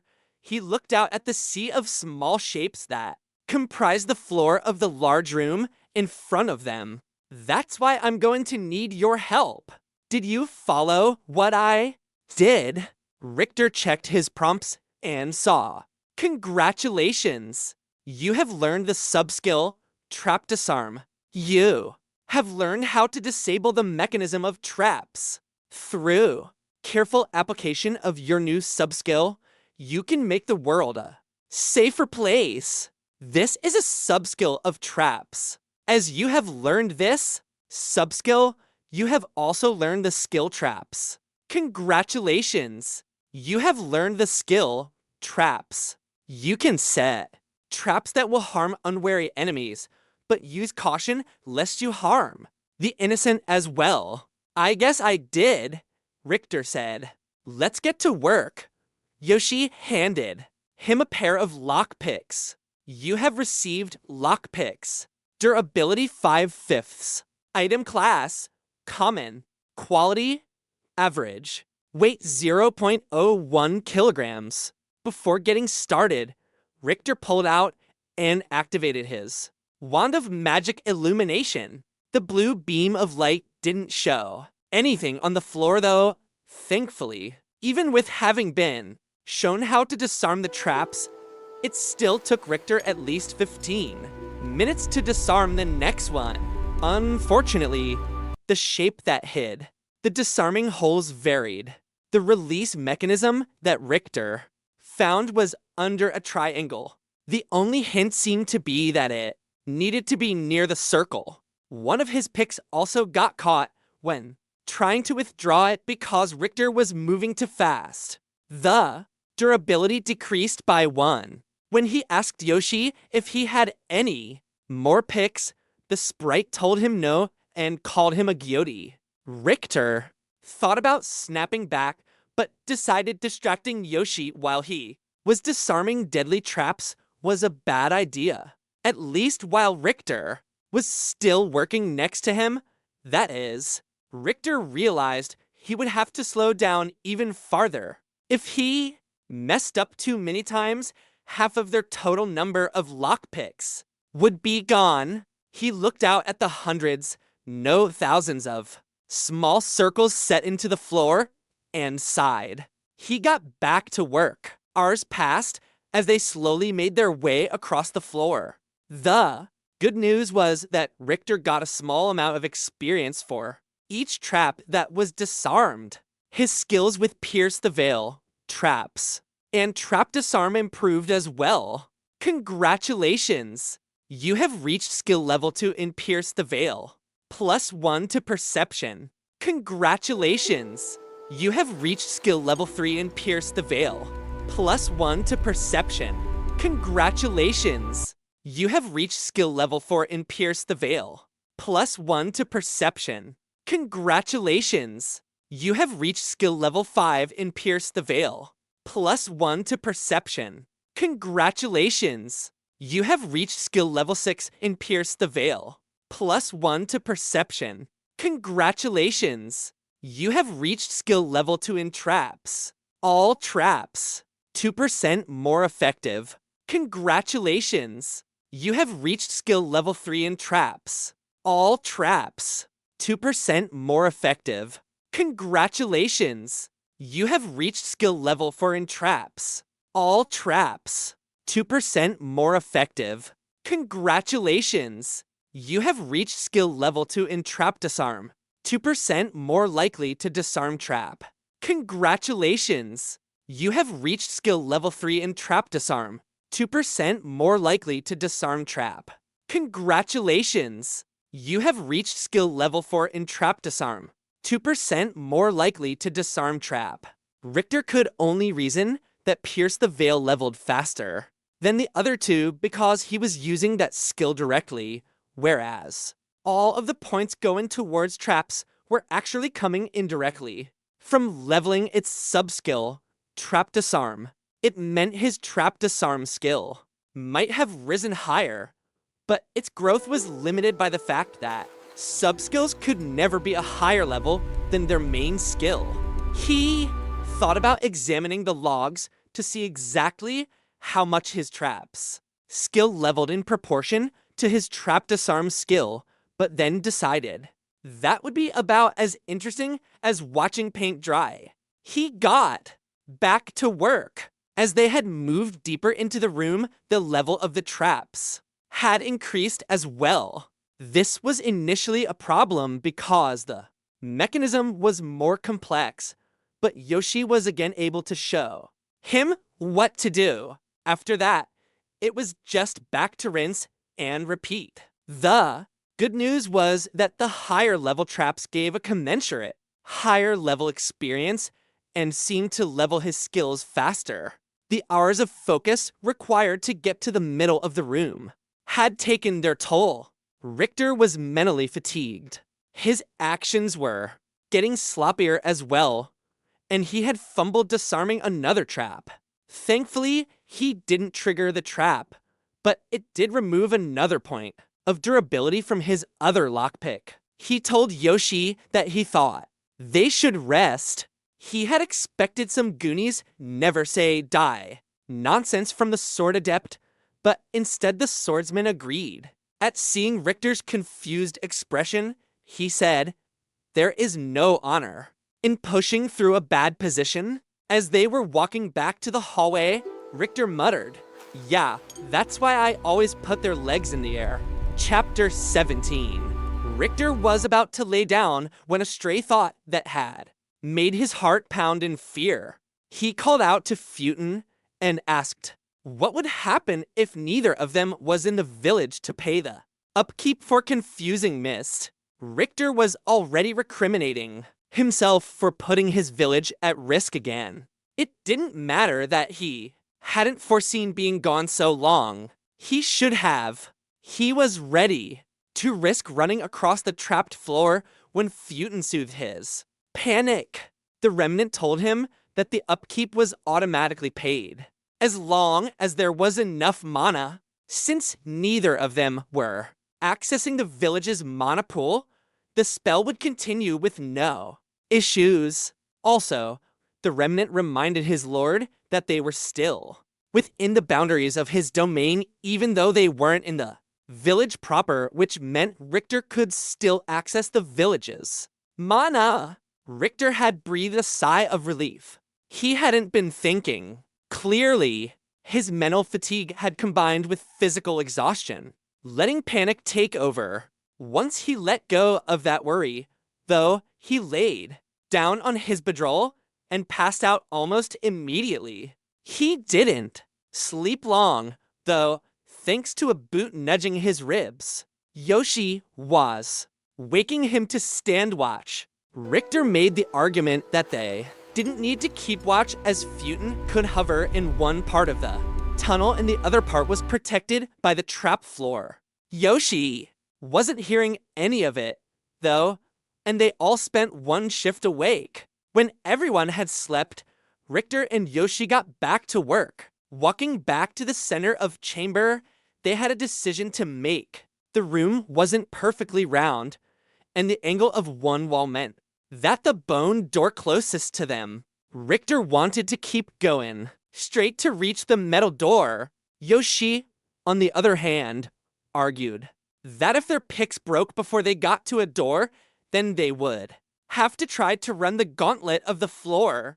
Better to reach any door than to get stuck, the adept reasoned. Richter didn't have any better counter-argument than, good God, not the bone door. It's creepy.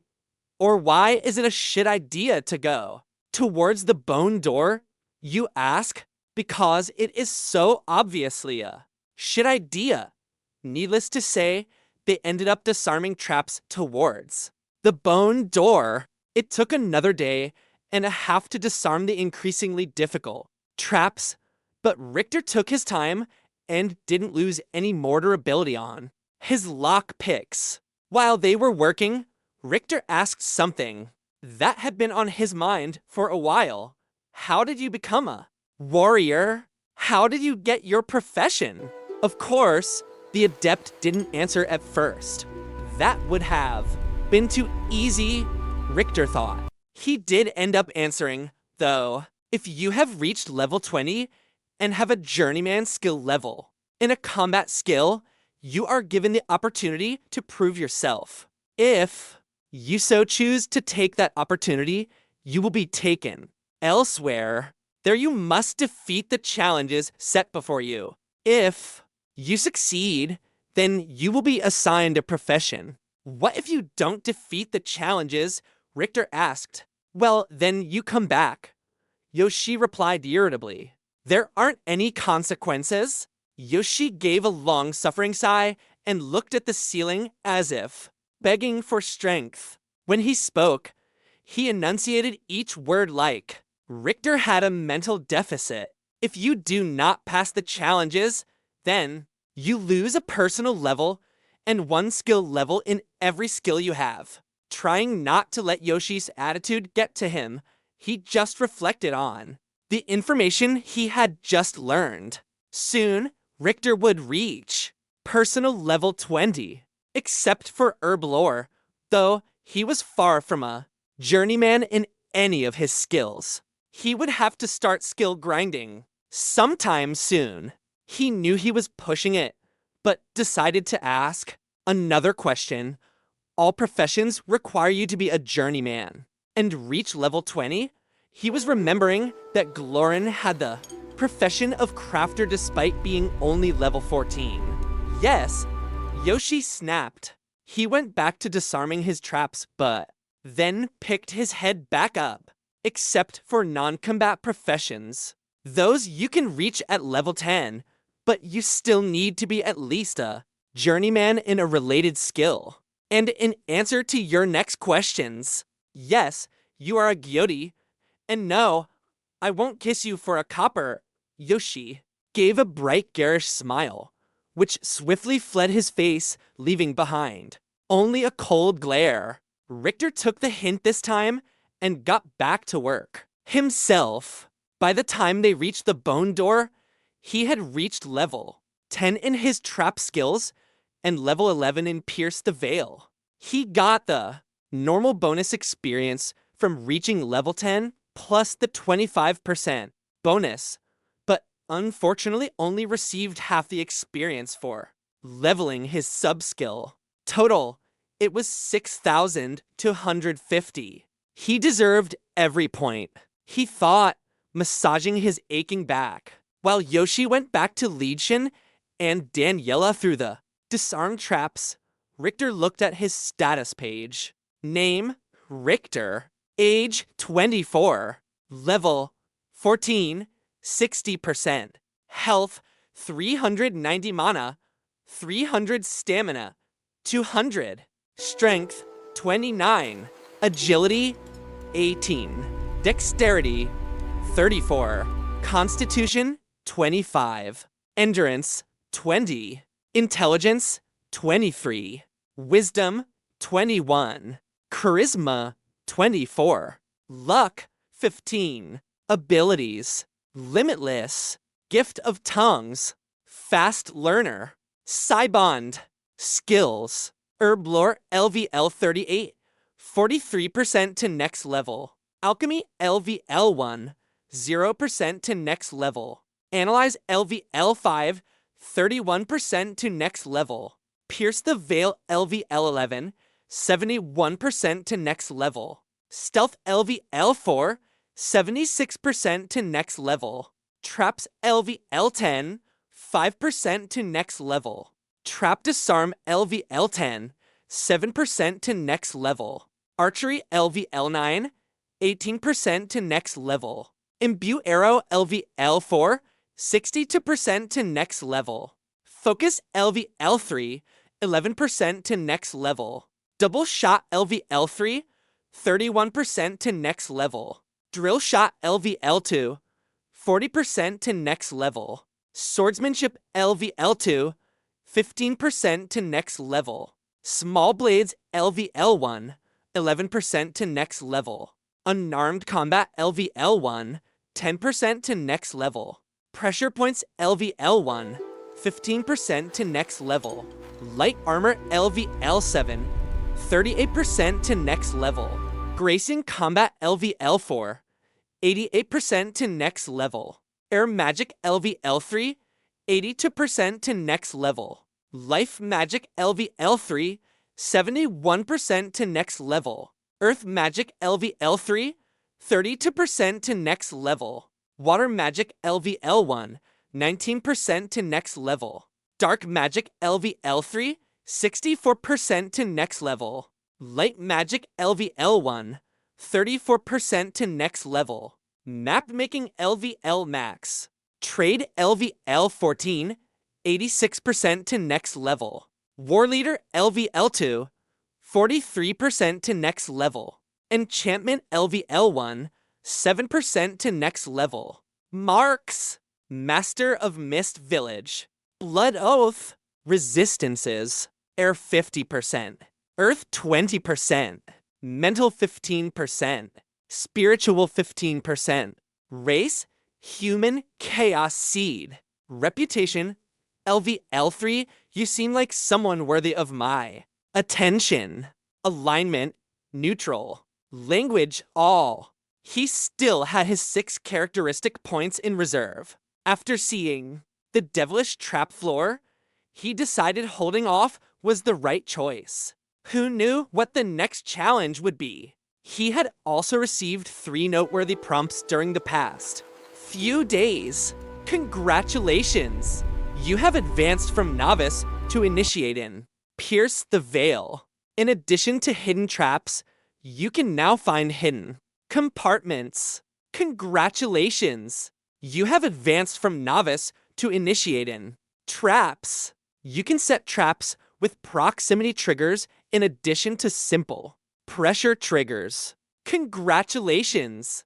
You have advanced from novice to initiate in. Trap. Disarm. You can now retrieve some of the traps you disarm for your own future use. Hidden compartments. Had he been missing hidden treasure? Richter looked around, but didn't see anything new.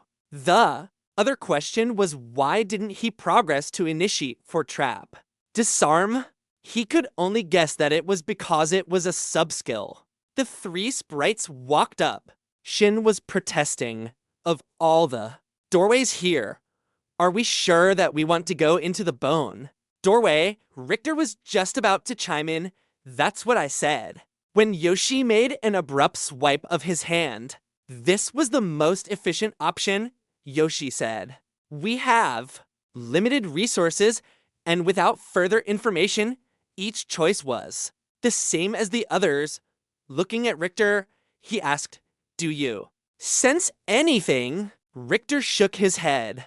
Even though the bone door was weird, there was no red glow coming off of it. Similarly, the wand didn't show anything. Futin, any magical wards or traps that you can detect? No, my lord. The door had a small hole in it where a doorknob would be. Looking inside the hole, he saw a metal circle with the impression of a square set in its center. The circle was set about a foot past the door. It could be easily reached if you decided to stick your hand in the hole. Okay, Richter said. So one of us is supposed to stick our hand in that hole to reach that circle.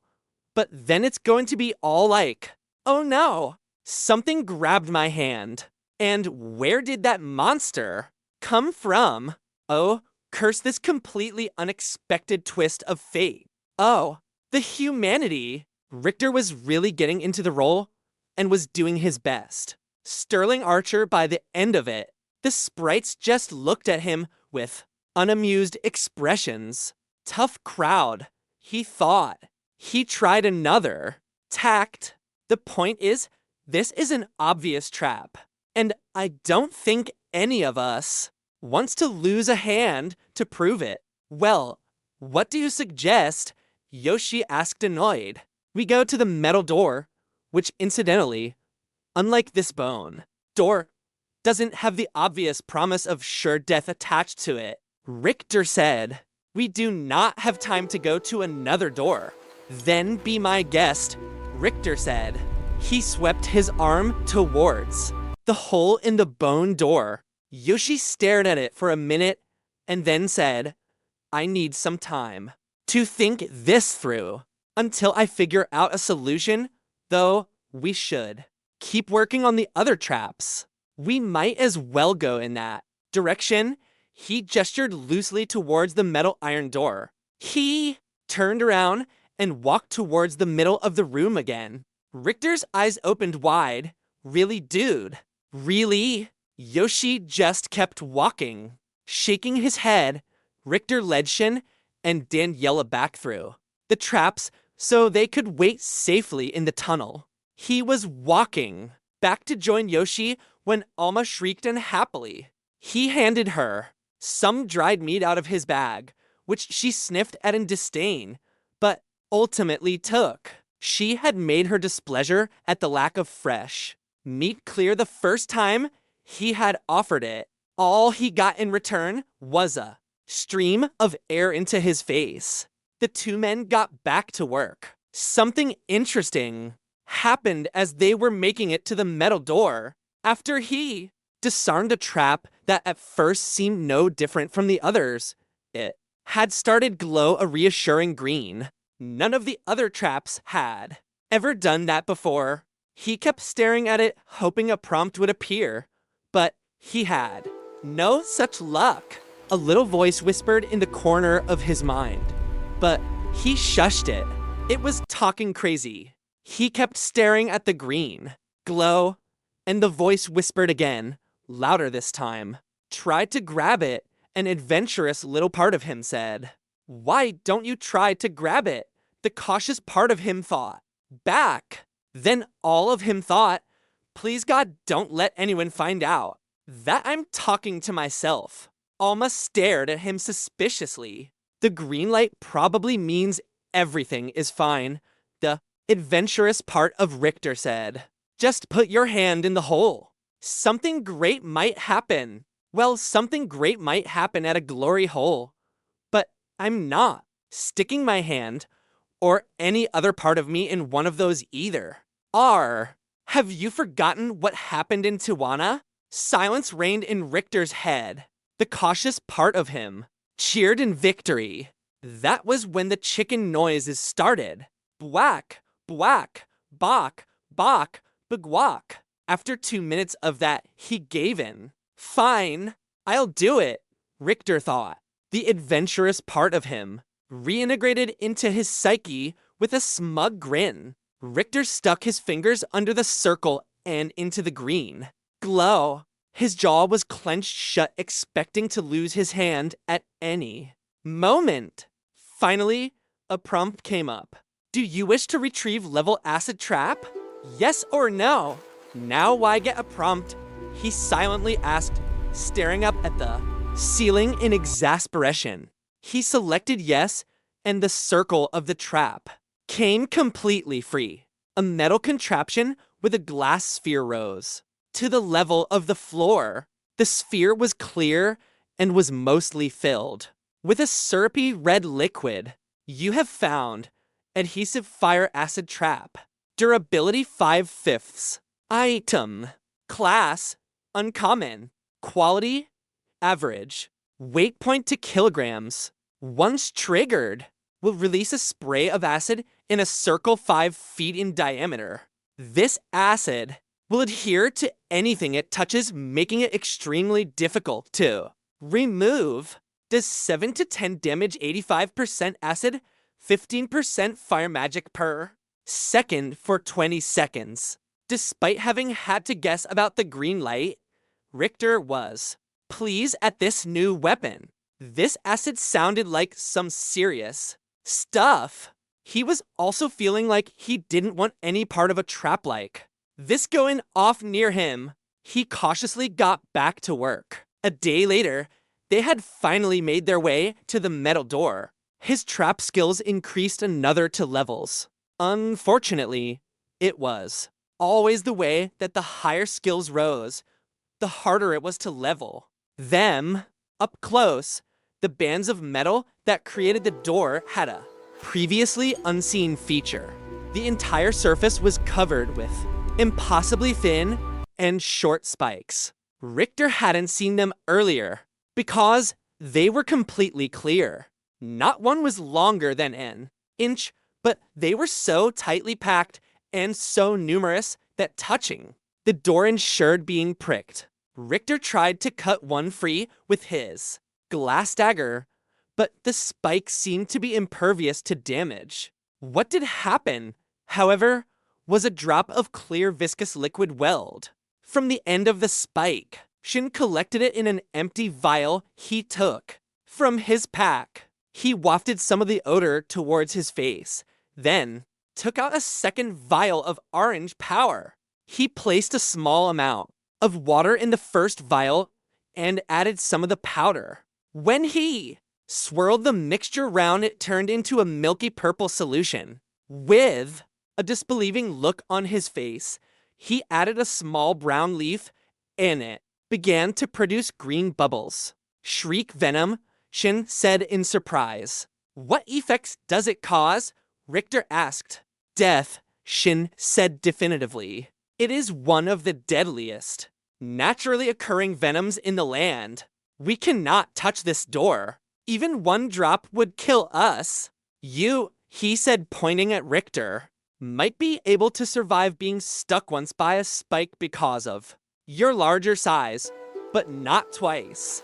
The venom has earth and death-based magic as well as just being a natural poison, so your resistance should help.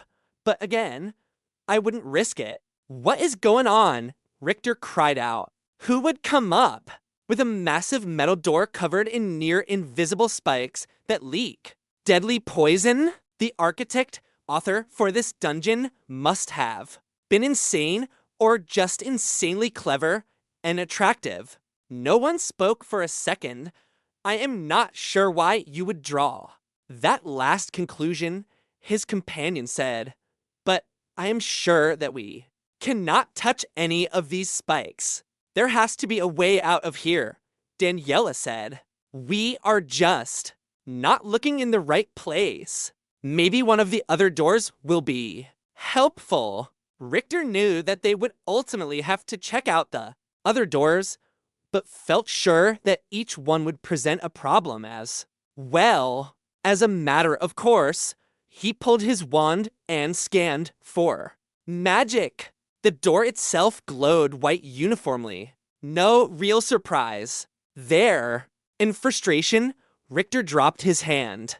He was going to scream in frustration again, but felt someone nudge him. Look down, Shin said.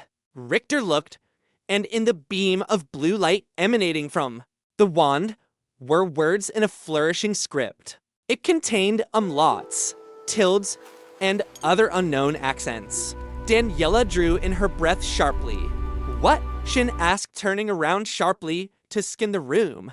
They were all a bit on edge from just sitting in here. This is ancient High Elvish. Bah, Yoshi said. That hasn't been spoken for almost 100,000 years. How could you recognize it? Hisako has books written in High Elvish in her library.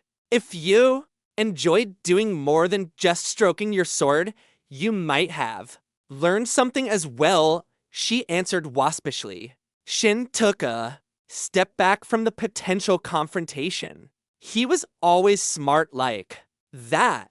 Richter had been tracing the line writing with his wand and saw that it completely encircled the door. The words touched the ceiling, the walls, and the floor. I can read it, he said. Listen. Red of iron, essence of flesh, both must be tempered to unlock the way forward. Grist of bone is the stage of life. Rage against the fading of life.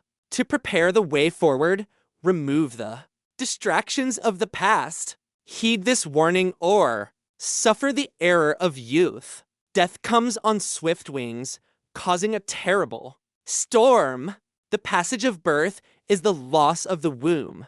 The safety of illusion fractures under the blows of pain's truth. Any being would be crushed to carry the world on his shoulders. Know thy limitations or never transcend them. The last path is the first that is taken each day. Listen well to both devils and angels, for both are you. Life can be found in the truthful lies of one and the lying truths of the other. Cross not the wrong threshold or suffer the reaper Only these truths can pierce the veil of lies. Which bar your way? Yoshi stared at him. Is that it? Yes, Richter replied. Are you sure? Shin asked. Maybe you're reading it wrong, Yoshi said. He turned to Daniela. What do you think it says? I can't read it, Daniela said. You said you had learned from the Hearth Mother. I said I could recognize it, the same way I can recognize a gyori when I'm looking at one. She glared at the sword adept. Yoshi inhaled deeply, probably preparing for a scathing reply. Enough, Richter said forcefully. Trust me, Yoshi, I can read it. It's my gift of tongue's ability. Now all of you stop wasting energy. We have to get out of here. We have enough rations for a good while, but our water will not last forever. Also, have you forgotten that the eaters are a clear threat to the entire forest of Nadria? Now start being helpful. Yoshi stared angrily at Daniela a while longer, then shook his head and looked down. When he looked back up, the irritation was gone from his face. You are of course right, Lord Richter. I apologize. I also apologize to you, Sister Sprite. I am frustrated by the need to remove this menace before it harms our people. He bowed at the waist. Daniela bowed back. I apologize as well, Sword Adept.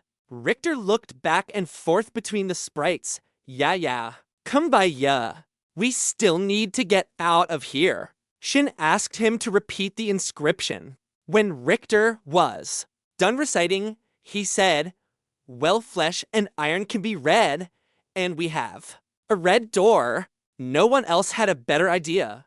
And for a good Georgia boy who had been raised on red clay hills, the reasoning was sound enough. Yoshi and he got back to work. While they did, Shin had brought out another empty vial and was meticulously striking each spike to catch the drops of venom it produced.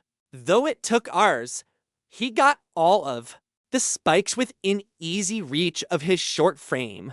The traps were all level 5 or 6 in this section of the room, but luckily, the increases in Richter's trap skills made the process go a bit faster.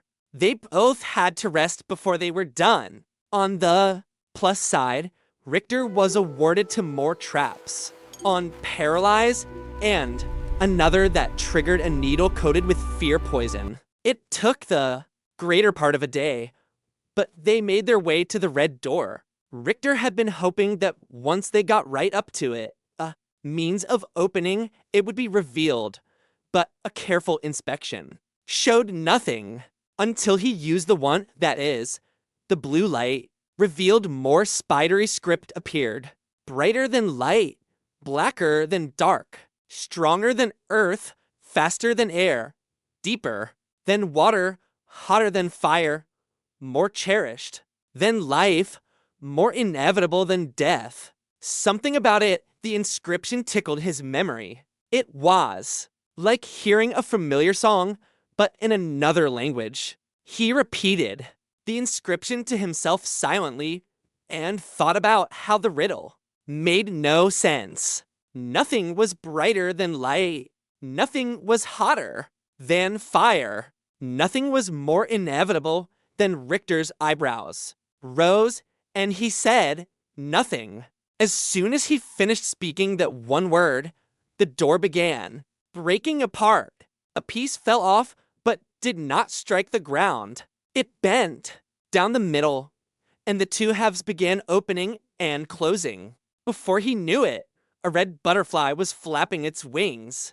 A cascade of red fell away from the door, and the four comrades were surrounded by a maelstrom of red flapping wings. It was like being surrounded by every scarlet leaf of autumn or being gently cocooned in the softest red silk. As quickly as it began, the wonderful storm of butterflies ended when they all fell to the ground at once. The red door was gone, leaving the way clear. I think these are red monarchs, Shin said in awe. I recognize them from a picture in Mother's library. Have they been absent from the land for centuries too? Richter asked. No, but they are from a different plane. They are only supposed to exist in Absol realms. Help me collect them.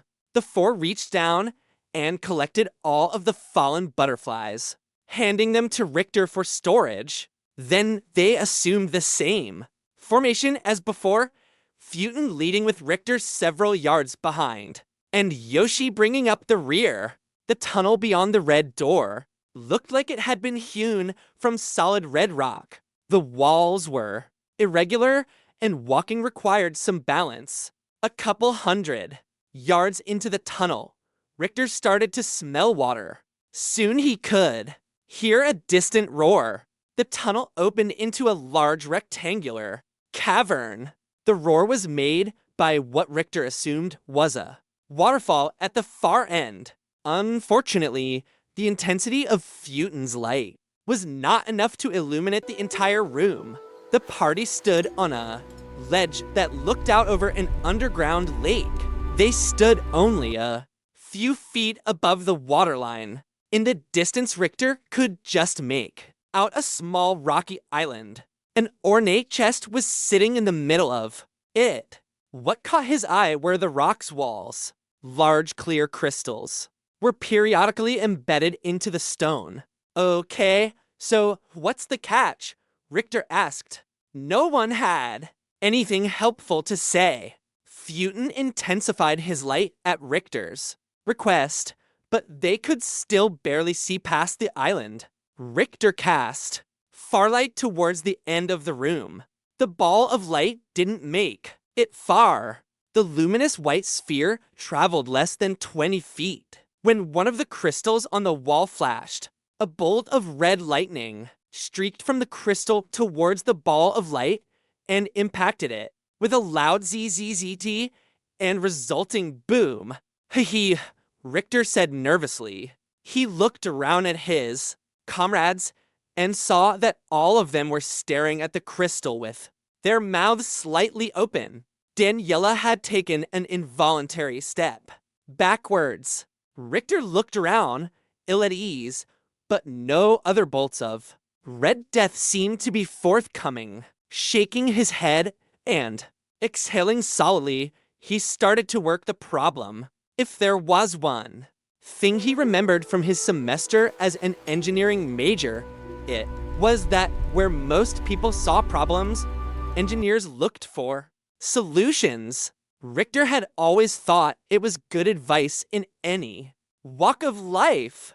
He took out his wand again, but didn't find any script on the ground or walls. When he shined it over the water, though, a pale sheet of white could be seen completely crossing the room, perpendicular to the direction Richter was facing. It extended from the water to the ceiling. The sheet was in line with the first crystal on the wall and perpendicular to the length of the room. When Richter turned off the wand off again, all he saw was empty space. Shin, fire an arrow.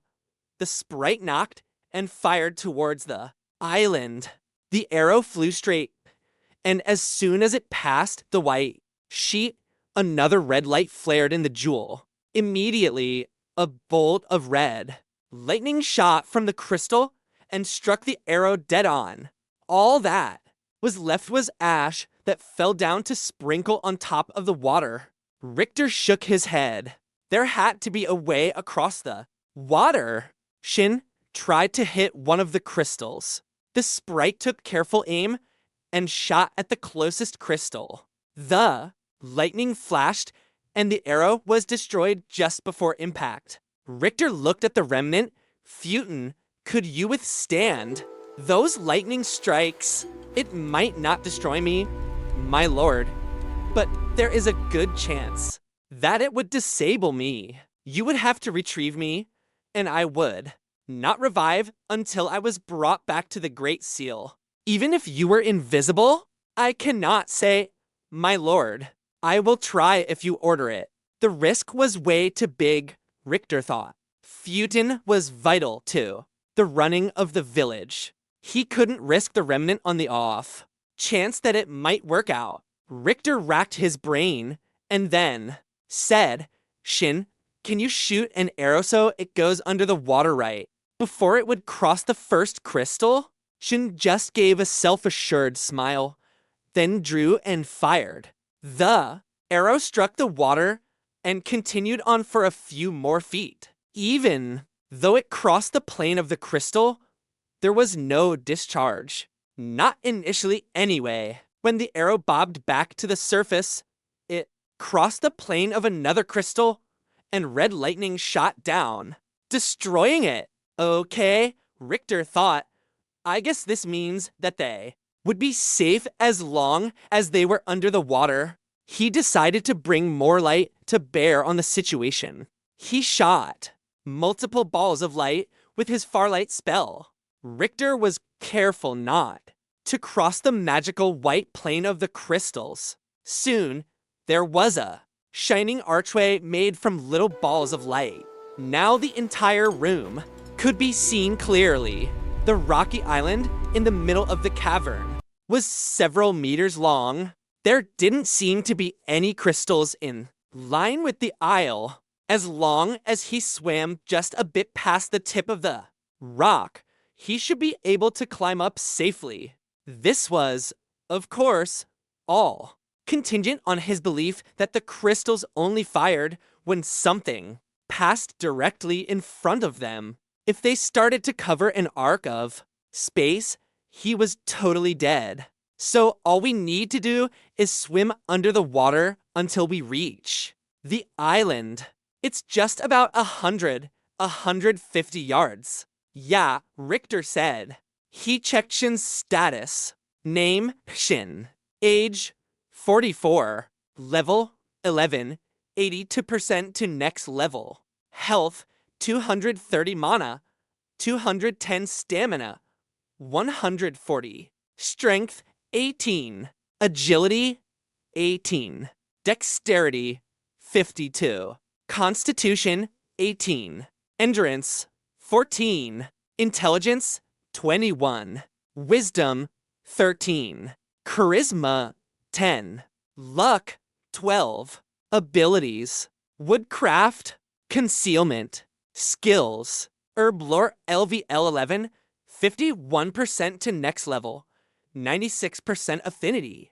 Alchemy LVL 6, 17% to next level, 9% for affinity. Archery LVL 12, 39% to next level, 97% affinity. Imbue Arrow LVL 7, 42% to next level, 88% affinity.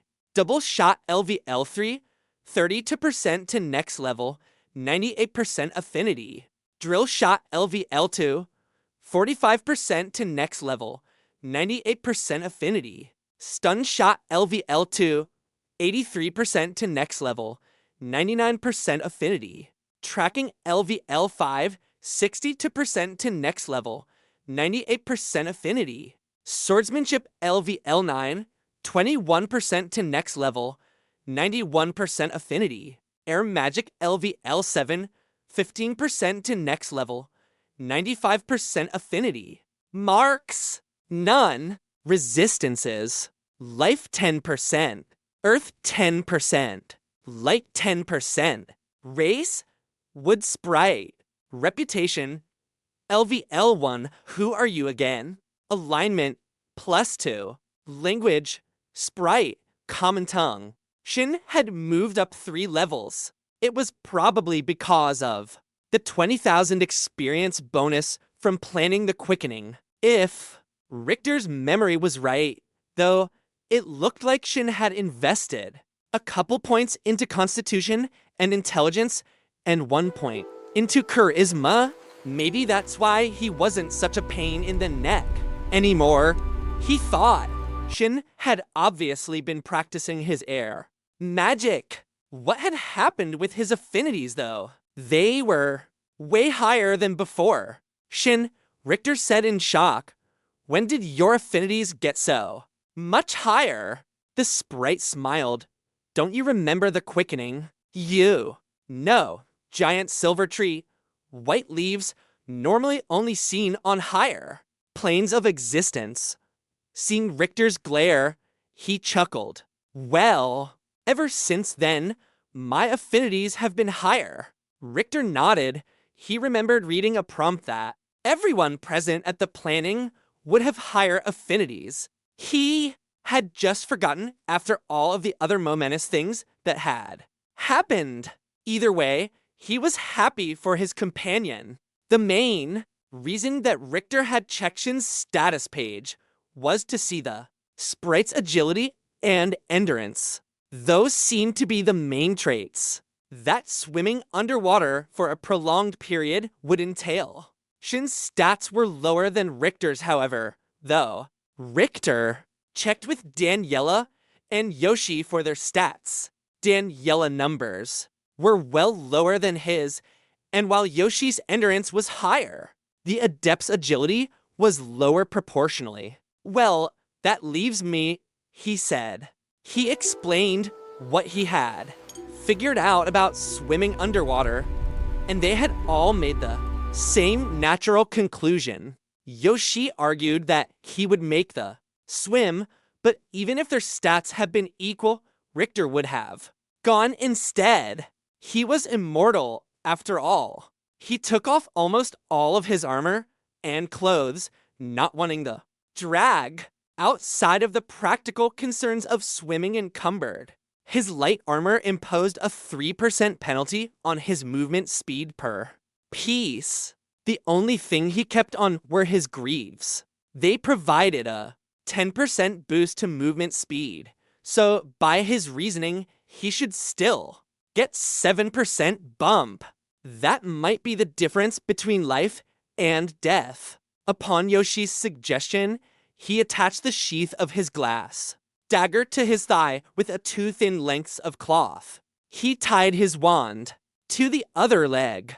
He then tried to leave his bag of holding, but just couldn't for some reason. He had never actually been too far from it since he bought it from Hafiz, so this had never been an issue. Before, he tried to hand it to Daniela, but again, he couldn't bring himself to do it. A prompt showed up. It seems you are trying to leave behind a soul-bound item. Bag of holding. Do you wish to relinquish ownership? Yes or no? No, Richter said. He hadn't even meant to speak aloud. It was just a visceral reaction. The bag was one of his most precious possessions. He selected no on the prompt. Another appeared. You have a companion nearby. If you choose to leave your item with your companion, they will be able to access your inventory. Would you like to leave your bag of holding with your companion? Yes or no? That sounds better, he thought. He selected yes and handed the bag to Shin. Stay here, he thought to Alma. He projected an image of the crystal danger. The dragonling couldn't speak in 2-word sentences, but by the tone of her yes, she was basically saying, no duh.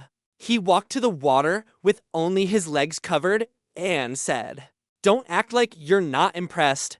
And then Dovin, the water, was freezing. He was glad Daniela had seen him before he had jumped in.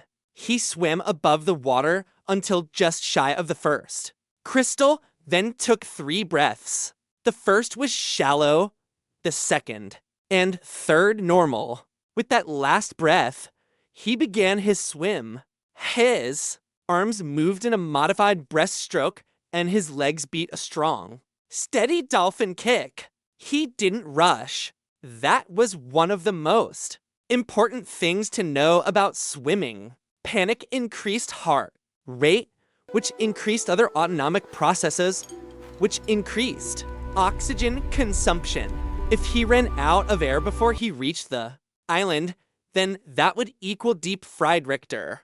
The other mistake people made when free swimming was to exhale underwater. It wasn't just carbon dioxide that leaked out, it was oxygen as well. Knowing these tips was why he had come in first 3 years running in the swim competition at Camp Crystal Lake. Well, that. And all the mysterious machete-related deaths. He just kept up the stroke watching the rock island get slowly closer.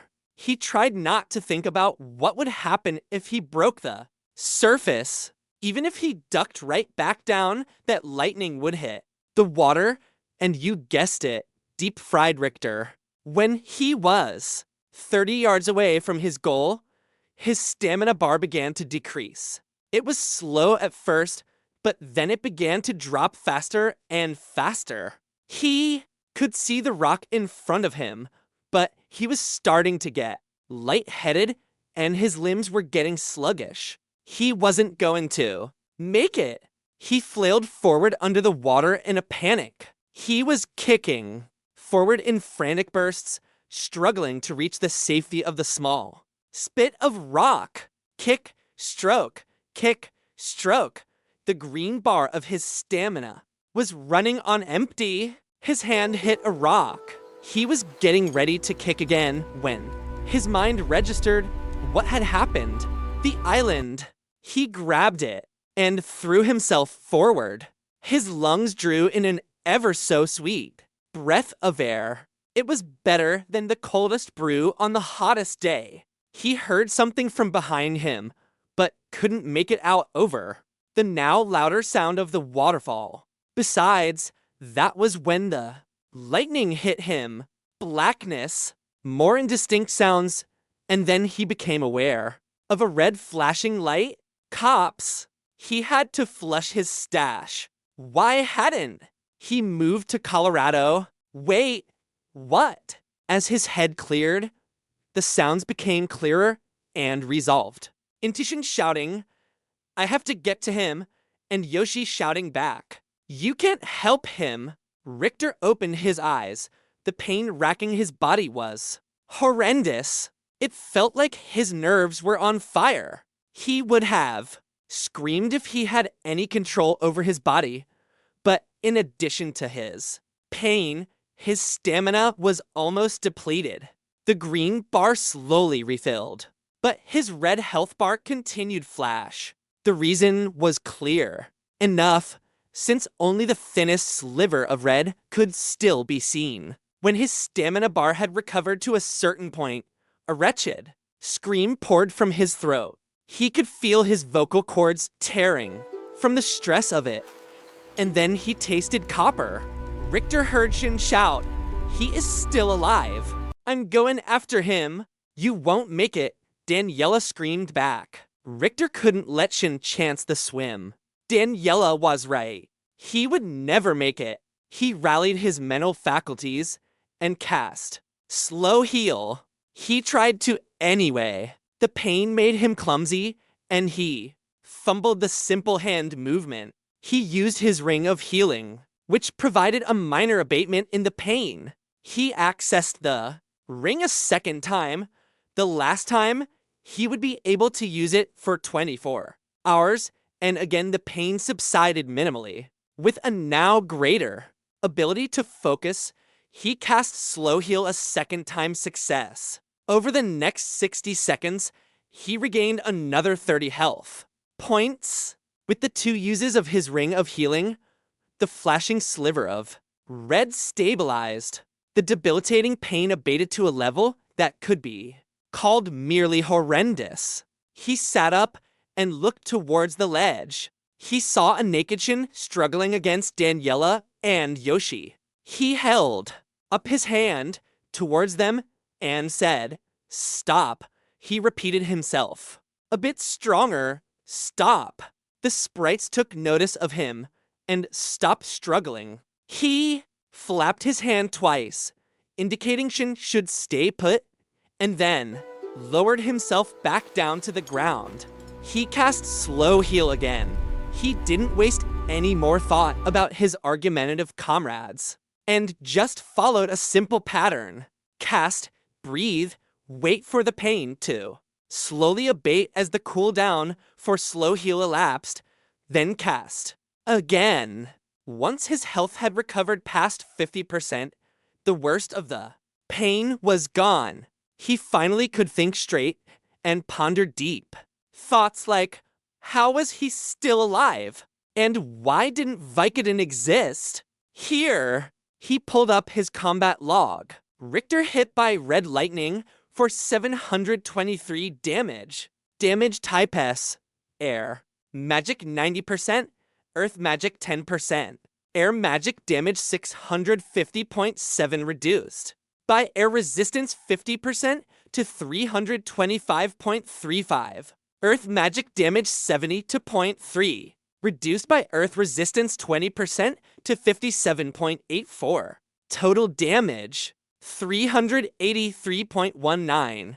Knights of Columbus 723 damage. If it wasn't for his resistances, he would be done. If he had been wearing armor on his back, which is where the lightning bolt had struck, maybe the damage would have been decreased. Then again, depending on how conductive his armor was, maybe not. After such a powerful strike, it was no surprise that his body felt like it had been dipped in broken glass and lemon juice. He continued his pattern of healing. After several more rounds of this, he was back to full health. He intellectually understood that once his body was completely healed, then the physical pain must be gone. It seemed his subconscious mind, however, still remembered the trauma he had just gone through. He would swear he could still feel his nerve fibers being overloaded by the bolt of electricity, and every part of him felt tender. Despite the pain, he centered himself and then stood up. As soon as he got to his feet, there was a cheer from the ledge. He looked over and saw Shin and Daniela waving their hands in the air, shouting in joy. Even Yoshi stood there with a smile on his face. Shin cupped a hand to his mouth and shouted, "Did you see the size of that lightning that hit you? It was huge. You took it like a man." Richter laughed weakly. Shin's exuberance let Richter shake off his phantom pain. His companion's communication skills had definitely undergone an evolution. "Put some clothes on," he shouted back.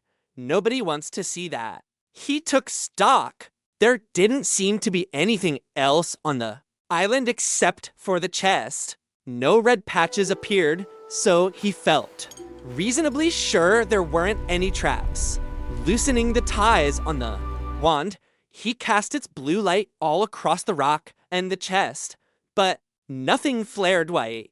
He took a deep breath, hoping he wasn't about to spring a high-level trap that his pierce the veil skill was too low to detect, and opened the chest. Nothing jumped out to kill him. He exhaled in relief. Looking in the large chest, though, he was somewhat disappointed that there were only 2 items inside. You have found bone handle, weight 0.9 kilograms, durability 50/50ths. Item class, common, quality, average. You have found red key. Richter was a bit disappointed by the meager haul. He had just been barbecued trying to get here after all. The bone handle was shaped like capital L. The longer portion had an iron cap at the end in the form of a square. Near the bend, the longer portion had a circular groove worn into it perpendicular to the bone. It was pretty clear what this was meant for. The key was about the size of Richter's hand and was made of a blood-red metal. The bow of the key was a hollow square. He lifted his hands to close the lid, but then the faintest of blue glows caught his attention. Opening the lid back up, he stared at the underside, and the blue glow strengthened. The bottom of the lid was lined in black cloth, hoping that his skill pierced the veil skill. Color-coordinated traps as red and secret compartments as blue. He ran his hands around the lid and found a loose corner. He pulled at the cloth, tearing it back stitch by stitch. Getting impatient, he used his crystal dagger to cut the edges. Once the fabric was cut free, all that he found was a piece of yellowed hide. He turned it over, though, and saw the markings of a map. You have found map. Would you like to add this map to your traveler's map? Yes or no? Richter selected yes and then accessed the map icon at the corner of his vision. The initial view was of the forest. The mist village was marked prominently, and the dungeon they were in was marked as well. He focused on the dungeon icon, and the forest view disappeared. In its place was a multi-level view of the inside of the dungeon. Richter could see the antechamber, the long hall, the trap room, and the room they were all currently in now. The map showed even more though. As yet undiscovered tunnels, rooms, and lower floors were now visible. Every time he used the traveler's map, he was blown away. The areas he had traveled through were portrayed in accurate colors. The long hallway was gray, made more so by what Richter thought of as the fog of war effect. The map would only show in real time what he was currently looking at. The room he was now in was red, contrasting with the blue water of the lake. Unexplored areas were only black and white. He zoomed in on the room he was in now. He saw the ledge his other party members were standing on, the lake with the rock island in the middle and the waterfall at the end of the room. The figures of Yoshi, Shin, and Daniela were frozen on the map, but when he turned his head to look at them, the map adjusted their movements real time. This was awesome, he thought. Even more fascinating was that behind the waterfall was a hidden room portrayed in black and white. At the back of that room was a second large chest. Oh, FML, he thought. Shin was already waving for him to come back. Richter looked the other way towards the waterfall. Just after the end of the island, the crystals resumed on the walls. They stopped at the waterfall, but the distance was at least 20 or 30% farther than the distance back to the ledge. Also, the room was black and white. Who knew how old that information was? The hide map was old and the ink was faded. There might not even be anything back there. Then again, that chest was big, and the fact that it was hidden behind the waterfall probably meant that whatever was still inside was important. This dungeon had already almost taken his life several times. His party would need all the help they could if they were going to get out of here alive. Well, he thought to himself, am I an American or an American? Richter made up his mind. He shouted to the sprites what he intended. Shin responded with several questions ranging from the quantity of fecal matter between his ears to whether Richter's parentage involved one or more farm animals. Richter just gave him a thumbs up and got back to work. He secured his wand and blade again. He put the map, bone, handle, and key back in the chest. If he survived, he would grab them on the way back, hoping that whatever was behind the falls was worth it. He dumped all 6 unused characteristic points into agility. He needed to be faster. He wished he could make a running dive into the water, but the crystals started right after the rocky island he was standing on. He slid into the water and went through his breathing ritual again. After his third breath, he dropped fully into the water, braced his feet against the side of the rock, and propelled himself forward at an angle. He kept up the same stroke as before. Many people would outsmart themselves trying to take shortcuts. They would try something new on the fly, hoping for a better result. Disciplined people knew outcomes were always up in the air to a certain extent. They relied on tried and true practices to see them through. Or put another way, you don't run a new play at the end of the big game. Stroke, kick, stroke, kick. That was all he thought about. His increase in agility did make a noticeable difference. He moved a bit easier through the water, and each kick took him slightly farther. It compensated for the extra length he was swimming. It just didn't compensate enough. He was at least 40 yards away from the frothing water of the falls when his stamina bar began dropping. He kept swimming, though. Kick, stroke, kick, stroke. The effects of his decreasing stamina made him clumsy again. His rhythm was disrupted, and his forward movement stalled. With his stamina was almost completely gone, it felt like he was moving through quicksand, and he was still at least 10 yards away. He couldn't go back to the surface, though. For all he knew, the injuries he had received from the red lightning might have been on the lower end of its damage range. He had to keep going. Then his stamina fully depleted. The waterfall was right in front of him. With the lack of stamina, though, he could barely move, and his efforts seemed to do nothing at all. His health bar began dropping.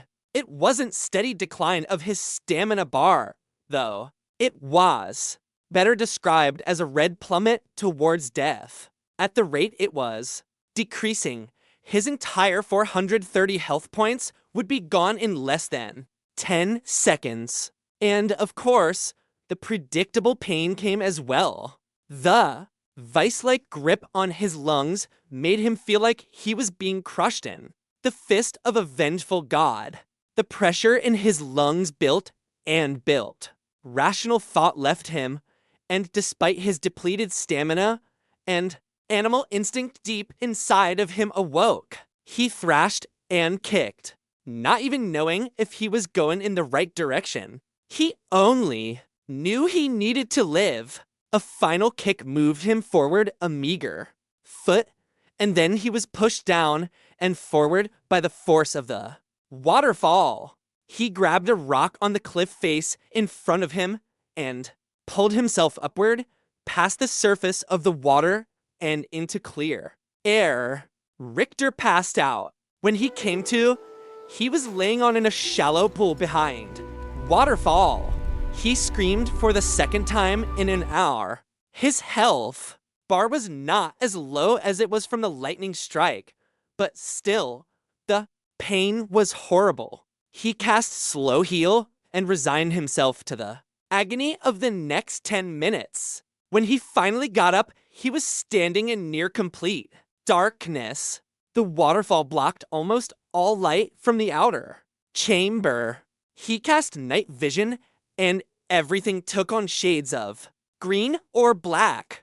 The chamber he in was about 5 by 15 yards. Looming above the level of the pool he was standing in was a 10-foot tall wall. It was only 2 yards in front of him, and it ran the length of the room. In the middle of the wall was a set of large stairs leading up to the chest. The top of the wall formed a ledge the same elevation as the chest. Richter saw all of this in an instant, but was distracted by a skeleton that lay at the bottom of the stairs. It wore moldy clothing and various types of armor. 3 thoughts went through Richter's mind. 1, oh goody, the treasure is still here. 2, oh shit, whatever killed that guy is probably going to kill me. 3, is this thing going to come alive and kill me? Poking it with his dagger pretty much ruled out the 3rd point, but that didn't completely set his mind at ease. If there is one thing that everyone who has played a dungeon crawler knew, it was that if you start seeing random skeletons, something deadly was in the neighborhood. He examined the room more closely. The skeleton was laying right in front of him. The stairway leading up to the chest had 5 steps total. As he looked at the steps, a red glow developed in front of the first step. Soon two more spots glowed red on the top of the second and the fourth step. There was no red glow on top of the first step, so it looked safe. But when Richter examined the position of the skeleton, it had 1 foot on top of the first step. Richter was missing something. He raised his wand and shone it in front of him. Just above the first step, a white glow appeared. It was strange seeing a white light when everything else was green from his night vision spell. But as long the wand warned him of danger, Richter wasn't going to complain about the color scheme. A thin white line extended across the step like a laser, leaning in, but staying well clear of the traps. Richter could see a small divot in the stone. Inset into that divot was a smaller version of the lightning crystals that lined the wall of the outer chamber. If it wasn't glowing in the light of Richter's wand, he never would have seen it. Tricky, Richter thought. Anyone seeing the first trap would jump over it and try to either disable the second trap or jump over it as well to the third step. Richter kept scanning the steps with the wand. If the booby trappers were extremely crafty and devilish, they would put another lightning crystal right there. It was embedded in the wall to the left of the third step was another lightning crystal. It sent a white line across that length of the step. 2. Richter was sure the fifth step was trapped as well. Okay, he thought. I found the traps they wanted me to find, and the traps they didn't want me to find. Now where are the traps that kill me? Because now I'm a cocky bastard. Not moving, he shone his light round and saw pale white lines crisscrossing the room. Some extended vertically, other horizontally, and still more at random angles. Whoever had devised this cockamamie dungeon needed a good kick in the teeth. Richter was just glad that he had cast night vision and not far light. Who knew what he would have triggered if the ball of light had crossed one of the white beams? Maybe these crystals released an AO spell and not just a straight bolt of lightning. The only good thing was that there didn't seem to be any white lines on the ledge the chest was sitting on. Richter slowly made his way to the right side of the chamber. He chose that direction because the density of white lines was less on that side. Once he got to the corner, he did a kick step that would have made Jackie Chan proud. Facing the corner, he jumped towards the wall on his left, kicked off with his left foot towards the other wall, landed his right foot on that wall, kicked off again, and then used the last of his upward momentum to grab the lip of the ledge, pulling himself up. He hunched down, shining his wand from his new vantage, but thankfully still didn't see any other illumination on the rocky shelf he was laying on. The ceiling was only 4 feet above his head, so he crab walked forward with the wand held in front of him.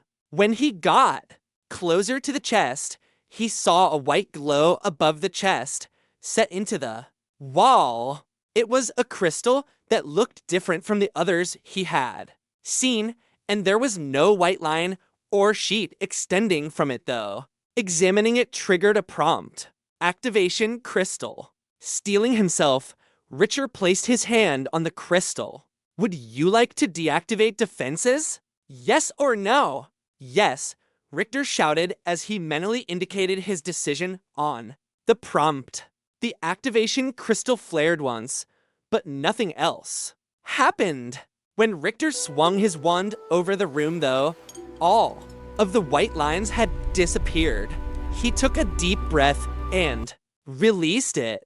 Until that moment, he hadn't realized how tense he had been for the last or until that moment. The red glows on the steps were still there, but they were easily avoided.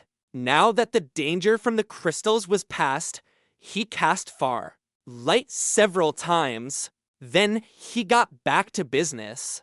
Richter stared at the chest for a solid 5 minutes and checked it with his wand at least 3 times. When no white lines or red glow appeared, though, he gingerly grabbed the front of the lid and pried it back. He smiled when it was fully open. It was time for his reward. You have found bag of coins. You have found magic bracelet. You have found magic book. You have found magic potion. You have found iron dagger. Damage 426. Durability 8/10. Item. Class, common. Quality, poor. Weight 1.0 kilograms. You have found studded leather gloves. Defense +4. Durability 14/14. Item class, common. Quality, average. Weight 1.2 kilograms. You have found black pearl. You have found topaz. Not at all bad, Richter thought with a smile. The simple gear was crap, but the contents of the chest should prove a good cache. Infusion for the village. Also, who knew how good the magic items would be?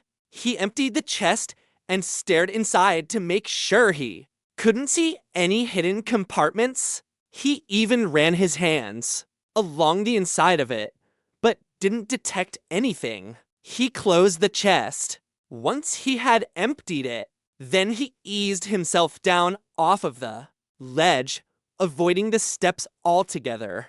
Richter had considered trying to pry the activation crystal out of the wall, but decided to leave well. Enough alone. He couldn't take the chance that it would turn all of the lightning crystals back on. The last thing he had to do before swimming back was to examine the skeleton. Most of the clothing had rotted away, but several items remained. You have found ruby earring. You have found magic high steel dagger. Damage 9 to 11 max. Damage 11 to 13. Durability 19/25. Item class, uncommon. Quality, above average. Weight, 0.5 kilograms. You have found magic steel dagger. Damage 7 to 9, max damage 8. 11. Durability 16/20. Item class, uncommon. Quality, above average. Weight, 0.6 kilograms. You have found runic studded leather chest plate. Defense +9. Type, light armor. Durability 30/30. Item class, rare. Quality, superb. Weight, 4.2 kilogram. You have found signet ring. Durability 100/100. Item class, rare. Quality, masterwork. Weight, 0.3 kilogram. You have found pouch. You have found bag of coins. You have found magic ring. Durability 15/15. Item class, uncommon. Quality, average. Weight, 0.1 kilograms. You have found magic ring. Durability 18/18. Item class, uncommon. Quality, above average. Weight, 0.1 kilograms. You have found magic ring. Durability 25/27. Item class, common. Quality, above average. Weight, 0.1 kilograms. You have found magic belt. Durability 35/35. Item class, uncommon. Quality, superb. Weight, 0.8 kilograms. You have found diary. Durability 4/10. Item class, common. Quality, poor. Weight, 0.1 kilograms. You have found small picture. Durability 6/7. Item class, common. Quality, above average. Weight, 0.1 kilograms. It was a lot more than Richter was expecting. Who had this? Gaibin? He obviously wasn't just some average adventurer. The signet ring had a stylized K on top. It was made of multiple precious metals and was heavier than it looked. The magic items he put to the side, Feuton would identify them soon enough. The diary was small, like one of those pocket Bibles they sold at every gas station in the Midwest. It was bound with faded red leather, and a white K was on the front cover, matching the signet ring, except for a small S that was in the corner of the large letter. Number. Time to dive into that now, he thought. The picture was only a finger length long. The frame was black, metal and composed of 3 parts, a larger middle piece which the picture was set in, and 2 smaller pieces that hinged like double doors, blocking the picture from view when closed. The picture was of a smiling young woman. It was clearly a treasured keepsake of the fallen adventurer. He placed it in his bag. The bag of coins was full to bursting, and not a small amount was gold. There were also 3 gold bars like the ones that Hafiz had given him. Each bar was worth 100 gold coins. As happy as Richter was to find the money, though, the other pouch was equally wonderful. You have found lockpicks. Durability 25/25. Item class, common. Quality, superb. Weight, 0.01 kilograms. X30.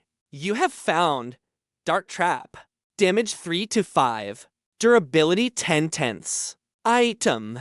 Class, common.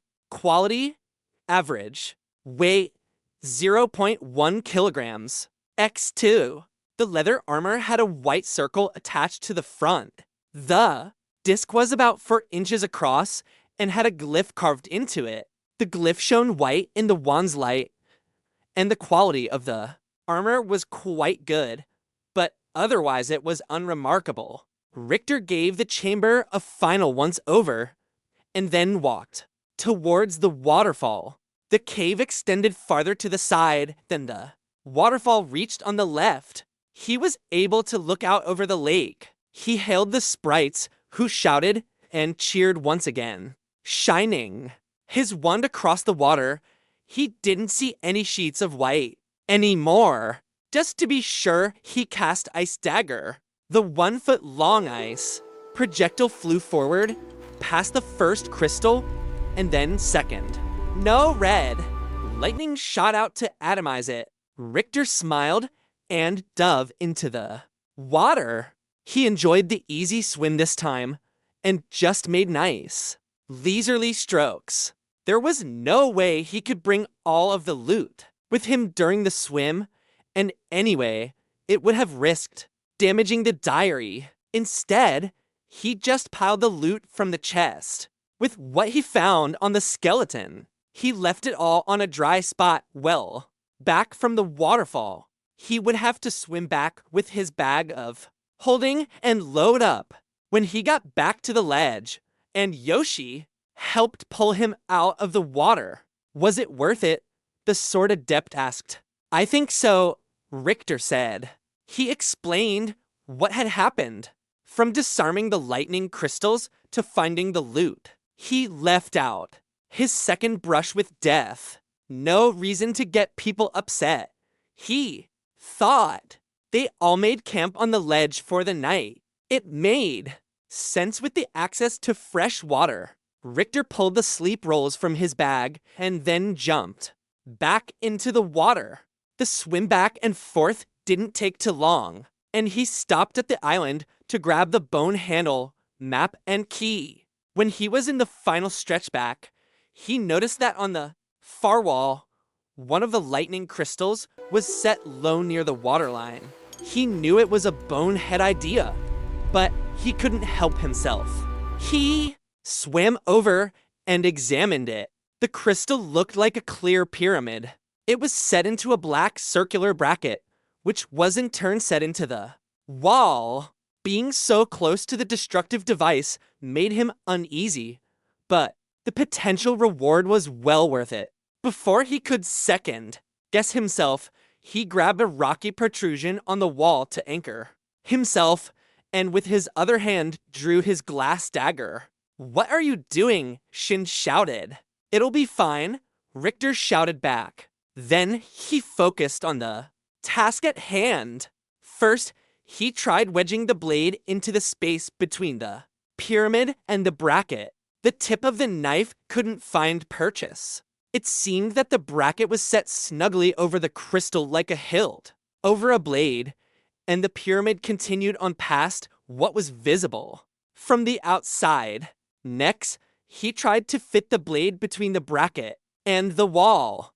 The entire rim was set flush with the wall, though, and he didn't make any headway. That left only one choice, hoping that the durability of the glass dagger, he started stabbing it into the junction between the wall and the bracket. After several strikes, the first chips of rock fell free. Taking that as a good sign, he kept at it. After 10 minutes, he had made a small hole in the wall that revealed an empty space. He wedged the knife into the hole, widening it until a portion of the blade could fit behind the bracket. Then, making sure he was braced well on the wall, he applied as much pressure as his 29 points of strength allowed. His muscles strained and veins started to bulge in his neck. With a loud crunch, the pyramid came free of the wall. The circular bracket fell away. It turned out to be nothing more than a rim of metal. The crystal was actually a double pyramid, the half that had been hidden in the wall, a mirror image of the portion that had been sticking out. Richter looked at the item in dismay. The crunch he had heard had apparently been made not just by the wall giving way, but also by his glass dagger piercing the pyramid. An irregular hole marred the surface of the crystal, destroying it. Symmetry! Gritting his teeth in irritation, Richter swam the rest of the way back to the ledge with the device held out of the water. When he was back on the ledge, he examined it closely. "You have found lightning prism broken. Durability 47/80ths. Item. Class epic. Quality exquisite. Weight 3.7 kilograms. The prism is a marvel of magic and technology. It will focus raw magic into a bolt of extreme damage and power. This prism has been damaged and cannot be used." He looked into the small hole and saw in clear filaments, creating a delicate web inside of the double pyramid. Sighing at the loss of such an artifact, he put it into his bag anyway. Maybe something could come of it later. The sprites were gnawing on Jerky, watching him moon over his broken toy. Alma was eating too, but it was clear from the glares she was shooting his way that she still wasn't happy about the dried meat. "Congratulations," Yoshi said. "You found junk." Richter just glared at him before quickly drying off. Then he donned his underclothes and armor. He would have preferred to sleep without it, but this dungeon was no joke. He wouldn't be caught wearing just his skibbies if the eaters came back. He laid down on his sleep roll to just relax a moment, but was soon fast asleep. Chapter 18. Richter woke an undetermined amount of time later. He shivered slightly in the cool air. The temperature was lower near the water than it was in the central chamber, with nothing to burn, though they had to make do without a fire. He took stock of himself. A flashing prompt showed that his endurance had increased by +1 from his exertions. When he sat up, he heard a squawk and he got a stream of air in his face. Alma flew up from where she had been, sleeping on his armored chest, and glared at him from midair. Waving away his prima donna familiar, he looked around and saw Daniela looking at him. "How long was I out?" 5 or 6 hours, she said.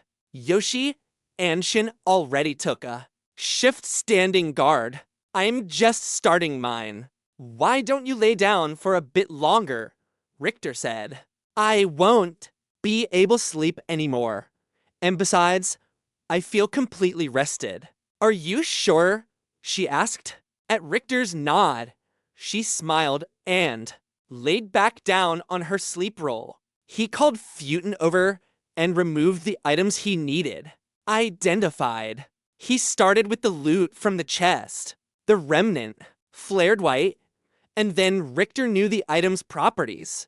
You have found Shadow High Steel Dagger, damage 9 to 11 max, damage 11 to 13, durability 19/25. Item class, uncommon, quality, above average, weight 0.5 kilograms, ignores 10% of target's defense. You have found Steel Dagger of Life, damage 7 to 9, max damage 8, 11, durability 16/20. Item class, uncommon, quality, above, average, weight 0.6 kilograms, bestows +1 life damage upon successful, strike +5 to death creatures, charges 20/20. You have found Bracelet of Health, durability 10/10.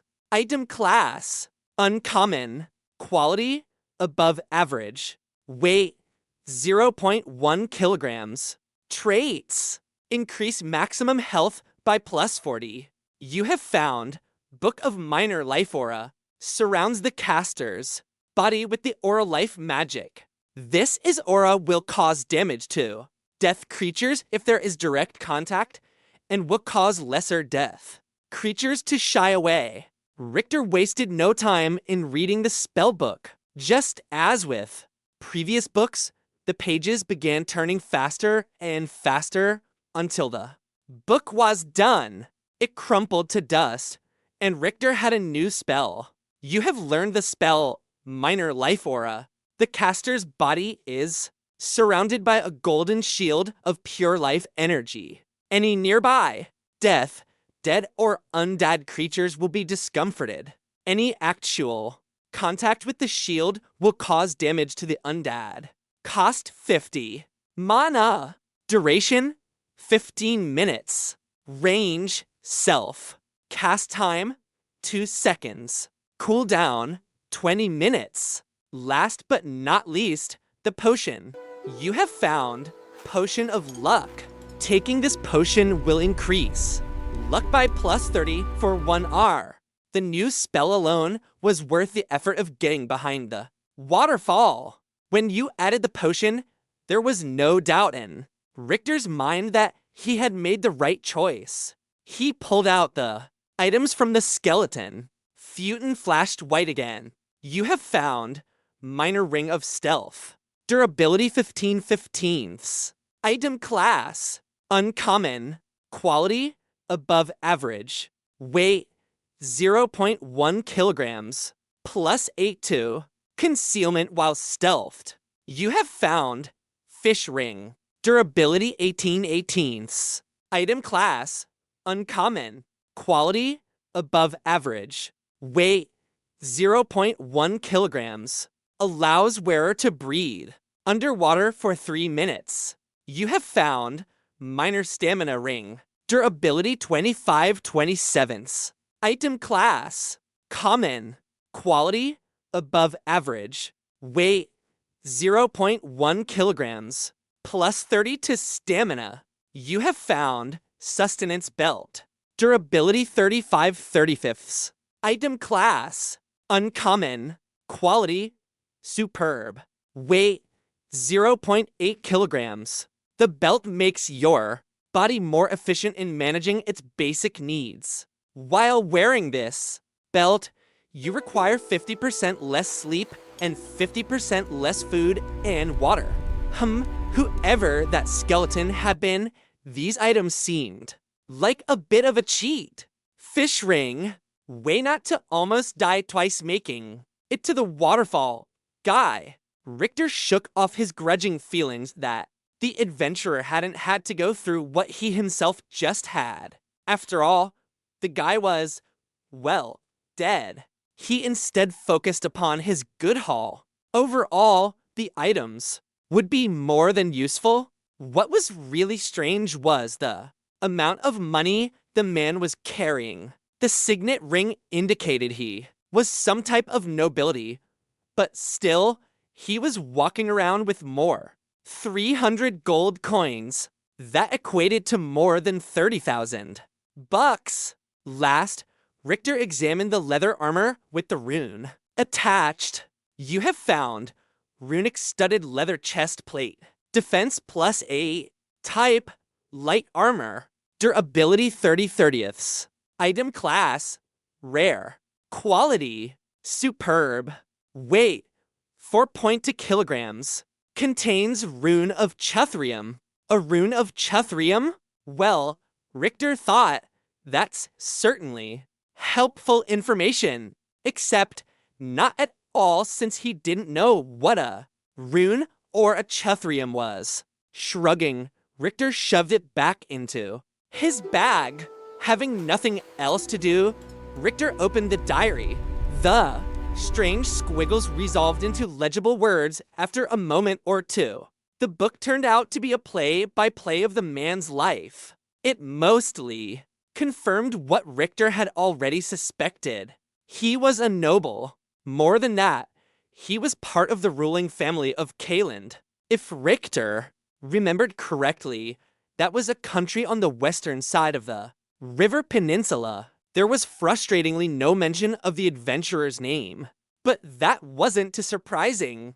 How often would someone write their own name in a diary? Someone named Carita was mentioned prominently, though. Richter skipped to the end, having no real desire to delve into the man's personal life.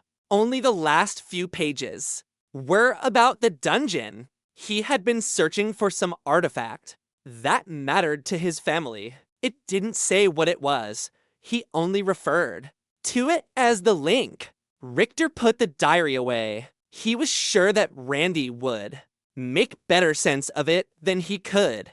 He decided to do something he had been putting off recently. He pulled out the Book of Magic history that Leandra had sold him and started to read. He had left off when the book was talking about the basic elements, the same topic Zer had touched on before. The basic elements are the most widespread use of power in the land. This is because of the readily available sources of this type of magic that cross the land as ley lines. The basic elements are dark, light, earth, air, water, fire, death, and life. Each element has its own strengths and weaknesses. It is often said that light and life are the province of good, and death and dark are the domain of evil. All powers are neutral, however. The ill or good that each power may cause lies in practitioner. Richter kept reading for the next few hours until the sprites woke up. As per usual, the sprites seemed to have no interest in the loot. He did give Yoshi half of the higher quality lockpicks, but they wanted nothing else. Richter really appreciated being with the land's version of a socialist hippie. It definitely made his pockets fatter, but he did find it creepy to be with people who didn't want money. How could you ever trust someone who didn't want to cheat you? Richter donned the bracelet of health and put the rest of the items back into his inventory. He showed the sprites the contents of the first chest, and all agreed it was obvious the handle was meant to open the bone door. No one had a better idea of how to use the key than Richter, but agreed it would most likely come in handy. Down the road, they all broke camp and started walking back towards the central chamber.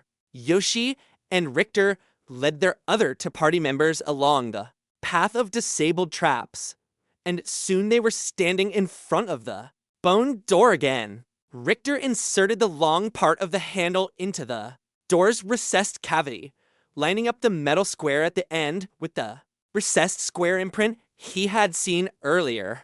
Right after the handle touched the metal indentation, 4 triangular blades of bone slammed into the handle. They converged on the groove in the bone.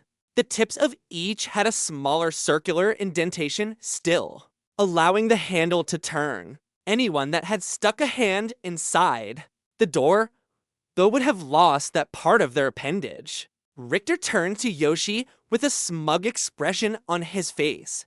The sword adept just stared back stone-faced. "Everybody ready?" Richter asked, gripping the handle. He was about to turn it to open the door when Yoshi stopped him. "Wait, remember the inscription. Remove the distractions of the past or suffer the error of youth. Death comes on swift wings, causing a terrible storm," Yoshi recited from memory. Richter stared at him impressed. The adept just stared back and said, "I'm nice like that." "So what does it mean?" Daniela asked. "I'm not completely sure, but think about the phrase. Distractions of the past. Look what is behind us. A floor still full of traps. If we need to retreat when we open that door, we will be in an extremely bad position." Richter's stomach fell. "You're not saying we need to disarm the rest of the traps?" Yoshi said. Richter looked at the seemingly countless circles left to disarm on the floor and groaned.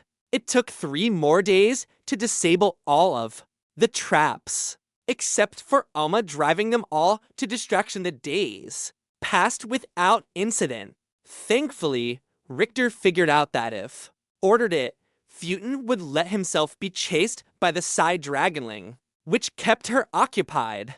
It was actually kind of fun watching her zip through the air after the glowing orb.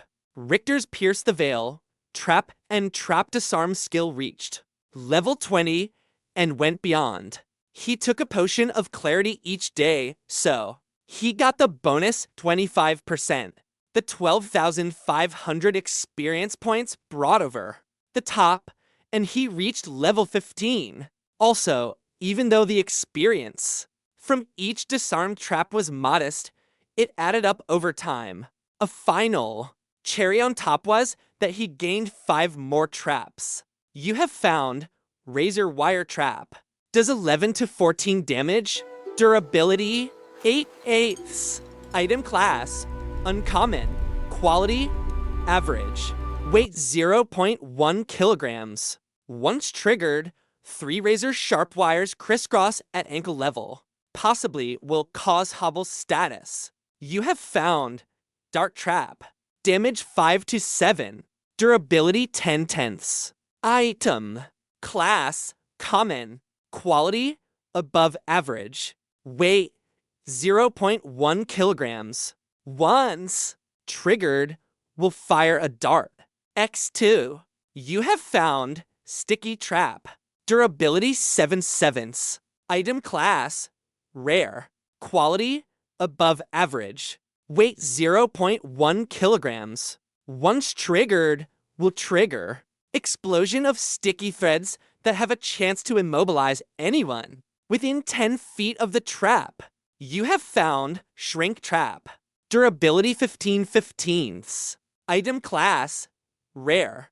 Quality superb. Weight 0.3 kilograms. Will cast Shrink on the creature that triggered it. Creature's size is halved. Spell lasts 20 minutes. When they were finally done, something unexpected happened.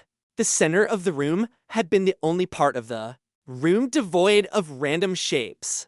It was instead a golden 8-pointed star about to feed across. When Richter deactivated the final trap, the star rose into the air. It turned out the star was only the top of an entire column of gold-colored metal. When it stopped rising, it filled the room with light the color of honey. When Richter examined it, 2 prompts came up. Pillar of Life.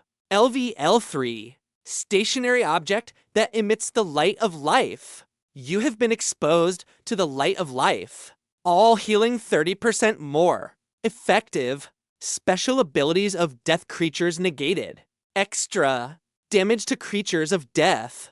That effects from the column were remarkably like the life aura. Spell. It seemed Yoshi was right about needing to clear the traps before opening the skeleton door, coupled with the fact that he had found the life dagger in the chest behind the waterfall.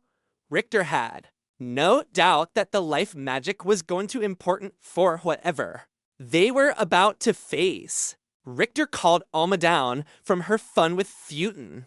She landed on his shoulders, tail wrapping around his arm. Everyone had taken a potion of clarity, and he had given another to Alma. Shin cast haste on himself and Daniela. Richter did the same for Yoshi and himself. He then cast Barkskin and Minor Life Aura. The last two spells made Richter's skin feel thicker and surrounded his entire figure in a golden glow, respectively. He wished he could have taught the aura spell to Yoshi and Daniela, both of whom said they could use life magic, as he lacked mastery in life magic, though it wasn't possible. He considered replacing his sword for his bow, but decided having to melee fighters was a better idea. Shin and Daniela would provide the ranged backup. Richter had festooned hover in front of him again. Even though the remnant wasn't needed for light anymore, Richter still intended for him to lead the way. Yoshi stood next to Richter, with Shin and Daniela behind, bows knocked. With his sword in his right hand, Richter turned the handle with his left. A gale of wind exploded from the door as soon as the handle was turned. The door slammed against the nearby wall, the bones falling apart from the impact. The force of the gust took the entire party off of its feet. They flew back several yards before landing in a heap. Richter threw his sword to the side before he landed, afraid of inadvertently hurting himself or his comrades. Luckily, Alma launched into the air and wasn't crushed beneath them. The wind continued to blow for a solid minute. Even though they landed a good way away from the doorway, the force of the air coming at them was still strong enough to keep them from standing upright or opening their eyes. They all huddled on their knees with their arms held in front of their faces until the miniature hurricane subsided. Once the wind stopped, they got back to their feet. All that was left of the skeleton door was a pile of bones strewn across the floor. A wailing could be heard coming from the tunnel, and it was getting louder. They all gathered their weapons and prepared to meet whatever was coming. By silent agreement, they positioned themselves as far from the skeleton door as possible. The wailing grew more shrill as whatever they were came into the room. The light from the golden column only extended about 15 yards, and it left the end of the room shrouded in shadow. There was enough light to see their dark forms, if only barely. They looked like nothing so much as floating black cloaks with hoods raised. Legs or feet protruded from the bottom of the cloaks, but they did have hands. To black arms extended from each cloak. They didn't hold any weapons. Their hands were oversized and were tipped with black talons. The insides of their cloaks were pure blackness, and nothing could be seen of their bodies. The wailing grew in pitch. Now that they were in the room, both Daniela and Shin fired imbued arrows immediately. The creatures they shot at disappeared right before impact, the arrows flying past and impacting against the wall. The monsters reappeared a moment later and kept flowing forward at the speed of a brisk walk. The others didn't pause and still moved forward undaunted. Richter used analogy, fade, level 14, health 310. mana 150, stamina 180, disposition, hatred. Fades are the tortured souls of the once living. They have a hatred for all life and rend it with their hardened talons at every opportunity. It is said that those killed by a fade are destined to become fades themselves. The fades continued forward, and several more arrows were shot with no better result. Richter had no idea how they were going to kill close to 20 of the spectral creatures, but he would go down, swinging if it came to it. He and Yoshi readied themselves to attack an enemy that could disappear at will when the first fades crossed. Within 15 yards of the golden column, the light made them appear more substantial than before. Then two things happened. One, the fades raised their hands against the light and slowed, hissing in pain. Two, Shin and Daniela's imbued arrows struck the chest of a fade, and it didn't disappear.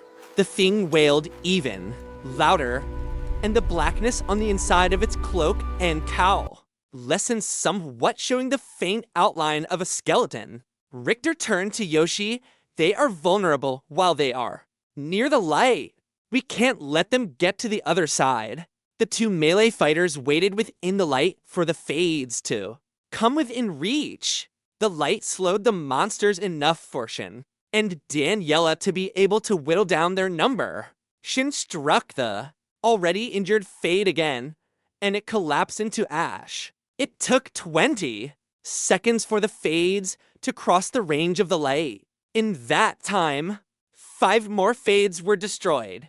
Richter was surprised that creatures with such high health were dispatched so easily. He checked the combat log from one of Shin's strikes, though, and saw that the light from the column gave a 300% damage bonus against death creatures. There was no more time for further investigation. The battle was joined. Yoshi had both swords out. He slashed down and to the left with both blades. The fade he struck wailed piteously as the blue blades slashed across it. He ducked under the swipe of its claws and then spun to the right, bringing one blade straight up in a vertical line. The creature crumpled to ash. Richter was at his side and attacked with the life dagger, while the sprite's arrows were more than effective, and Yoshi's ice swords made short work of his enemy. The dagger, when coupled with Richter's minor life aura, was cataclysmic. He cast Soul Trap right before he began his attack. He lunged toward the first fade with the dagger leading in his right hand, and his glass dagger held in a high crossguard. He caught the fade's overhand swipe on the dagger. The blade bit deep into the monster's wrist. It bent the same hand forward and scraped the back of his arm with its talons. Richter's bracer and gauntlet stopped the damage almost completely. He only suffered a small gouge at the break between the two pieces of armor. Immediately after blocking with the glass dagger, he drove his life dagger into the center of the fade. It punched straight through and out of the back of monster.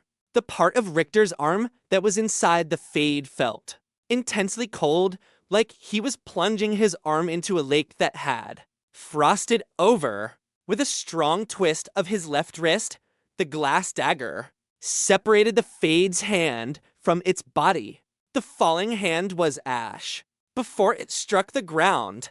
At the same time, he yanked the life dagger up and to the side. The frozen feeling vanished as the fade dissipated. Richter was left covered in the specter's remains. The rainbow torrent of light from its captured soul swirled around him for a spilled second before disappearing into his bag. Shin and Daniela had spilt to stand in opposite corners so they could keep firing with minimal risk to the melee fighters. While Richter and Yoshi had destroyed their first enemies, they had continued shooting imbued arrows Shin was supporting Yoshi's side and was focusing on one enemy at a time, destroying each with 3 to 5 shots. Daniela was instead spreading her shots out among the enemies. Each arrow staggered the fade it impacted and kept Richter from being swarmed. It was definitely the right strategy. While Richter's life dagger was deadly to the fades, he was still not as dangerous as the sword adept wielding his ice swords. Yoshi spun between two fades. He ducked his head to avoid the swipe of one their claws and extended his blades straight out, swiping through the monsters. Both shrieked and fell away from the stinging blows before coming towards him again with a vengeance. He wove one blade in a flourished figure 8, keeping the monster on his left at bay. The fade on his right, however, scored a hit on Yoshi's back. He rolled with the blow and flung himself forward towards a third fade. He plunged both blades into the front of the fade's cloak. At least 2 feet each blade sank into the creature, but nothing protruded from its back, no matter where the blades went, though they clearly caused a great amount of pain and damage. The creature's wail became a shriek. He yanked both blades, opposite to one another, first diagonally and then horizontally. The fade collapsed into particles of soot. The sword adept bent one arm over his head, placing a blade behind his back vertically. The sword arrived just in time to block the attack of one of his first opponents. Once he had stopped the blow, Yoshi drew his arm up and forward, scoring deeply against the inside of the fade's palm. It withdrew its hand, and he turned quickly, lowering his body to stab low in the monster's cloak. As he stood, he brought his hands together, fist to fist. His blade spun in a pinwheel, striking the fade twice and sending it off to whichever hell it had come from. The first fade Yoshi had attacked rushed towards him and struck. It hit him in the chest, wrapping its arms around his chest and lifting the half-human up in the air. Yoshi was crushed against the frigid nether space in the center of the cloak. He screamed in pain, straining his neck to keep his face free of the fade's cold center. One of his arms was trapped against his side by the fade's embrace, but his other blade was free. Yoshi reversed his grip on sword and drove it through the monster's neck and down into its body. The fade shrieked and released its grip. He released his sword, leaving it stuck in the fade's ephemeral body. With his remaining weapon, he slashed once, twice, thrice. Both of its arms fell to dust, and then the adept drove his sword into the monster's chest. As it completely turned to ash, Yoshi caught his falling blade before it could strike the ground. Meanwhile, Richter was busy fighting for his life on the other side of the column. He swiped to fade his life dagger and missed. His follow-up swipe missed as well. The fade struck at his leg, gouging 3 furrows into the back of his thigh.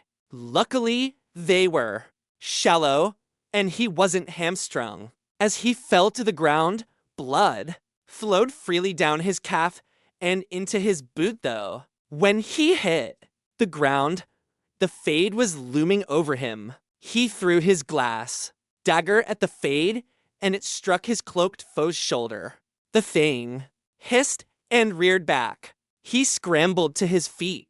Another fade surged forward, arms extended.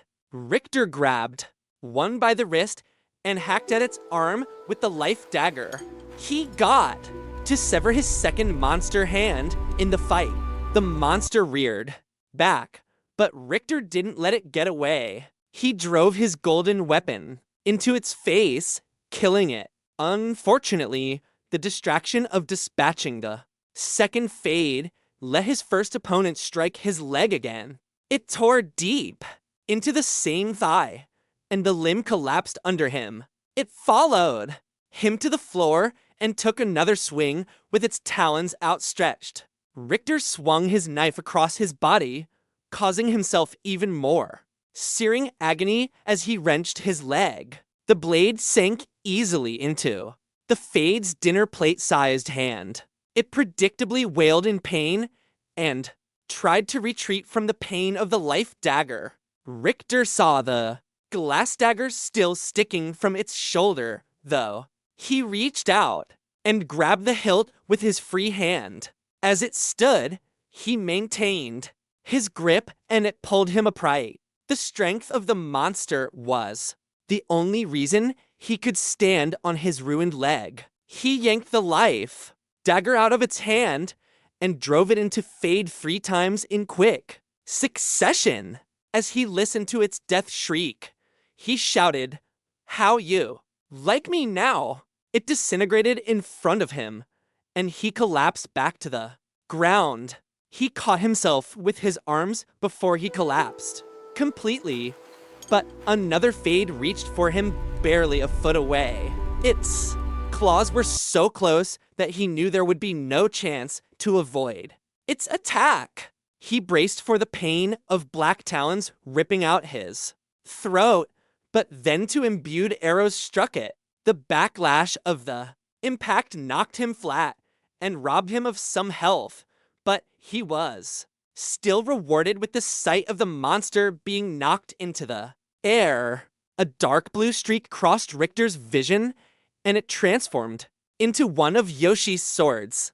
The sword adept's blade struck the Fade in the chest, and with a last wail, it collapsed into dust. Richter invoked the healing power of his ring, trying to look everywhere at once. All the Fades had been vanquished, and everything was silent.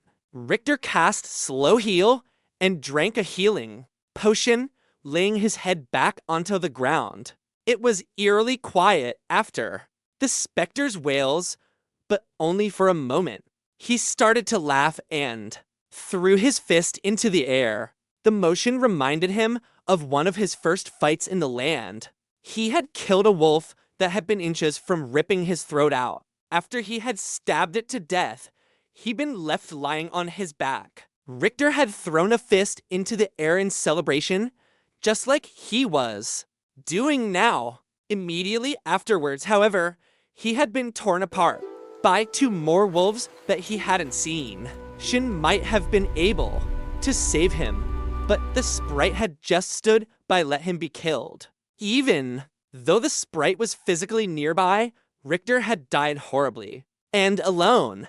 That wasn't the way of things anymore, though. Looking at the 3 sprites who had just saved his life, he knew he wasn't alone, and as long as Shin lived, he would never be alone again. He locked eyes with his companion and nodded. The sprite nodded back, a sure smile on his face. Richter looked back at the ceiling and laughed again. "My name is Richter, you buttheads. You mess with me, you mess with my boys." Richter healed himself over the next 5 minutes. By the time he had gotten back onto his feet, Daniela had healed Yoshi from his cold burns and Shin from a swipe he had taken across the abdomen.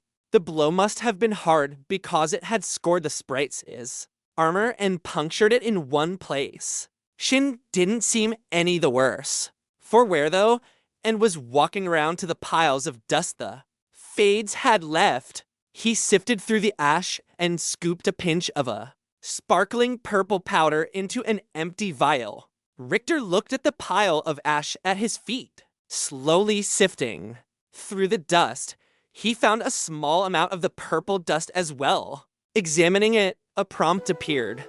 His rank as an apprentice in herb lore came into play, teaching him 3 potential uses. You have found spectral dust. You have the feeling this could be used in an invisibility potion, a spectral poison, or the component of making a blur item. He examined the other prompts that came up during the fight. Congratulations!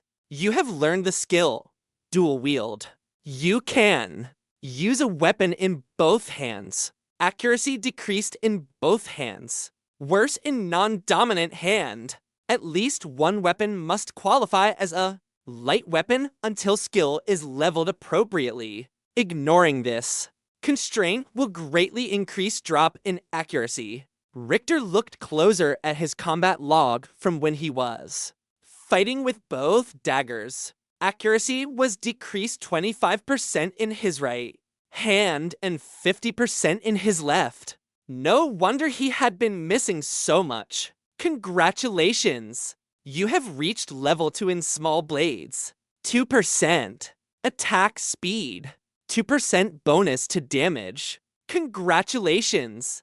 You have reached level 4 in life magic. New spells are now available. The bump in attack speed was nothing to sneeze at. All things being equal, daggers and short swords would likely never completely match longer weapons in raw damage potential. But if you were able to make twice as many attacks in the same amount of time, then who cared? Richter let Shin collect all of the spectral dust scents. He made sure to tell the sprite about the 3 qualities he had identified. The Fades hadn't dropped any other loot. Alma dropped down to his shoulders. He had told her to remain above the fray with Festooned. The temperamental side dragonling had of course ignored him, and he had seen her sweeping down to use her Psy Blast. Unfortunately, it had no effect on the Fades, perhaps because they were pure spirits. She had narrowly avoided being caught on razor sharp claws. After that, she had decided the smart move might be to hover above the fray. The party gathered and looked at the open skeleton doorway. Richter convinced the others to remain behind while he scouted ahead. The plan was for Festooned to turn invisible and lead the way. When Festooned had first been summoned, he couldn't be more than 100 yards from Richter if they weren't in the village. That range seemed to have expanded to more than twice that. Either way, Richter didn't want the remnant more than 100 yards ahead. If there were any more lightning crystals or other magical traps, Festooned could come to a bad end. Richter moved to the doorway, cast night vision, and then walked into the dark hallway. He tried to activate his stealth skill, but was unsuccessful. More accurately, he could stealth, but the eye gauge remained wide open. When he was in stealth mode, if he was successfully hidden, then an icon with a closed eye appeared at the corner of his vision. The less effective he was in concealing himself, the wider the eye grew until it was fully open. The eye was still green, meaning he wasn't being directly visualized by an enemy, but he was a bit concerned that his ability was on the fritz. Suddenly, he realized there was more light in the tunnel than there should be. Slapping his hand to his forehead, he dismissed minor life aura. After that, he was easily able to cloak himself in shadow between Festooned as his early warning system and the shadows hiding him from view. He felt well protected. The hallway was made of long bones. Richter had to be careful of his footing. The knobs at the end of each bone made walking somewhat treacherous. He walked slowly though and avoided any noisy falls. He continued walking straight for a bit less than half an hour, and then the hallway opened up into a large stone room. Horizontal alcoves were carved into the walls. Any given section of wall had 3 stacked, floor to ceiling. Most were filled with corpses or skeletons. What captured Richter's attention, though, was the mass of fades in the room. There were multiple doorways leading off at odd points from the chamber.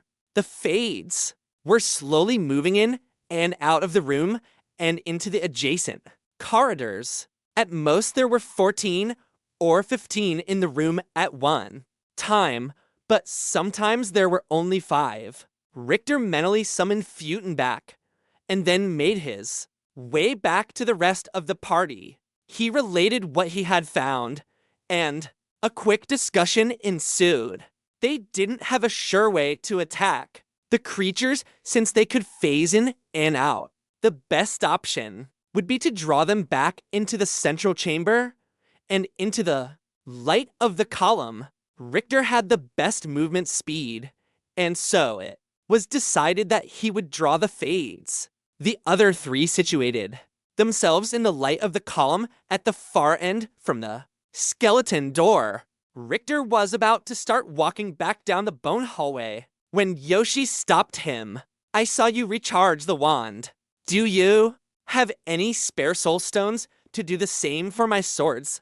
Richter nodded, and Yoshi handed him one of his swords. At first it showed up as magic sword, but Festooned flared, and Richter got to see the weapon's real stats.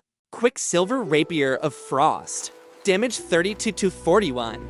Durability 86 1/100ths. Item. Class. Rare. Quality.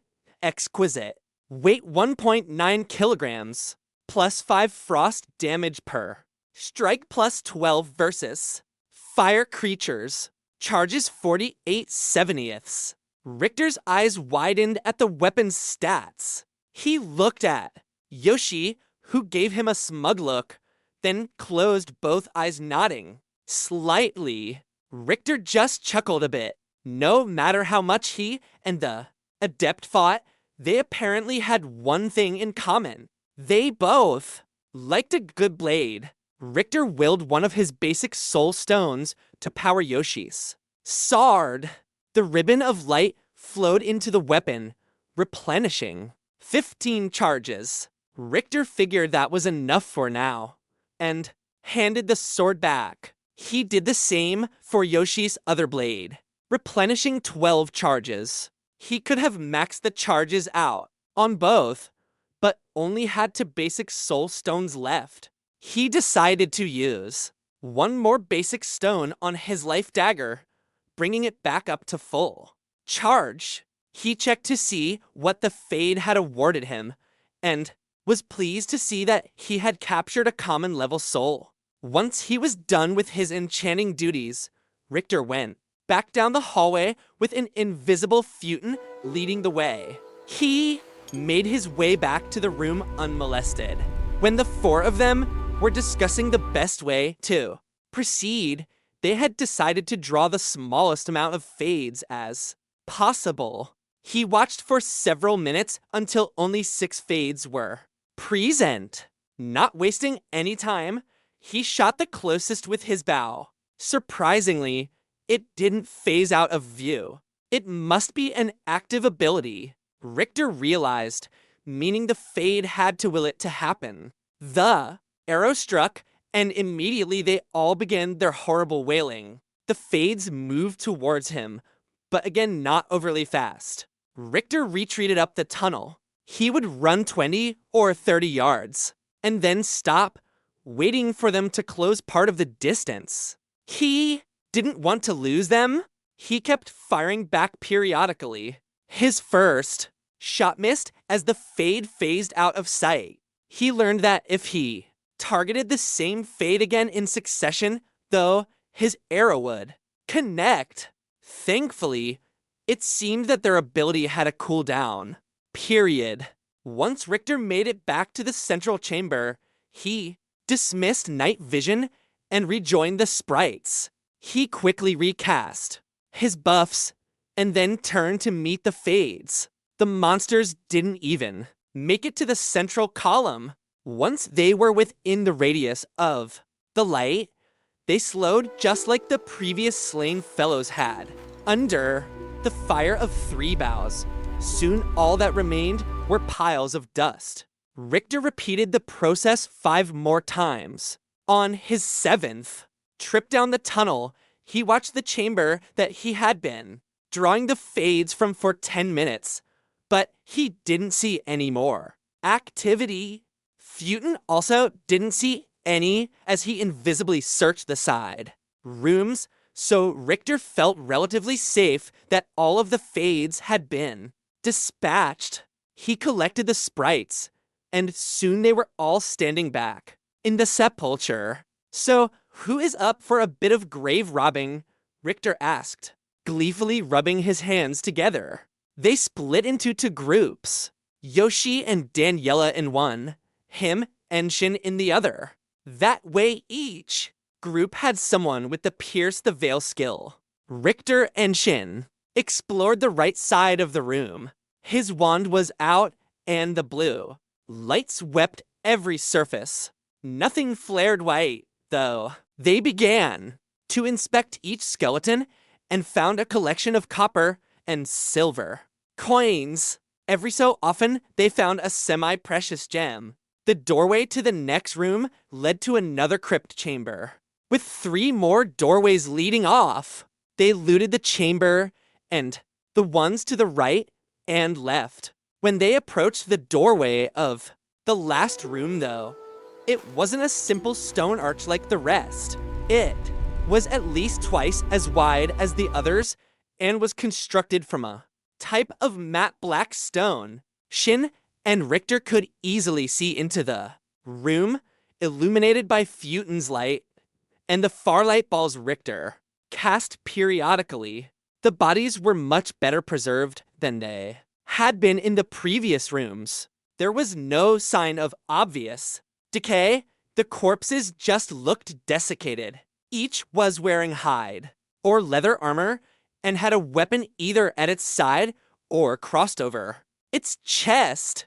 The alcoves were also upright as opposed to horizontal. 4 armored corpses stool sentinel on either side of a central closed crypt. Richter used Analyze, Draw Elite Guard, level 18, health 740, magic 0, stamina 390. Draw are warriors who willingly consign a portion of their souls to be bound to their bodies after death. All personality and individuality are gone, but what remains is a fierce determination to protect the place of their rest.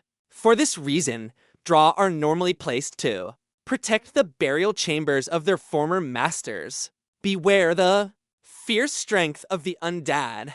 Shin was about to step into the room when Richter grabbed his shoulder and pulled him back. Something not good is going to happen if we step in there, Richter said. How do you know? You mean other than the fact that there are 8 undead warriors guarding a crypt which clearly has a boss inside. Shin looked at him sheepishly. Well, if you say it like that, then, of course, it sounds like a dumb idea. Let's just go find the others. Richter and Shin walked back towards where they had split, with Yoshi and Daniela only to find the sprites were already walking back towards them as well. Yoshi had made a makeshift torch with what looked like a bit of old cloth wrapped around the head of a leg. Bone. We found something, Yoshi said. Daniela handed over what she and Yoshi had collected from the bodies. It looked to be the same type of loot that Richter and Shin had found. He put it in his bag. Us too, Richter replied. He told the sword adept about what they had found. Yoshi nodded. There is a room this way, Yoshi said, pointing back the way he had come. It has a chest in the center, but the room is absolutely bristling with traps. Show me, Richter said. Yoshi led the way through 3 rooms, still holding the leg bone. Aloft, Richter asked him if he planned to wash his hands before he ate. Yoshi just looked back at him with a deadpan expression and kept walking. Richter couldn't resist annoying the half-sprite by shooting a ball of light ahead of them, just to prove how useless the torch was. Yoshi ignored him.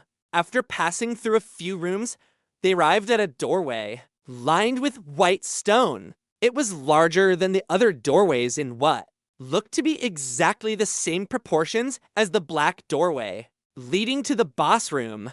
Richter gazed inside. At first, nothing special jumped out at him, but then random flagstones began to glow red. The chest itself glowed red as well. No magic glowed in the room other than the chest itself. Richter looked at Yoshi and said, "Let's get to work." It took a little over 2 hours to disarm the traps in the room. Richter was definitely able to deal with traps faster than he had a few days ago. There were a few traps to the side of the room that they could have avoided, but Yoshi figured better safe than sorry. The gold column had only appeared when they had disabled all the traps in the central chamber, after all, and there was no denying that the Light of Life had been pivotal in defeating the Fades. The Adept also raised the point that the initial wind that blew them down once they had opened the skeleton door would have made them land on traps. If there hadn't all been disarmed, if they hadn't taken the time to remove potential dangers before proceeding, it would almost certainly have meant all of their deaths. Once they had finished with the floor, that only left the chest. Richter hoped it would be an easy task, but doubted it. It had taken Killick and Leandra an entire night to safely open the chest from the Nightblade's hideout. He looked at Yoshi, who had a stern look on his face as examined the chest. The sword adept looked up and said, "I will need some time." Richter nodded and stepped back. Yoshi had started moving towards the chest when Festooned spoke. "I would advise against touching the chest." "Why?" Richter asked. "There are protective wards set on the chest, my lord." "Show me." The light at the heart of the remnant glowed brighter, and a series of overlapping circles appeared on the chest. It looked like some interwove, and other were merely laid on top or bottom of the others. Yoshi not only rested his forward movement, but jumped back sharply at seeing the now visible magical traps. "What the hell?" the warrior swore. "Okay," Richter said. "Can you disarm the wards, Festooned?" "I am unsure, my lord. I have the ability to disarm anyone, ward, but I believe they must be unraveled in a certain sequence.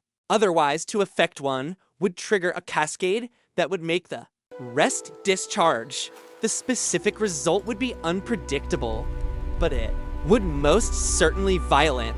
"What would happen if we just triggered them on purpose?" Daniela asked. "We could set them all off and then open the chest once they were discharged.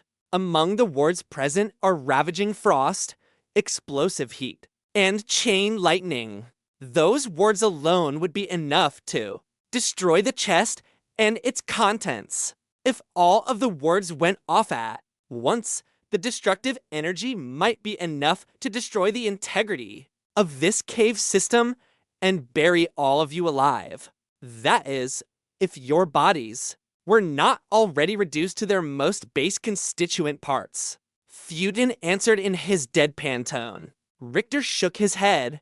Total protonic reversal. "That's bad." "Okay. Important safety tip. Thanks, Egon." The sprites were used to ignoring Richter when he started speaking nonsense at this point, so Daniela just kept trying to find a solution. "There has to be a way to open this," she said.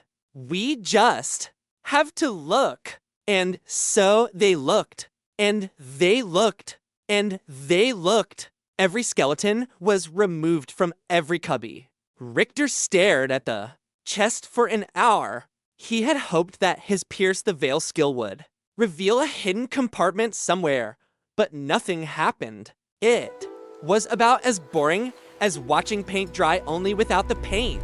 Then he stared into every cubby and alcove, but again, nothing.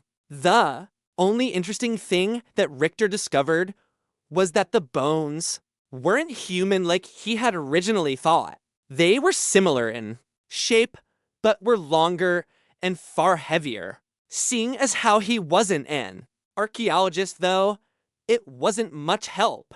He even leaned his wand, too. Shin, who shone it against every surface and floor a second time. Still nothing. The search went on for the rest of that first day and through. Another. Both nights, they bunked in the central chamber under the glow of the golden column. Yoshi had resolved that when they woke again, they would need to attack the room with the draw guards. It was the only place they hadn't looked. Richter couldn't quite get to sleep that second night. His mind searching for an answer, and his shoulders tense with irritation from night finding one. So he just laid on his back, staring up at the ceiling of the central chamber. It was a mosaic that showed the life cycle of a tree. The ceiling was divided into 9 equal squares in a 3x3 grid. One square showed the tree with full green leaves and birds flying around it. The second was of a darkened sky, the tree draped in shadow. The next was the tree bending under a strong wind. The one after showed a rainstorm, and the tree had been struck by lightning. In the fifth, the tree was on fire. The following picture, the tree had burned down and only ash remained. The next showed the sun rising over the horizon, and in the last a new green offshoot had sprung up. Richter stared up ceiling, and something tickled his memory. He opened the lore book and read again about the basic elements: earth, air, water, fire, light, dark, life, and death. 8 basic elements. 8 tiles surrounding the central symbol of a sun. He stared back up at the ceiling. It couldn't be that easy, could it?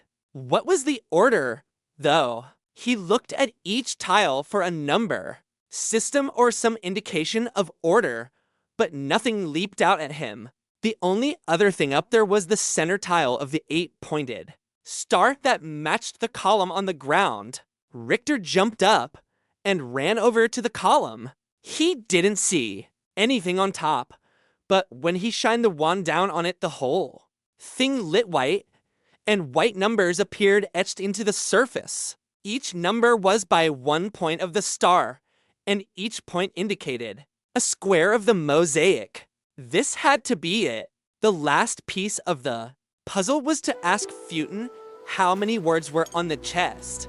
The remnant answered that there were 8 words, and each was cast in a different type of magic. Yata! He turned to the sprites who were staring at him at this point. I've got it, he said, excited. The wards need to be disarmed in the order of the mosaics on the ceiling. We can do this. They all raced back to room with a chest. Richter started giving orders. Festooned, disable the wards in this order: life, fire, water, death, dark, air, light, earth. The white light at Festoond's center started pulsing, and the lines of symbols surrounding the golden rune began spinning like tumblers on a safe. All 3 layers of symbols stopped moving, and then the golden lines comprising the ward thinned until it disappeared completely. Richter waited a moment, but when nothing happened, he gave a cheer. Thank God that worked. What? That question came from all of the sprites at once. They hadn't known that he was only mostly sure his reasoning was right. Relax, Richter said. Everything worked out. Yoshi opened his mouth with an angry expression on his face. But Richter interjected, SHHHH. Don't distract Festooned. If he loses focus, we could all blow up. Festooned spoke in his emotionless voice. I will not be distruck. Shh, Richter interjected again. Just get back to work. In less than 10 minutes, all of the wards had been disabled. Richter gave a flourishing bow. The sprites had apparently not forgot that he had just gambled their lives on a hunch, though. Yoshi just brushed past him and started examining the chest, muttering under his breath. Shin and Daniela walked away saying they were going to gather the bedrolls they had left in the central chamber. Richter sat down with a satisfied sigh, reflecting on something he had heard. Long ago, the saying was true. There was only one thing more satisfying than solving a puzzle, and with the puzzle you didn't have. To buy dinner first. Chapter 19. Richter woke to a hand shaking him. He looked up into Yoshi's face, and the sword adept was actually smiling. The scar on his face made the expression more than a little creepy. Not exactly the visage Richter would have chosen to wake up to. "What's up?" he asked. "I need your help," Yoshi said, extending a hand to help Richter. Up. Richter stood and walked across the room to the chest. Only one area of the chest was still glowed red when he looked at it. 1 foot by 3-inch rectangle. The release points are at each corner of this last trap. Do you see them? After a moment, Richter nodded. All of the points need to be pressed simultaneously. I could do it myself, but it's easier with help. Richter placed his picks, and Yoshi did the same. At Yoshi's direction, he sunk both lockpicks into the tiny holes of the mechanism. There was an audible click, and the red rectangle of the trap faded away. Richter shared an excited grin with the half-human swordsman and gestured magnanimously to the chest. Yoshi surely deserved the reward of opening it after having spent all night disarming the traps. Shin and Daniela had awoken at hearing their conversation, and now stood behind the kneeling members of their party. Yoshi put his hand on the chest lid, and they all held their breath with the anticipation of children on Christmas morning. They were not disappointed. You have found Enhanced Health Potion X4. Will restore 1 to 0 health points over 6 seconds. You have found Basic Life Oil. Apply to weapons for increased damage against death creatures. You have found Bag of Coins. You have found Book of Flame. Shoot a weak gout of flame from your hand. You have found Bone Key. You have found Hatch Wheel. You have found Iron Chain. Damage 7 to 9. Durability 20/20ths. Item. Class. Common. Quality. Average. Weight to point 4 kilograms. You have found Wooden Shield. Defense +6. Durability 40/40ths. Item class. Common. Quality. Average. Weight 3.4 kilograms. Type light. Armor. You have found Recipe. Potion of Stagnation. Halts health. Regeneration. You have found Recipe. Basic Health Potion. Restores 80 health points over 6 seconds. You have found Gold Figurine. Richter was happy that Futon had followed his direction to start identifying unknown objects without prompting. It was kinda irritating, always having to ask. The haul from the chest was amazing. Of course, after 2 solid days of work, the amount of effort that had been required to navigate the traps was maddening. Richter could very well see why this dungeon had been locked to him until he reached a level 10. Even at his current level, he couldn't have soloed it. The enemies, puzzles, and traps would have stopped him before he even got to this point. He handed the recipes to Shin, who immediately started poring over the stagnation recipe. Richter didn't really have a use for them yet. His alchemy skill was still at level 1. The sprite already knew the recipe for weak health potions, but the basic potion would be a step up.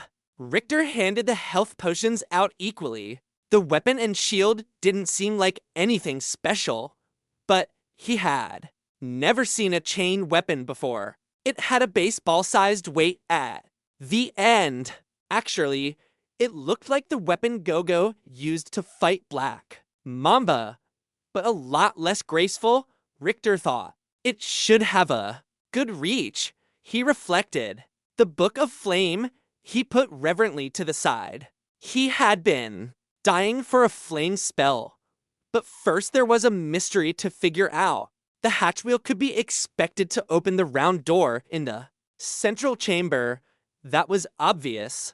They had also just found the key for this branch of the dungeon. Now, unless there were two keys to find in this section of the dungeon, which was usually not the way. These things worked, at least when the LAN had just been a game.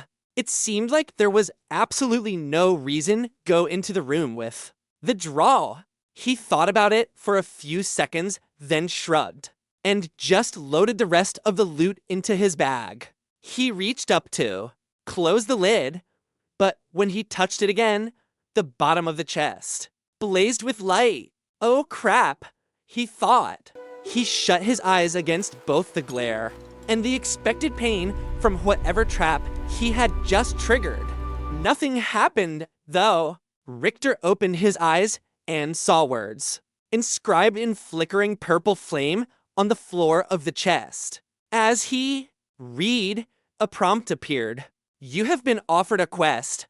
When good men do nothing, all souls deserve rest. In the far chamber, noble warriors are trapped by the desires of an evil creature. Will you free them from their servitude? Yes or no? Reward unknown. The only thing necessary for the triumph of evil is for good men to do nothing. That was the quote Richter remembered from English class. The quest was a paraphrase of the old quote, bashfully acknowledging that he had everything he needed to keep moving forward in the dungeon. He didn't need to fight those draw. In the other room, he could forget about those noble warriors. Richter stared at the bottom of the chest and then looked at his companions.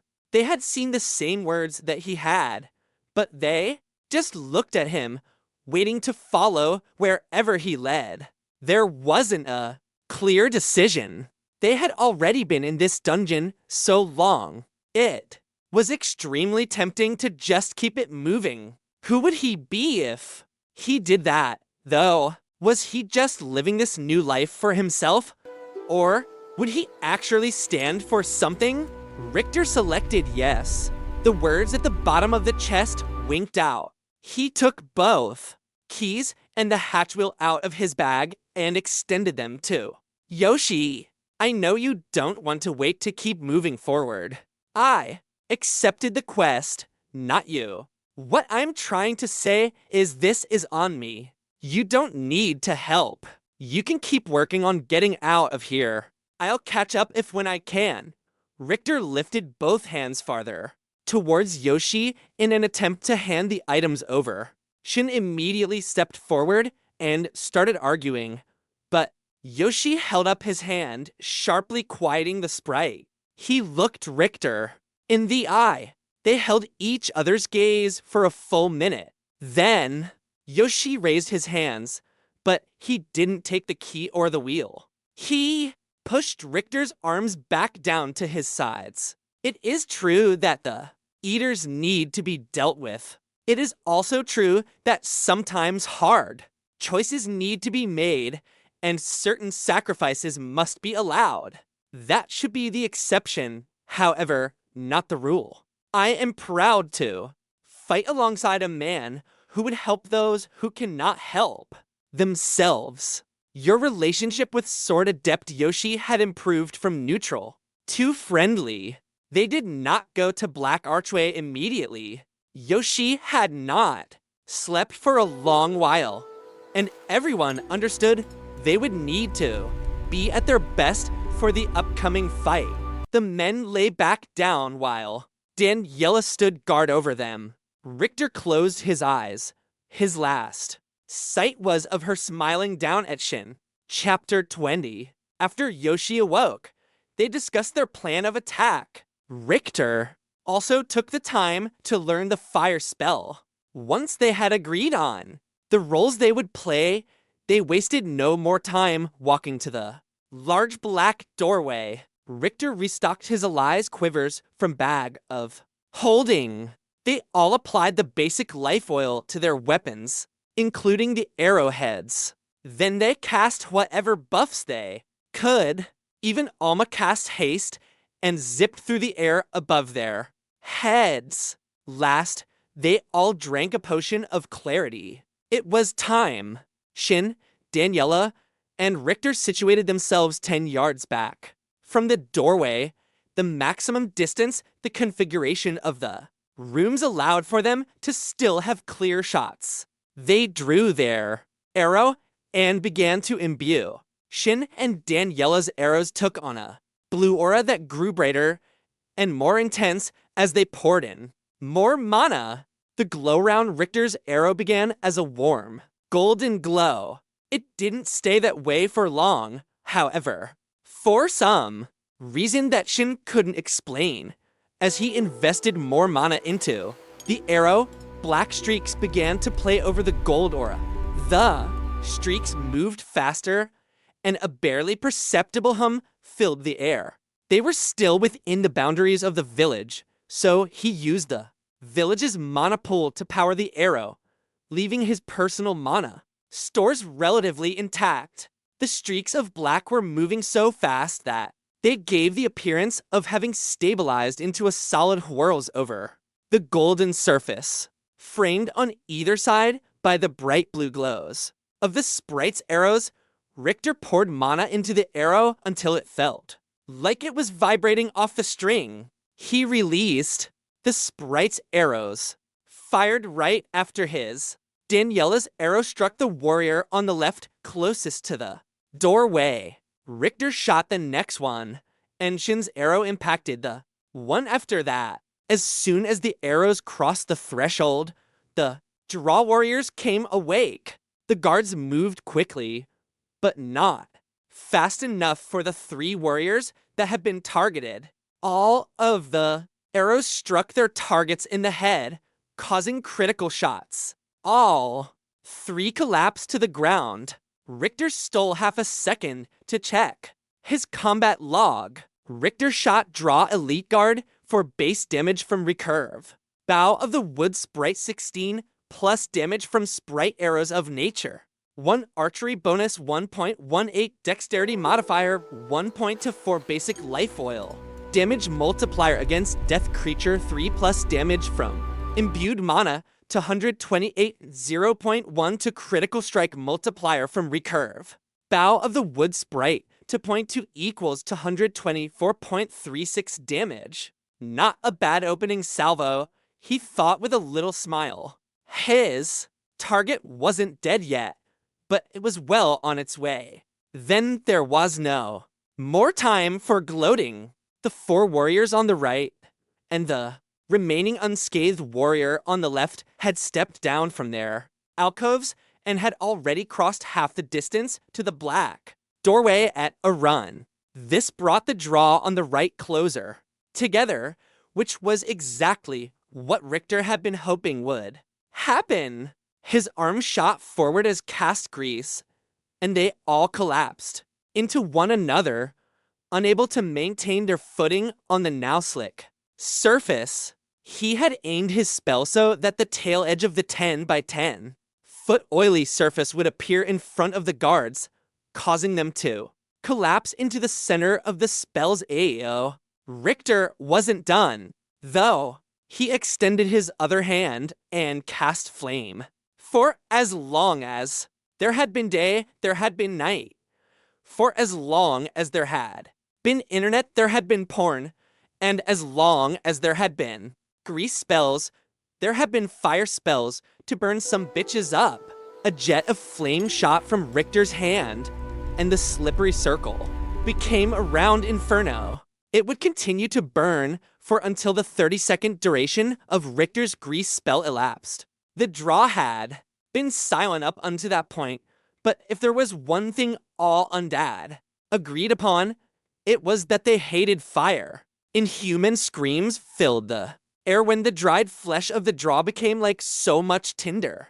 Despite the damage they were suffering, they weren't out of the fight. They weren't called elite guards for nothing. All forgot back to their feet and continued running forward.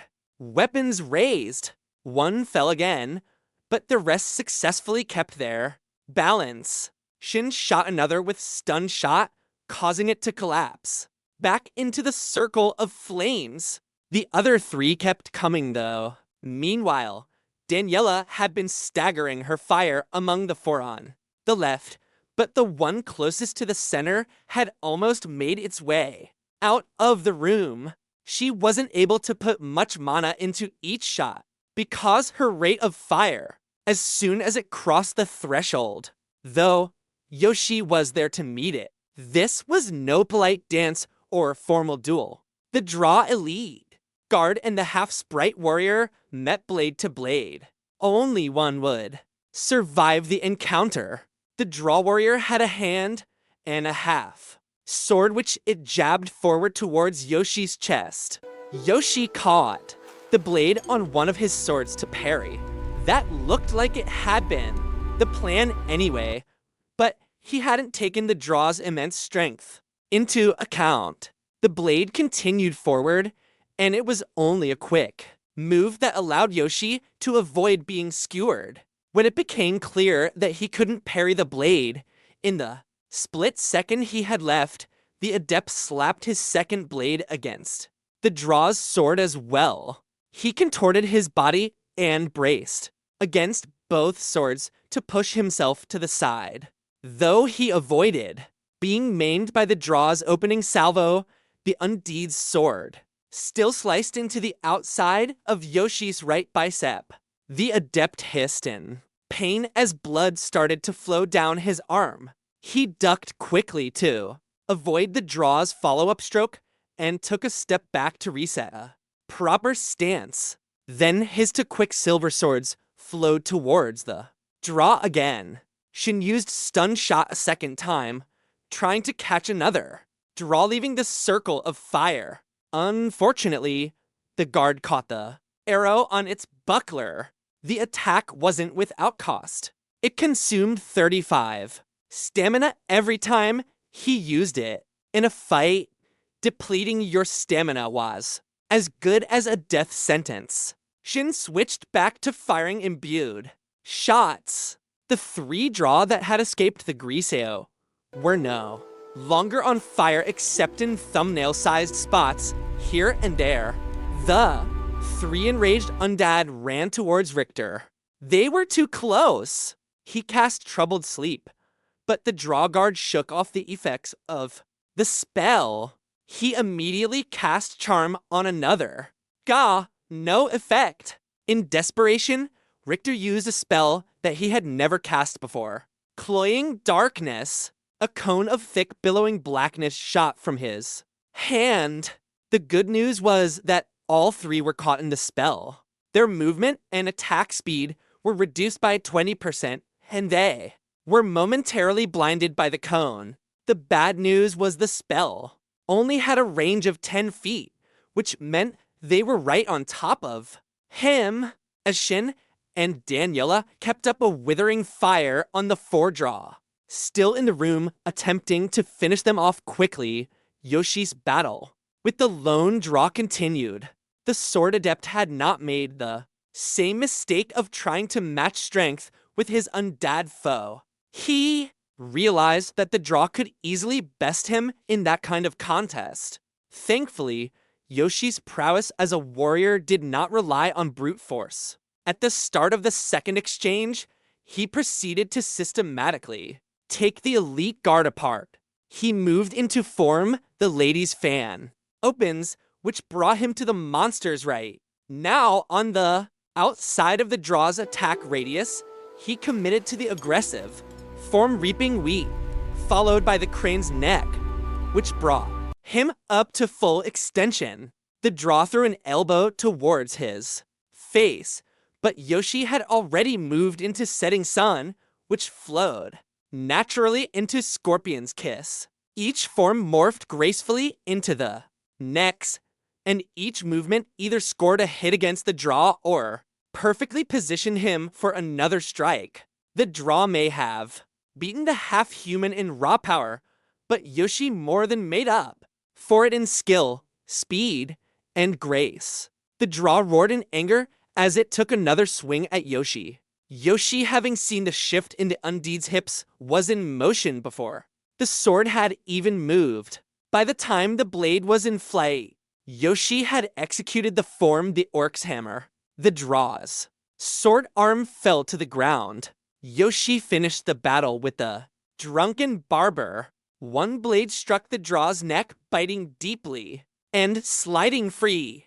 His second sword finished the decapitation, and his foe's body collapsed. The second phase of Yoshi's fight took 18.4 seconds. Richter's situation